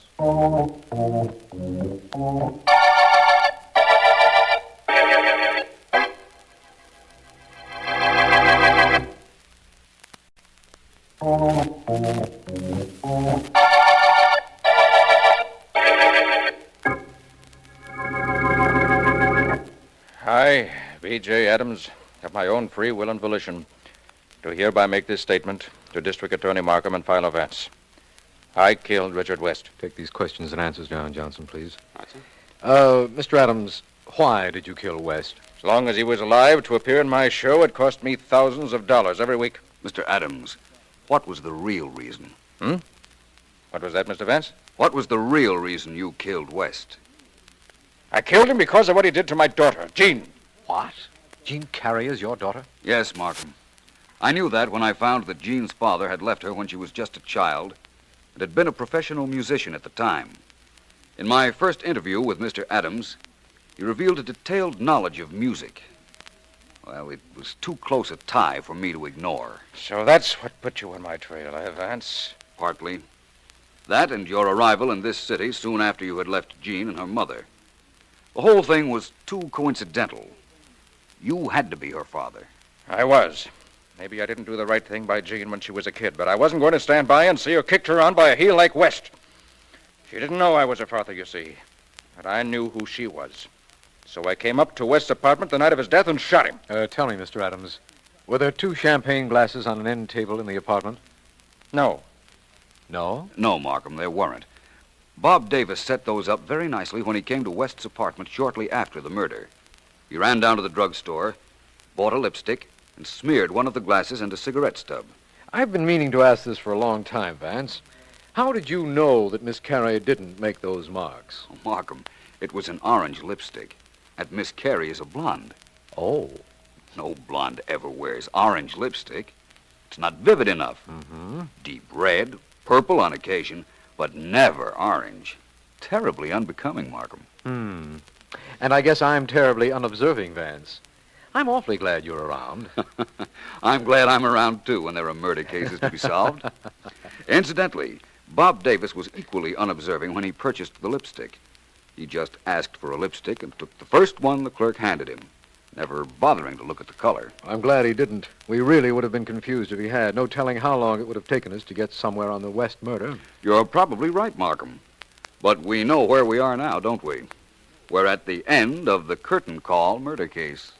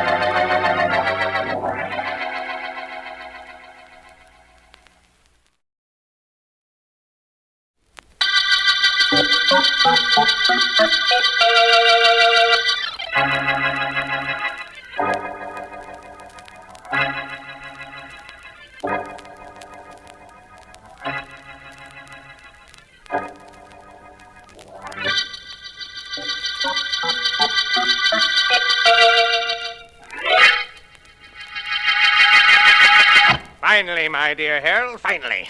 In a few seconds, you will learn why this mansion is so completely burglar-proof. I saw the men working on the wall, Mr. Simmons. They were finished with the masonry 2 days ago. Oh, yes, they were finished with the masonry. A wall 10 feet high now completely covers the front of this place of mine, and there is nothing but a cliff in back. But a mere wall and a cliff are not sufficient protection. I'm afraid I don't understand. You will, my dear Harold, you will. You are my caretaker, but your work will be relatively easy. Believe me, it will be easy. Oh, what's keeping those men? Keeping them from what, sir? From trying out the device they've installed. I can't imagine... Ah, hear that, Harold? Harold, you hear that? What is it, Mr. Simmons? It's an electric eye system, Harold. It's completely foolproof and burglar-proof. If anyone so much as approaches within 6 feet of any part of those walls, that alarm goes off. Nobody can get to me here, Harold. Ha! Nobody. Mr. Simmons, you've never told me who it is you were afraid of. Who it is? It could be any of a dozen people, Harold. Weak people. People who resented the fact that in the battle of business, I was successful, and they weren't. But now I'm safe, with you to look after me 24 hours a day. You can depend on me, Mr. Simmons. Indeed I do, Harold, and indeed I will. It's true I know nothing of your background, but you strike me as satisfactory. You look me square in the eye all the time. That's important. Besides, I'm used to taking chances on people.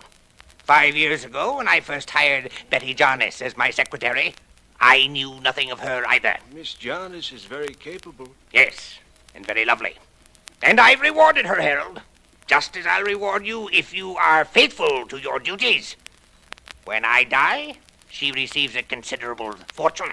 I'll do my best, Mr. Simmons. Oh, Harold, just to prove to you that I'm not an old fool, I said I knew nothing about you. That is true. But just in case you were sent here by one of my friends, Mr. Simmons, please don't think I overlooked that possibility. Just in case you were sent here by one of my friends, allow me to assure you that I have means of protecting myself at all times. See? That gun is entirely unnecessary where I'm concerned, sir. Perhaps. But it is well to have it with me all the time, regardless. I'm glad we had this little chat, Harold. As you can see, I'm protected from strangers by the wall and its electric eye. And I'm protected from my own household by this gun. I'm completely safe. And for the first time in years, I'm at ease. Very good, sir. I'm glad. I'm an old man, Harold, and this is the freedom I've been looking forward to for years. Perhaps I don't have too long to live, but they're going to be easy years. Harold, didn't you hear what I said? Yes, sir. You said perhaps you don't have too long to live.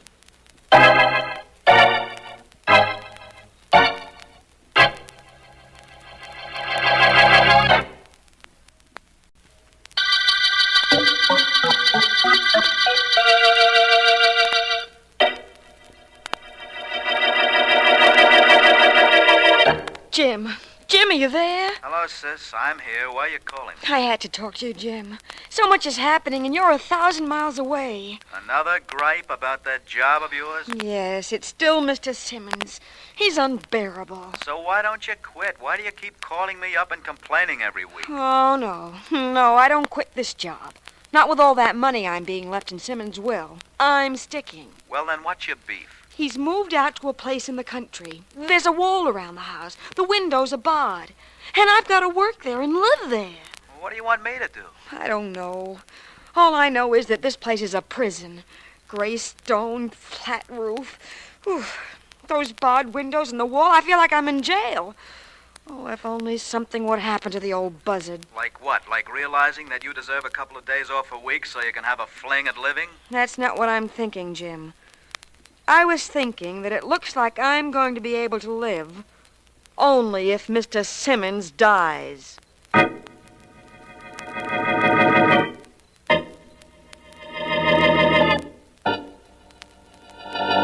Take a letter, Miss Jarnes. Yes, sir. To Frank Rodney, Bank Building City.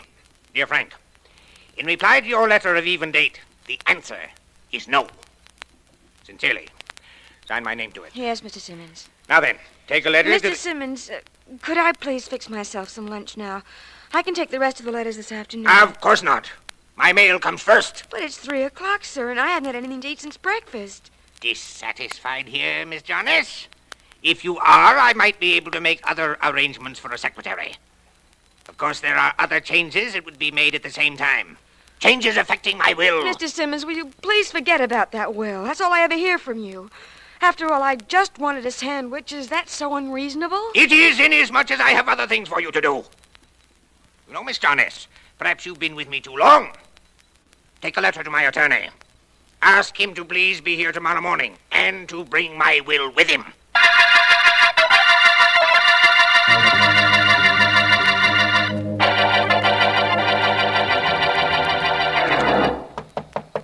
Vance. Oh, Vance. Oh, just a minute.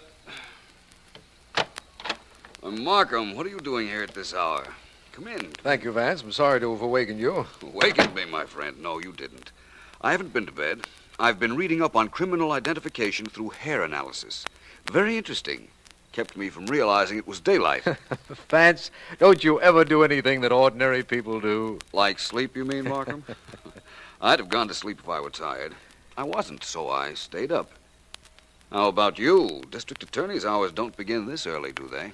They do when there's a murder. And there's been a murder, Vance. In that case, Markham, I'll slip out of this robe and into a shower and be with you in a moment. Come along, you can tell me all about it. Right. It seems, Vance, that a millionaire named Ezra Simmons built himself a mansion out in the suburbs and installed every known method of burglar alarm. But someone got in last night and shot him to death. Really? I know about Simmons. He made a fortune stepping on people's backs. I'll hop in the shower and make this as quick as possible. Good. Of course, Vance, there's a possibility that Simmons was killed by someone in his house. His secretary, Betty Jarnes, or his caretaker, Harold Eckner. No question about that possibility. Miss Jarnes claims she couldn't stay in the house last night and went into town, returning this morning to discover the body. And the caretaker claims he heard no one try to get in, nor will he say he killed Simmons. Unreasonable of him, isn't it? How would you like me to tell you how Simmons might have been killed? But, man, how could you? Apparently, neither the caretaker nor Miss Jarnes killed him. That's a little too obvious.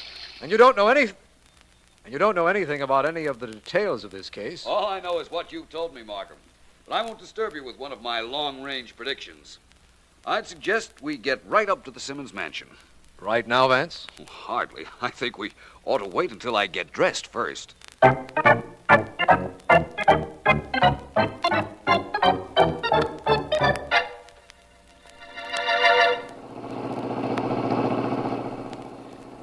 That's it, Vance. That's the Simmons house just on top of that hill. I see it, Markham.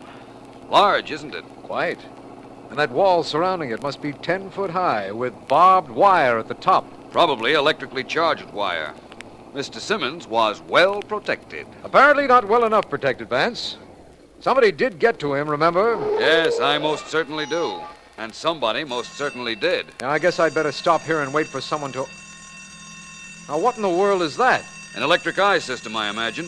As soon as any object comes between the posts in front of the gate, those bells go off. Oh, of course. Here comes someone to open the gate. Caretaker, probably. Probably. I asked Sergeant Heath to let him resume his duties around the place until we got here. Hello there. Hello.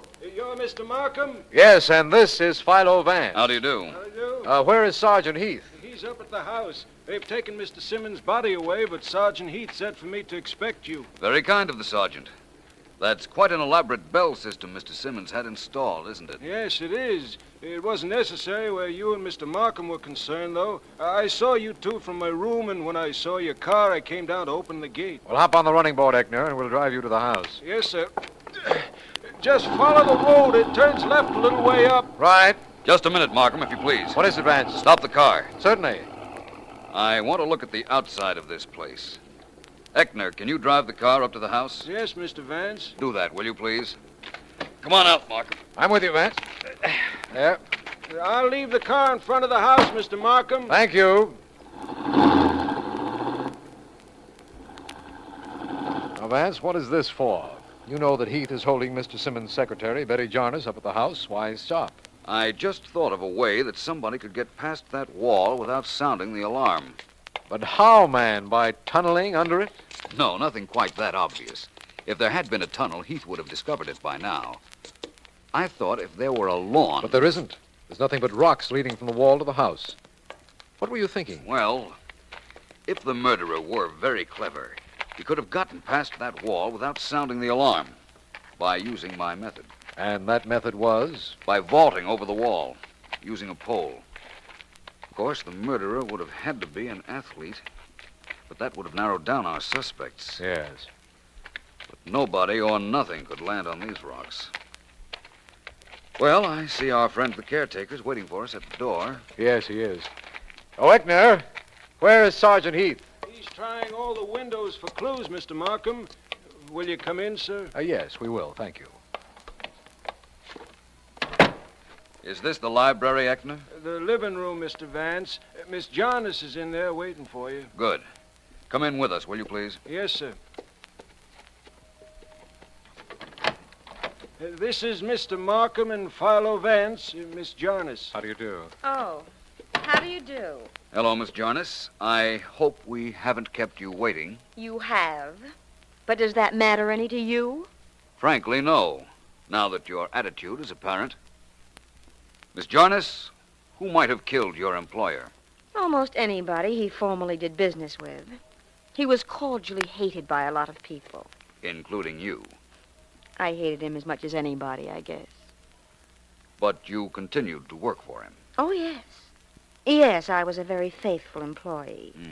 Wouldn't you be if you were being left a lot of money by an old man? How much money, Miss Jarnes? I'd like to go up to my room, Mr. Vance, please. I have a headache. Of course. Thank you. By the way, Miss Jarnes, how much money was Mr. Simmons leaving you? How much? Yes. $1 million. You can say that again, Markham. Oh, Eckner. Yes, Mr. Vance? Were you in Mr. Simmons' will, too? I've only been here a week. I see. Markham, walk over to the window with me, will you, please? Of course, Vance. What's on your mind? Tell you in a moment. Keep your back to our friend, Mr. Eckner, there, and listen to this. Mr. Eckner? Mr. Eckner! He doesn't answer, Vance. I'd better turn around and see if he's still there. Yes, he is. I just wanted confirmation of a theory, Markham. This one is correct, thank goodness. You see, the late Mr. Simmons went into an involved routine to have his home wired with gongs that would go off if an intruder approached. But all in vain. I still don't know what you're driving at, Vance. Don't you? Well, Eckner here, the man he depended upon to protect him in case those gongs went off, happens to be stone deaf.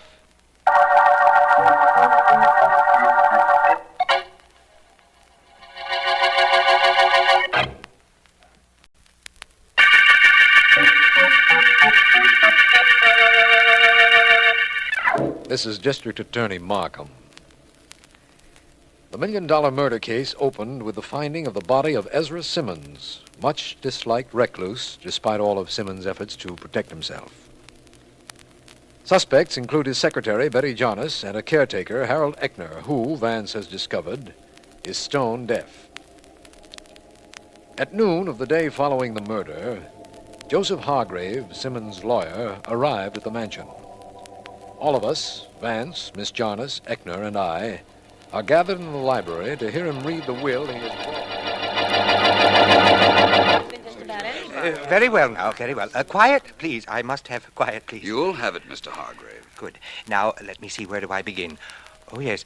Miss Jarnes, you wrote me a letter asking me to be here today. Yes, I did. And to bring the will. Mr. Simmons wanted you here with it. Don't know why. And don't care why. Guarantee he didn't know he'd be dead when I came now. Did he? Or did he? Could he have committed suicide? Hardly, Mr. Hargrave, hardly. Didn't think he would. Wasn't the type. Mr. Hargrave, if you don't mind, I'm quite anxious to find out what was in the will. What are you so anxious about, Mr. Vance? Nothing in it for you. Miss Jarnes here gets $1 million. Mr. Eckner gets 10,000. The rest goes to a home for cats. He left me $10,000, but I've only been with him a week. There was a copy of the will in Mr. Simmons' desk. You were here long enough to see it, you know. Miss Jarnes, you can't mean I killed Mr. Simmons. Oh, can't I, well, though? What about you and the $1 million you got? You could have killed him. I wasn't in this house when he was killed. You know that. I called to you and told you I was going out. Please, both of you, if you don't mind, I'd like to do some talking. And if you don't mind, I won't listen. I can't stand people talking. Makes me nervous. If you don't mind, I'll just go to the kitchen and make myself some coffee. What is it you were saying, Vance? Well, first of all, I want to talk to Mr. Eckner. You are deaf, Mr. Eckner. Why didn't Miss Jarnes know that? And did Mr. Simmons know it? No one here knew it. I can read lips perfectly. I was afraid to tell Mr. Simmons I was deaf. I thought maybe he wouldn't give me the job when I applied for it, and, well, I needed it. I see. Well, I imagine that's reasonable. Apparently, you were the only one here last night when the murder was committed. I know you can't hear, so I don't expect you to be able to give me much information. But can you tell me anything at all? I think so, Mr. Vance. Well, go ahead, man. We're waiting. Well, I was awake all last night, gentlemen. In my room, there's a lamp connected with the same electric eye device that sets off the gongs. Nobody could get near this house without my going out to investigate. And nobody did.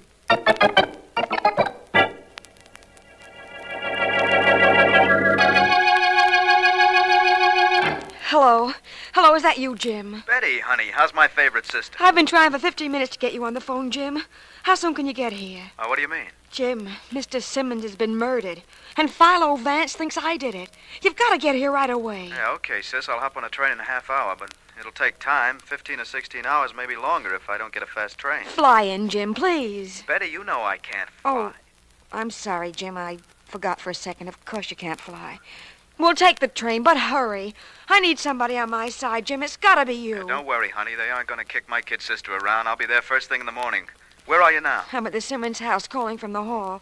Oh, hurry, Jim. Please hurry. Hang on tight, kid. I'll be there. Bye. Goodbye. Why couldn't you fly, Miss Jarnes? Oh. I didn't mean to startle you, and I certainly didn't mean to eavesdrop. But apparently I've done both, so I might as well take advantage of this situation. Why can't your brother fly here? He cracked up flying a plane about 5 years ago. He won't go into a plane. But what excuse does that give you to listen to my conversation? Miss Jarnes, believe me, I have no excuse. But I do have a reason.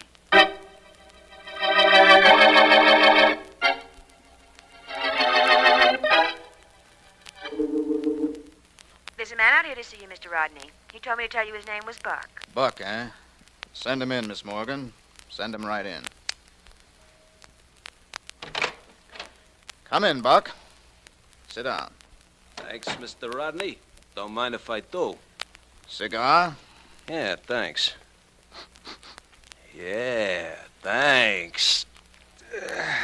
That's right, Buck. Sit down.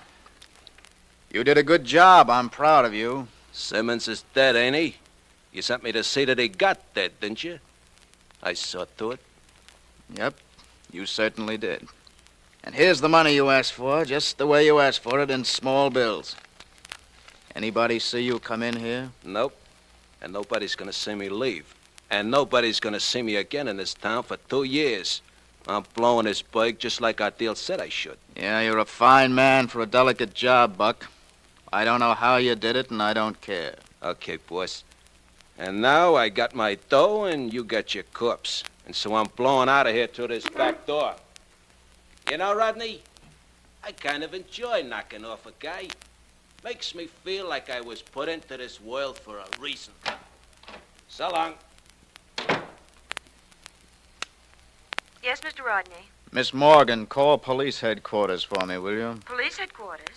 I want to report that if the police are looking for the murderer of Ezra Simmons, they can pick up Buck Digby at the Crosstown station in an hour.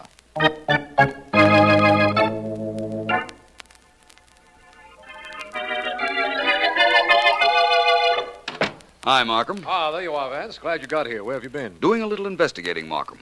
I knew I could leave you here at the Simmons mansion with complete confidence that if anything turned up, you'd let me know about it. Something has turned up, Vance. 2 things, in fact. One of them is that Miss Jarnes' brother has arrived from out of town this morning. What's the other? How did you know? Oh, you'll have a reasonable way, I know, so let's skip that. The other thing that turned up is that we picked up Mr. Simmons' murderer. I beg your pardon. We got a tip that Buck Digby killed Simmons and was about to leave town. We caught him at the station, and of course he denied everything, but we're pretty sure it's he. Are you, Markham? Yes.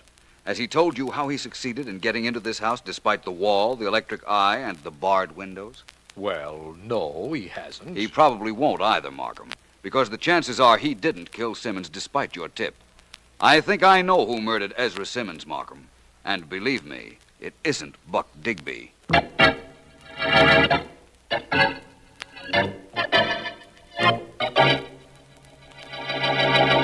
You haven't told me what I should do, Jim. You just sit there. I'm thinking, sis, I'm thinking. Oh. You know, I don't think so good after 15 hours in a sleeper. Now, off the record. You didn't kill Simmons? All for on the record, I didn't kill him. $1 million is a big reason, sis. There you go again. Sorry, I was just trying to make... Who's there? Philo Vance, may I come in? Come in. Please forgive my intruding into your room, Miss Jarnes, but I was anxious to meet your brother. How do you do, sir? I'm Philo Vance. Hi. What's going on here, Vance? What are they trying to do? Frame my sister for that old buzzard's murder? No. Nobody's trying to frame her, Mr. Jarnes. If she's innocent, I assure you she won't be put in jail. Until we're sure we're keeping her in this house. Miss Jarnes, is there a room in this house that is relatively soundproof? The basement is. It's equipped with all the gongs and stuff. But you can't hear what's going on in the rest of the house, if that's what you mean. That's what I mean. I'm going to ask you and your brother to go down there. Join Mr. Markham and Harold Eckner. You're all going to see me drive down the road and out through the gate. And when you see me again, I'll be in this house without an alarm being sounded or a window bar being out. I'll get in just like the murderer got in.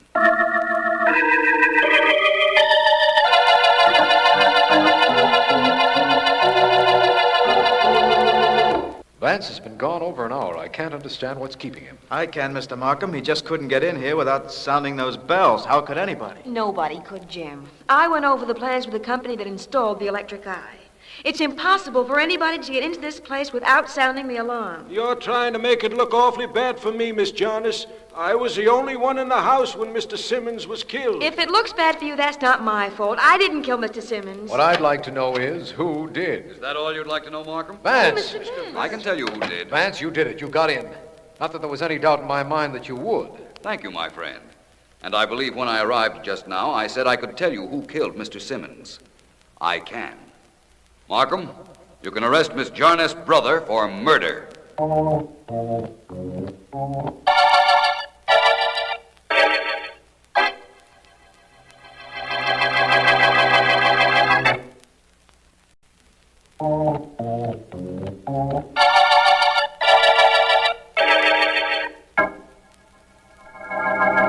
this requires a lot of explanation, Vance. Let's start with Buck Digby. All right. He went to kill Simmons, but he found he couldn't get in the mansion without setting off all those gongs, so he gave up the idea. Then he heard on the radio that Simmons was dead, so he figured he'd collect regardless. And the man who sent him to kill Simmons, that Mr. Rodney, he tipped us off to Buck. Why would he do that? 2 reasons. He was an allegedly respectable citizen. He knew that Buck would involve him if he were arrested, but he could always deny the accusation. However, if Buck remained at liberty, Rodney would be blackmailed by him for the rest of his life, and he knew it. I see. Now tell me this. Jim Jarnes was in South City, 1,000 miles from here, on the afternoon of Simmons' death. He was afraid to fly, yet you claim he was in this house at midnight in time to kill Simmons. That's right. He was afraid to fly, Markham, but he flew just the same. But he couldn't have flown a plane over the wall and landed on those rocks outside.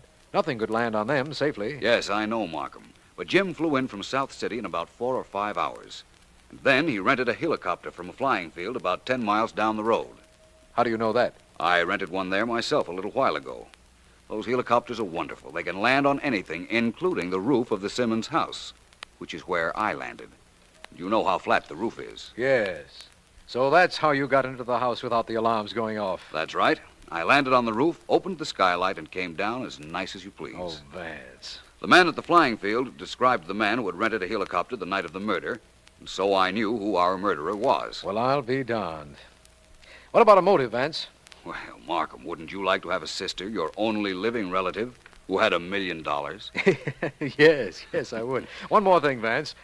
Everything logical pointed to the fact that this was an inside job, that Simmons was killed by either Miss Jarnes or the caretaker. Why were you so sure it wasn't? Because, Markham, we know Miss Jarnes wasn't at the mansion the night of the murder. But the caretaker didn't know that.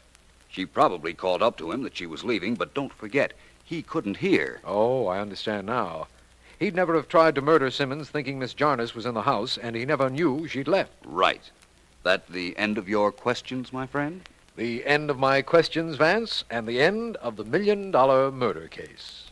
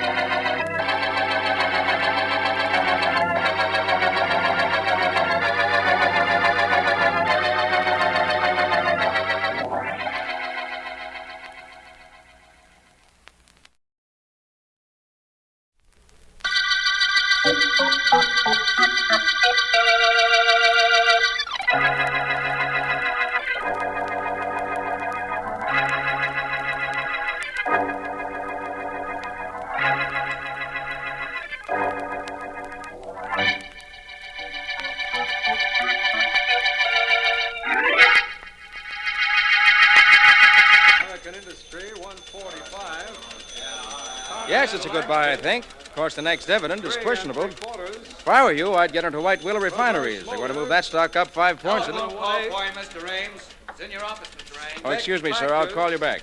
15 1/2. Davis Motors, 168. Ames speaking. Stuart, this is Dawn. Oh, yes, darling. What is it? I'm How's quite the busy. market? Holding its own, I'd say. White Willow is off a fraction. That's what you're really interested in, isn't it? Ah, you're what I'm really interested in, Stuart. Well, tell me about it tonight, will you, darling? I've got some people waiting to see me. I'll be up around... Well, you better name the time. Oh, I can get rid of Nate around 8:30. Play safe and be up around 9, will you? I'll be there. Goodbye, darling. Bye. Sit right down again, Ames. I want to talk to you. Oh, it's you, Mr. Leroy. How are you? I'll let you know in a little while, as soon as I close the store so we can have some privacy. Yes? What is it? Ames, 3 months ago, you urged me to buy 10,000 shares of White Willow Refineries. I wouldn't say I urged you. I pointed out that the company was in good financial shape and had excellent possibilities. There was going to be a merger. If it had gone through, the shares would have been split 2 for 1. Yes, I know. That's what you told me. But there was no merger. And the stock is off 15 points from what I paid for it. I'm sorry, Mr. Leroy. I don't control the companies. I just recommend investments for my clients, and most times they turn out well. You knew White Willow was a dog stock when you put me in it. I've lost $150,000, all the money I had in the world. Oh, look here, Mr. Leroy. You can't be blaming me for that. The investment must have looked good to you. Yes, it looked good because you recommended it. I mortgaged everything I own, went into debt to buy that stock. I'm broke, Ames. If I sold that stock now, I couldn't get enough money to pay my debts. I'm really sorry, Mr. Leroy, but there isn't anything I can possibly do about it. No, huh? No. Well, there's something I can do about it. You don't think I'm going to take a loss like that lying down, do you? Oh, no. Somebody's going to take it lying down, but it won't be me.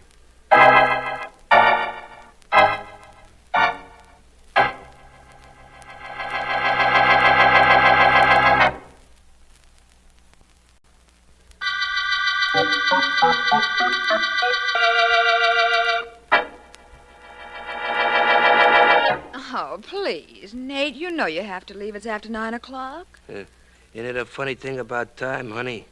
It goes so fast sometimes and so slow other times, huh? Ha ha, sure. And now, come on, I'll help you with your coat. What's the hurry, Dawn? What's with this Russian act? What have I got, the measles or something? Well, what have you got, a date or something with some other guy? Oh, Nate. Now, look. I'm not the kind of a character who thinks my baby will cross me. She wouldn't do that. Would she, baby? Uh-huh. She's too smart. Ain't she, baby? Uh-huh.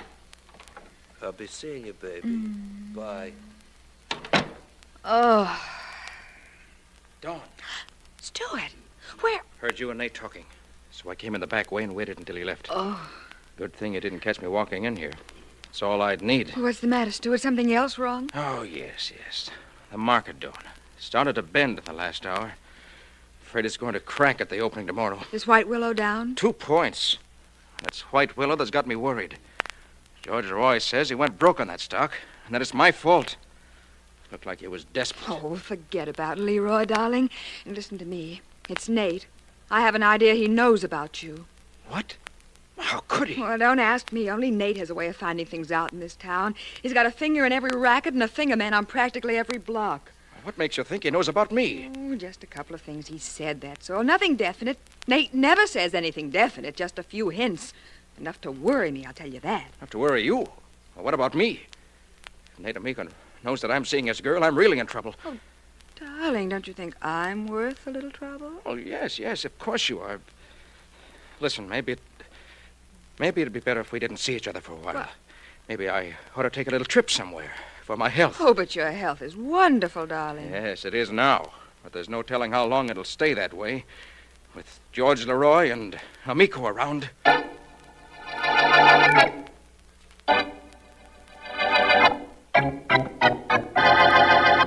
Sit down, Mr. Leroy. Sit down. Always like to have somebody that comes to see me sit down. Thank you, Mr. Amico. Thanks very much. It is perfectly all right with me should you want to cut out that Mr. Amico stuff and call me Nate. I am known mostly to most people as Nate. All right, Nate. I don't want to take up too much of your time. I know you're busy. Never too busy. I shouldn't take time out for something on which maybe I can make a buck. What's your proposition, Mr. Leroy? Well, I don't exactly know how to begin. Okay, so I'll help you. Somebody's lost you up somewhere and you want him taken care of, right? That's approximately right, Nate. A man in this town has ruined me, left me with hardly anything. Whatever it is I have, I'm willing to spend to see that he gets what's coming to him. That sounds like a very reasonable proposition. I'm very glad to take the details under advisement. You should tell me what's going on. How much would it cost to kill a man, Nate? Oh, you want he should be knocked off, huh? Yes. Well, that requires a little working on, Mr. Leroy. It's a pretty hot town for killings. At DA, we got Markham. He's a rough character. Now, if you want this friend of yours worked on a little, that could be different. I want him dead. I see what you mean. Well, I could get him good and scared for you and wouldn't cost you too much scratch. I want him dead, I said. Yeah, I know. I heard you. Who is this guy you want should be suddenly taken dead? His name is Stuart Ames. Stuart Ames, huh? Yes, he has an office. I know all about him, Mr. Leroy. He's the guy you want killed, huh? That's right. How much will it cost me? Well, I don't know. You see, I kind of have a reason I should kill that bum myself. Maybe this is one job I don't do for money. Maybe Ames gets knocked off just for the fun of it.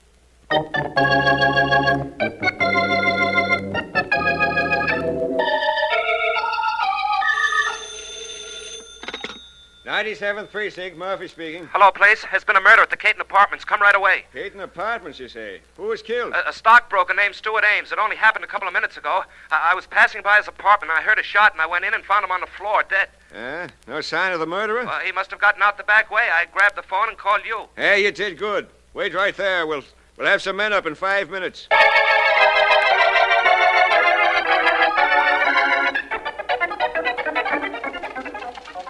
Oh, Miss Williams, has my secretary come back from lunch yet? No, Mr. Vance. Miss Deering isn't back yet. Anything I can do? Yes, I think so. Just a second, I'll come into the outer office. Miss Williams, will you get me the files on the last case we worked on? The $1 million murder case, Mr. Vance? I believe that's what Mr. Markham, the district attorney, called it. I have the files right here. Oh, you did a wonderful job on that case, Mr. Vance. You certainly know how to find murderers. Finding murderers, Miss Williams, consists exclusively in knowing where to look. Oh, it certainly sounds simple when you say it that way. Now, if it was me, Vance, I'm glad I found you in. Well, Markham, my friend, we were just speaking of you. What's the excitement, or should I guess? Do you ever guess, Vance? I didn't think so. Let's go into your private office. I have something to tell you. Of course, Markham, after you. Thank you. A murder this morning, Markham? No. Last night, Vance.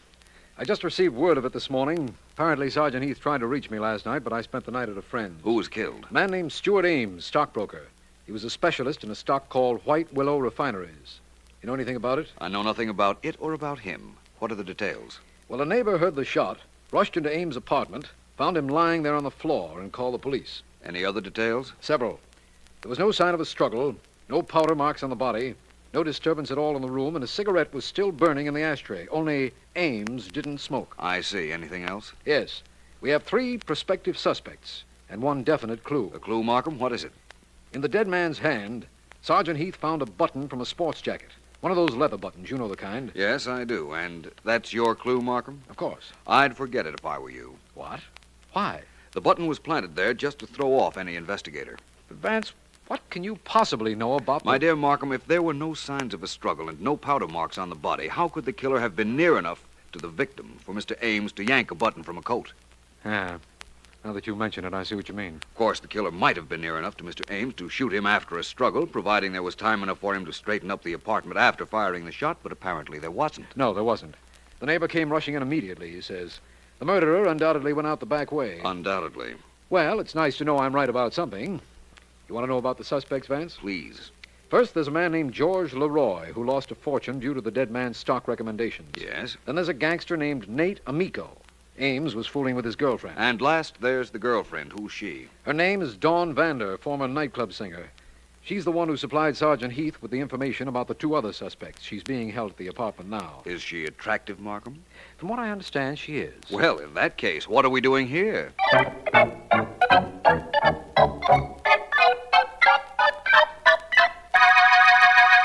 Miss Vander, if there's anything you can tell me about this case, I'd be very grateful. I can't tell you anything if I don't know anything, can I, Vance? And if I did know anything more than I told the police, I'd tell you, wouldn't I? I certainly hope so.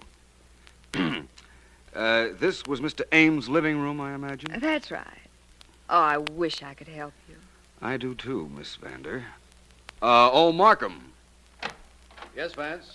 Come in, will you, please, Markham? Yes, of course. Something I can do? I think so. You can let Miss Vander go, for one thing. Oh, no kidding. Oh, gee, thanks, Vance. Is it all right for me to go, Mr. Markham? It is, if Vance says so, but please don't leave town, Miss Vander. We may need your testimony later. I'll be around. Thanks, Mr. Markham, and, Mr. Vance, I wish I could think of a way of thanking you. Forget it, Miss Vander. So long. Markham, you mentioned to me that Mr. Ames didn't smoke, yet there was a cigarette still burning in the ashtray when his body was found. Yes, a Menlo, king size. It was smoldering. Somebody, the murderer probably, tried to put it out but wasn't successful. You know how cigarettes sometimes keep burning? Yes, of course. No lipstick marks. You know better. We don't often get breaks like that. Sergeant Heath, incidentally, was very disappointed when you exploded his pet clue, the leather sports jacket button. I'm sorry. I thought it might save him some time trying to track it down. It did. He has another clue he picked up near the back door, Vance. Here, take a look. Book of paper matches, eh? It's the book. The matches are all gone. But look at the edge of the cardboard, Vance. There are several indentations, you see? Apparently made by a thumbnail. Well, that's not too unusual, Markham.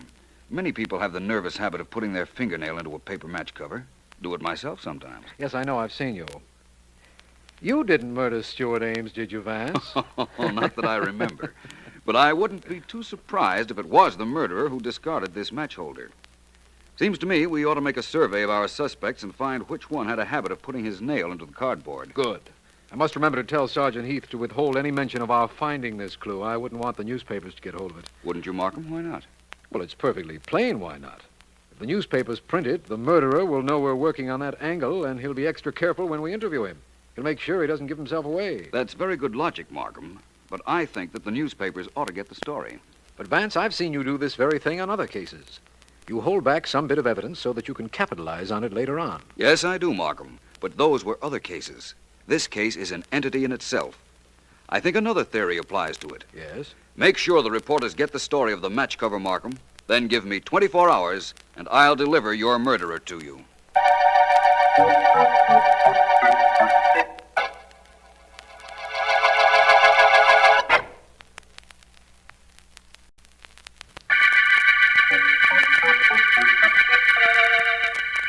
This is District Attorney Markham.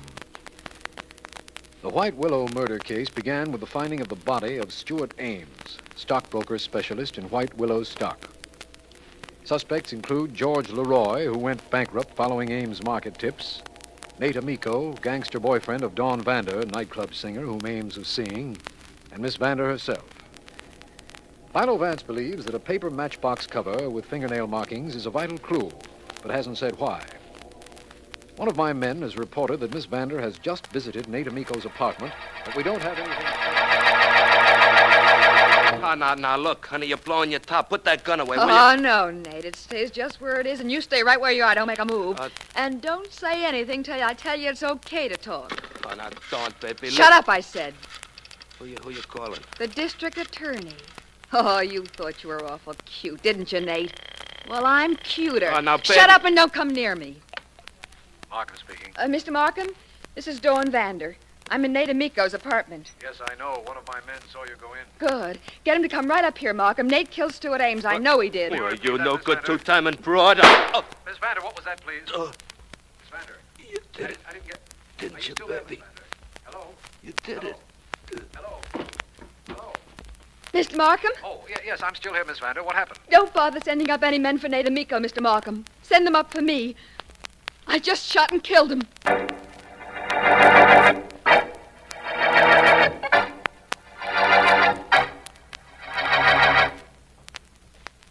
want me to go in with you, Vance, or do you prefer to talk to Miss Vander alone? Either way, Markham. In that case, I'll leave you here. But first, Vance, may I ask you why you're going to see Miss Vander? Certainly, Markham. There are things in this case with which I'm not satisfied. I don't understand how you can say that. It's very obvious that Amico killed Ames, and that Miss Vander killed Amico when he tried to prevent her from telling that to me on the telephone. The last part of that statement is correct, Markham. I have an idea, you have an idea, it was Miss Vander who killed Ames. Frankly, I don't have any such ideas, Markham. Oh. But just in case you did, I'd like to remind you, Vance, that Miss Vander uses a great deal of makeup, and there was no lipstick stain on the cigarette we found smoldering in Ames' apartment. I realize that practically removes suspicion from her. Then there's the clue of the matchbox.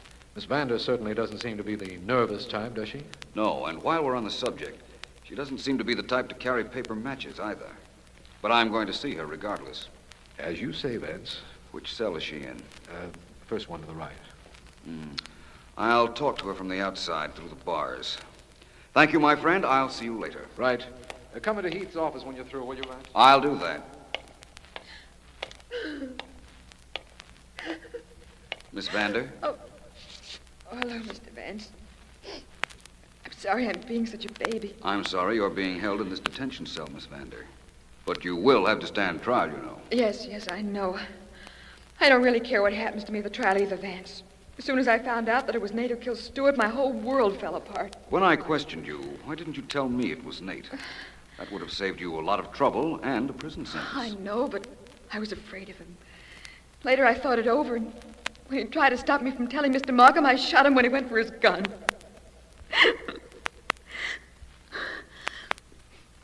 Cigarette, Vance? No, thank you. Here, I'll light it. I have my own lighter, thanks. It was self-defense, Vance. Markham knows that. He could hear Nate threaten me over the telephone. Yes, I know. He told me that. Having trouble with that lighter, Miss Vander?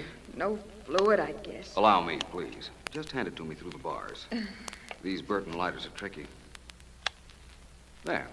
Thank you. Is there anything I can get for you while you're here, Miss Vander? Oh, no, I don't think so. Unless you can get me my compact, I'm lost without it. I'd even settle for my earrings or a cigarette holder or a couple of bobby pins. Anything so I don't look like everybody else in this cell row. I'll ask Mr. Markham to get them for you, Miss Vander. I'll send you some cigarettes. What brand are you smoking? Douglas Cork Tips. Right. Oh, thank you, Vance. Oh, no trouble, Miss Vander. After all, you did me a favor, you know. You mean by finding Stewart Ames' murderer for you? Yes. That is, if it was Mr. Ames' murderer you killed.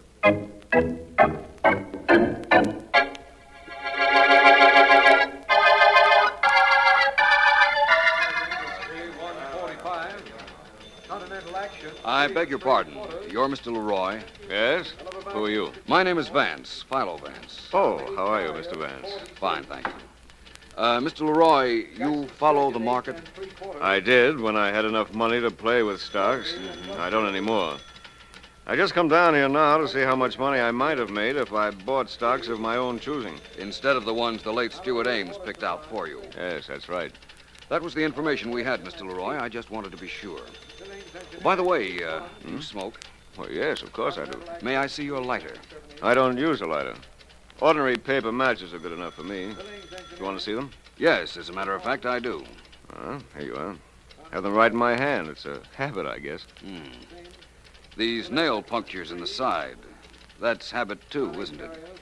Well, I don't know. I hadn't thought much of it. I didn't realize I was doing it. No, I venture to say you didn't. Now, wait a minute, Vance. Don't build anything. The police know that dead gangster killed Ames. I didn't kill him. You've got to believe that. Do I, Leroy? Why?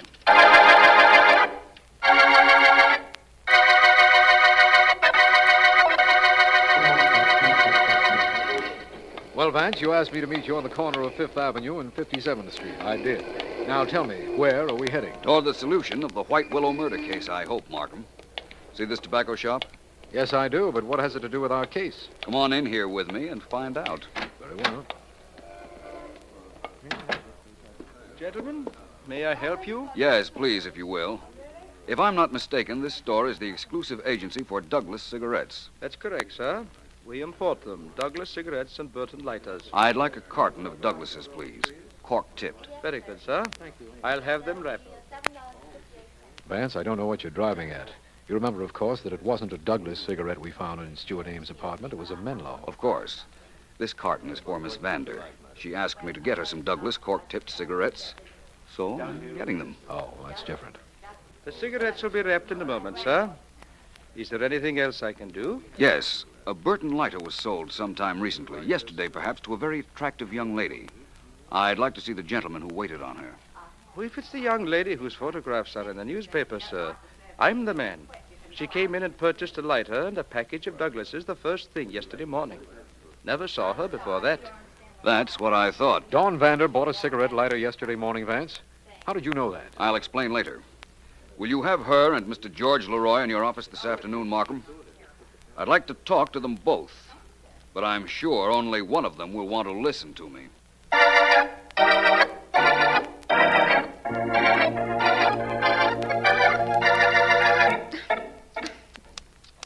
Darn. Having trouble with that cigarette lighter, Miss Vander? Yes. You want to try and make it work again, Mr. Vance? Try these matches of mine. They never fail. Thanks. Here you are. Now, Mr. Leroy, you and I had a little chat in the brokerage office this morning. You didn't tell me all I wanted to know.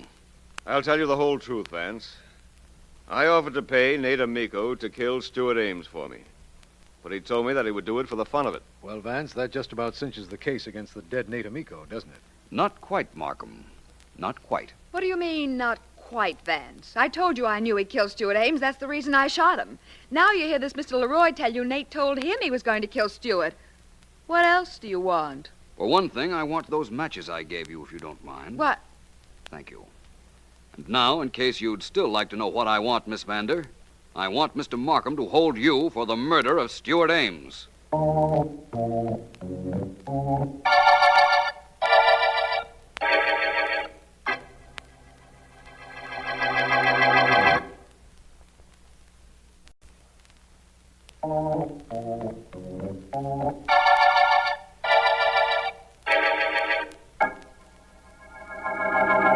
Miss Williams, will you please read back these notes on the White Willow murder case? Oh, sure, Mr. Vance. It'll be a pleasure. Nothing like combining fun and work, Miss Williams, is there? Oh, that's right. Especially when I get to work for you, Mr. Vance. Well, here are the notes. To F.X. Markham, District Attorney. You have asked me why I was certain that Miss Vander was Stuart Ames' killer, and you cited the cigarette left burning in Ames' apartment when his murderer fled. Go ahead, please. Yeah. You wanted to know how a girl could have left that cigarette there and there'd be no lipstick marks on it. Very simple. Miss Vander used a cigarette holder. It was one of the articles taken from her when she was in jail. Well, that's right so far. About her murder of Nate Amico. Apparently, Mr. Amico saw her enter or leave the apartment of the dead Mr. Ames immediately after she had killed him. He reminded her of this hold he had on her, and she killed him, too. Very cleverly, inasmuch as she had you on the telephone when she did. That was quite a trick. Please continue, Miss Williams. Right. Now, Markham, you will want to know why Miss Vander would kill a man while you were listening just to cover up another killing. The answer is simple. She had a perfect self-defense alibi. An alibi you would have given her, but she might have gone to the chair if Nate Amico had ever decided to talk about her killing Ames. Well, that's all there is so far, Mr. Vance. Would you please tell me how you knew it was she? Well, as I said, Miss Vander was clever. She knew about the clue of the matchbox cover with its nail impressions because she'd read about it in the papers. Uh-huh. She immediately went out and bought a cigarette lighter. The Burtons a little difficult to work at first, so I knew it was new when she tried to use it while I was visiting her. Right. Another thing, she realized we knew the brand of cigarette she had left in Ames' apartment, so she switched brands. Switched to Douglas's. But the clerk said he'd never seen her in the store before she bought the lighter. Therefore, that was another lie that came back to haunt her. From what I read, Mr. Vance, that other suspect, Mr. Leroy, well, he used to mark a match cover with his fingernail, just like the one that was left in Mr. Ames' apartment. Yes, he did. But he made no effort to hide that fact from me when I questioned him. He had nothing to hide, you see. Oh. Yesterday in Mr. Markham's office, I let Miss Vander have a book of matches. And while I was questioning Mr. Leroy, she was so interested, she forgot herself and used her fingernail on the match cover. Oh. Well, when I saw that and added up all the other factors I knew, I was certain she was the killer. You know the reason why she killed Ames, Mr. Vance? I think so. It seems that he was about to leave town and her. It also seems that when she came up to see him the night of the murder, he refused to either take her with him or return a lot of money he had borrowed from her. Well, that was enough reason for her to put an end to him. I guess that's right. And calling you in, Mr. Vance, was enough reason to put an end to the White Willow murder case.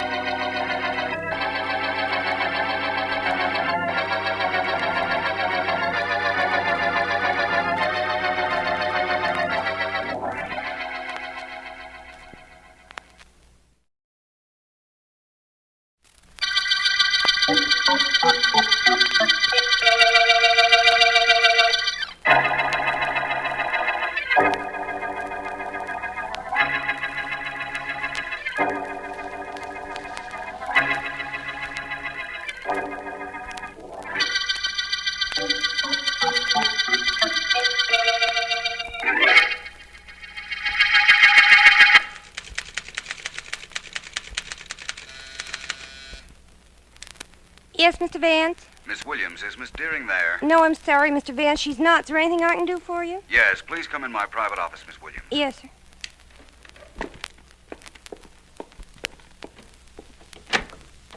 Yes, Mr. Vance? I want you to take some notes on the White Willow murder case, Miss Williams. Make a copy for me and send a copy to Mr. Markham, please. I always send a copy to the district attorney, Mr. Vance. Good.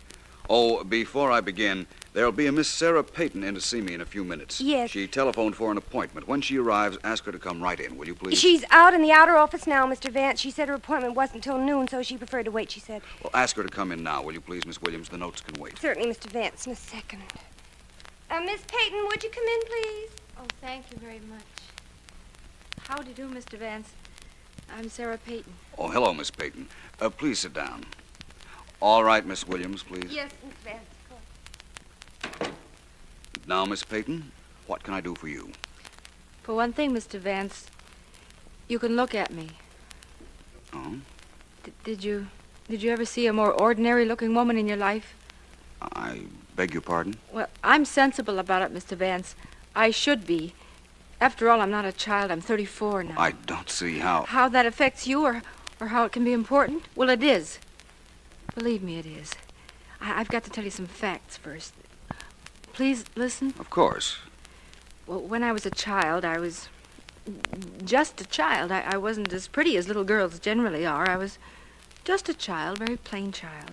I went to dancing school, but the boys had to be either bribed or threatened to dance with me. Go on, please.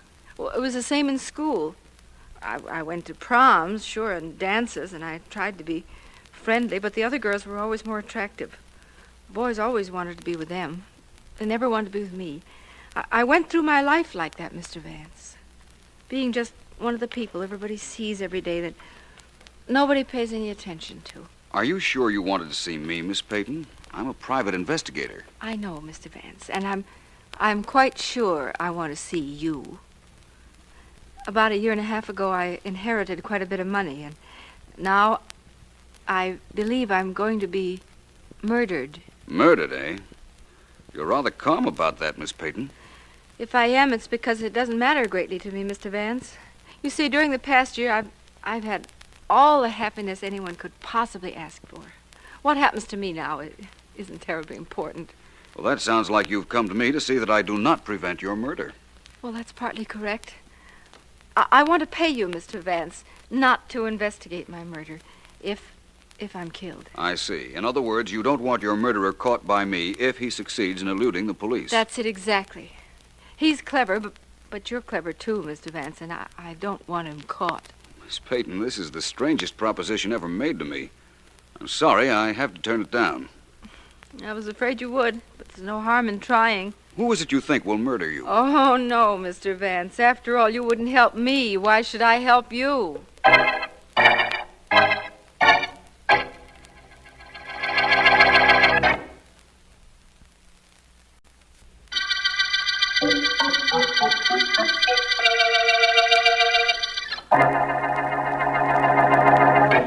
Samuel, sit still just a minute. I want to see if this sweater I'm making will fit you. Uh-huh. Seems to be the right width across the shoulders. Must you do that now, Matilda? Well, I do if I ever expect to finish the sweater. I think maybe I ought to give it an extra inch or so. It might shrink. Give it 2 extra inches, but leave me alone. Well, I'm sorry, Samuel. I didn't mean to annoy you. Oh, it isn't you. It's that sister of mine, Sarah. What am I going to do about her? Nothing. Why should you do anything about her? She's living her life the way she wants it. She's old enough to know what she's doing. I can't sit by and let her throw herself away on that gigolo. How a girl can let herself be talked into... Oh, I can't understand it. I just can't understand it. That's because you're a man. I'm man enough to do something about that situation, I'll tell you that. I bet she's even left him all of her money. Wouldn't surprise me any if she changed her will and left everything to him. Oh, not everything, Samuel. You know she'll leave you something. I know. I don't know anything. She inherited a lot of money. She'll leave him the money. You wait and see. Seems to me that something ought to be done about him, Samuel, don't you think? No, I don't. I think something ought to be done about my sister.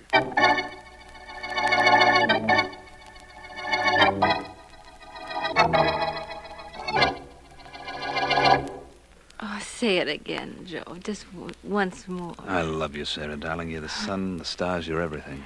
Oh, you're lying, but it sounds so good. Sounds so wonderful. You didn't mind my buying you that easy chair. I was hoping you'd like it. Mind? I never mind anything you do, Sarah, darling. You know something? Hmm? I've never been so happy in my life as I've been this last year. You just made it perfect for me. I don't care what happens after this. I'm glad. You got a right to be. I guess I should be too sensible to believe that a man like you would fall in love with me. But I don't want to be sensible. Can you understand that? I understand only you, darling. Yes, I believe you do. Well, Sarah... Let me finish. I've been sensible all my life, and all my life has been dull, miserable. The one time I forgot to be sensible, I remembered to be happy. That's when you came into my life, Joe. You've been wonderful for me. Sarah, darling, I'm delighted. What else can I say? Nothing. There's nothing I want you to say. I have to run now. Please love me a little while longer. Forever, darling. I'll see you to the door. Tonight? Dinner in the theater. 7 o'clock, Joe, at my apartment. Of course. Goodbye, darling. Goodbye. Oh, brother. Are you kidding? Very pretty scene, Joe. You're going to be quite an actor. Oh, shut up. Please, Joe, love me a little while longer. Oh, nuts. That's supposed to be a smart dame. I'm glad I'm stupid. Will you shut up, Diane? It's tough enough making love to that gal without being reminded of it when she's not around. I don't know if you mind it as much as you say. What? I said I don't know if you mind it as much as you say. Look, you know I've got to make love to her. You know what kind of money we're playing for. You do it too good, Joe. You do it like you meant it. Maybe you want all that dough and you want her, too. And what happens to me if that happens? It's not gonna happen. It better not. I don't have to remind you that we're a team, you and I. Do I, Joe? Look, will you shut up? Yeah, when I'm finished. Joe, you and I are a $100 dance team. We never were anything else. We'll never be anything more. It was me that spotted this gal. Me that planned it. Sure it was you, so why gripe? Because it looks like you're doing some planning of your own. Well, don't do it, Joe. Your mind ain't used to working. It could be unhealthy if you started using it this late in life. Remember what I say, Joe. It could be very unhealthy.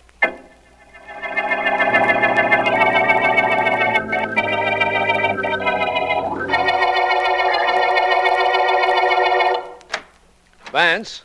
Oh, Vance? In here, Markham. My private office. Come on in. I'm on the way. How are you, Vance? Very well, thank you, Markham. And very surprised at your visit. Don't give me that, Vance. Nothing surprises you ever. Won't you sit down, my complimentary friend? Your complimentary friend happens to be a very busy district attorney at the moment. There's been a murder, Vance. A woman named Sarah Peyton. Sarah Peyton, eh? Well, that was to be expected. You mean you knew she was going to be murdered? No, but she did. She was in to see me to pay me not to look for her murderer. What? I won't explain it now, Markham, but that's what happened. Tell me the details. All right, I'll give them to you as far as we know them. She was found dead in her one-room apartment, shot to death. Mm-hmm. Her body was in one corner, and a man's top hat was on the studio bed in another corner of the room. Really? Yes. Sergeant Heath is checking it now. Heath's done quite a bit of investigating and found out some very important information. Such as the fact that there was a gigolo mixed up with Miss Peyton? Well, yes, but Vance... How did I know? She practically told me, Markham. No mystery about it, believe me. Tell me what else Heath found out. Well, this gigolo, his name is Joe, is a professional dancer, part of the team of Joseph and Diane. Small time, as I understand it. Miss Peyton's brother gave us that information. Her brother? Who's he? Oh, very legitimate, Vance. Woolen business, quite substantial. Married, has been for 15 years. He told us about this Joe. Yes, so you said. And there was a top hat on the bed in the murdered woman's apartment, eh, Markham? Yes, we reasoned that the murderer was somebody Miss Peyton knew. He came in, they quarreled, and he shot her.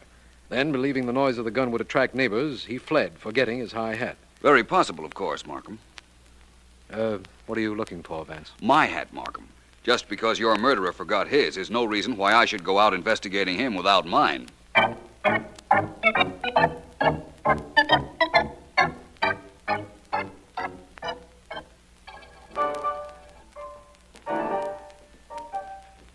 Give me a little help on these lifts, Diane. Jump when I lift you. Jump. That's all I gotta do is jump. Joe, I'm so jumpy now I don't know what I'm doing. Let's stop rehearsing. I can't keep my mind on what I'm doing. Okay, that suits me. Mike, that's all for now. Okay. What's the use of rehearsing this dance act anyhow? A couple of weeks we'll have all the dough we need now that your girlfriend got knocked off. Maybe you got something there. How did you know about her getting killed? I forgot to ask you. I read it in the papers. It wasn't in the papers. How did you know about it? I heard it on the radio. It wasn't on the radio. Look, you want to stop this clowning and talk like you and me are supposed to talk? We're partners, remember? Sure, I remember. Only there's some things you... How do you do? I'm Philo Vance. May I come in? Who's stopping you? Thank you. You're Joseph and Diane, I imagine. I wanted to talk to both of you about the death of Miss Sarah Peyton. What about it, Vance? You knew she was murdered. Sure he knew it. He told me about it. I told you. You knew it. You said you read it in the papers. Don't give me that. Excuse me, but it doesn't really matter what either of you said. How did you know about Miss Peyton, Joe? I had a date with her last night. When I got to her joint, I found she'd been knocked off, so I scrammed. And you, Miss Diane? I was following Joe. I didn't trust him. I gathered that. If you didn't precede him, I don't imagine the police will be too interested in you. Of course, there's the little matter of proving whether you were there before or after your friend here, but that will be taken care of later. It's okay with me. They, find the will yet? Yes, as a matter of fact, they did. I went to Miss Peyton's apartment with the district attorney, and we found the will together. You inherit quite a lot of money, Joe. No kidding. Isn't that nice? You don't seem very excited about it. I expected it. Anything else you want with us, Vance? We're rehearsing our act. I think you've already done quite a good act where I'm concerned, Joe, Vance, but I knew I'd find you here. Oh, hello, Markham. May I present the dance team of Joseph and Diane? The district attorney, Mr. F.X. Markham. Hello. How do you do? Vance, I'm glad you're right here on the ground floor for the finish of this case. The finish? So soon? We think so. Remember the high hat we found on the bed in the murdered woman's apartment? Yes, of course. Well, Sergeant Heath has succeeded in tracing it. It belongs to Joseph here. What? Joseph, I'm arresting you for murder. What is this? It's a frame. I didn't leave my hat in that dame's apartment. Come now, Joe. We know you were friendly with the woman. We know you inherited from her. We've got quite a case against you, Joe. Have you, Markham? I doubt it. What? Vance, whose side are you on? Yours, of course, but I'd rather you didn't make any mistakes, Markham. It is quite possible, of course, that you did find Joe's hat in Miss Peyton's apartment. Of course we found it there on the bed. I repeat, it's quite possible that you found it there, but I can tell you quite definitely that he didn't leave it there. This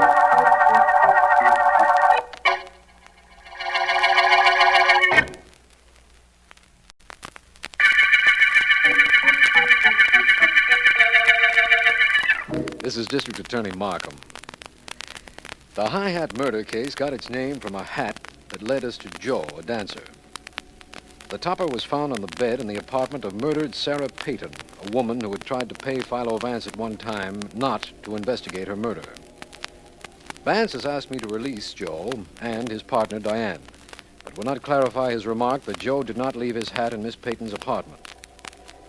We are watching Joe's rooms, and one of my men just phoned and said that Samuel Payton, the murdered woman's brother, has just gone in to visit the dancer. He should be there. Stand up, you dirty rat. Lay off, Stand up and take what's coming to you. Relax, will you, Peyton? The cops let me off. They know I had nothing to do with killing your sister. I know better. Maybe they can't prove anything on you, but I'm not going to try. I'm going to beat it out of you. You'll admit it when I'm through with you. Don't be silly, Peyton. You're out of your class. You think so? Well, what do you think now? I told you not to fool around, Peyton. Somebody's liable to get hurt. Sure, you. Maybe that first smack didn't do the trick, but I'll beat the living daylight. Cut it out. Quit it, you dope. Dope, huh? We'll see. Okay, I hate to do this, but...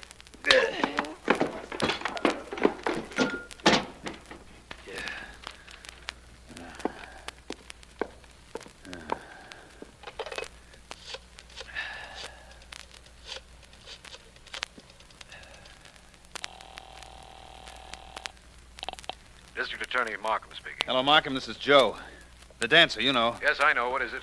That dead dame's brother, Sam Payton, just came up to visit me. I know that, too. We've got men watching your apartment. You have? Then you better have one of them come up and cart this bird away. I had to knock some sense into his head. But that ain't all. No? What is all? As he fell on the floor, something dropped out of his back pocket, Markham. A gun, pal. What? Maybe you'd better get somebody up here right away, huh?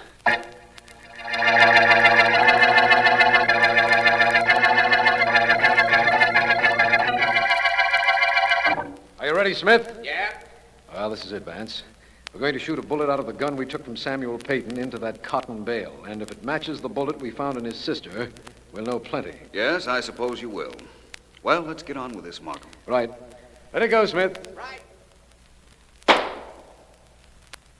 Now, that bullet's in the bale of cotton Smith shot at, Vance. Let's get it out. I'll take the gun, Smith. Suits me fine, Markham. I'd like to look at it, too. Of course. The bullet will be embedded in the cotton bale, but it can be removed easily. We use cotton I know, because... Markham, because it won't destroy any markings on the bullet. Someday I'd like to be able to tell you something you don't know, Vance. Markham, there are a lot of things that fall into that category, believe me. I'll get that bullet out with this pocket knife of mine. Ah, there we are. That did it. Ugly thing, isn't it? It could be very beautiful if it matches the bullet that killed Sarah Payton, Vance. I mean, it would solve this case beautifully. I hope you're right, my friend. Where's the microscope, Markham? In the next room, it's all set up with the bullet from Miss Payton already under the microscope. It won't take a second, then, to find out whether we have the murder gun. And the murderer. Yes, I know. Through here, Vance. Right you are. Markham, let me smell that gun that Smith just fired, will you? Of course, here it is. There'll be a strong odor of cordite, you know. There should be. And there is. There's also a suspicion of another odor. Really? Well, metal can have its own peculiar smell, I suppose. I've put this bullet under the microscope, Vance. Want to take a look? I most certainly do. What are you humming about, my friend? The bullet markings match, Markham. The murder bullet was undoubtedly fired from the same gun Joe reports having taken from Mr. Samuel Payton.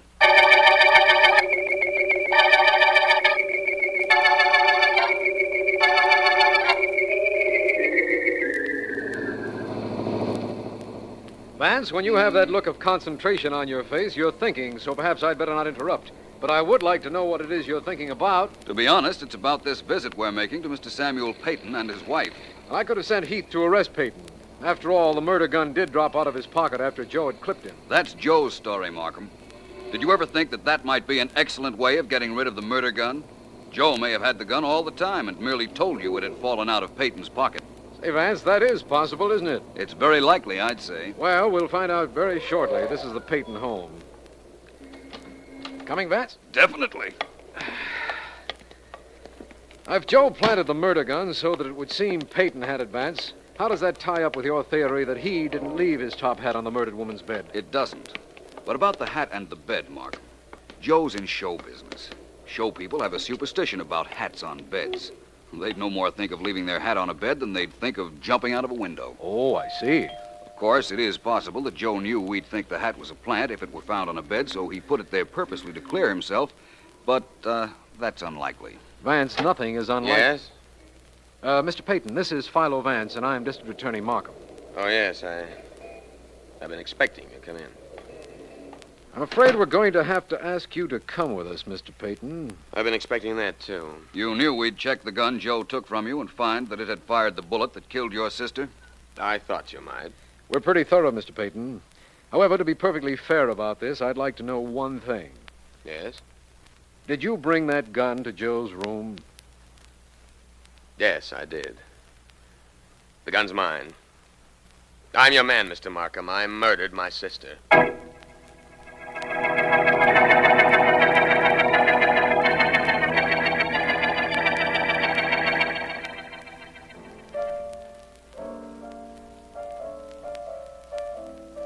Keep playing, Mike. We're paying you by the hour. Joe'll show up sometime or other. You know, it's a funny thing. It's about time you showed up, you big clown. How long? Oh. Mr. Vance. Hello, Diane. Isn't Joe here? No, you want him? Not particularly. There were some things I wanted to ask him, but they weren't terribly important. No, I don't imagine they were. I hear you got a confession from Mr. Peyton. That's good work, Vance. Well, thank you. That is, if Mr. Peyton is the murderer, which I doubt. I think I'll wait for Joe. It's okay with me.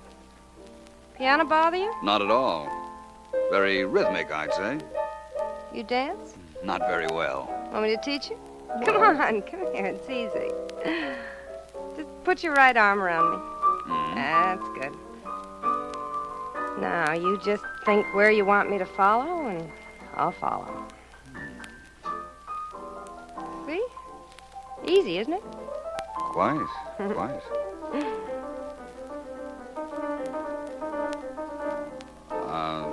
What perfume is that you're wearing, Diane? It's called finesse. You like it? Very much. Always use it? All the time. Why? Why? Because if that's true, it practically absolves you from the murder of Sarah Peyton.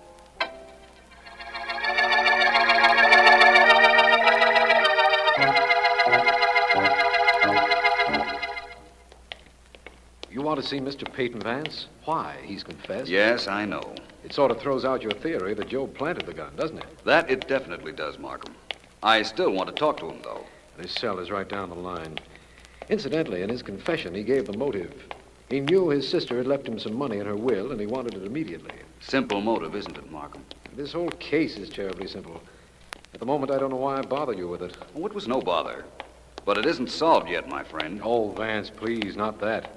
We don't often get a murderer to confess with so little trouble. You got a confession, all right, Markham. But was it from the murderer? This the cell? The next one.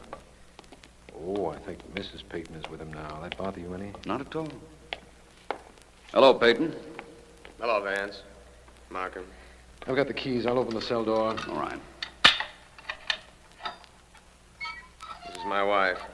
Mr. Vance, Mr. Markham, Mrs. Peyton. How do you do? How do you do, Mr. Vance, isn't there anything you can do for my husband? He isn't a murderer. I've been trying to tell that to the district attorney, Mrs. Peyton. Oh, you have? Then there's hope for him? I think so. Why should there be hope for me? I killed my sister, I admit it. Oh, no, I'm sorry, Matilda, but there isn't anything. Here, take my handkerchief. I have one of my own in my bag. Delicate perfume your wife uses, Mr. Peyton. What's the difference whether it's delicate or not? What do you two want here? Has she always used it, Mr. Peyton? Yes, always. She has it made up. She likes it. Now leave her alone. I'm sorry, but we can't. You see, I'm very certain that despite your confession, it was your wife who killed your sister.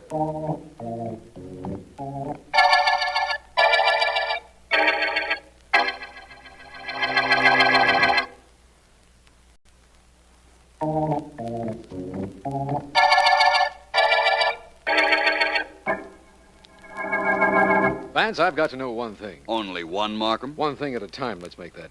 Now, you told me that Sarah Peyton came to you and asked you not to look for a murderer in the event that she was killed. Why would she do that? Because she suspected that Joe would kill her eventually, Markham. And she didn't want him caught. I don't understand that. In order to understand that, you'd have to understand the woman. She was a plain woman. She wasn't ugly, just nondescript. Everything about her was plain. The way she looked, the way she dressed, her hair, everything. But that idea about your not catching her murderer was decidedly not plain, Vance. No, it was. You see, Markham, even Miss Peyton's mind was just run-of-the-mill. She wasn't clever and she wasn't stupid. All her life, she'd either been ignored or disregarded by men. Please go on. Then she inherited a lot of money. Even that meant nothing to her. She didn't know what to do with it. Her wants were simple. Money wasn't important. You may not believe it, Markham, but it's hard to cultivate expensive habits when you're not used to them. I believe it, all right, but I also believe we're getting away from why she didn't want her murderer caught. Well, she believed that her gigolo, our friend Joe, would kill her eventually. He came on the scene soon after she inherited all that money, and he gave her what she told me was the only happiness she'd ever had in her life. She was content to pay for that happiness with her life. It was all right with her if he killed her? Yes, and she didn't want him caught after he killed her. She was quite willing that he get away with her murder. He could have killed her for the money she left him, of course, but why didn't she just give him the money? That would have saved her life. It wouldn't have been very much of a life, Markham. If she'd given him the money, she'd never have seen him again, and she knew it. That makes sense now. Women are funny creatures, Vance. There's an epic remark, my friend, that must have been made centuries ago. Man's a funny creature, too.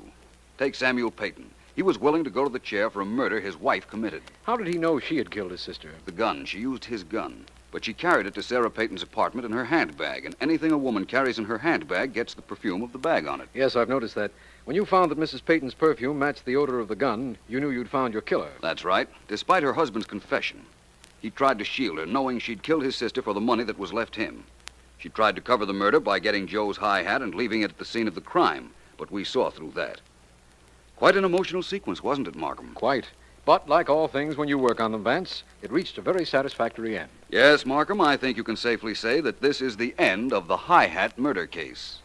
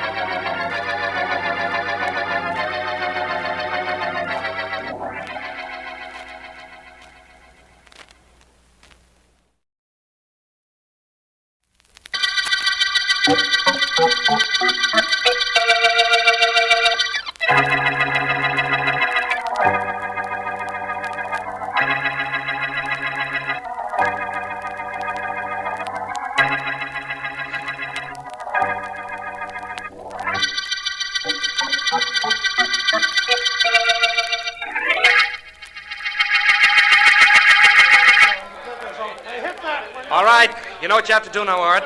After the fall from the balcony, we stop the camera and we pan into you lying on the floor, right? Just go ahead and shoot the scene. I'll be where I'm supposed to be. Okay. Now, Joe, those lights. How do you like that guy, Joyce? I've only been in 70 Western movies. In every one of them, there's a scene like this. I don't think Mr. Haley would tell you anything if he wasn't sure there was a reason. You are a little unreliable, you know, Art, despite what the kids think of you and those 70 Westerns. Well, I'm with friends. I can see that. All right, cut it out, Art. We want to shoot this scene. All right, you two up on the balcony. You start slugging, you wrestle, and both of you fall over the balcony, right? Right. Got it. All right. Quiet, everybody. Quiet. Quiet. All right, now. We can pick both of you guys up on the microphone, so make this good and real. All right, let's make this. Sound. Sound's ready. Quiet, everybody. Roll 'em. Production number 11254. Scene 6. Take it away. Action! All right, there you go. All right, Dirty swine, I tell you! Get away from me! Okay, cut. All right, that was good. That was great. Fine. Well, that stuntman we've got doubling for you really can take falls, can't he, Art? That's what he's paid to do, isn't it? Yeah, but everyone doesn't do what he gets paid to do around here. For instance, you're paid to act. Who's writing your dialogue, Ed? Bill Moore? Very funny. Hasn't he got enough trouble with the lines in this picture?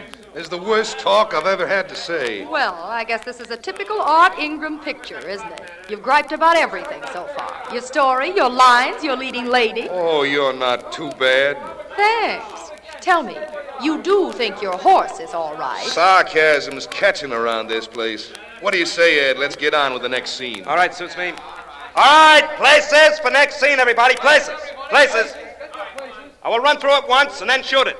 Let's try to make the first one a take. Joyce, look at the way those extras move when Ed yells at them. What a life. Yeah, what a life that double of mine leads. You realize, Joyce, that I was supposed to take that fall from the balcony. I realize it very well. You have no idea how I wish you had taken it. Maybe you wouldn't have gotten up.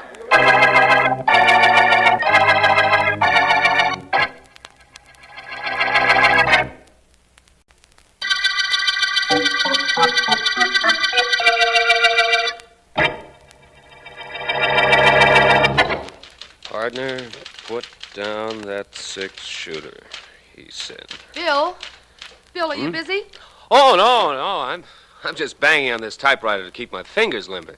What's up, Joycey? I just came off a set. Been working with Art Ingram all morning, yeah. Are you really not busy, Bill?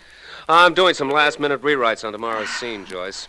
Art was complaining about his lines, and Ed wants to keep peace in the family, so little Billy goes to work. He can wait, though. Why do you ask? I'm not complaining, Bill, but I wish you'd write me some smart lines, some things that'll give me a chance to stand out. I've got all I can do to get my face in the camera when I work with Art. That bum knows more tricks than a monkey. You're not kidding. I'll do a rewrite on your lines for you, Joyce. Glad to do it. Oh, gee, that's swell. Apparently you don't like him either. What do you mean, either?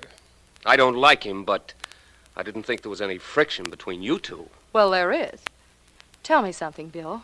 What reason do you have for hating Art? You really want to know? Mm-hmm. I'll tell you. I had a kid sister in college a couple of years ago. She was terrific. Pretty, had talent, was engaged to the campus hero. Had everything her own way. What college, Bill? Daniels University. Remember Joe Layton, All-American end? Well... Intercollegiate heavyweight champ, baseball and track star? I know the name. Well, that was the guy Mary was engaged to. And one day, Art Ingram went up to Daniels U to shoot some scenes for a picture, and he met my sister. She didn't have sense enough to tell me she'd met him, but she fell all over herself, falling in love with the guy. She quit school, followed him back to the coast, and 6 months later committed suicide. Oh, no. Oh, huh? Yes, with a capital Y. Someday Ingram and I are going to settle up about Mary. I promised myself that a long time ago. Bill, don't do anything about Art that'll get you in trouble. He isn't worth it. Believe me, he isn't. Don't worry, Joyce. When I do something about Art, it won't get me into any trouble. I guarantee that.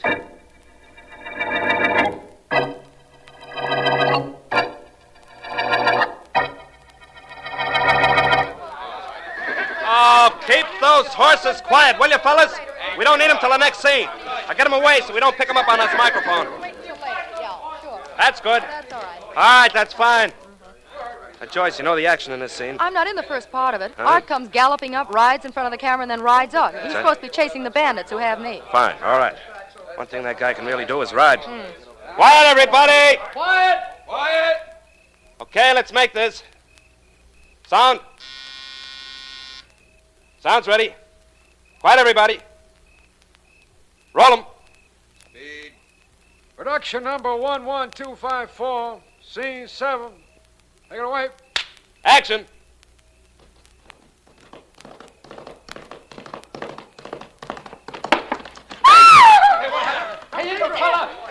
Holy mackerel, what a thing to happen to me. Ingram's been thrown. Come on, George. Yeah.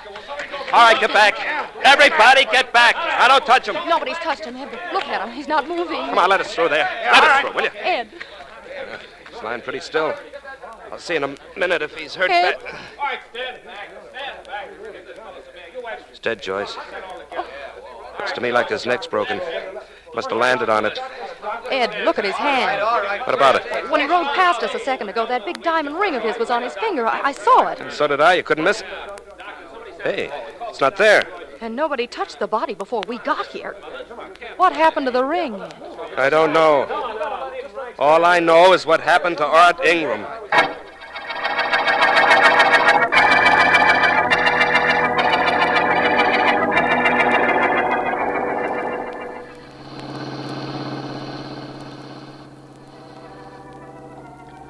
Like organ music, Vance? I like practically every kind of music, Markham.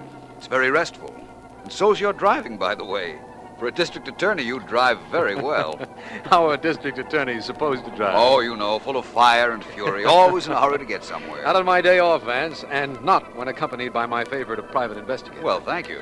Come to think of it, if I do drive a little faster, we'll make my apartment by dinner time. I have an appointment with Mrs. Markham, and I don't want to be late. Late, Markham. Nothing's either late or early. Time is a convenience that we humans decided upon to facilitate appointments or to make a schedule practical. I never make appointments, and I live by no schedule, so time is relatively meaningless to me. Your remark comes under the same category, my friend. We interrupt this organ concert to bring you a news report. Art Ingram, well-known movie cowboy, was killed in an accident this morning when his horse threw him. Vance. Very unfortunate. Witnesses supply a fantastic angle to the accident. His director and co-star insist that when Ingram rode past the camera a few seconds before his death, a diamond ring was seen on his finger. When he was thrown, without ever being out of their sight, the ring was missing. We return you now to... Why turn off the radio, Vance? I thought you enjoyed the organ concert. There's one thing I enjoy more, Markham. Yes, and I know what it is. It's investigating murders. But apparently Art Ingram wasn't murdered. And if he was, you certainly have no way of knowing it. Haven't I? I think otherwise. Now, wait a minute, Vance. Don't tell me that just because that ring is missing, you think Ingram was murdered. The missing ring has nothing to do with it, Markham. They'll find the ring. It probably fell off Mr. Ingram's hand and is in the bushes somewhere. But something proves to me that man was murdered. Markham, your day off is herewith canceled. We're going to work.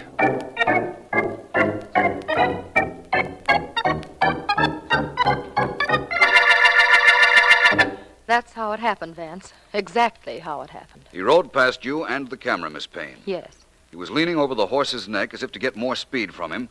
Then he fell off a few seconds later and landed on his head. And Vance, his neck was broken. That all makes sense. Not to me. Why don't you settle for being half right, Vance? They found the ring just as you said they would. It had fallen off Ingram's hand and was in the bushes at the side of the road. Why do you insist he was murdered? I'll explain that to you, Markham, but not now. Miss Payne. Yes? Did Mr. Ingram have any enemies in this troop? Why don't you ask me if he had any friends? That'd be easier to answer. I see what you mean. Are you included in the camp of the enemies? Ingram didn't bother me one way or another. All I can tell you is I didn't like him. But there is somebody here who hated him. Who's that? Bill Moore. He wrote the scenario for the picture we were shooting. Believe me, Vance, he had a reason for seeing Ingram dead. That automatically gives me a reason for seeing him. Markham. Of course, Vance. Mr. Moore, please. Yes? Thank you, Mr. Moore. Come right in here, if you will. Well? Hello, Mr. Moore. Hello. I understand you and Art Ingram didn't get on very well. Who told you that, Joyce? Well, it's true, isn't it? Just because it's true doesn't mean it has to be public property. Okay, Mr. Vance, I hated Art Ingram. What are you going to do about it? Well, I don't know at the moment, young man. But if you did anything about killing him, I promise you I'll do something about that.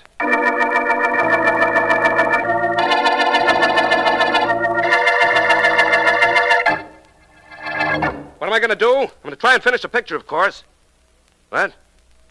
No close-ups. I'll shoot all the scenes that Ingram was supposed to do with his double. That guy'll have the most famous back in show business when I'm through. What? Yeah, okay. Well, if there's any more trouble, I'll call you. So long. Mr. Haley, you gonna let me finish the picture? That's right, Wally. You're going to take Art's place. And we only need you for a couple of scenes. Oh, well, gosh, I'm not sure that I can do that, Mr. Haley. Okay, so you're not sure. I am. It's very hard for me to remember more than one thing at time, Mr. Haley. Yeah, okay. Now, we'll shoot the scenes in Yeah, pieces. but I was... Don't worry, will you, Wally? Haven't I got enough problems? With Vance and Markham and a couple of cops lousing up the studio and me trying to get a picture finished? Am I going to have trouble with you, too? Oh, no, sir, Mr. Haley. I don't give anybody any trouble. Only I'm really a stuntman, not an actor. Yeah, I know. Now, will you stop worrying? Leave that to me. Now, you be on a set ready to work at 9 o'clock tomorrow morning. Oh, this is great. This is fine. I start out shooting a cowboy picture and I wind up making a murder mystery.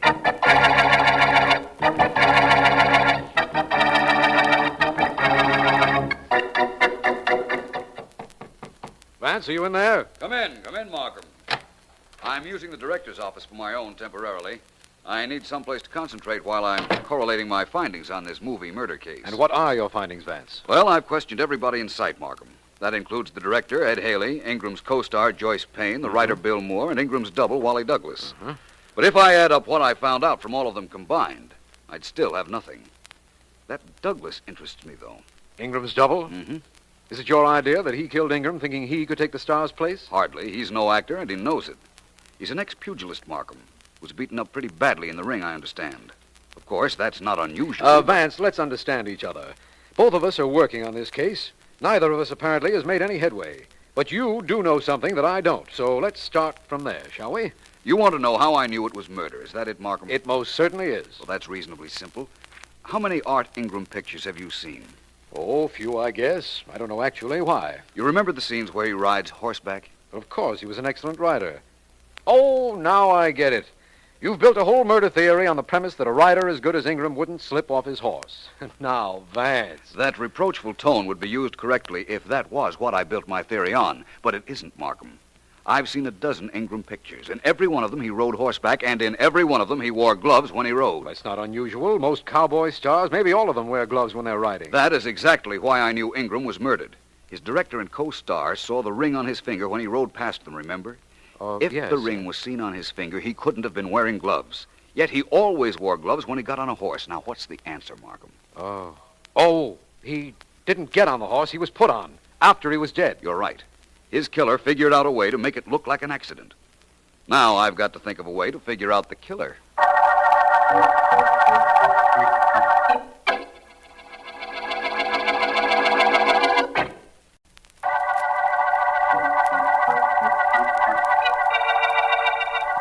This is District Attorney Markham. The movie murder case began when Art Ingram, cowboy star, was thrown from his horse. But Philo Vance reasoned that what looked like an accident was actually murder. Suspects include Ingram's director, his co-star, and a scriptwriter, Bill Moore, although Vance finds Wally Douglas, stuntman, an interesting character. In an effort to finish the picture, director Ed Haley is shooting an outdoor scene with Wally Douglas acting as Ingram. And Vance and I are interested spectators. It is the following...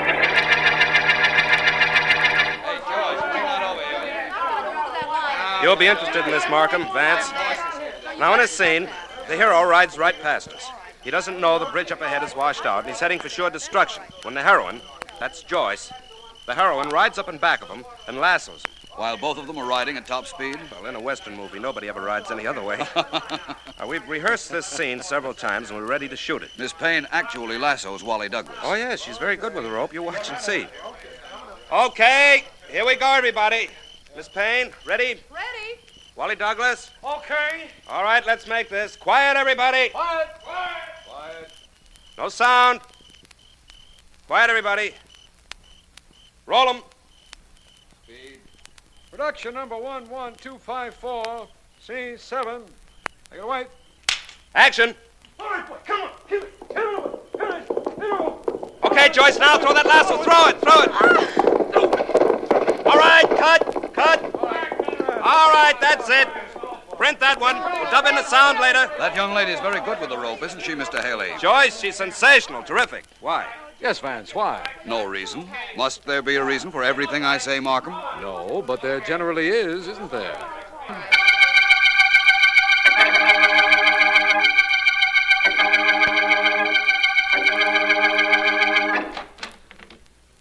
Joyce, Bill, what are you doing in my dressing room? I'm here to take care of you, Joyce. That's what I'm here for. I I didn't have a chance before this to really show you how I feel about you telling Vance about me and Art Ingram. He'd have found out anyhow, Billy. Vance would have found a way of... That's nothing to what I'm going to do to you, kid. Maybe this will teach you to keep your mouth shut. No, you don't. You don't get away with slapping me, you two-bit no-talent My guy. hair. You think... Let go of my You were going hair. to teach me, were you? I'll show you Somebody's a at thing the or door. two. You... Let's quit this quick. Who's there? It's I, Philo Vance. May I come in? Come on. Oh, hi, Vance. Joyce and I were just running over a scene. Yes, I heard part of it from outside. Scene is quite the word. You, want to know what happened in here, don't you, Vance? I'd hate to think I couldn't guess. Actually, I came looking for you, Mr. Moore. I've just found out the reason you hated Art Ingram. You found out about my sister? That's right. I could have saved you a lot of trouble, Vance. After the way this guy busted in on me, believe me, I'd have told you all the details myself. Your sister was very young, very pretty, engaged to the campus hero. 4-letter man, is that right, Moore? That's right. She killed herself a few months after she left college to follow the late Mr. Ingram. You didn't want me to know about that, did you, Moore? No, but not for any reason that you think. I didn't want you to know because I didn't want that story dragged out again. Is that wrong? Not if that was the reason. I told you it was. Miss Payne. Yes? I watched you lasso Mr. Ingram's double this morning. You're quite strong.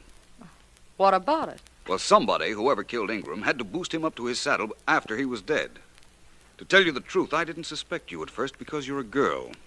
Well? To continue telling you the truth, that fact doesn't continue to keep you off my list of suspects.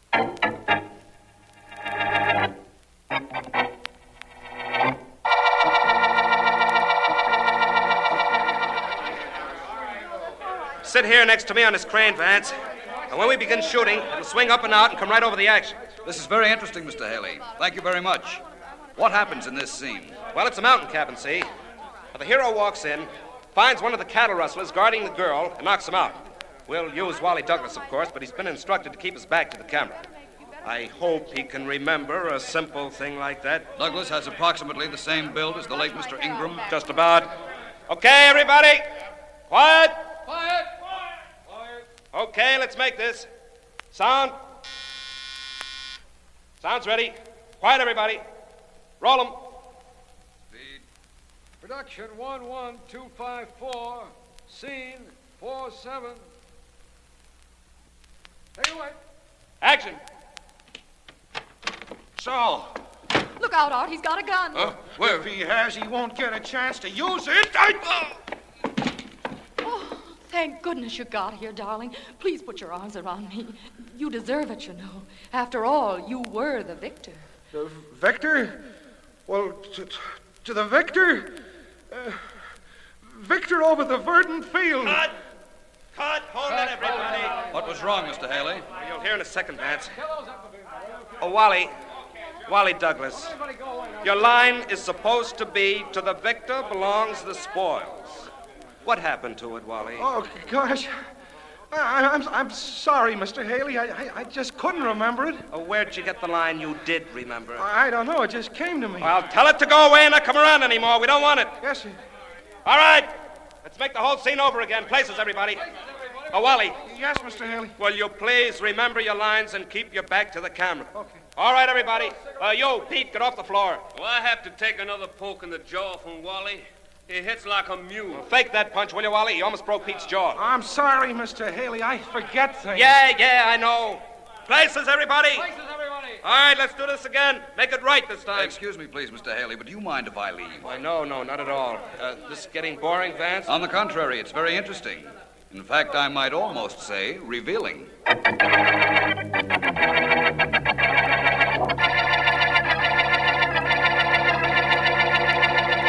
You might at least tell me what you're looking up, Vance. I will in a moment, Markham. Here it is. The quotation is from Pope. Victor over the verdant field. Whatever that means. It means a great deal to me, Markham. And it's going to mean a great deal more, I believe, after I make a long-distance phone call.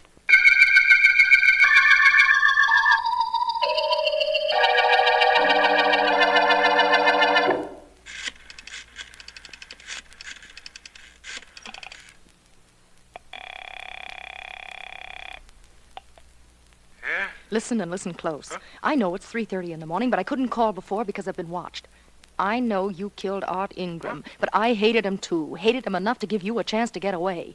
You see, Philo Vance knows you killed Art. Don't ask me how. He knows it, that's all. There's a train out of here at 5 o'clock. That gives you an hour and a half to get packed, blow, and remember me in your dreams. So long. How did I do, Vance? Very well, Miss Payne, very well. You see, I'm quite certain that you just spoke to Mr. Ingram's murderer. Now, Mr. Markham and I are going to get the proof we need.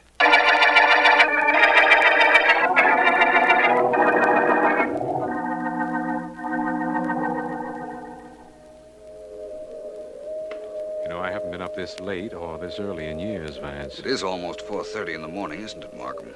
And our man hasn't shown up yet. The train should be here in a few minutes, and so should he. In fact, look. Where, Vance? It's very dark, Markham, but isn't that a shadow over there by the station platform? I don't see... Oh, yes, it is. It is, Vance. It's a man. It's more than a man, Markham. It's our man. Better get in back of him in case there's trouble. Got a gun, Markham? Yes. Keep it handy. I'm going right up to him.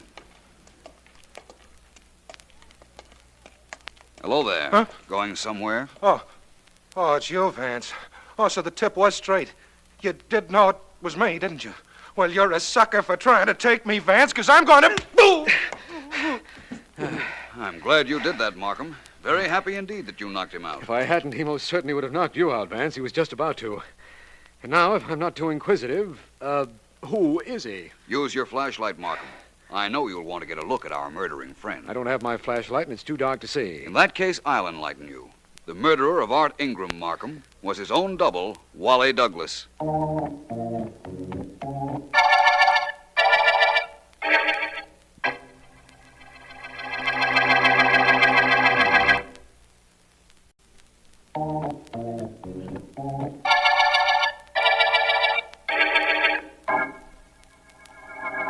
You know, Markham, I've never done anything quite like this before. You mean sitting in a private projection room and seeing yourself on the screen? That's right.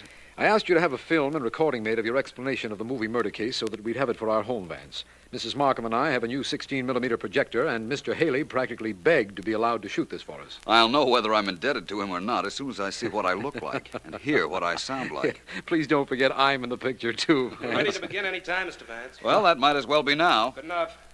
Lights out. Here we go.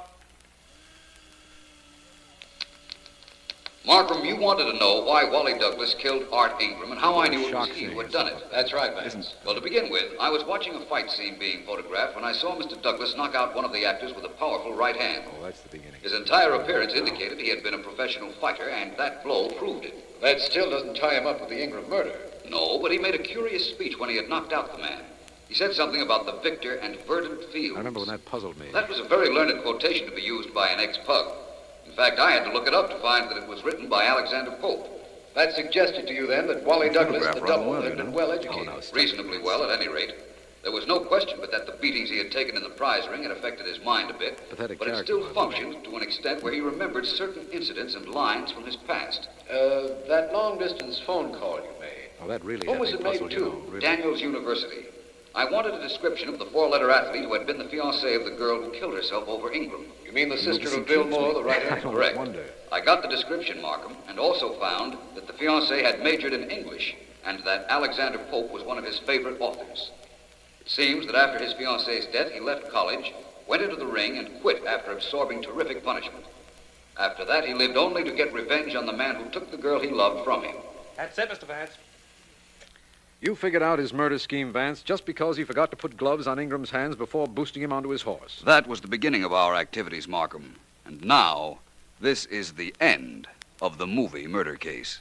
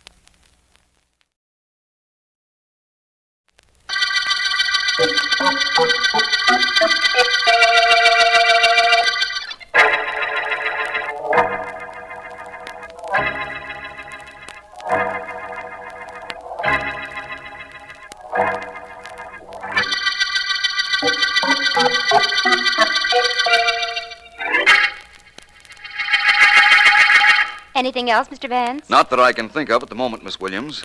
Let me know when Miss Deering comes in, will you please? Yes, sir. Oh, it's time for the news, Mr. Vance. Shall I turn on the radio? It's the only way I know of that I can hear the news, isn't it? Yes, sir. Here we are. Mr. Markham didn't call this morning, did he, Miss Williams? Why, no, sir. We haven't heard from the district attorney since the movie murder case, Mr. Vance. I guess he must be busy, huh? I guess so. And that's the news from Washington. On the local scene, police are baffled over a mysterious murder that occurred about midnight last night. Jane Green, daughter of wealthy merchant Eric Green, was found stabbed to death near her home. Neither her distraught parents nor her sister Penny could advance a motive for her death. Police Sergeant Heath has all available men working on the case. Although lack of clues may hinder their operation, Heath disclosed. Other local Please turn that news off, Miss Williams. includes Yes, the finding of a kitten. Another murder, huh, Mr. Vance? And the radio said that the police are baffled. The police aren't the only ones, Miss Williams. I'm a little puzzled myself. You're sure Mr. Markham didn't phone me? I'm positive. You could call him, you know, Mr. Vance. Yes, I know, but... Oh, don't bother, Miss Williams. I'll get it. Oh. Vance speaking. Hello, Vance. Markham. Well, how are you, my friend? I rather expected this call, but I expected it earlier. What do you mean? I just heard over the radio about the mysterious murder of Jane Green. I understand there are no clues. Well, yes, that's right, Vance, but some will turn up. They always do, you know. But I just called to check with you and tell you I'll be busy on this case for some time, so we won't be able to get together. Oh, Markham, don't you... Don't I want you to work on this case, Vance? I don't think so. Sergeant Heath and his men will find something. Thanks just the same, Vance. I'll be talking to you. Bye. Goodbye. What are you thinking about, Mr. Vance? Miss Williams, Mr. Markham doesn't want me on this case. He has a reason, he thinks. But I think I know what that reason is.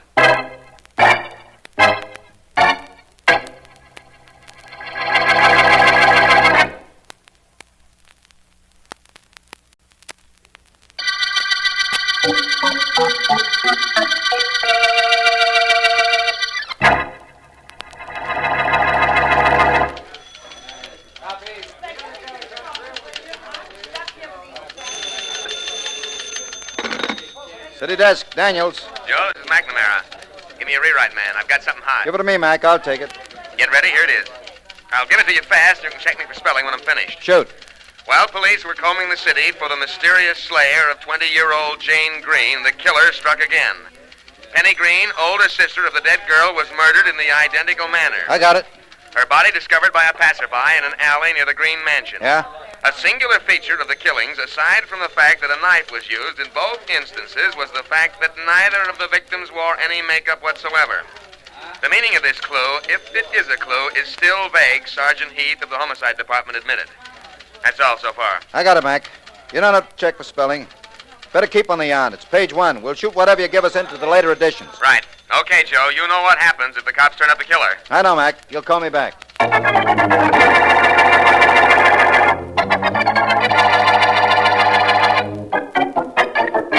Look, Heath, I don't want to be hard-boiled, but there must be something on those two murders that you've turned up. You've been working on them all day. Oh, I'm sorry, D.A. I've had men all over the greenhouse. I've had them checking the lives of those two girls. Something will crack. Something better, Heath.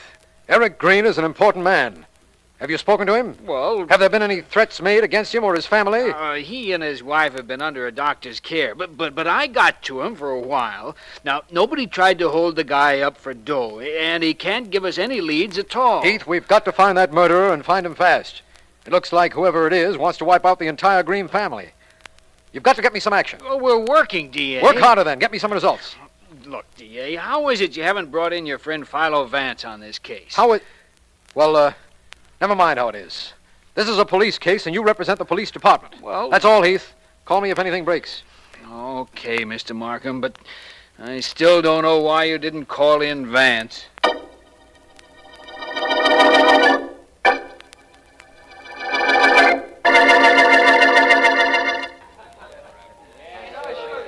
You know something, Daddy? What? I I just seem to fit into your arm. Isn't that wonderful? What's wonderful about it? I tried you for size before I decided you'd be my girlfriend. Nice party? You throw the best parties in town, Daddy. What's with this daddy business? Am I old enough to be your old man? Oh, Daddy, you're so silly. When I call you Daddy, I don't mean Daddy. I mean Daddy. Okay, so I'm daddy. Hey, Peggy, how about a dance with the company, huh? Oh, Hey, everybody. Peggy's gonna dance. Please, Daddy, not now, huh? Later. All right. It's up to you, baby. Hey, everybody. Peggy's gonna dance for us. Later. Thanks, Daddy, darling. I just like it here with you. It's so cozy. Cozy in a joint with 20 people? Uh-huh. I don't know how you figure that, but it's okay with me. You know, I've been wanting to ask you something, Peg. How'd you like a job in that place I run? Me in a gambling house? But what could I do? Look pretty. Take the suckers' minds off the dough they lost. What about it? Oh, sounds good, Daddy. I'll let you know. Now, suppose you let me know something. Anything, baby.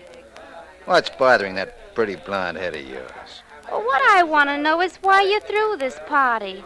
What are we celebrating? What are we celebrating? We're celebrating the death of two dames, Jane and Penny Green.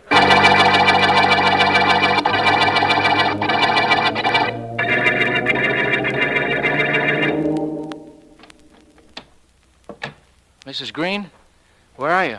Over here, Jim. I'll keep the lights dim so as not to disturb Mr. Green. Come over. Thanks, Mrs. Green. How is he? He isn't too well.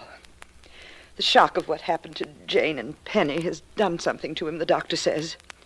He's resting in the next room now. If we don't talk too loud, we won't disturb him. I just came in to see if there was something I could do, Mrs. Green. Oh, thank you, Jim, but there isn't anything. I know how you must feel. You were practically a member of our family. A few more months and I would have been. If this awful thing hadn't happened to Jane. Yes. 2 months more and we'd have been married. I can't believe all of this. I can't either. It's very hard for all of us. I loved those two girls. They couldn't have been closer to me if I'd been their real mother. I know, Mrs. Green. Both of them used to say that all the time. Please ask me if there's anything you want me to do, will you? Oh, thanks, Jim. I just can't get over how this all happened. Eric and I were sitting here playing chess. We thought Jane was in her room. Then the phone rang, and it was the police telling us what had happened. I wasn't supposed to see her last night. She said she was spending the evening at home with you. I know. That's why Dad and I didn't go out at all. We were here all evening together. Oh, Jim, who could it be who's trying to wipe out our family? I don't know, Mrs. Green. But I promised myself something, though. I won't do any sleeping until the murderer of your daughters is caught.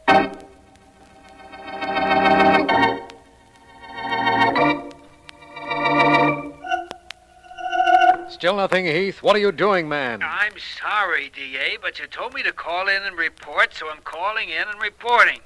But I haven't got anything new to tell you. We're checking every angle. You're not talking to the newspapers, Heath. You're talking to me. I not only want to know what you're doing, I want to know what results you're getting. Remember that. Well, how can you get results when you can't get any clues? Answer me that. I don't know, Heath. If I did, I'd be doing it myself. I wish you were doing it yourself. Okay, D.A., I'll call you back. Goodbye. How can you get results when you can't get clues? Hello, Markham. Vance! Vance, you're just the man how are you? Well, I think I'm all right. That is, I was all right until I didn't hear from you in the Green sisters' murders. Oh, that, Vance. We're doing pretty well with that, thank you. I just didn't think I ought to bother you. Bother me, Markham? Oh, come now. You know how I feel about murder cases, especially those that are so completely puzzling. We'll find out who killed the Green girls, Vance. Thanks for your interest, but we'll find out for ourselves. I'm a little busy now, so if Markham, you don't mind... I just called the newspapers and told them that I was working on the case. You did what? You couldn't, Vance. Why not? Because that's the one thing I didn't want to happen. Well, it's happened.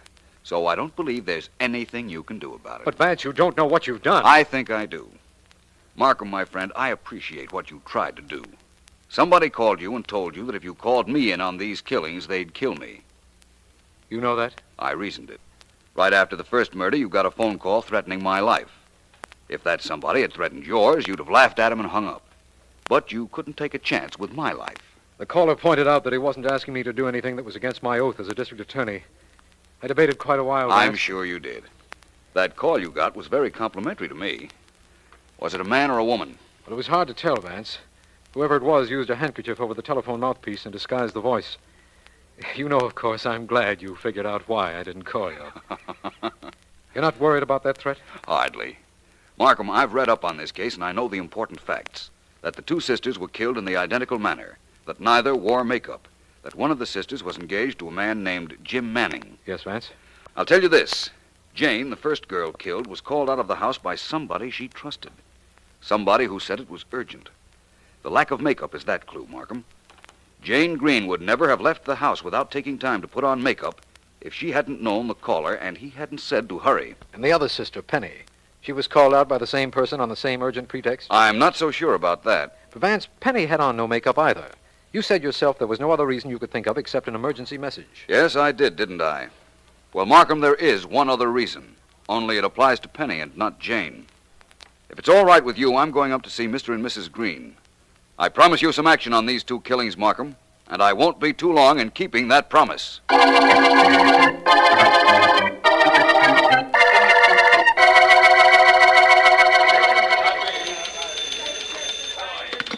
City desk, Daniels. Joe, this is Mac. Yeah? I got an ad to the Green Sisters murder case. Go ahead. Philo Vance, brilliant private investigator whose keen mind has helped the police on numerous criminal cases, has entered the Green Sisters murder case. Right. Vance, in a specially prepared statement, declared that while he has no definite clue to the slayer of the two girls, he is confident that there will be a break in the case within 24 hours. I got it. District Attorney Markham, who previously had declined to state why he had not asked his friend Vance to investigate the murder, said to this reporter, "Hey, I do get a byline, don't I, Joe?" The byline runs for the rest of the story, Mac. Just want to be sure. District Attorney Markham said to this reporter, quote, "Vance is confident that he can break the case in 24 hours." Well, that's it, Joe. Vance made a crack like that? Before he even started working on the case? That's right. It's a direct quote. But don't ask me how he expects to crack it. All I know is that if Philo Vance says he'll do it, he'll do it.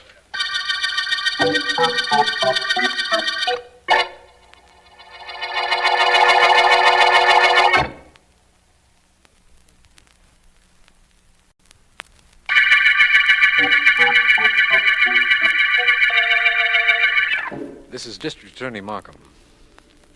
The Green girl's murder case opened with the finding of the body of Jane Green, daughter of wealthy Mr. and Mrs. Eric Green. The next day, Penny Green was found, murdered in the identical manner as her sister. Philo Vance entered the case this afternoon, and after a talk with me, went immediately to the Green home where he was to meet Sergeant Heath.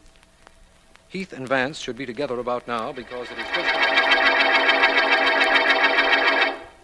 You want to see Mr. and Mrs. Green now, Vance? No, Sergeant Heath, not at the moment. Whose room is this? This was Penny's room. Why? I'd like to see it. There's nothing in it that'll help you, except her diary. Well, come on in. And there are the lights. Thank you. You think the diary will help me? Yeah. Who knows what'll help you? Here it is, over on this dresser. Oh, yes, of course. I'd like to take a look through this. Help yourself. Went shopping this morning with Jay. Lunch with Jay. Matinee. Good show. Home. That's the last entry. Made the day of her sister's murder. Yeah. She and her sister went everywhere together. Her sister's name was Jane. Yes, I know, Sergeant. Nothing else in here you think might be helpful? Not a thing.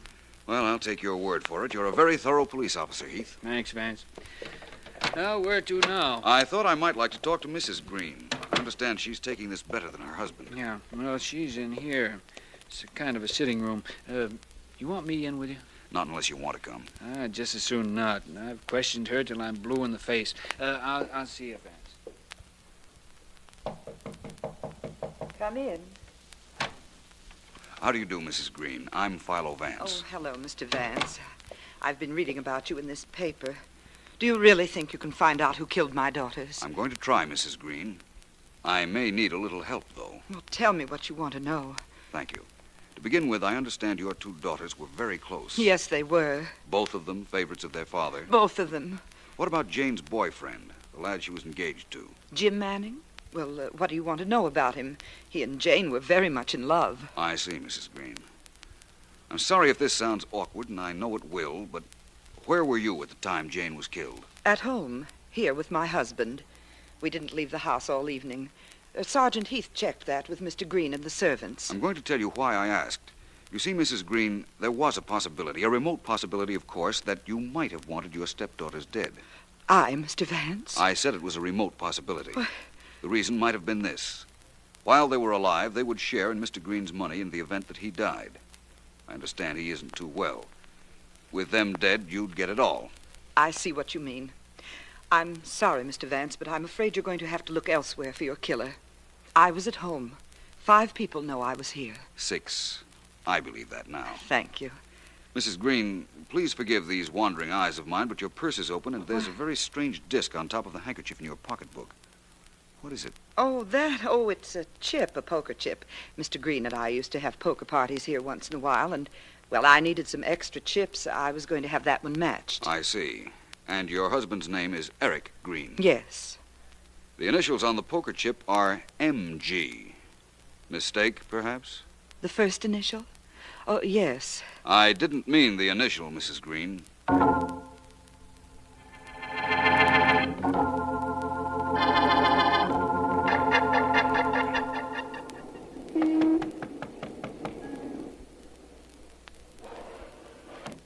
Yeah, what is it? Well, sliding panels in the doors. This is really a gambling house, isn't it? What's it to you? My name is Vance, Philo Vance. I'd like to see the owner of this place. I understand his name is Gibson. Mike Gibson? He ain't in.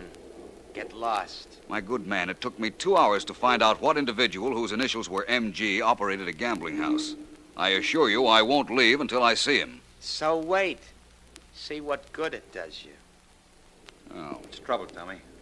Guy named Vance. Philo Vance. He wants in. I don't know him. He don't get in. Them's your orders. Philo Vance? Mm. Open the door, Mike. We're glad to have him with us. Okay, you're the boss. Come on in. Thank you. And thank you, Mr. Gibson, for giving your man here permission to let me in. That's all right, Vance. What's in your mind? Can we talk here? Here, out in the gambling room, in my office, any way you like. Your office, then. Right this way. Bet a quarter I know why you're here, Vance. Gambling isn't my line, Mr. Gibson. I don't generally bet either. Betting is for suckers. I like to let them think they can beat percentages. They can't, but they get a whole lot older and a whole lot poorer before they learn. In here. Make yourself comfortable, Vance. Well, thank you, I will.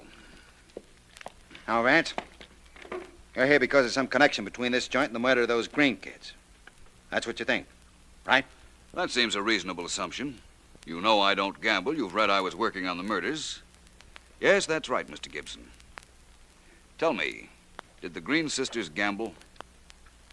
You know, all of a sudden, I don't hear so good. Did Mrs. Green gamble? My hearing ain't a bit better. How do you count for a thing like that? What is your connection with the murder of the Green girls? Connection? I got no connection. Hey, Daddy, there's a... Oh, I'm sorry, Daddy. I didn't know you were busy. See you in a little while, Peggy. Okay, but... Just a minute, please. Oh, you want to see me? Yes. My name is Vance.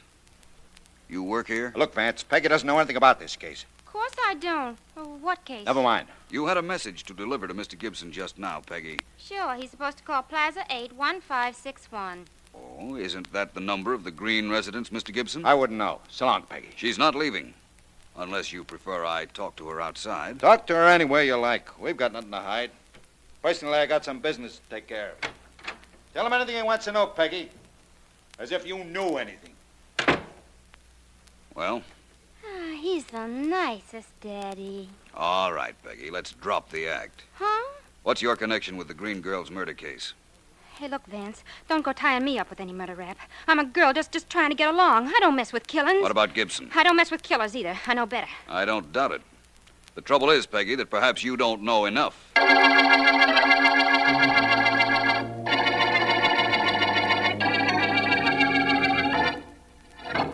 Hello there, Vance. Hello, Markham. I hope I didn't keep you waiting long. I've just come from a very enlightening meeting with a gambler named Gibson and his girlfriend. Where's Mrs. Green? In her room next to her husband's. She rarely leaves it, Vance. I told her you were coming, and she said to go right in when you came. Well, then let's go.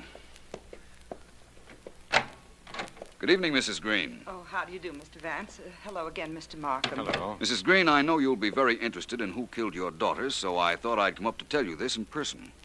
Is Mr. Green awake? Why, no, he's asleep in the next room. The door's open, so please don't raise your voice if you can help it. I rarely raise my voice, Mrs. Green. What I wanted you to know was this. I've just been to see a gambler named Gibson. That name mean anything to you? Why, no, it doesn't. Good. The police have Mr. Gibson's telephone lines tapped. They can listen to any calls that come to him. In an hour, there'll be a cordon around the block to intercept anyone who tries to get to Mr. Gibson. You better make that 2 hours, Vance. There are a lot of preparations for what you want. In 2 hours, then. Now, Mrs. Green, I want you to do something for me. Yes? Get on the telephone and tell Jane's fiancé, Mr. James Manning, exactly what I told you. But add this fact, that Mr. Gibson told me that if I came back this evening, he'd tell me what I want to know about the murder of your 2 girls.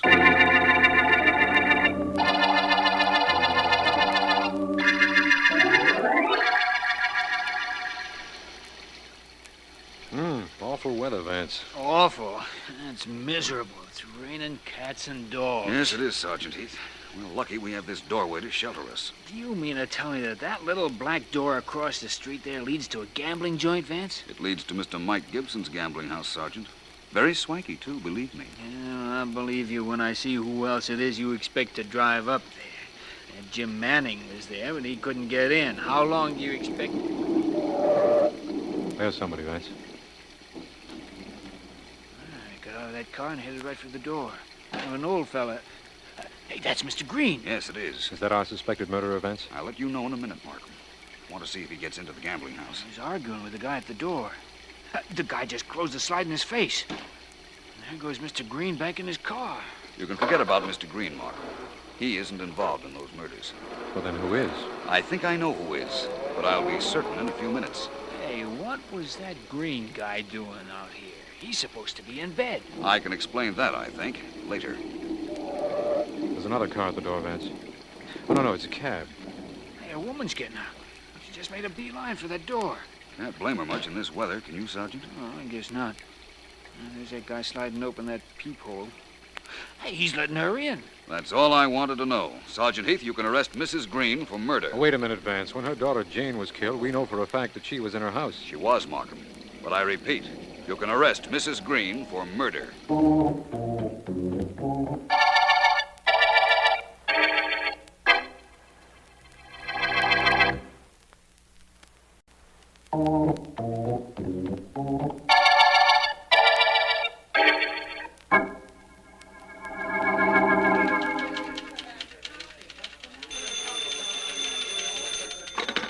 City desk, Daniels. Mac, Joe. Yeah? The Green sisters' case is cracked. Oh, yeah? I just came from an interview with Philo Vance. Get this and get it quick. Go ahead, Mac. Talk. I'll take it from the top.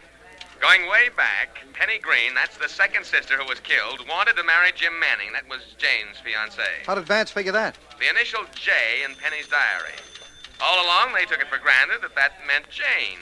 But Vance figured it stood for Jimmy, and he checked. I get it. Jim told Vance he'd had a lot of trouble with Penny because apparently she was in love with him. He went shopping with Penny to buy a present for Jane. That explains the diary notation, eh? Right. The rest of this is a quote from Vance. Quote, "At midnight on the murder night, Penny called her sister out of her house, saying it was urgent. Jane left, and Penny killed her." End quote. Penny killed Jane. Mm-hmm. Then why did they arrest Mrs. Green? Quote from Vance. "It was Mrs. Green who killed Penny. She realized what had happened, and she owed a great deal of money to Mike Gibson. She saw a way of getting rid of Penny so that she, Mrs. Green, would own the entire Green estate when Eric Green died." End quote. What about Mike Gibson? Vance says it was probably he who suggested that Mrs. Green kill Penny in the same way that Jane was killed to make the police think that one murderer was at work. It was he, too, who undoubtedly called Markham to keep Vance off the case, Vance thinks. What goes with old man Green? Eric Green was not asleep when Vance asked his wife to call Jim Manning earlier this evening. He heard Vance say that Mike Gibson knew who killed his daughters, so he wanted to find out who it was. Yeah? That's why he went to Gibson's place. Only couldn't get in. Which convinced Vance he hadn't been there before. You see, Vance thought it might have been he who owed Gibson the money. I see. He never was certain that it was Mrs. Green until she got in the gambling house without any trouble. Final quote from Vance. Yeah. Quote, "This was all a very clever scheme on the part of Mrs. Green and Gibson. Uh-huh. Undoubtedly, they figured on doing away with Mr. Green eventually, and that would leave Mrs. Green with all the money and Gibson with his outstanding gambling debt collected. Yeah. After Penny set the stage by murdering her sister under the impression that would induce Jim Manning to eventually marry her." End quote. Well, that's 30, Joe. Got it. Well, it was a good scheme, I guess. But it sure came to a bad end for Mrs. Green. Yeah, but it's a good end for the Green Girl's murder case.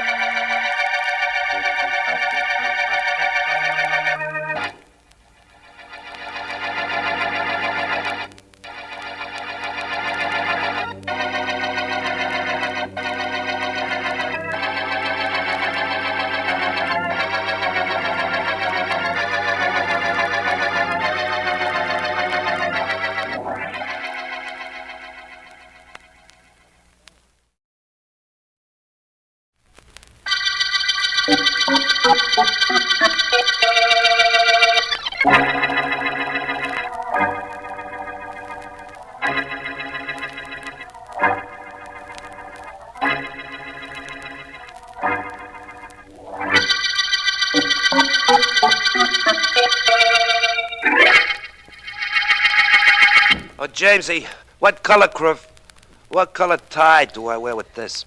With a double-breasted blue suit, Mr. Cardinal, I would suggest this one. Maroon with blue figures. Maroon? That means red?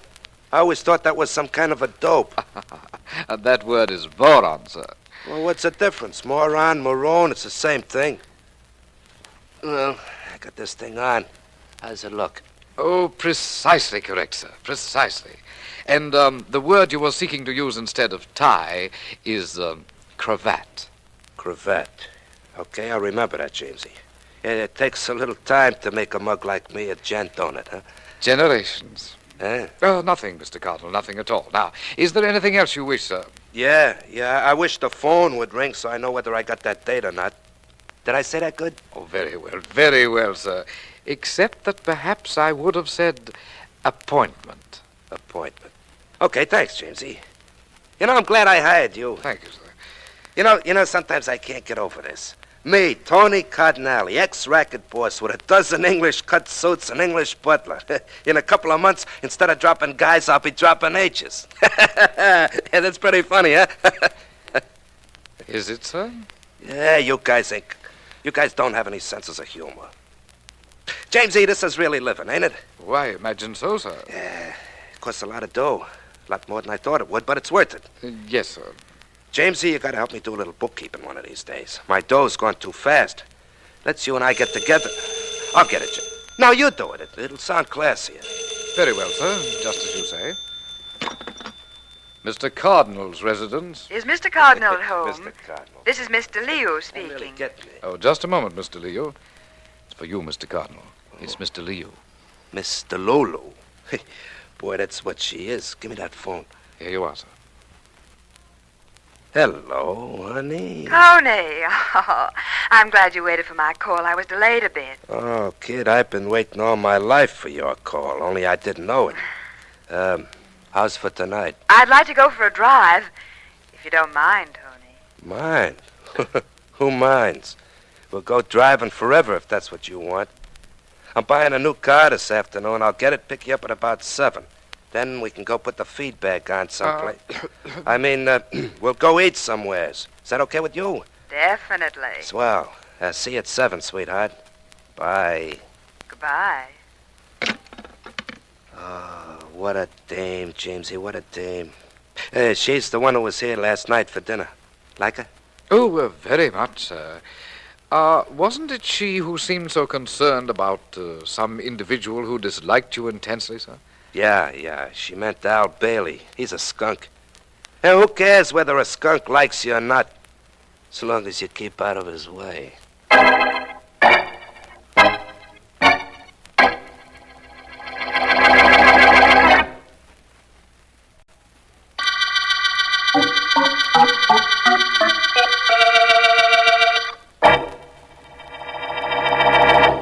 Mike. Yeah, Mr. Bailey? You know what you have to do. I think so. I walk over to the car, start it up, drive past here where you're standing, and start shooting. Huh? That's right, but you start shooting at that target on the other side of the road. Yeah. We're 1,000,000 miles from nowhere out here, and nobody will see or hear us. And I don't want you to miss, even though this is only practice. I won't miss. When do I get to do this in person? Tonight, maybe. Yeah? Yeah. Tony Cardinale changed his name, but he didn't change his habits any. He took away my rackets, and now he's trying to take away my girl. Only I'm not going to let him. Go ahead now, get moving, Mike. Okay, Mr. Bailey. This is some good idea. Where'd you get it? From the FBI. I saw a newsreel once where they showed the FBI practicing. Okay, now, start the car. Come on. When you get opposite me, start firing at the target. Good enough. Here I come. Atta boy. That's it. Now.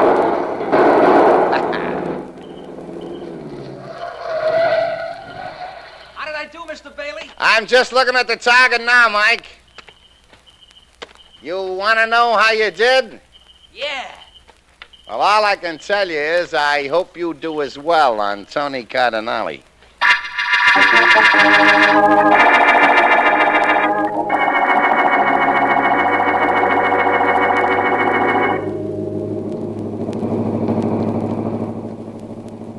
Tony, Yeah, Lane? I like you, Tony. Is that wrong? Yeah, sure it's wrong. It's wrong for Al Bailey and the millions of other guys in this world. But for you and me, it ain't wrong. What I started to say was, I like you, but maybe I like Al Bailey better. Huh? Park here a minute, will you? You want me to park? That sounds like a routine I should be giving you. Okay, I'll pull over here by the right side of the road, and you and I can talk this thing over. Yeah. Now what? Now, let's you and I talk. Oh, it's there to talk about. Come here, baby. Tony. Listen, kid, don't slough me. I'm loaded with dough. I imagined you were, but Bailey has money, too. Sure, but I got class, I got ambitions, I got savoir-faire. Savoir-faire? Oh, that, Tony, believe me, that you don't have. So, all right, I don't have it. But I ain't missing an awful lot of other things, am I? I don't know about them. All I know is that very shortly, you may be going to be missing me.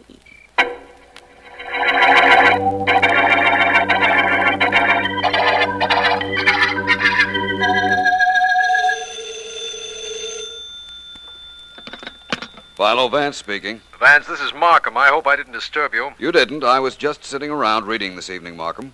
What is it that's happened to disturb you? A murder, Vance. The girlfriend of an ex-racket boss named Tony Cardinale, now known as Anthony Cardinal, if you please. You want to know the details? As district attorney, you wanted to know them. As a private investigator, I'd like to, too. What was the victim's name? Elaine DeLeo. Here's what happened, according to Tony. He was a witness to the murder? Definitely. But before I go into that, I may as well tell you that, of late, Tony has become very social conscious. English car, English butler, English clothes, everything very elegant. Including a very elegant murder he was a witness to, apparently. Yes. His story is that he had just bought the car and was driving with a girl and had parked on the right side of the road when another car came by. Somebody in the other car had a gun, started shooting, and that was the end of Elaine. What was Tony doing while all this was happening? He claims that when he heard a shot from the other car, he slipped to the floor of his car and didn't get a look at whoever it was that did the shooting. Well, that sounds reasonable if it were a dark road. It was dark, very. Cardinal told us that Al Bailey, a racketeer, was also a friend of Miss DeLeo's and had objected to her going out with him. Well, isn't that nice? Motive and everything, eh, Markham? That's right. But you seem rather skeptical, Vance. I don't understand why. It is possible that Miss DeLeo was murdered, just as Cardinal said, and for the reason he gave us. Is it, Markham? I think not. You see, Miss DeLeo was killed by mistake. Unless, of course, Cardinal killed her, which is possible. Vance, you knew nothing of this case until I telephoned you just now. And yet you can make a statement like that? Yes, with great confidence that I'm correct. Where are you now, Markham? I'm with Cardinal at his apartment. Are you coming up? Of course. Don't go away, Markham, and don't let Mr. Cardinal go away either.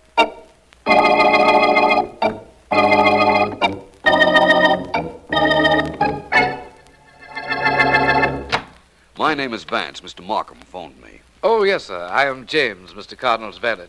Please come in, Mr. Vance. Thank you. Your name is James, you said? Yes, sir. James Lyons. This way, please, Mr. Vance. All right. Right through this door. Mr. Markham is with Mr. Cardinal now. Thank you. I'll go in myself, James. Very good, sir. Hello, Markham. Vance, come in. This is Tony Cardinal, Mr. Philo Vance. How do you do? How are you? I understand you were with Miss DeLeo when she was shot. Hey, now, slow down, Vance. Take it easy. This thing's got me all off base. I don't doubt that. You claim you didn't see who it was in the car that fired the shot. That's right. Were you having trouble with Miss DeLeo? Oh, we were very amicable friends. Amicable, eh? Yeah. Well, I learn new things every day. The word is amicable, Mr. Cardinal. Well, you say it your way, I say it mine. What's this got to do with Elaine's murder? What about that theory of yours that you told me on the phone, Vance? Later, please, Markham. Mr. Cardinal, I have an excellent memory. Yeah? It reminds me now, for example, that you and a Mr. Al Bailey were enemies, and that a Miss Elaine DeLeo and Mr. Bailey at one time were very friendly. So what? Tony, in your racket days, if somebody didn't do what you wanted him to do, he didn't live to regret it. In fact, he didn't live, did he? Oh, now, Vance. At the moment, I'm trying to make up my mind whether you killed Miss DeLeo for a similar reason.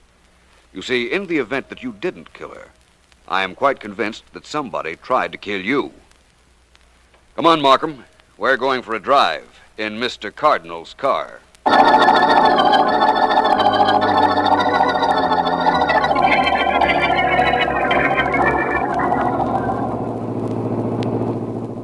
Where are we driving, Vance? Out to where Mr. Cardinal was parked when the shot that killed Miss DeLeo was fired.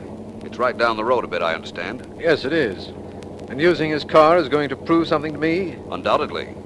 Took me a little while to get used to this car, but it handles very nicely now.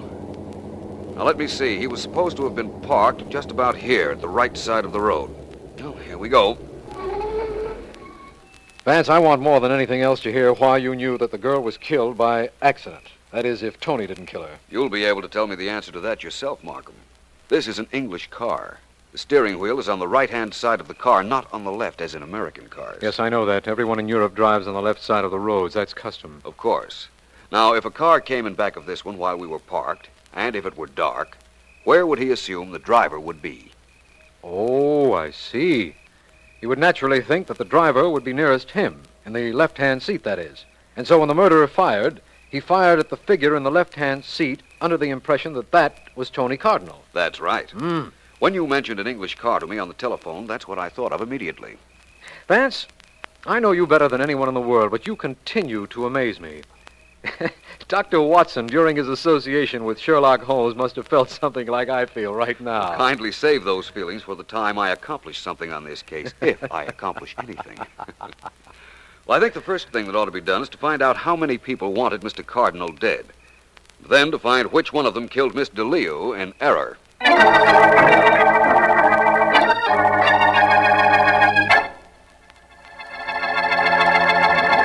Hurry up with that packing, Mike. We gotta blow this town fast now. I'm hurrying, Mr. Billy. I'm going as fast as I can. It's going to be awful risky. Trying to scram with the heat on, though. No, it won't. I got a private plane all gassed up and ready to take off. As soon as you're through with those releases, we'll get going. Who's that? I don't know. But keep your gun handy, Mike. I'll see who it is. I'll be behind the door. Go ahead, open it up. Yes? Oh, I beg your pardon. My name is Lyons, James Lyons. May I come in? Why? I'm Mr. Anthony Cardinal's valet. I think I might have something to say to you that's quite important. Come on in. Well? The gun in this other gentleman's hand is quite unnecessary, Mr. Bailey, believe me. Stow it, Mike. Tuck the rod. Okay, boss. Well, now, let's have it. You're Cardinal's butler, and you're here. Why? Well, sir, my entire duties were not confined to the Cardinal apartment. Oh? Yes, Mr. Cardinal was quite wary of you, Mr. Bailey, and very often he sent me to spy on you. So? Well, I just happened to be following you and this gentleman out to the country when you were practicing shooting from a car yesterday afternoon. I get it. This is a holdup. You figure if I don't pay up, you're going to the cops. Oh, no, sir, not the police. Never. Sir. Well, what's the pitch? Well, I thought perhaps Mr. Cardinal might like to know what you were doing yesterday afternoon. I'm quite certain you wouldn't want him to find out, would you?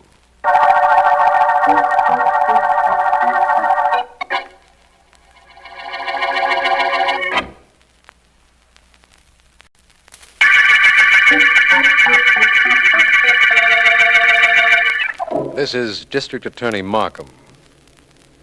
The Cardinal murder case opened when Elaine DeLeo was shot to death while in a foreign car owned by ex-racketeer Tony Cardinal. Philo Vance believes that the girl was killed by mistake, but he insists that if she weren't, then her killer was Cardinal. Al Bailey, underworld character and former boyfriend of the murdered girl, has been under surveillance, and my men report a visit to him from Cardinal's butler, James Lyons. Following the visit, Lyons went immediately to a phone booth where he is now just about...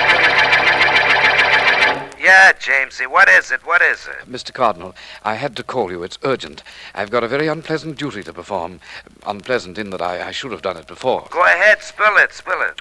Mr. Cardinal? Oh, look, never mind the English lessons now. I gotta know what it is you should have told me and didn't. Very well, sir. Your friend, Mr. Bailey, and an associate of his were practicing target shooting from a moving car yesterday afternoon. I saw them, sir. Oh, I get it. So it was Bailey who tried to get me and got Elaine, huh? Thanks, Jamesy. Where is Bailey now? On his way to a private airport, I believe, sir. He owns his own plane, you know, and I've seen him fly several times. The airport is on Redley Drive. Thanks, Jamesy. I ain't gonna forget this. Well, the cops have let me move around the way I like, so I'm leaving this joint now. Bailey thinks he's gone somewhere, does he? Well, he don't know that the only place he's gone is where I send him.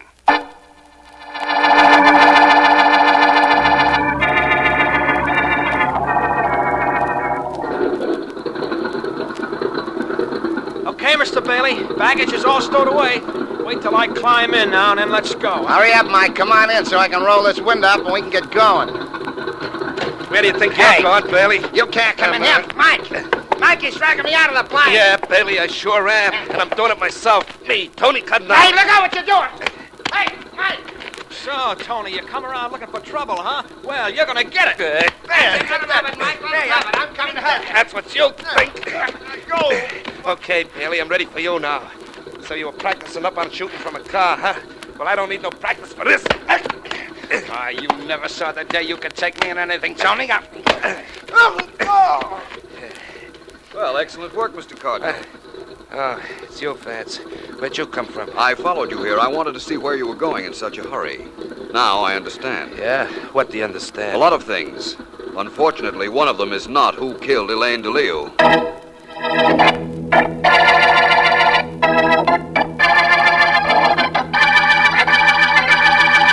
James, you're sure you've told me all you know about Miss DeLeo? Well, there isn't much I could have told you, Mr. Vance. I haven't been working for Mr. Cardinal very long, and she was here only once. Where did you come from?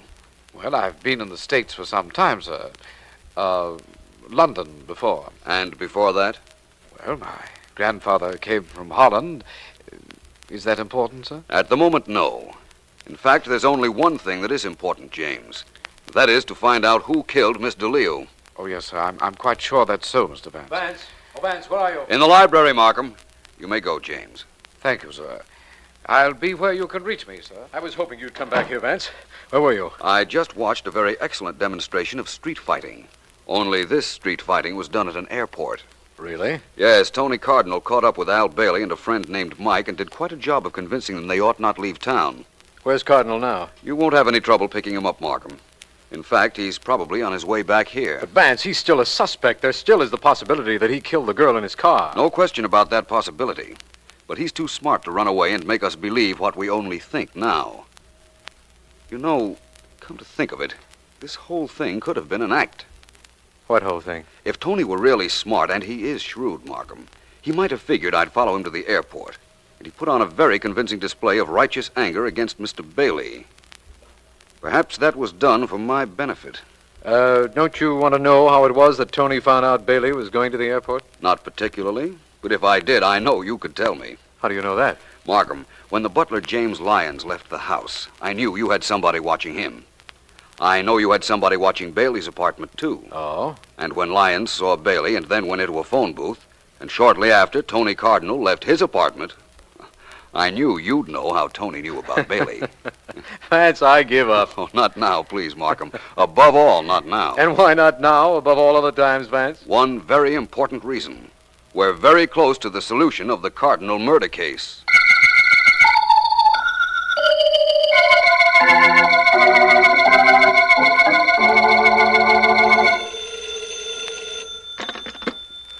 Yes?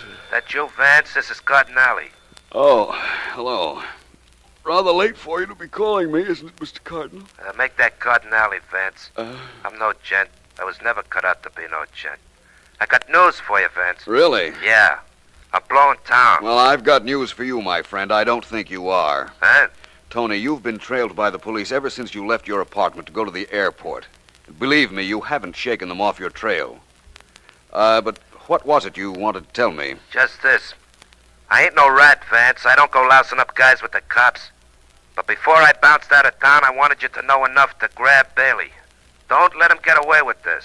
He was trying to kill me when he got Elaine. Well, thank you for that information. I'm glad you called, Tony. I tried to reach you at your apartment earlier to ask you a question. What question? How did you meet Elaine DeLeo? Well, she was Bailey's girl. I used to see her around with him, and I got to know her. And how did you happen to get James Lyons, your butler? Elaine got him. She went down to one of those swanky employment joints and got him. Why? Why? Well, Tony, after you're through talking to me and you find that there is a police officer waiting for you, as I said there'd be, ask him to bring you here to my apartment. I'm going to ask Mr. Markham over and have him bring Al Bailey and your butler, too. What's the idea? The idea is to clean up the Cardinal murder case. Pretty good idea, don't you think?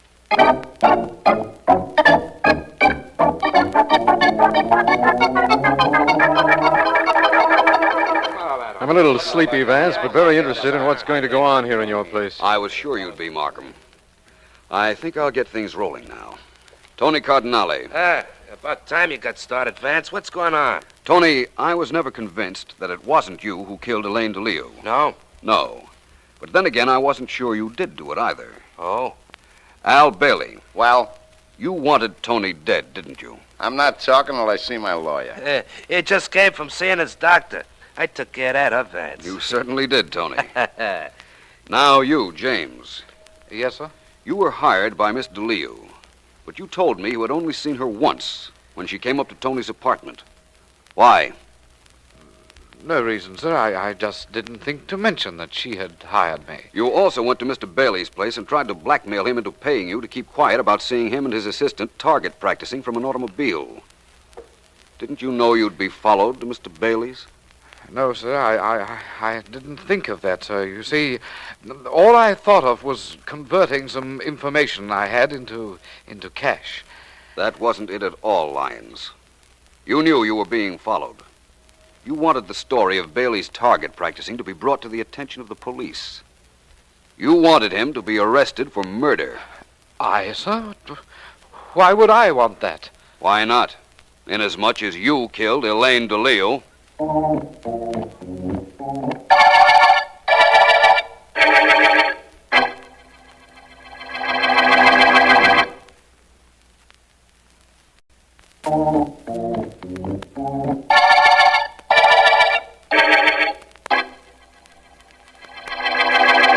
All right, Miss Patterson, get ready to take this down, please. Yes, Mr. Markham. Start talking, Lyons. Yes, sir. Well, I intended to kill Mr. Cardinal when I followed his car the night of the murder. It was parked. I couldn't see very well, and I fired at a figure nearest me. The one that should have been sitting in the driver's seat. Just as you imagine, Vance. That's right. Go ahead, Lyons. Well, that's all. That's all? Why did you want to kill Cardinal? I have no intention of telling you that, sir. You don't have to, Mr. Lyons. I'll supply that information, if I may. Markham, Miss DeLeo was Lyons' daughter. Oh, daughter? How did you know that, Vance? The name DeLeo. It's Dutch, and it means the lion. Lion, lions. Very close. The father and daughter took different names when they came to this country? I doubt very much whether they came to this country. You are an American, aren't you, Lyons? It's your story, Mr. Vance. My part of it's through. All right, then. He's an American. If he had lived abroad at all, he would have recognized that Cardinal was driving a foreign car and that the driver's seat was on the right. It was a new car, remember, and he'd never seen it before. But getting back to why Lyons wanted to kill Cardinal. Yes, let's get that out of the way. Lyons and his daughter were a team. She worked on important men, saw to it that her father was hired as a butler. Between them, they probably worked every racket from blackmail to robbery. You're taking this down, Miss Patterson? Yes, sir, I am. The motive for killing Cardinal was simple. Lyons here was stealing from his employer. Cardinal was beginning to become suspicious, I believe. I'll need confirmation on that, Mr. Lyons. All right, that's true. Just the way you said it. I never meant to kill my daughter. Never. Then when I found the mistake I'd made, I tried to get enough money from Bailey to get out of town. I also wanted the police to find out that he and his assistant had been target practicing from a moving car. But what led you to me, Vance? Just tell me that. The discrepancies in your stories, Lyons. Your name and Mr. Leo's. And your very obvious attempt to have the police know about Bailey. All of those things added up. I'm inclined to believe, Mr. Lyons, that you may consider your career at an end. No doubt about that, Vance. His career and the Cardinal murder case, both.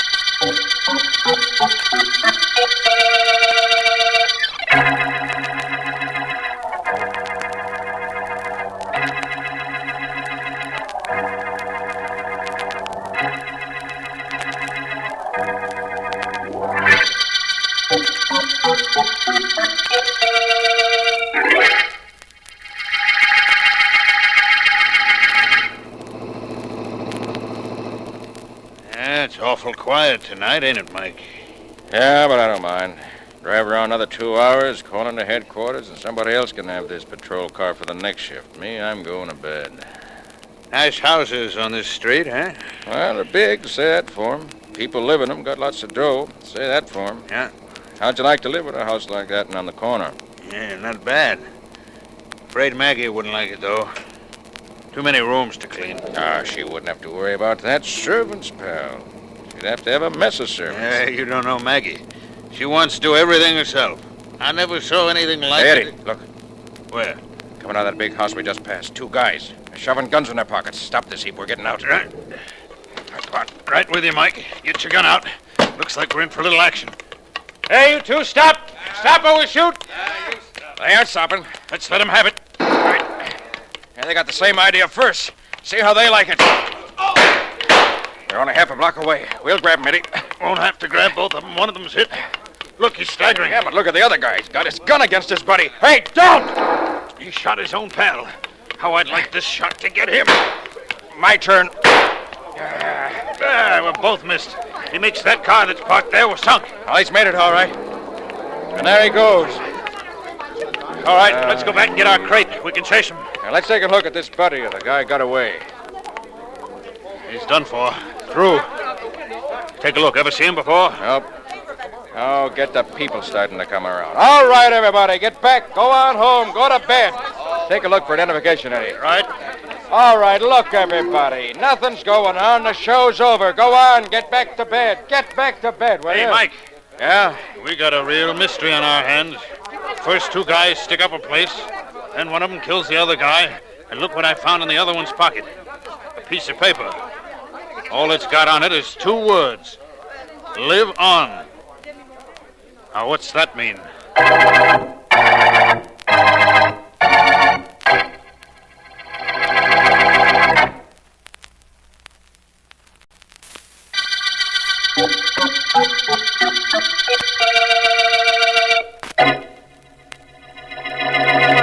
Mr. Parker, boss. Don't bother me, Larry. I don't bother people, Mr. Parker. I do just like I'm told all the time. All the time. Well, do what you're told.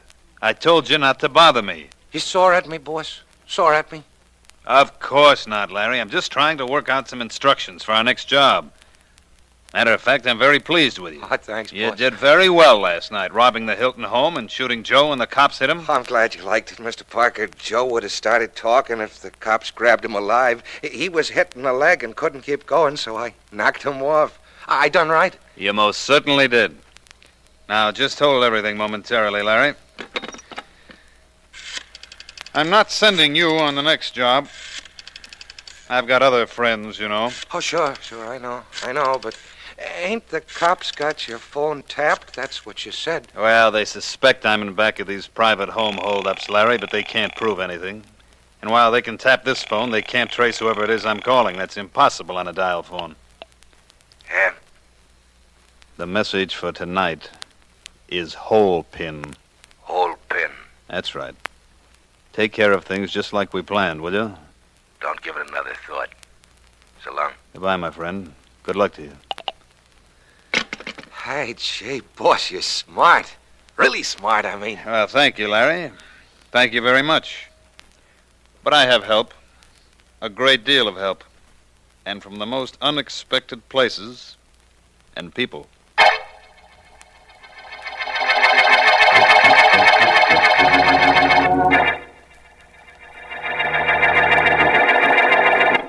And then, Mr. Vance, the paper goes on to say that the robber who killed his accomplice is being sought by the police. Who expect to make an arrest shortly. Oh, that's right, Mr. Vance. How did you know? Oh, I'm smart, Miss Williams. Didn't you know? Gosh, Mr. Vance, I've only been working for you for 3 months. You can't expect a girl to know everything in 3 months. No, I guess not. I think, though, that... Miss Williams, Vance. Oh, hello, Mr. Well, Markham. hello, Markham. I've rather been expecting you. Miss Williams was just telling me about the mysterious message found in the dead hold-up man's pocket. That's why I'm here, Vance. I'd like to talk to you about the whole thing, if I may. Well, come right into my private office, Markham. Can't have the district attorney of our fair city flaunting a furrowed forehead to the world at large. Gives the town a bad name. In here, please. Thank you, but I'm not worrying about this town getting a bad name. I'm worrying about someone giving me a rather bad time. Sit down, Markham, please. And let's have your problem. Right, Vance. As you must know, there have been quite a few holdups of fashionable parties in the past few months. Yes, I've read about them. In fact, you and I have discussed them from time to time. Casually, of course. But you mentioned the police suspect of Mr. Edward Parker. We do, but Parker's clever. He has 2 or 3 stooges he sends out on the jobs. But let's take that robbery last night up on 58th Street. The one where one of the thieves shot his buddy after the police had wounded him. What about it, Markham? We found a slip of paper in the dead man's pocket, Vance. It said just 2 words. Live on. Then we intercepted a message Ed Parker was telephoning to someone. That message said, "Hole pin." Those words have some kind of meaning, I'm sure. They most certainly have, Markham. A very definite meaning. Not to me. I just want a second to make sure of what I'm saying. That robbery last night on 58th Street, was it at number 4360? Yes, but the papers all carry that. I didn't remember it from the papers, believe me. Now I think I can tell you where the next robbery will take place. Oh, no, Vance, Yes, no. my friend. Of course, I'm not sure exactly when it will take place. But after I make a phone call, I think I'll be able to give you that information, too. But, Vance, what you're saying is ridiculous. You can't possibly know that. No? Well, I think I can. Just have the police at 2540 138th Street and see what happens. Yes, Markham, that's where the next hold-up attempt will be made.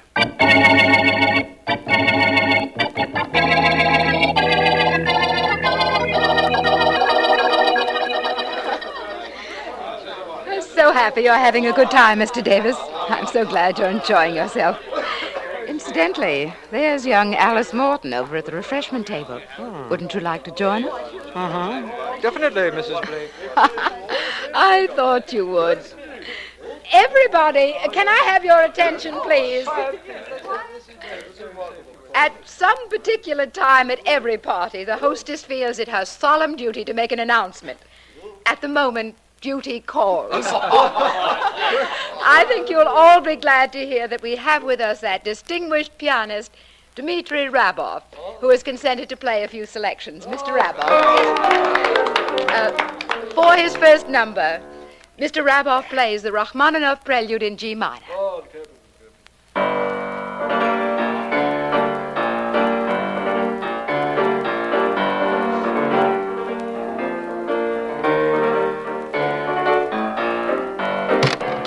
Okay, you at the piano, hold it!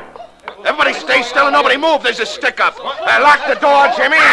Cut that out, lady, cut it out, or you'll never do no screaming no more. And don't none of you guys get brave all of a sudden. All of you got too much jewelry on. My friend here's got a big bag he's gonna put in the center of the floor. Go ahead, Jimmy, out. Now, that's it. All you guys and dames, one at a time, starting from my left, dump your rocks into that bag. And don't hold out or I'll come get 'em myself. Hey, you fat dame, you start it off. That's a go. Open up this door. Open it up. This is the police. Hey, it's the cops. Come on, Jimmy. Out them French windows and step on it. Stop them, somebody! Don't let nobody try it. That's what they get if they do. All right, bust through them French windows, Jimmy. Let's get going. Open the door, somebody! Let the police in! There they are. There. Which way they go? Out the French windows. They might still be in the garden. Okay, lady. Come on, Eddie. Let's get after them. They're around anywhere. We'll get them.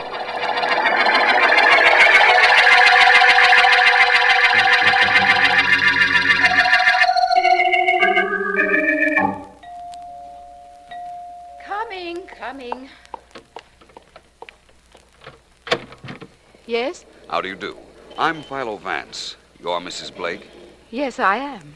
Please come in, both of you. This is District Attorney Markham, Mrs. Blake. How do you do? How do you do? Won't you gentlemen come in and sit down? We're not going to stay very long, Mrs. Blake. We just wanted to speak to you about the party in your house last night. It was terrible.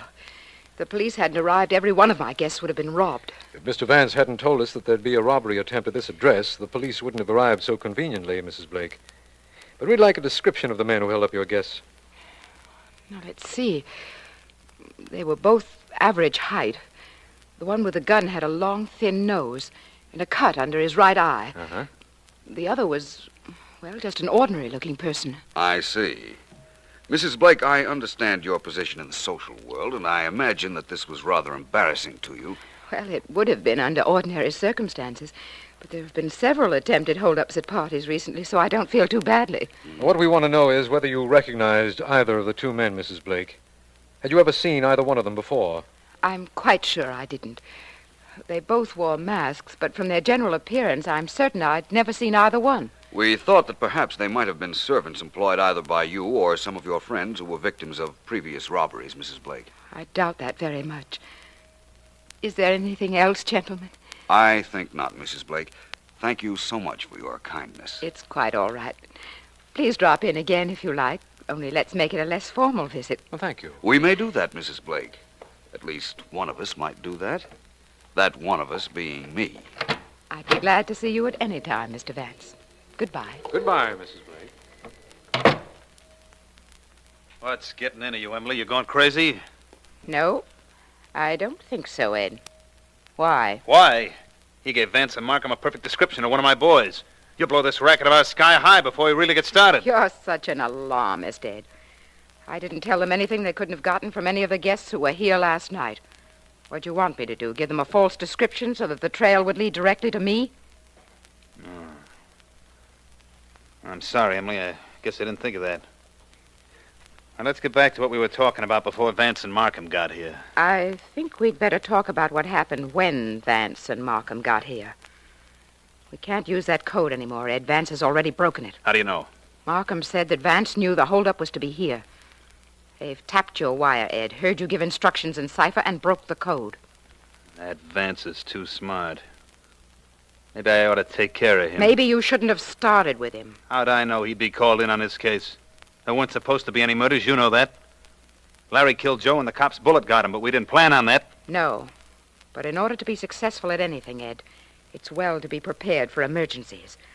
Nothing ever goes entirely according to plan. Well, our next job ought to. Where's it going to be?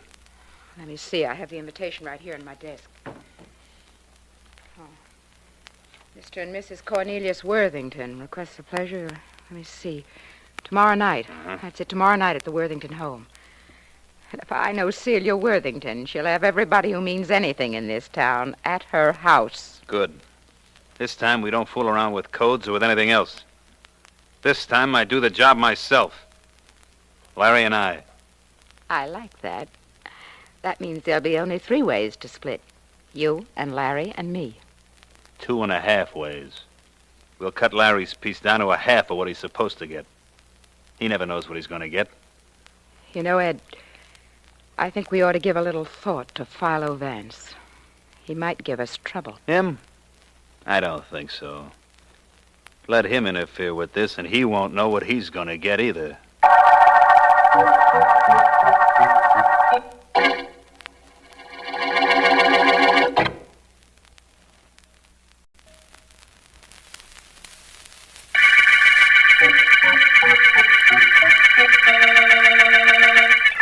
This is District Attorney Markham.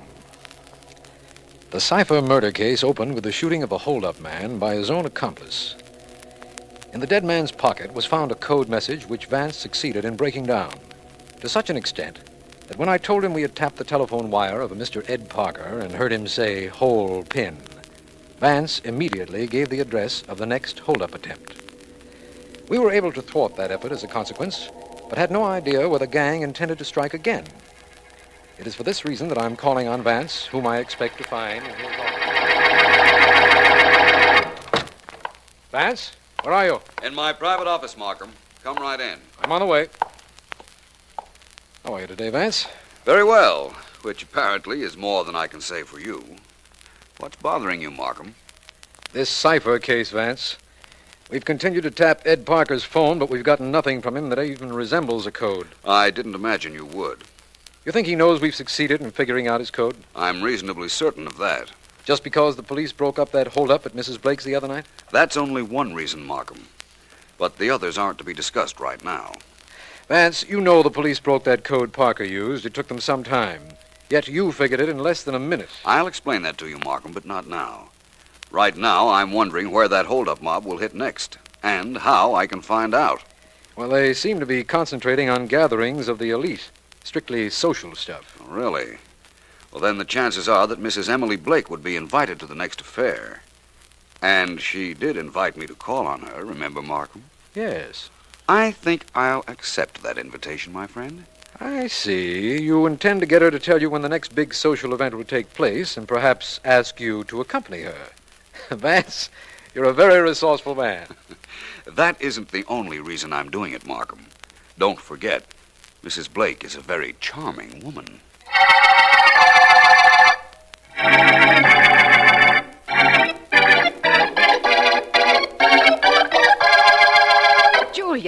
Julia, hurry with my hair. I don't have all night, you know. I know, Mrs. Blake. I won't be a moment. I've laid out all your jewelry on the dressing table. You can be ready in a moment after I get finished. Well, then hurry up and get finished, why don't you? I'll get that myself. Stand in back of me and finish my hair while I'm talking. Very well, madame. Hello? Emily, this is Cornelius Worthington. Cornelius. Don't tell me I'm that late that you called to find out what was delaying me. No, not quite. Emily, dear, there's a change in plans about the party tonight. Oh? Yes, one of the children's ill, and they've quarantined our house. Oh, how dreadful, Corny. We called the Applebee's, and they're going to have our party at their house. Come there, won't you? I've got a dozen people to call, so I've got to cut this short. The Applebee's are at 651. 651? 131st Street. 131st Street. You don't mind, Emily? Oh, it's perfectly all right, Connie. I understand. Toodaloo. Oh, I'm finished, Mrs. Blake. Oh, good. Now, hand me that telephone. Yes, ma'am. Oh, wait. There's someone at the door. Here, call this number and just give them this message. The message is Bop Pip. Bop Pip? Yes, do it right away, will you? I'll get that door myself. I'll do it, but I don't know what I'm doing. Coming.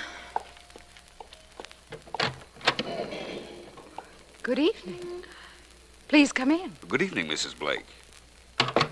Why, you're staring at me. Is anything wrong? Is it the white tie or the topper? It isn't either, Mr. Vance. Only you seem to look as if you belonged in a white tie. That's rather strange attire for a private investigator, isn't it? Yes, but at the moment I'm not working at my chosen profession. You did invite me to call, didn't you? Why, yes.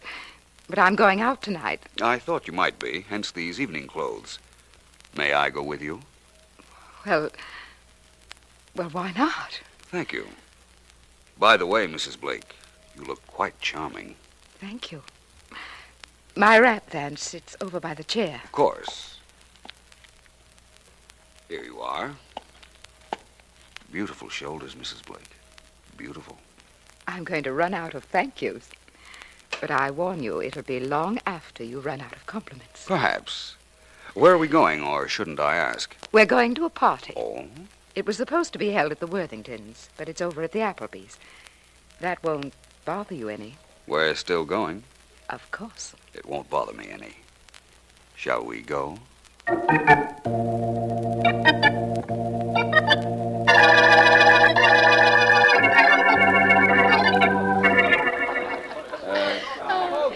Vance, I think you're the most charming man I've ever known. That, Mrs. Blake, speaks eloquently for my conceit and very badly for the other men with whom you've been. Are all social parties this dull? No, only the ones I've been to. Score one for the distaff side of the combination. You know, I think we're getting along rather well. I'm glad to hear that. We were, as far as I was concerned. But I'll have you know that when you walked into this room, every woman in the place turned to stare at you. I didn't notice. Used to that sort of attention, Vance? Immune to it. Tell me, who is everybody here? Well, let's see. That's Appleby Jr. over there. His dad owns mills or something. And next to him... Mrs. Appleby? Don't be naive. That's Celia Worthington. Oh. Mrs. Appleby is over by the piano with Cornelius Worthington. Cozy, isn't it? What happens when it comes time to go home? See that light switch next to you? Yes. At midnight, somebody turns that out, and everybody rejoins the partner he came here with. No wonder people are looking so strangely at us. Tell me more about the others. Well, there's Montgomery Todd over there. Mr. Todd is the tall man looking vaguely around the room. And Mrs. Todd? Well, she's the one Montgomery is looking vaguely around the room for. She's the thin woman over by the palms at the other end of the room. Very wealthy. Isn't everybody here? Practically. Okay, everybody. Don't anybody do anything except what I tell them, and nobody will be hurt. Another robbery. All right, Sort of quiet. an epidemic lately, isn't it? Now, look, all of you, you've all got jewels. They're probably all insured. Now, we want them, and we don't want any trouble getting them. I want all the men to turn their backs. The lights. What happened to the lights? Hey, boss, there's a trap. Let's get out of here fast. Come on, let's get I guess I can turn the lights on now, don't you think, Mrs. Blake? Oh, you acted very quickly, Vance. Congratulations. Congratulations to you, too, Mrs. Blake. Perhaps you didn't act as quickly, but your acting was very good just the same.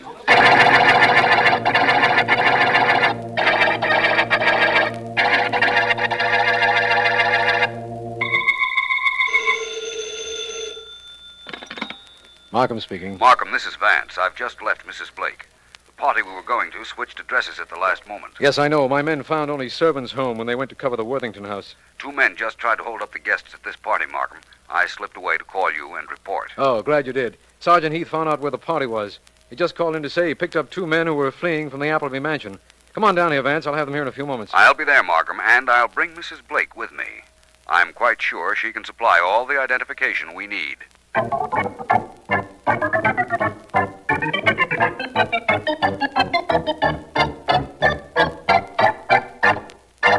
Right in here, Mrs. Blake, if you will. This is District Attorney Markham's office. This is all very distasteful to me, Vance. I'm sorry, but it has to be done. Please come in. All right. Just a moment, please. Just a moment. Hello, Vance. Glad you're here. Good evening, Mrs. Blake. Hello, Mr. Markham. Mrs. Blake, we picked up these 2 men as they were running from the Appleby house an hour ago. Can you identify them as the men who tried to hold up the guests of the party? Well, no. No, I can't. They're the men who tried to hold up tonight's party, Markham. I recognize them. Thank you, Vance. I guess that's all we need. We can take them in and break up the mob that's been preying at society functions. Do you have all of the mob members, Markham?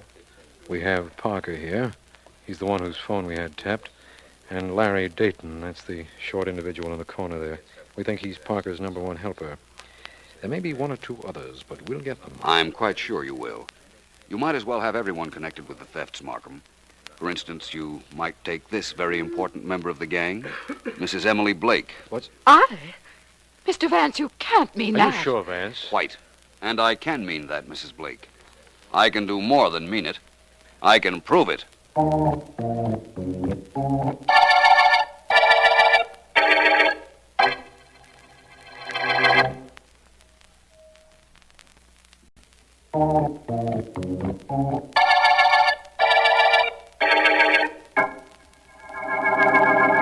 I'd like nothing better than to relax at the end of a case, Vance, but we've gotten confessions from Mrs. Blake and Ed Parker, and I'm still not relaxed. Markham, what's the trouble? You know, I told you the police broke that code that Parker was using, but never explained it to me. I want to know first how you broke it, and so quickly. Oh, that? Well, let me see. The original code message found on the dead man was, "Live on," right? Yes. And the robbery the dead man was fleeing from took place at 4360 58th Street. Yes. The letters in the words "live on" became the numbers 4360 and 58, Markham. By use of a code word, each letter becomes a number. That's why when you intercepted Parker's message about hole pin, I was able to tell you the address of the next attempted stick-up. But how could you have broken the code so quickly? The minute I saw it, I knew it as well as I knew my own name. In fact, it was my own name. Your own name? What? Philo Vance. The P was 1, the H 2, the I 3, the L 4, and so on. Well, I'll be darned. They picked your name. I wonder why. 2 reasons. 1, it was known to everybody involved. And 2, they never thought I'd be called in on a mere series of robberies. Well, that brings me up to the question of Mrs. Blake's guilt, Vance. That? Well, it started because I believed there had to be somebody on the inside tipping off the gang as to where these parties were being held. I didn't suspect Mrs. Blake until after the robbery at her house when, in an effort to divert suspicion from herself, she described one of the masked thieves too well. How do you mean, too well? She said he had a cut under his eye. Now, if he had worn a mask, and we know he did, she couldn't have seen the cut. That got me to thinking. And then I learned that Cornelius Worthington was giving a party. I went to him and got him to switch his party to the Appleby's house. Why? Well, Worthington was to wait at his home and escort every other guest to the Appleby's personally. There, the guests were to be told the phone was out of order. But Worthington was to call Mrs. Blake and tell her about the change in plans for the party. Oh, I see now. Then when the party was held up, it was only Mrs. Blake who could have been in touch with Ed Parker to tell him the new address. Exactly. Anything else, Markham? I think not, Vance. I do think that lack of funds and a desire to maintain her social position must have put Mrs. Blake in the middle of this situation. I imagine so. But let's forget her and the middle of this situation. Let's realize we've reached the end of the Cipher murder case.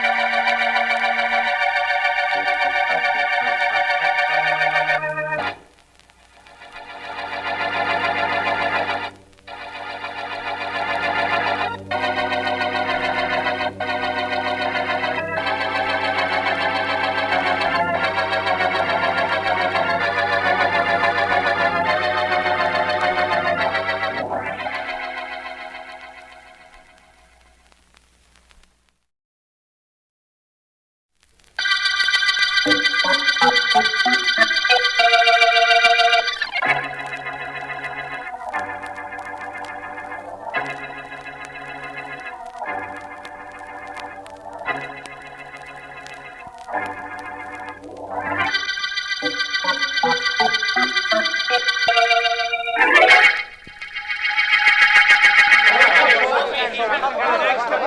to me, men.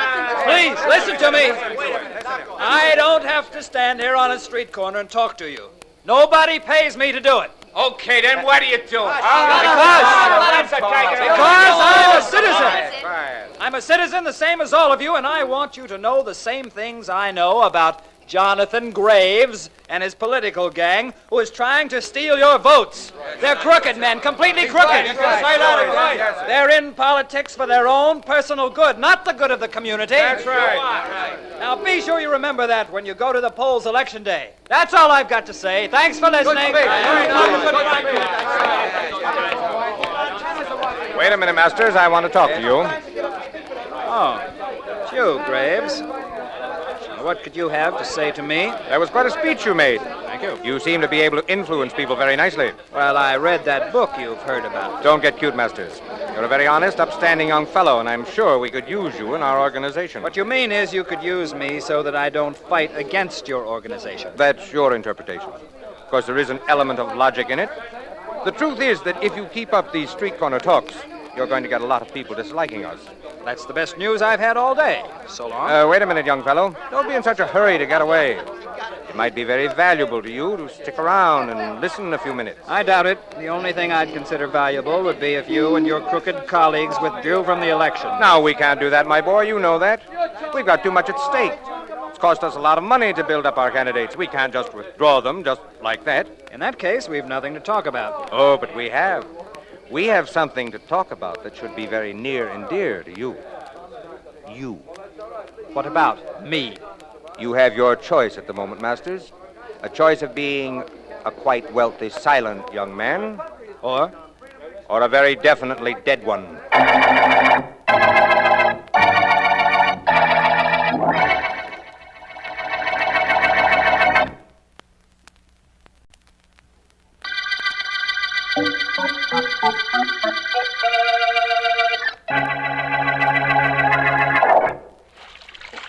Come on in, Eddie. The water's fine. Well, move over. Give the guy room to die. Okay. You want all the water in this pool for yourself?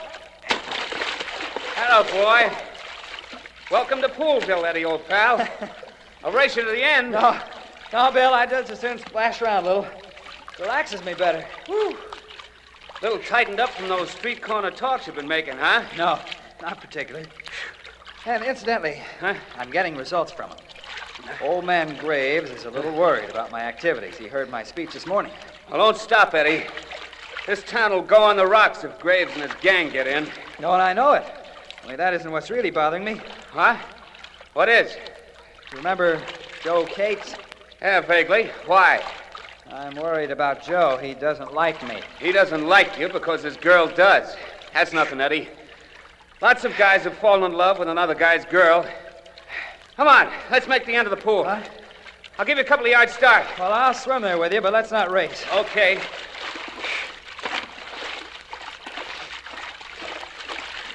I'd rather talk. Look, talking and swimming aren't for me. Let's sit up the edge of the pool if you want to gab. Good enough.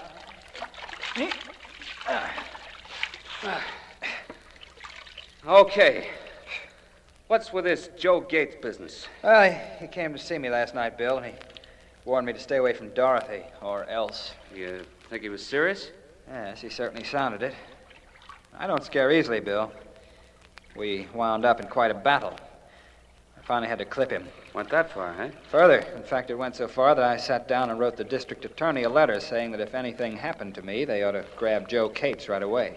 Where's the letter? In my desk. I told Joe I was going to write it, but I didn't tell him where I'd put it. Naturally. Well, I hope this thing's only in your imagination, Eddie. I do, too, but I'm afraid it's not. Well, want to hop in for a swim now? Getting that thing off my chest kind of made me feel better. All right, now I'll race you to the end of the pool and back, and then we'll get dressed, okay? You got it, Eddie. Here we go. Yep.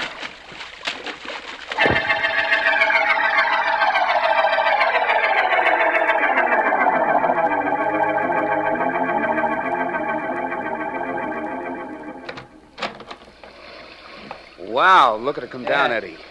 Bad. I guess old Joe Pluvius didn't think we got wet enough in the pool. Probably.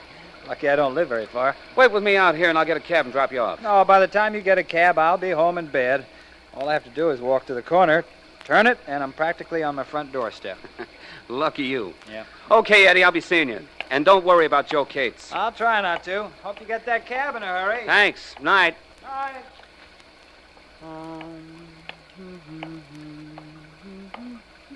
Oh, good evening, officer. Awful night, isn't it?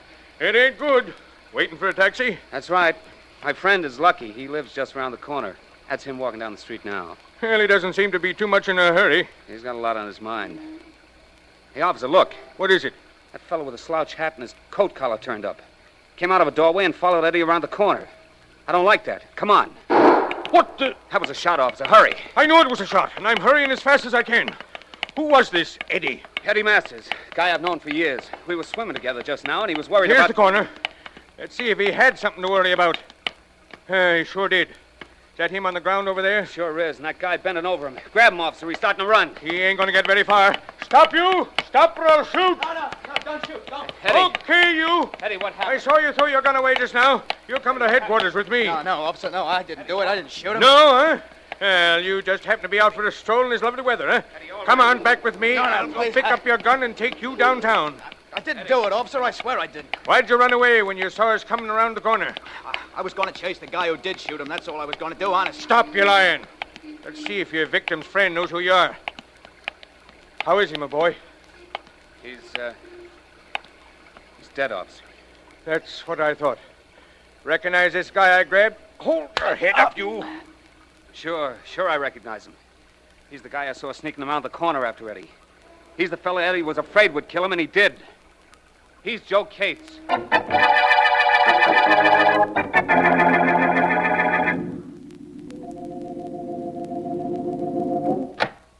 Hello, Miss Morgan. Oh, Mr. Vance, please come in. Thank you. Is Mr. Markham in? He's in his private office. He's been trying to reach you. Yes, I know. I phoned my office and they gave me the message. Is that you, Vance? That's right, Markham. Please come in here, will you, Vance? Well, the command of the district attorney permits no pleasantries between you and me, Miss Morgan. Excuse me. Of course. Hello, Markham. How are you, Vance? Fine, thank you. And you? I'm not sure. Sit down, won't you, Vance? Yes, thanks. I have something on my mind, something important. Of course. Does it have anything to do with the trial you're conducting? Everything. Vance, I left that courtroom today knowing definitely I can get a conviction in the state's case against Joe Cates. And that bothers you? Yes. Every bit of evidence points to Cates being the killer. Yet when we adjourned today, for the first time in my life, I was sorry that I'm the district attorney. Well, this sounds serious, Markham.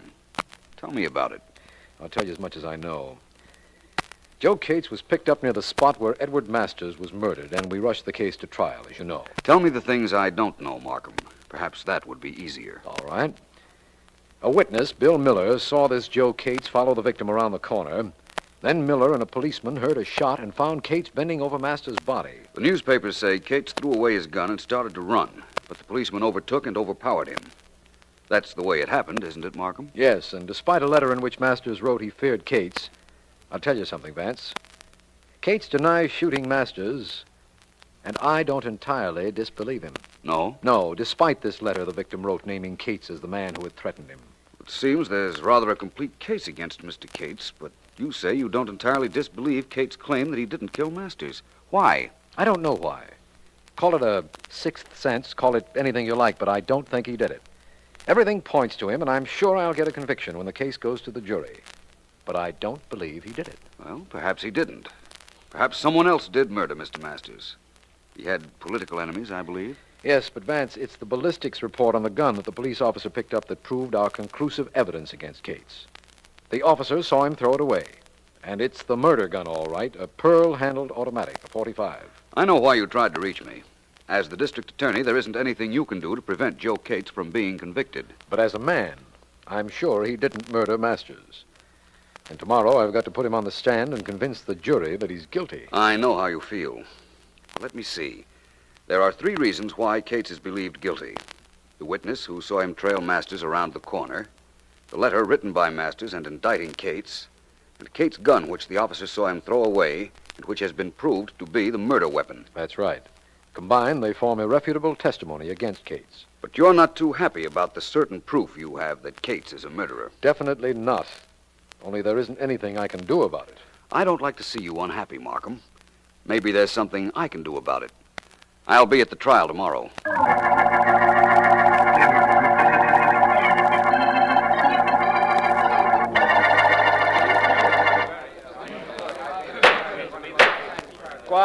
Quiet in the courtroom, please. Continue with your interrogation of the witness, Mr. Defense Attorney. Thank you, Your Honor. First, I'd like him to identify this photograph. Excuse me. May I? Pardon me, please. I've saved a seat for you, Mr. Vance. Here. Thank you, Miss Morgan. Well, how is Mr. Markham doing? Wonderfully. He can't miss getting a conviction. The defense attorney is questioning the main witness now, but it won't mean a thing. Listen. Now, the photograph you just looked at, Mr. Miller, shows the scene of the crime, Blake and Daggett Streets, and includes the spot where you were standing. Is that correct? That's right. Now, you say you saw a figure whom you identified as Joe Cates turning the corner after the victim, Mr. Masters, had passed. That's right. Now, do you mean to say that you could definitely identify a figure in a pouring rain late at night, a figure with his coat collar up and his hat pulled down at so great a distance? Yes, I do. I'm positive it was Joe Cates. The street lights were bright enough for me to see him. I even knew what color suit he was wearing under his coat. I could see the color of his trousers. That's how bright it was. That's all. Your witness, Mr. Markham. No questions. See what I mean, Mr. Vance? Mr. Markham has a cinch in this case. So it appears. Your Honor, I wish to call back upon the stand my client, Mr. Cates. Very well. Mr. Cates, please. Will you take the stand? Yeah, I'll do it. Okay, now what? Mr. Cates, the state declares that a police officer seized you a short distance from where Mr. Masters' body was found lying on the ground. Well? A witness, Mr. Miller, says he saw you turn the corner shortly after Mr. Masters had passed. That's right, I did turn the corner. I was following Masters to protect him. From what? I knew he was in danger. I knew I'd be blamed. I was following him to see that nothing happened to him. Mr. Cates, a police officer says he saw you throw your gun away. Is that true? Yes, I did throw my gun away. I didn't want to be caught with it on me. The state says that gun the officer picked up, the one you threw away, killed Edward Masters. I know. I've heard it a dozen times, only I can't help what the state says. All I know is I didn't do it.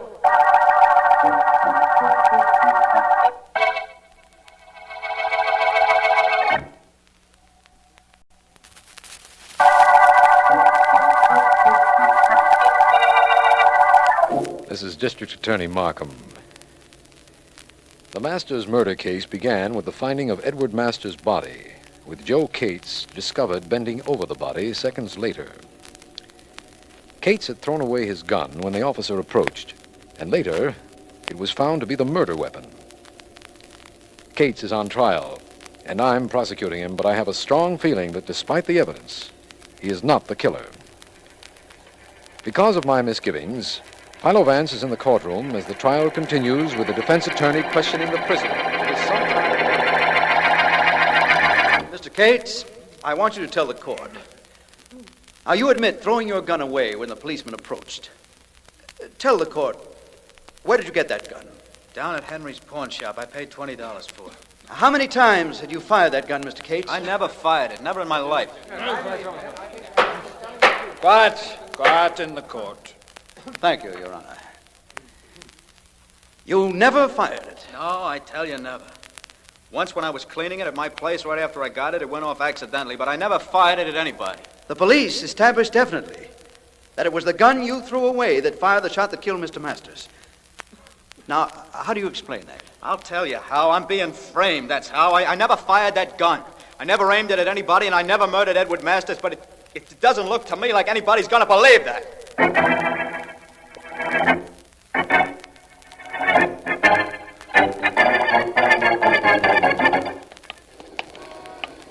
Well, this is Henry's pawn shop, Vance. Do I go in with you? No, Markham, please. I want to do this alone if you don't mind. Wait for me, will you? Of course. After the trial this afternoon, I don't mind being alone, believe me. The trial isn't over yet, Markham. Tomorrow's another day.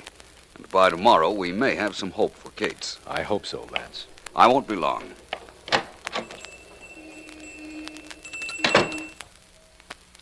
Yes? Yes? What can I do for you, sir? I'm not sure. Can anyone hear us? There's no one here, sir. Nobody but the two of us. What is it you want? A gun. I'm sorry, sir. Guns do not sell. If you have something to pawn, I'll gladly look at it. If you wish to purchase something, I'll gladly sell it.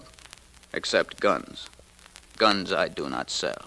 I've got a lot of money. Money wouldn't help me if I went to jail. A lot of money, you say? That's what I said. What kind of a gun? How much do you want for a .45 automatic, pearl-handled? With a pearl handle, it will cost you $100. Without, it's less. How much less? I have a foreign pistol for $20. I have them for any price over that. Thank you. That's what I wanted to know. I'll be back. When they say they'll be back, they never come back. Plenty of money, huh? Good day, sir. Well, Vance, what'd you find out? Nothing definite, Markham, but something that insists that I continue on this case. I don't know how I'm going to prove it at the moment, but I think that I can blast the most incriminating evidence against Joe Cates. Possession of the murder gun.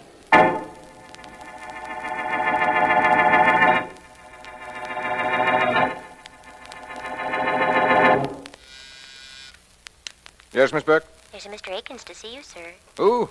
Mr. Akins. I don't know any Mr. Akins. You sure he wants to see me? He said he wanted to see you, Mr. Graves. He asked if you were the political leader, and I told him yes, and then he said he had something very private and personal to discuss with you. What could that be? I'm sure I don't know, sir. Well, send him in. Then if you like, you can leave. Oh, thanks, Mr. Graves.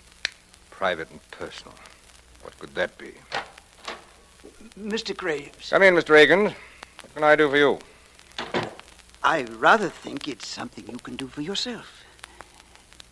Yes, Mr. Graves, that's exactly what I rather think. And what does that mean? Mr. Graves, I live at the corner of Blake and Daggett Street, above the drugstore. Well? Remember that rainy night when that fellow, what's his name? Yes, Eddie Masters, was shot? Yes? What about it? Well, I was standing at the window, looking out. I like to look out when it rains. I think streets are prettiest when it's raining. Forget the streets. What's on your mind? Well, my windows face the corner where Masters was shot. And I saw who shot him. I rather think it was you, Mr. Graves. I've seen your pictures in the papers often. Yes, I rather think it was you. Oh, you do, huh? Oh, yes. I was going to mention it to my wife, but I said to myself, no, I said, I'm going to see Mr. Graves himself. I'm sure he'll give me something for not saying anything about this to anybody. You see, I was rather sure you would. You were. You were sure you were going to get something to keep your mouth closed. I was rather certain of it. You're going to get something to keep it closed, all right? Keep it closed for good. Oh, no. No, please.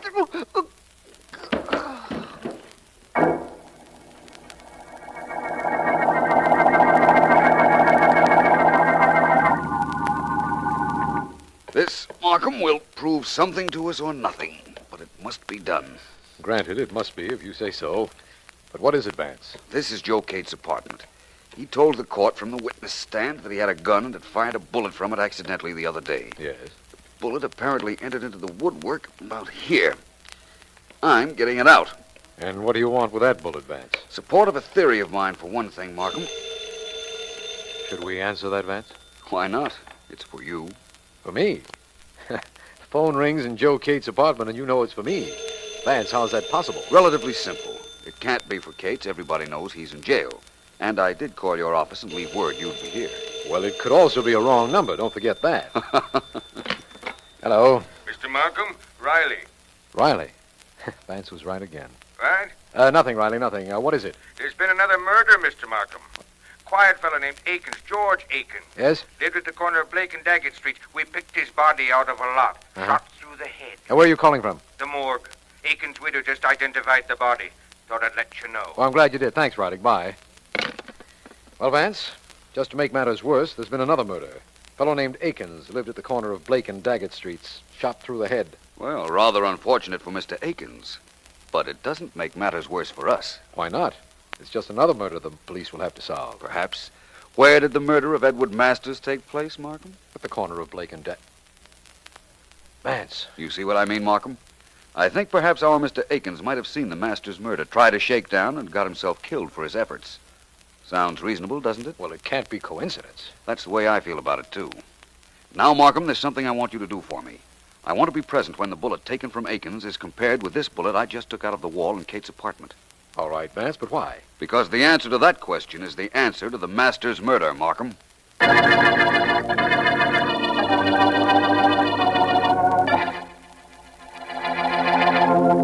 Okay, Mr. Vance, I've looked. No doubt about it. The two bullets are identical. Thanks, Riley. Satisfied, Markham? I'm completely satisfied that the bullet we took out of the wall in Kate's apartment came from the same gun as the bullet that killed Akins. But what does that prove? Everything. Everything to my satisfaction. I'm convinced now that Cates did not kill Masters. Satisfied beyond the shadow of a doubt. And I understand that Masters was particularly active against a political organization trying to get into power. That's right. He made street corner speeches against the organization every day. The head of that party is a Mr. Jonathan Graves, I believe. Yes. Get him in your office, Markham. I'm going to see Akins' widow. With half a break, we'll clear up this case in an hour.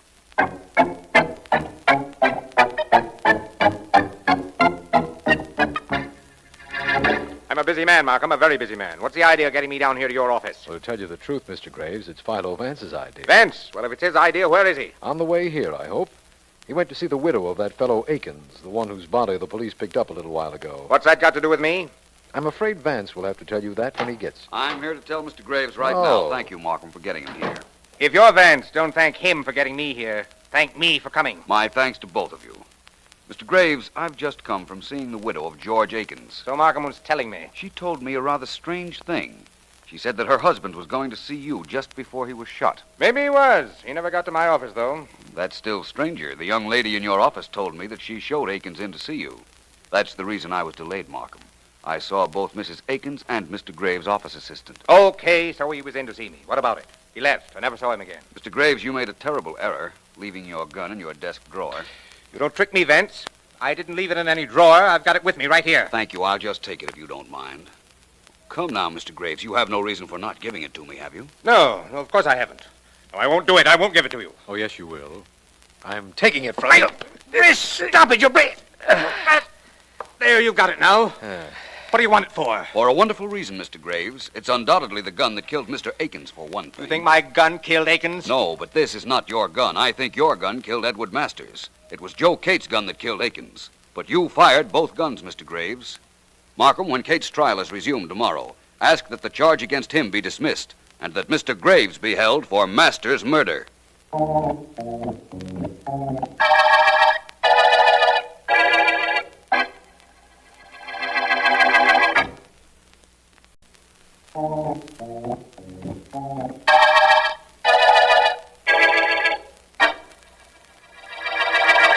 Vance, would you explain to me about the murder gun? That's what's been bothering me. It will bother you no longer, Markham. The gun that killed Masters was a pearl-handled automatic, right? That's right. Cates' gun, the one that he bought from the pawnbroker, was a foreign pistol. Cates told me he paid $20 for his gun. You can't buy a pearl-handled automatic for $20. Oh, I see now. The police officer picked up the murder gun, all right, but it wasn't the gun Cates threw away. That the murderer himself came back to find after the crowd had dispersed. Give me that slowly, will you, Vance? Please? Certainly. Cates threw his gun away when the policeman arrived. Yes. The murderer, Graves, saw him do it. Uh-huh.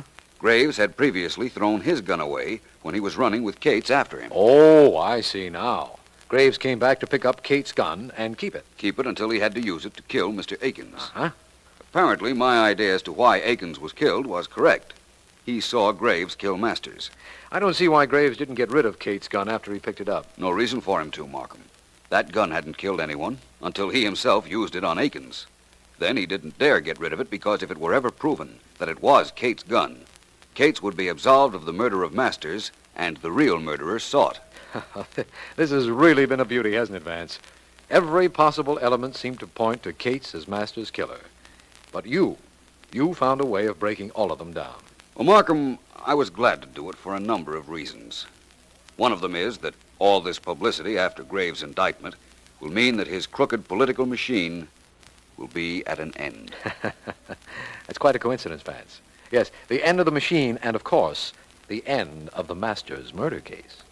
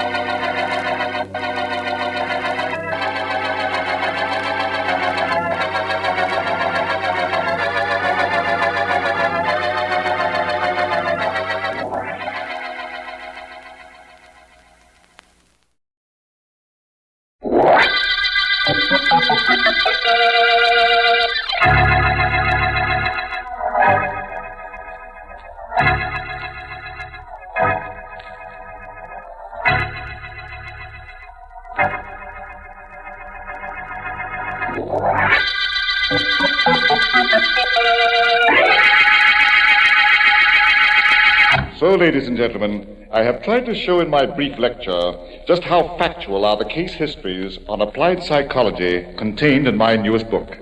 Are there any questions? Mr. Merry? Yes? Mr. Merry, if, as you say, the subconscious is the stronger of our two minds, why doesn't it dominate us most of the time? A very good question. In my opinion, the subconscious is held in check by a controlling band.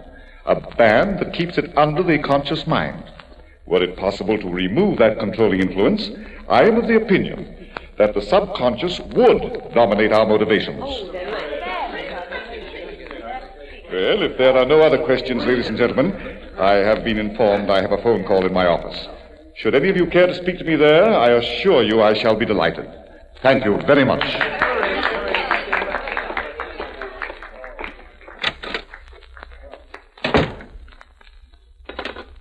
Hello? This is Mr. Merry speaking. Mr. Merry, this is George Haworth. I represent the Justine Literary Club. Would it be possible for you to speak to our members next Thursday? Next Thursday? Yes. Well, I intended to return to the coast. Oh? But I think I might be able to postpone my departure. Oh, just a minute. Just a minute. Will you write me a letter, Mr. Haworth, merely confirming our appointment? Oh, I'll be very glad to. Thank you, Mr. Merry. Not at all. Goodbye. Coming. Oh, it's you. I thought I saw you in my audience. I hardly expected the pleasure of a personal visit. Come in. I hope you've come to tell me that you've forgotten the past.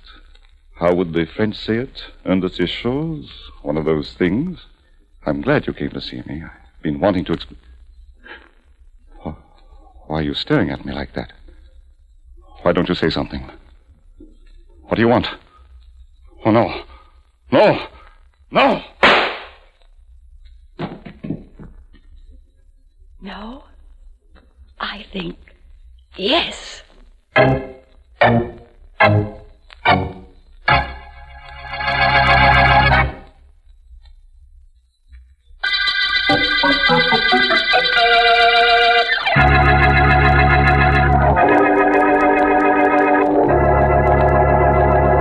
Vance?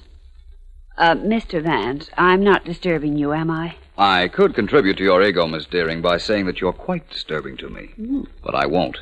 At least, not during business hours. I'm not disturbing during business hours, or you won't say it during business hours? A combination of both, Miss Deering. You know, I believe I've reached the epitome of success as a private investigator. I'm so private that I haven't had an interesting or unusual client in a week. Doesn't seem to bother you much. It doesn't bother me at all. You know, I rather like the ambition that gets me down to my office and the circumstances that do not force me to work when I get here. It guarantees my character and places no strain whatsoever on my mentality. Would it be too much for me to ask you to guarantee your character in your own office? After all, it's only through that door, and I have some typing to do. Do I distract you, Miss Deering?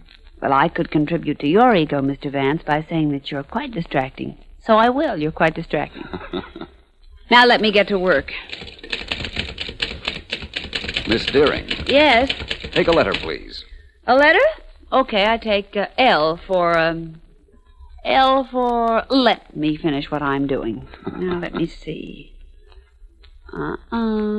Take a look at the glass panel in the door. You will not be at ease much longer, oh serene sir. I seem to see a female profile. And I seem to hear a female knock. Come in. Mr. Vance here. I'm Philo Vance. May I help you? Oh, yes, if you only will, Mr. Vance. Is there someplace we can talk alone? Oh, don't mind me. I only work here. Come into my office if you like. It's just through this door here. Thank you. Thank you so much. Not at all. Won't you have a seat? Yes, thank you. Mr. Vance, I'm Alice Barkley. And I've come to you because you're the only one who can help me, if anyone can. I assure you I'll try. Just give me an idea as to what you'd like me to do. I don't know. I don't know what anyone can do, Mr. Vance. I've just shot and killed a man. I'm afraid you've come to the wrong office, Miss Barkley. You want the police, or perhaps that's vice versa. Oh, but you don't understand. I can't remember anything that happened to me, except that 2 hours ago I was standing over a man who'd been shot in the heart, and I had a gun in my hand, and the gun was still warm from being fired. You can't remember anything before that? Well, I went to a lecture on applied psychology this afternoon with friends. The lecturer was Joseph Mary. You've heard of him, of course. He's written books. Oh, yes. All I remember was that after the lecture, I was standing over his body, and he was dead. What did you do with the gun? I have it here. I put it in my purse and ran. It was only then that I realized I didn't know where I was running to. And so I walked and walked, and then I came here. But I can't remember anything else. Well, I'll do what I can to help you, Miss Barkley. But I'm pretty convinced that you'll be facing a murder charge unless you suddenly start remembering something.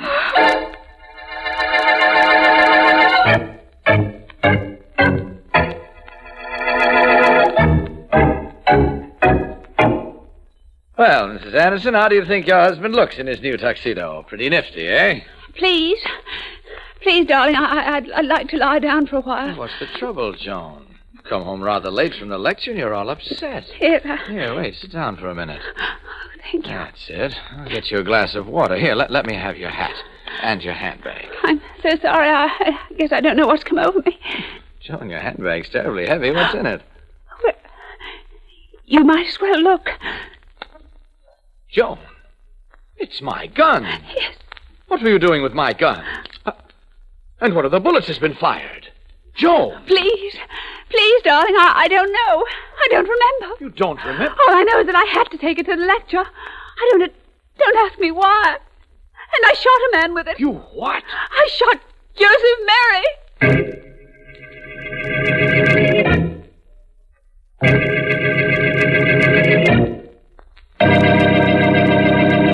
The district attorney will see you now, Sergeant Heath. Go right in. Thanks, Mary. Oh, how's his humor today? Very good, I'd say. And don't change it, will you? I'll try not to. Hi, Mr. Markham. Hello, Heath. What do I owe the honor of the homicide department's call? This, D.A. You've always been griping about the cases I hand you. There's always something missing, you always say, right? Go ahead. This time I got one for you on a silver platter. Man named Joe Mary was killed in his office this afternoon. This afternoon, mind you. He was shot. There was a gun lying next to his body. We traced the gun, found its owner, and I'm holding her. Name is Frances Adams. How's that? Sounds like good work, Heath. Just a moment. Yes? Mr. Philo Vance is here, Mr. Markham. Vance. Well, show him in by all means. Oh, so your friend is here, eh, D.A.? Well, I'm glad. He'll find out that the police don't need him on every case. Hello, Markham, and Sergeant Heath. How are you, Vance? Vance? How have you been, Heath? Or haven't you made up your mind yet? I feel fine, Mr. Vance. Wonderful, in fact, and you? You'll have to forgive the sergeant today, Vance. He feels rather good. He's wrapped up a murder case by himself. Really? What one is that? The Joe Mary murder. Girl named Frances Adams shot him. Is that so? Well, I came up here to tell Markham that a girl named Alice Barkley came to my office a little while ago, and she was under the impression that she killed Joe Mary. Huh? Had the gun she did it with, too. Here it is. Well, Sergeant Heath, this rather complicates things, doesn't it? Any time your friend Vance arrives, there's complications, D.A. My advice is... We'll have to wait for your advice, Sergeant. Hello? Yes? Yes. Yes, of course. Would you bring her right down, please? Thank you. I'll be here. Goodbye. Now, I was saying that my We're going advice... to still have to wait for that, Sergeant. You see, you've arrested a girl for killing Joe Mary. Vance here has a young lady who says she killed him. And that phone call was from a man named Anderson. He says his wife shot and killed Mary, and he's bringing her down here right away.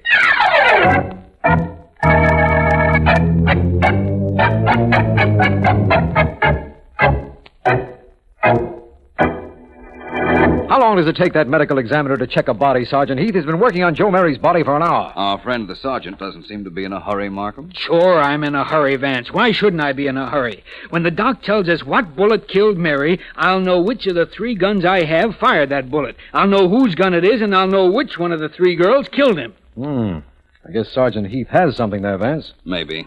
But I don't think it'll be quite as simple as that. Well, here comes the doctor. We'll know in a second. Hey, Doc. What kind of a bullet was it that knocked off Mary? How do you do, gentlemen? How do you do, gentlemen? How do you do, gentlemen? Doc, we're in a hurry. What kind of a bullet did you find in Mary? Now, patience, Sergeant. Patience is a virtue. All right, so I'm not virtuous. What did you find? We want to know which one of 3 different gals to hold for this murder. I'm afraid I won't be able to tell you that, Sergeant. Yeah, there are 3 bullets. 3 bullets? Yes, 3 bullets in Mr. Mary's heart. 3 bullets from 3 different guns, I'd say. Huh? I beg your pardon? The sergeant said, huh. That means he's bewildered. Yes, and he isn't the only one who is. Bewildered? Oh, I'm supposed to be bewildered, huh? Well, I'm not. All right, so there were 3 different bullets fired into our friend, Mr. Mary. Doc, which one was fired first? Whoever fired that shot is the murderer. That's probably correct, Sergeant, only the 3 bullets were fired within a very short time of each other. I'm afraid there's no way I or anyone else could tell which one was fired first. Oh, no, it can't be. I'm inclined to think it can. I had a feeling this wouldn't be so simple. Sergeant, may I make a suggestion? Somebody better suggest something. We have 3 suspects and 3 guns. I think the first thing we ought to do is find out if those 3 guns fired the bullets that the doctor found in Joe Mary's body. Which way to the ballistics department, Sergeant?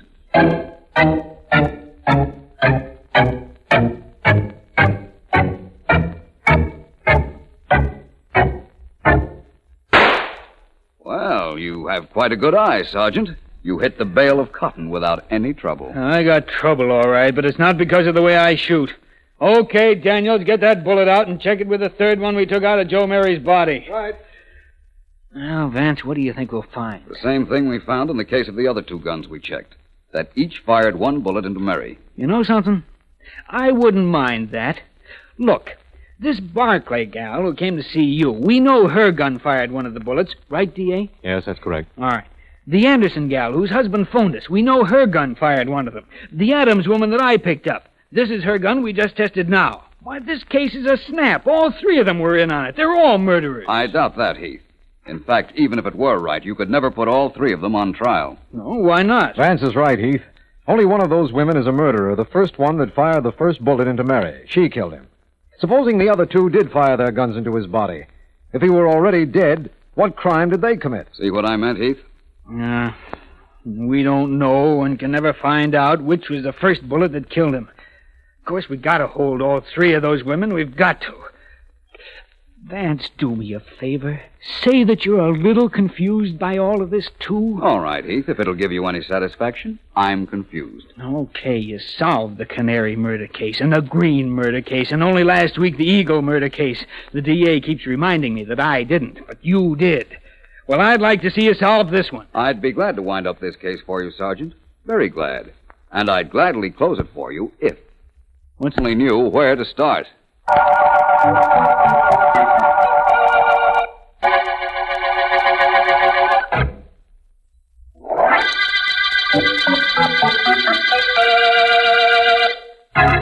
This is District Attorney Markham. The Mary murder case has everyone concerned, including Philo Vance, completely baffled. Joe Mary was murdered. 3 bullets were found in his heart, bullets belonging to guns owned by Alice Barclay, Joan Anderson, and Francis Adams. All admit they brought those guns to Mary's lecture, but can't tell why. At Vance's request, all 3 women were brought into a detention room at headquarters, and I understand Vance is on his way back. Well, somebody say something. It's no good for the 3 of us to just sit here and stare at each other. What is there to say, Alice? We don't know where to begin. Francis, the police are going to find out that you were once married to Joe Mary. Why don't you tell them? And make myself their number 1 suspect. You can't mean that, Joan. And while we're on the subject, you and Alice ran around with him at college, didn't you? Why don't you tell the police that? Don't try to make it look like we killed him, Francis. Don't you do it. I warn you, I may know more about this than I'm saying. That sounds like a threat. Well, does it? How does this sound? I think you killed Joe Mary. You even intimate that again, and you'll be the sorriest girl alive. Joan, are we going to stand here and take Now, this from look, her? Alice. She killed Joan. She killed him, and she's afraid we know how she did it. Now, look, darling. She shot him. I know she did. Don't cry, Keep Alice. that screaming idiot quiet, Joan. Keep her quiet. Ladies, Oh. please. What do you want here, Mr. Vance? Well, first I want to tell you that I couldn't help overhearing what the 3 of you just said. Very interesting. But, ladies, I have good news for you. You're all free to go home. Oh, how wonderful. Only, of course, you're not to leave town. Not to leave. And, Mrs. Anderson, Yes? I'd like to see you in my office the first thing in the morning.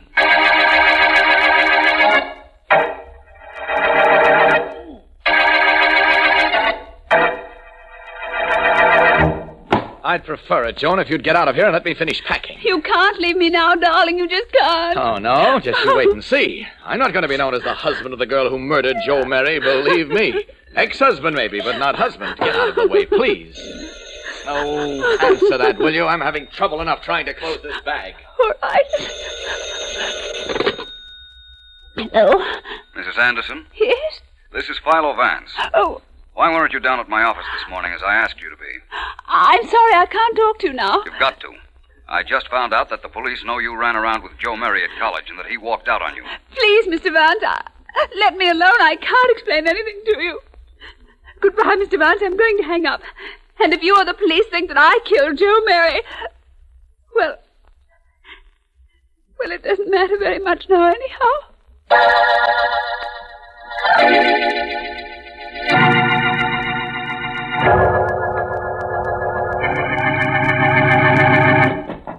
Yes, come in. Come in. Don't keep knocking like an infernal idiot.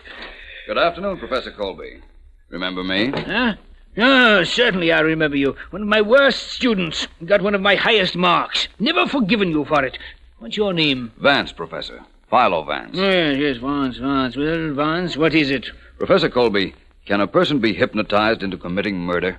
If you'd paid any attention in your classes, you'd know that nobody can be hypnotized into doing anything that's against his moral code. Goodbye, Mr. What did you say your name was? Vance. Yes, Vance. Tell me this, Professor. Post-hypnosis is a suggestion given to a hypnotized person which must be carried out after he is awakened from hypnosis, correct? Yes, of course, that's correct. The person receiving a post-hypnotic suggestion would have no idea why he was doing something, but he'd know he'd have to do it, right? Any child knows that. Children don't take courses in applied psychology. May I use your phone? Well, there's a pay station outside. Oh, this will do very nicely, thank you.